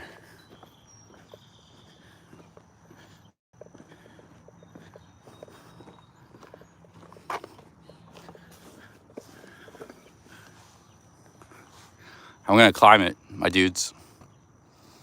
What is this pyramid here? It's like a weird little pyramid.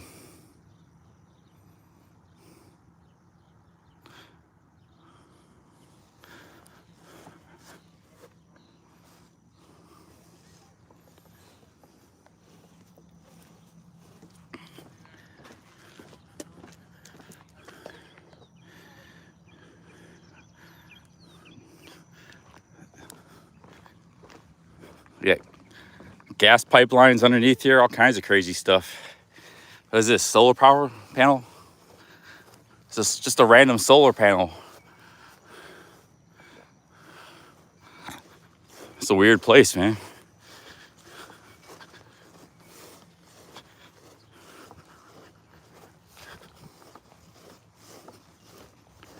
It could be a pork barrel project.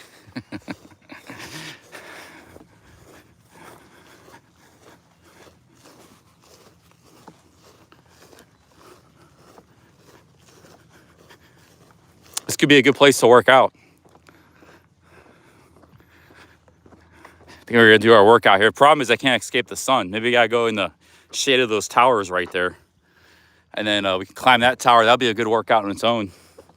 Climbing stairs is different than just walking. You hit more your glute muscles and your hamstrings a little bit. It's a little more intensive workout. You hit your ICBM launch site. We got some people over here. What is this building? I'm really looking for a bathroom. It's like looks like almost like a bomb site or something. See that building's like half built? It was like bombed or something. It was like a civilization used to exist here. It's like an old city. Weird structures. These weird towers.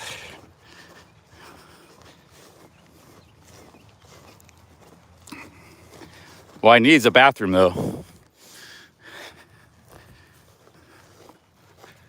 Yeah, it looks like a city used to exist here. Weird blocks, you know, just blocks of stone, like brick.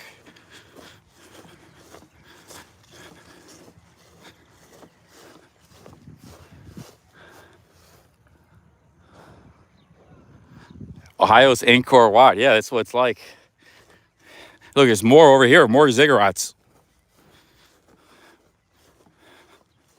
This is pretty weird.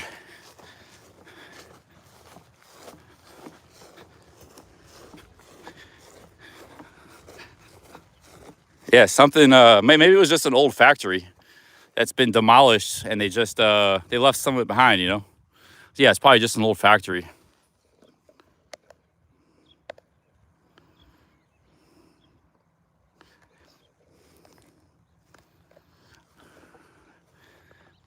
Bivy here. All right, let's do a little workout, my friends.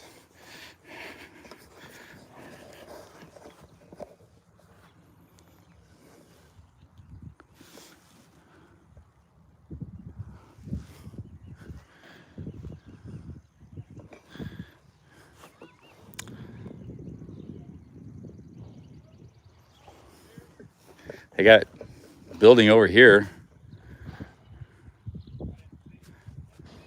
I have a restroom over here. Looks like there's,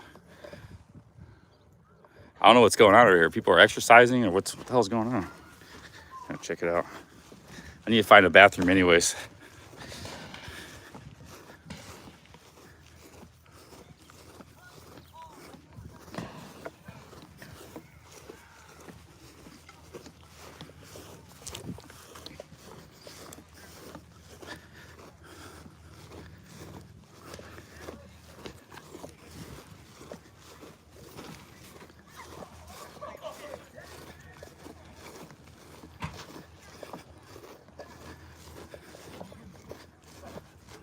Oh, private event, it says.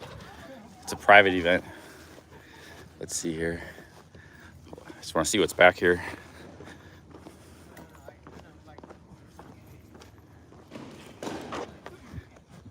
Yeah, no, something's going on in that building. It's kind of private event though. I'll check it out.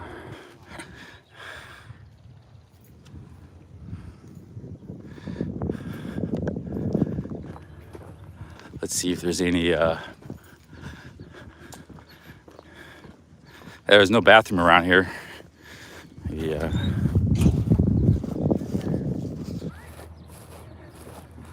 I don't think me climbing the tower is going to be very exciting, guys.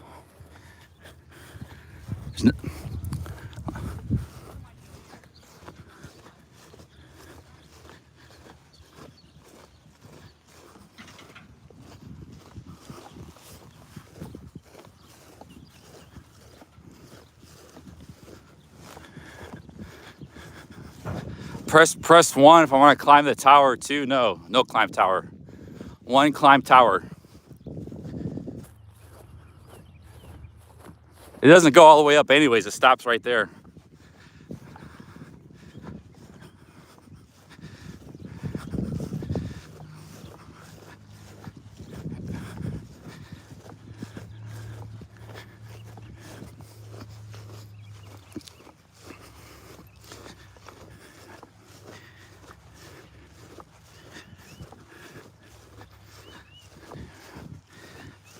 All right, the ones have it. We will climb tower. Maybe there's a bathroom in here. Damn it. You know, I've seen there's so many bathrooms. I always had a bathroom where I need it, but when I this is the first time I've been able to find a bathroom. I'll just go in the woods up there. There's some woods up there. Check this out. What is this stuff? Keep off the glass.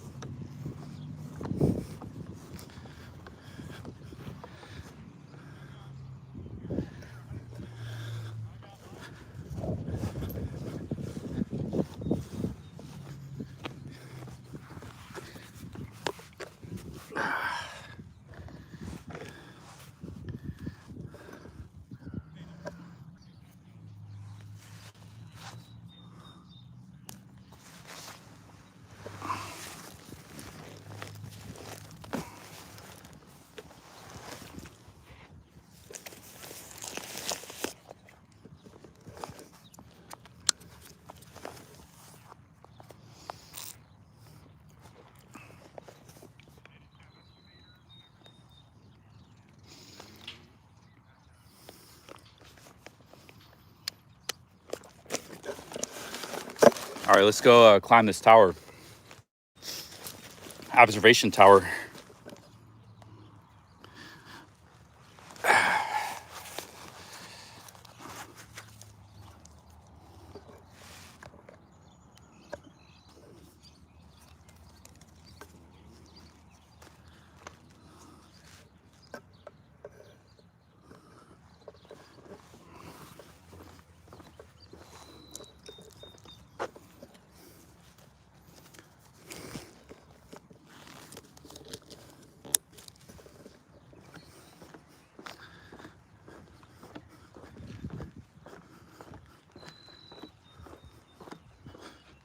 We got 3:30 in the chat. People are excited about the tower here.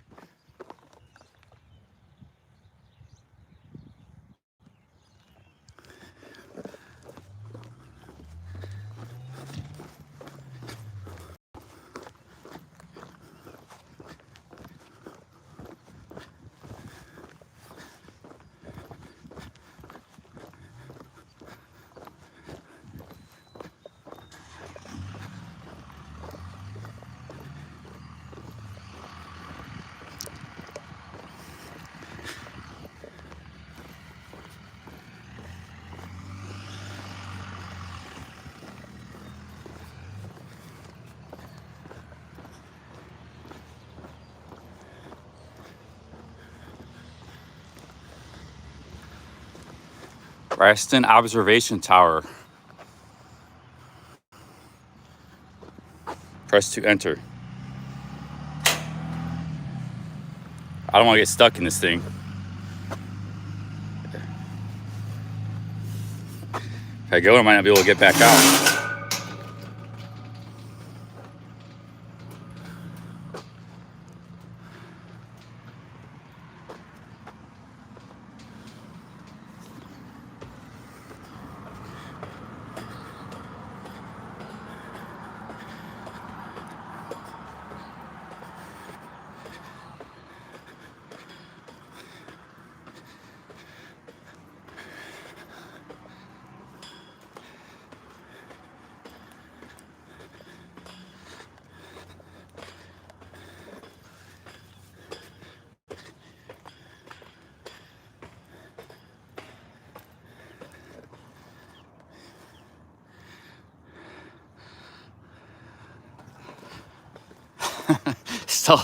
Stealth camp in the tower wouldn't be very stealth.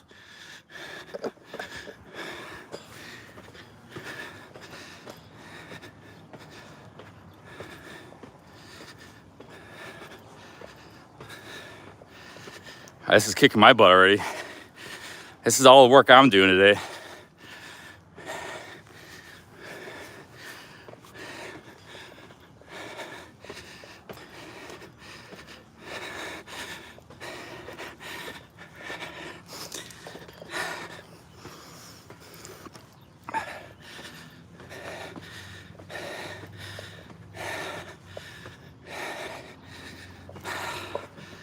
Wow, we're getting a view. Getting a nice view. I'll show you when I get to the top.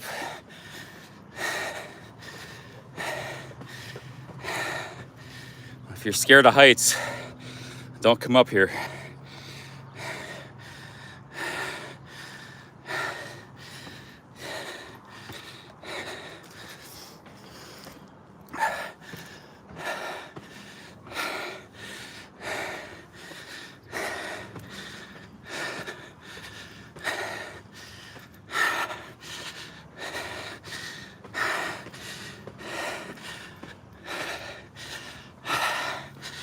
Damn.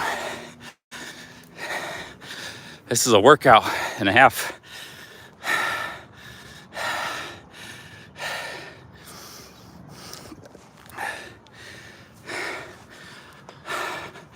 You should get a good cell signal up here.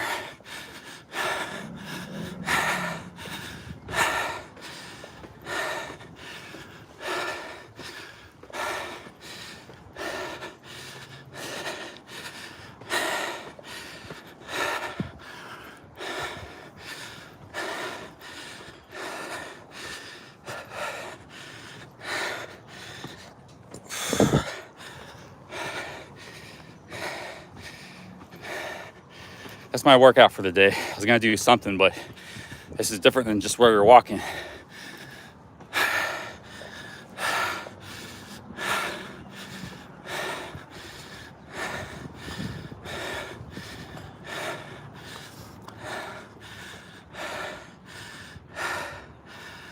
There's the city right there. Hang on a second.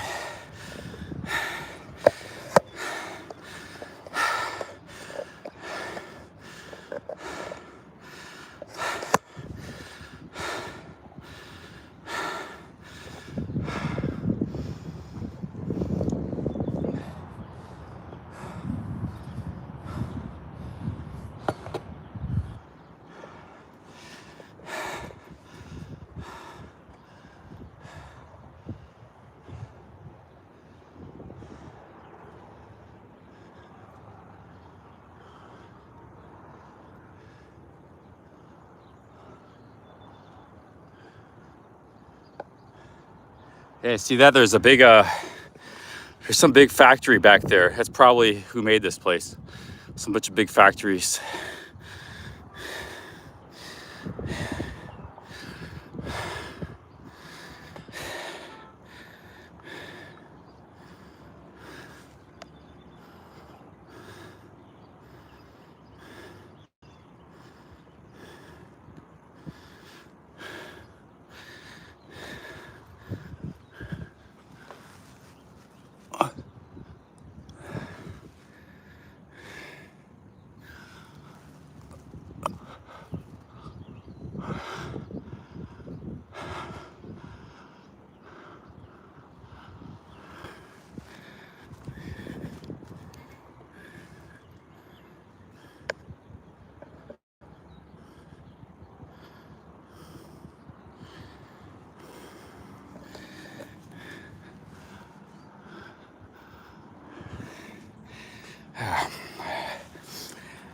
That's enough for me.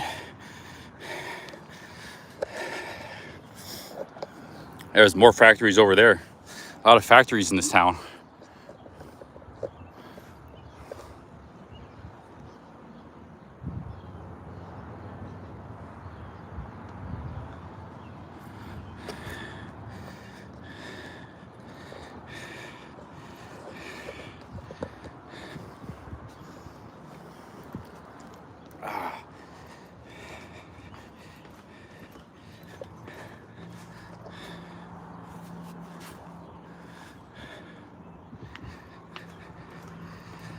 Going down is a lot easier than going up. There's a good view right there.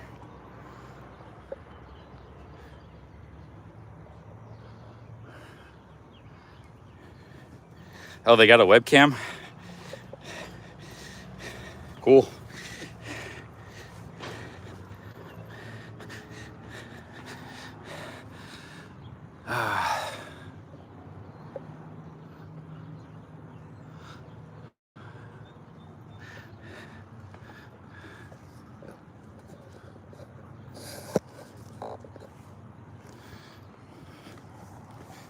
There's a couple people there. There's one person there.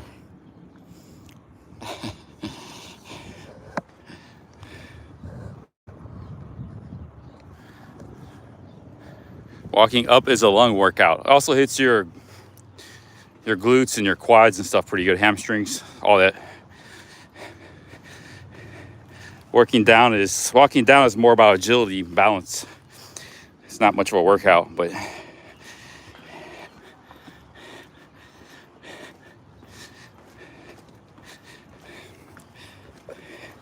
you want to get good cardio fast, just do a lot of stair climbs. That's the best. And strong legs and cardio. That's all you gotta do is stair climbs.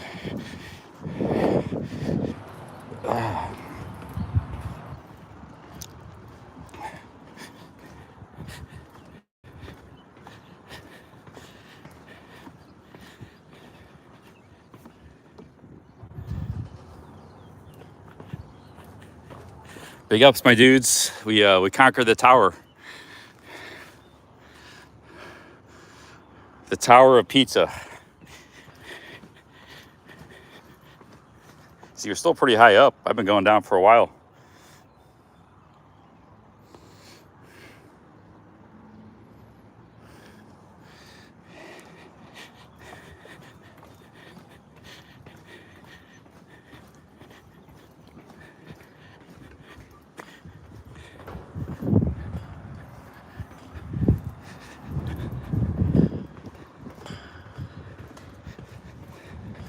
Well, I don't think I'm going to do any more working out today. I was going to maybe, I might throw in some push-ups, sit-ups. I'll do a little bit. Push-ups, sit-ups, squats. I'll do a few sets of each. Just have to find a place to do the sit-ups. You need something to hold your feet down. I still have to use the bathroom. I could go in the woods. It's just a number one. I could have, I'll go in there somewhere.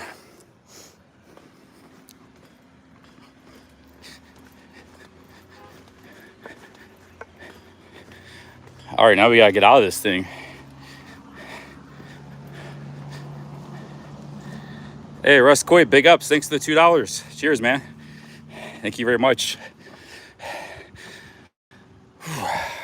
Cheers, Russ. All right, let's see if we get out here. Is this electronic? Oh man, we got a big wasp. A big wasp. See, I can't go. It's locked. You have to hit this button. What if this button stopped working? You'd be stuck. See, I unlocked it now.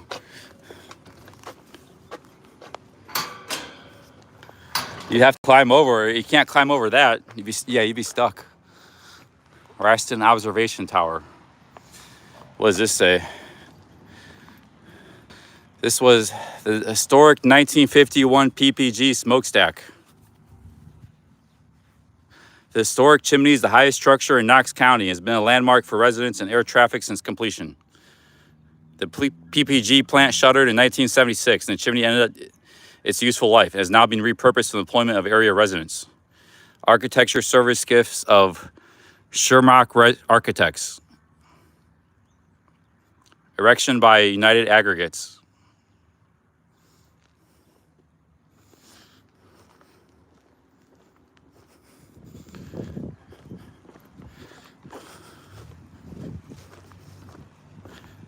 Yes, that's what I figured. I figured this was all a factory at some point, and it was torn down, and they made a park out of it. So you got still some old remnants of the factory. And the reason they left the tower up was because like air traffic controllers were using it. It was a landmark, so they made it in a park.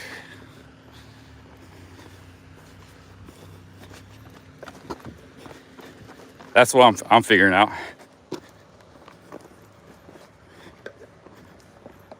That's what the sign said. It said erected by something. Is this a tower? You still got some factories over here.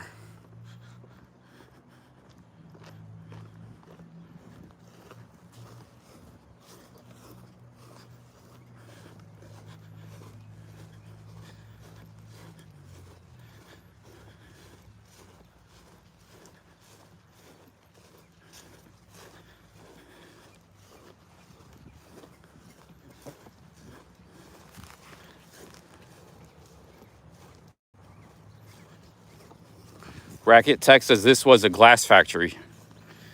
Yeah, problem is they got houses over here. There's nowhere to use the bathroom. Be out of sight of the public.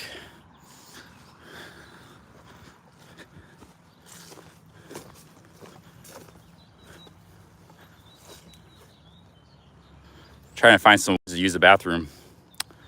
It's too much in public here.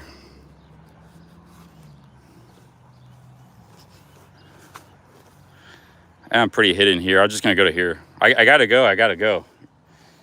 I'm just gonna go here. So you got cars pulling in, and that's probably contaminants mound. Yeah, probably.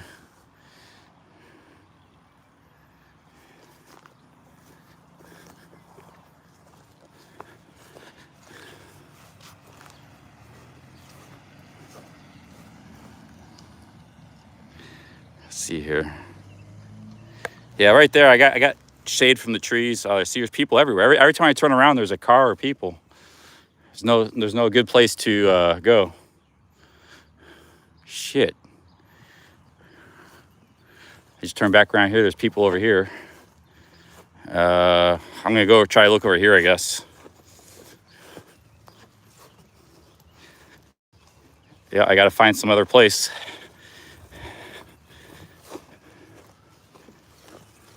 Maybe over here.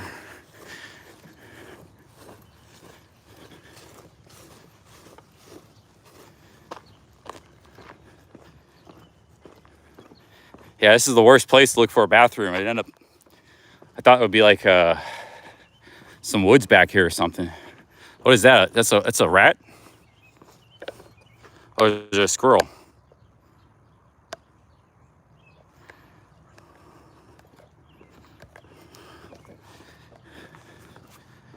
They should have a public, all the other parks, there was no public restroom back at the main trail entrance, and there's none here. Usually they always had a porta potty or something. So, big fail on that one. See, you got more mountains over here.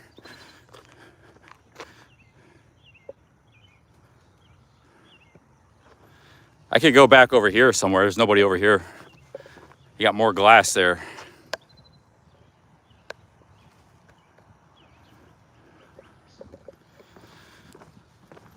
Guys, this is the reality of a live streamer. Somewhere you have to go to the bathroom.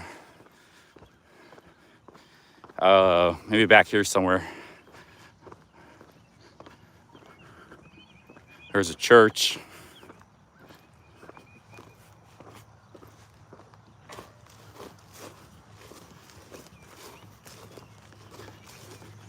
Now this is a factory.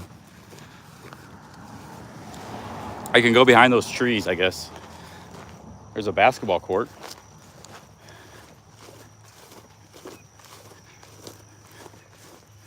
Yeah, this park's creeping me out. It's like New World Order stuff over here. Let me check my Google Maps. Yeah, it's just a number 1. That's usually pretty easy.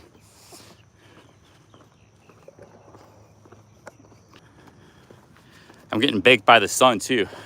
Kind of bleak.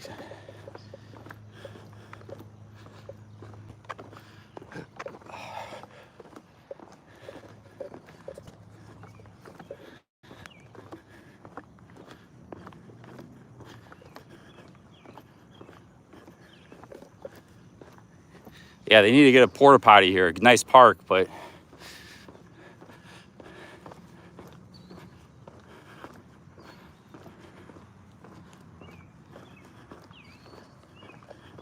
yeah, the river is a bit of a walk. I was by the trail. There was nothing over there either. That was even more in the public. That was right in the middle of town.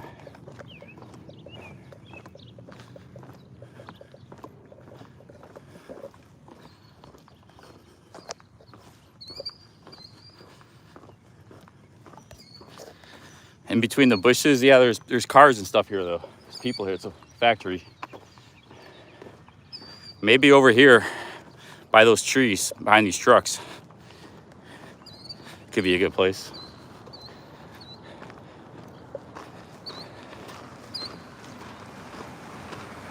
See, you still got cars pulling up.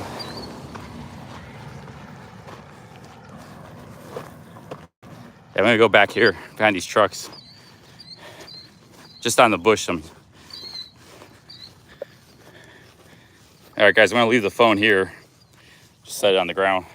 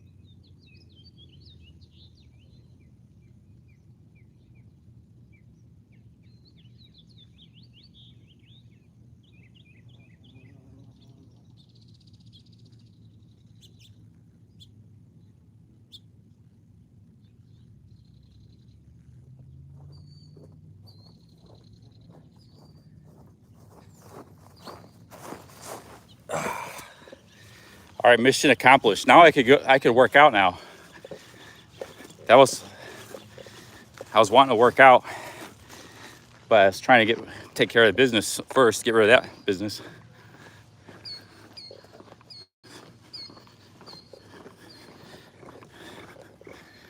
I just did it back there behind those trees. There's nobody back there. It's behind the trucks.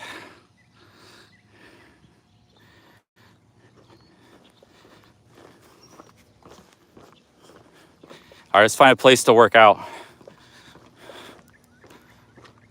Oh, thank God the sun's finally going behind some clouds.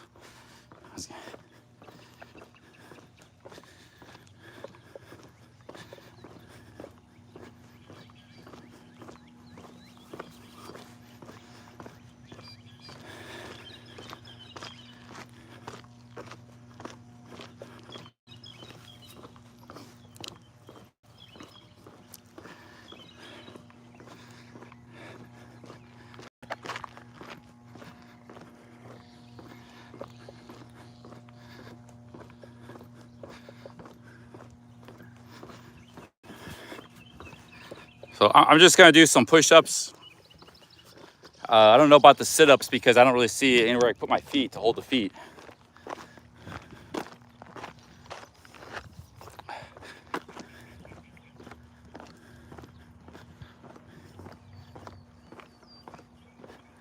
I got some stones here I could use for push-ups.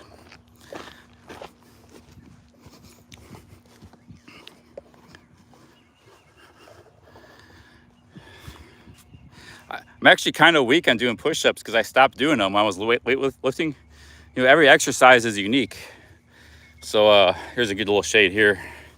I sit down for a minute, get a little rest from that. I've been walking too a lot and carrying that backpack. Every exercise is unique, so push-ups are sort of their own unique exercise. And so like if you do bench pressing and stuff like that, that's good, but it's not the same exercise. So yeah, I'm kind of weak on doing push-ups, but there's different kinds of push-ups too, different variations.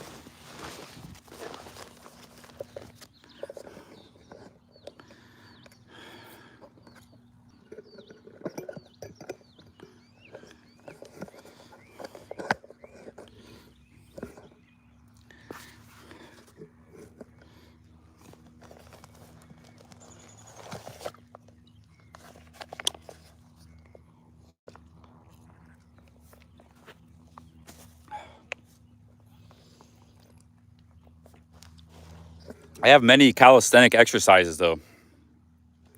Why did the chat go down to 220? It was like 280. Must have had internet outage. I want to show you guys some of my calisthenics.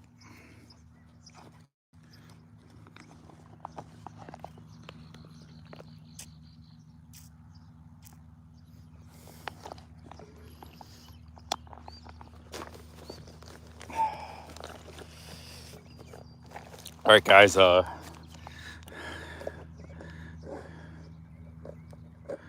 Is the phone not working? It says we have a full 5G here. Oh, the cam stopped working. The cam overheated.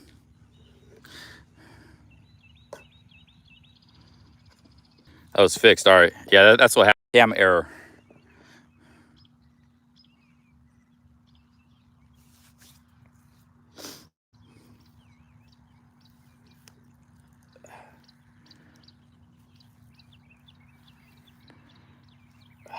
It's not working yet?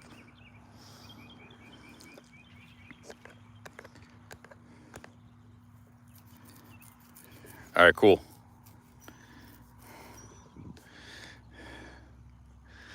All right, guys, we have a little shade here. There's the sun, so we're out of the sun.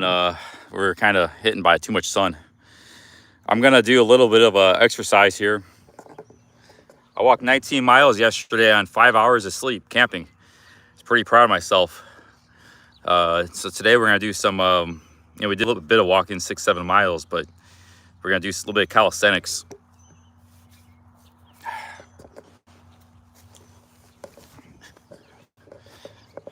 So first thing, I guess we'll start off with a plank.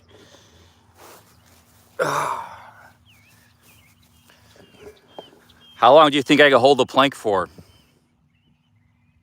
Yet most of you should know what a plank is.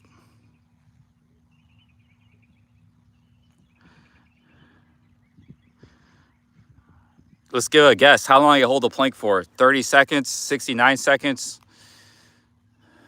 40 seconds, 8 seconds. That's not a vote of confidence. 60 seconds, 10 minutes. It could be pretty tough to do 10 minutes. Well, let's see how I can hold it for.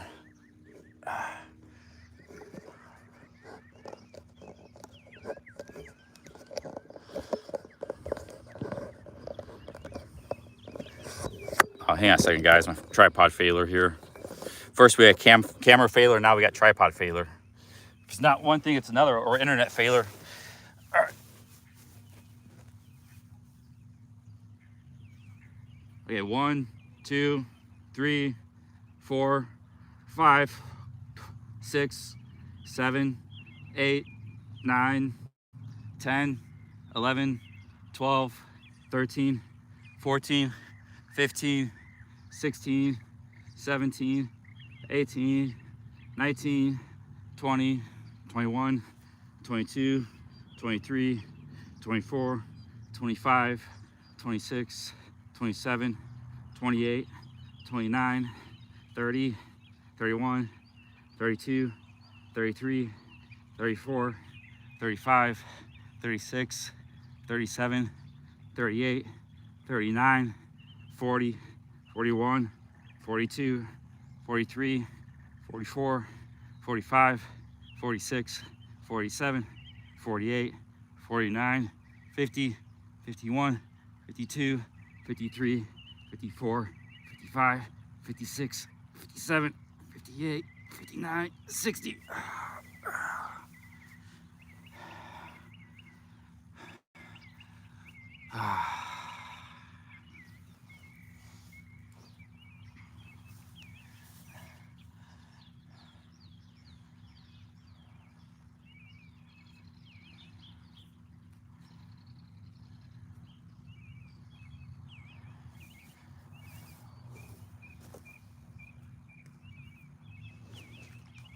I'll do one more, and I'll go on and move on to some other stuff.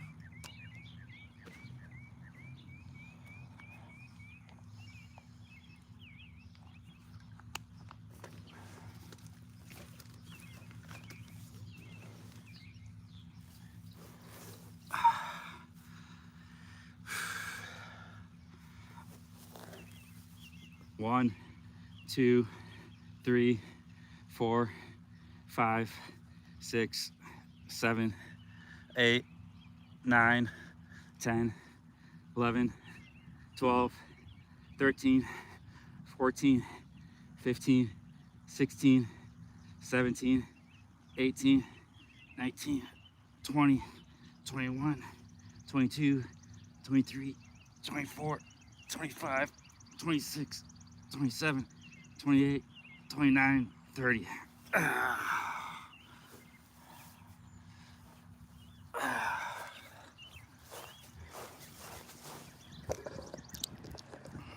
I did 60 and 30.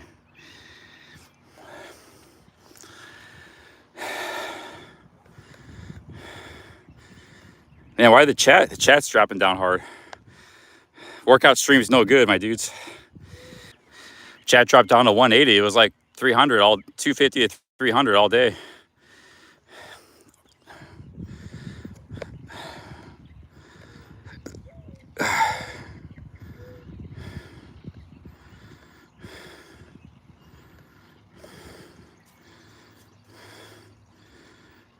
Oh, it says 182 on my end. It says 288 on yours.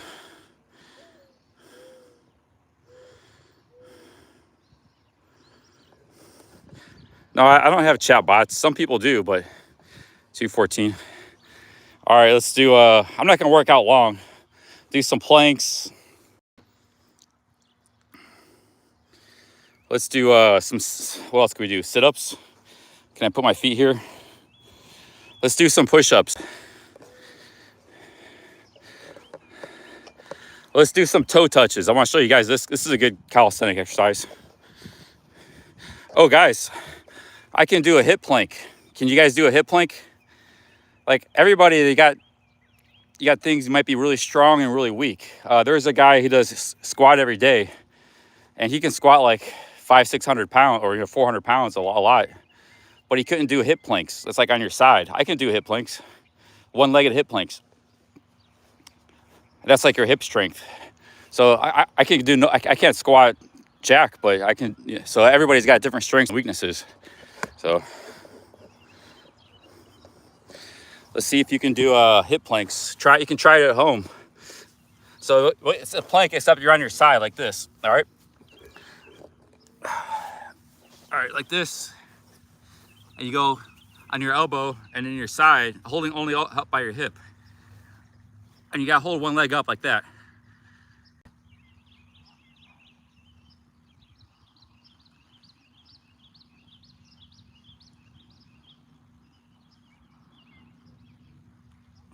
Try it. It's very hard. And then you gotta do the other side for balance.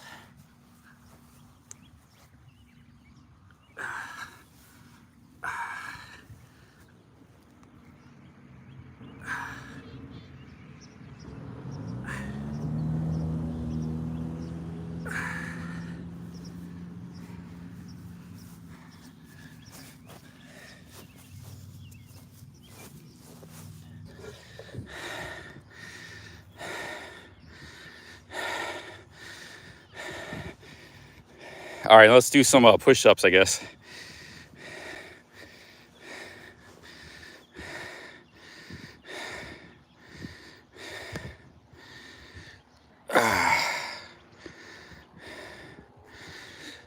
You do squats all day? All right, push-up time here.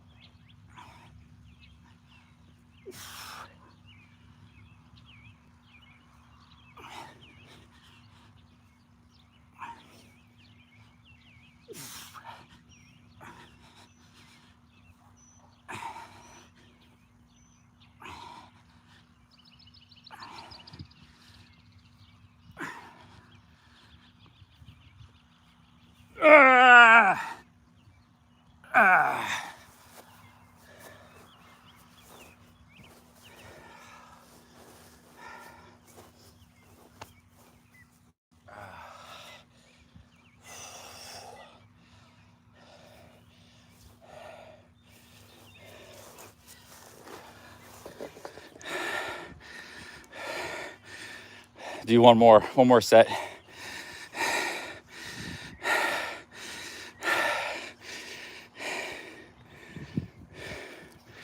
Lay down on your back, lift your feet a few inches on the ground, hold it. I could do that. Let me finish the push-ups first. One more set. 2 sets is not much, but I don't feel like doing a lot, to be honest. Just take like a 1-minute break.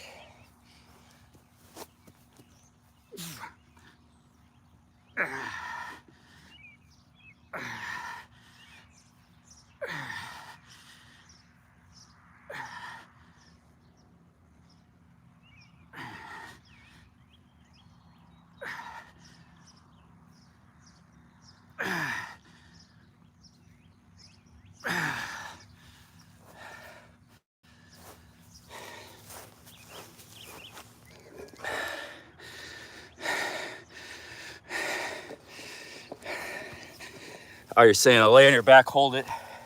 All right. A few feet off the ground, or a couple feet.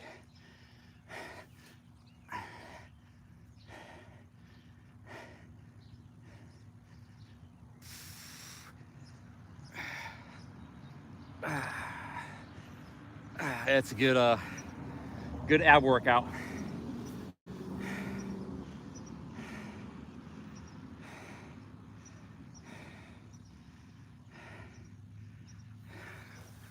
Do some wipers.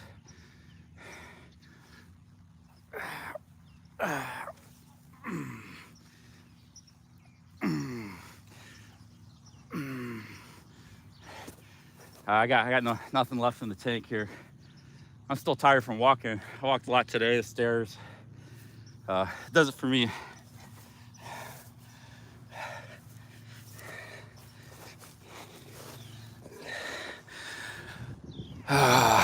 No, I could do a lot of wipers. I'm just The planks actually take a lot out of you. The hip planks and the regular plank, it's like you made the push-ups harder.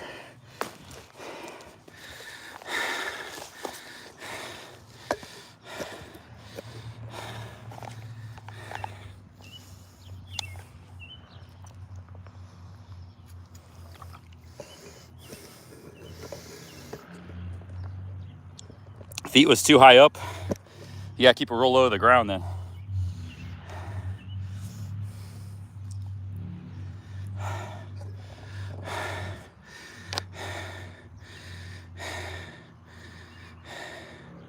Yeah, I want to mix some of this stuff into my regular walking routine. So just like Sebcam does, a little bit of push-ups, you know, cardio, stair climbs. So today we had a full day.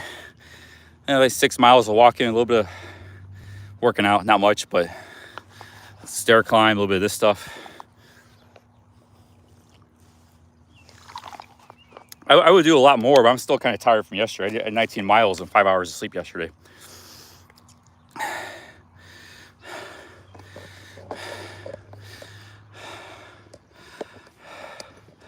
All right, guys, I think I'm gonna call it a day here.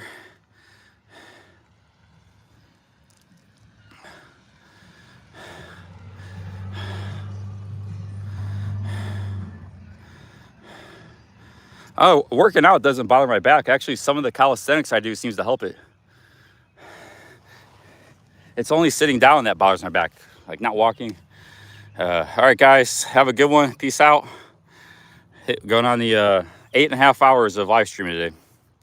Cheers. Hopefully this one doesn't get copyrighted.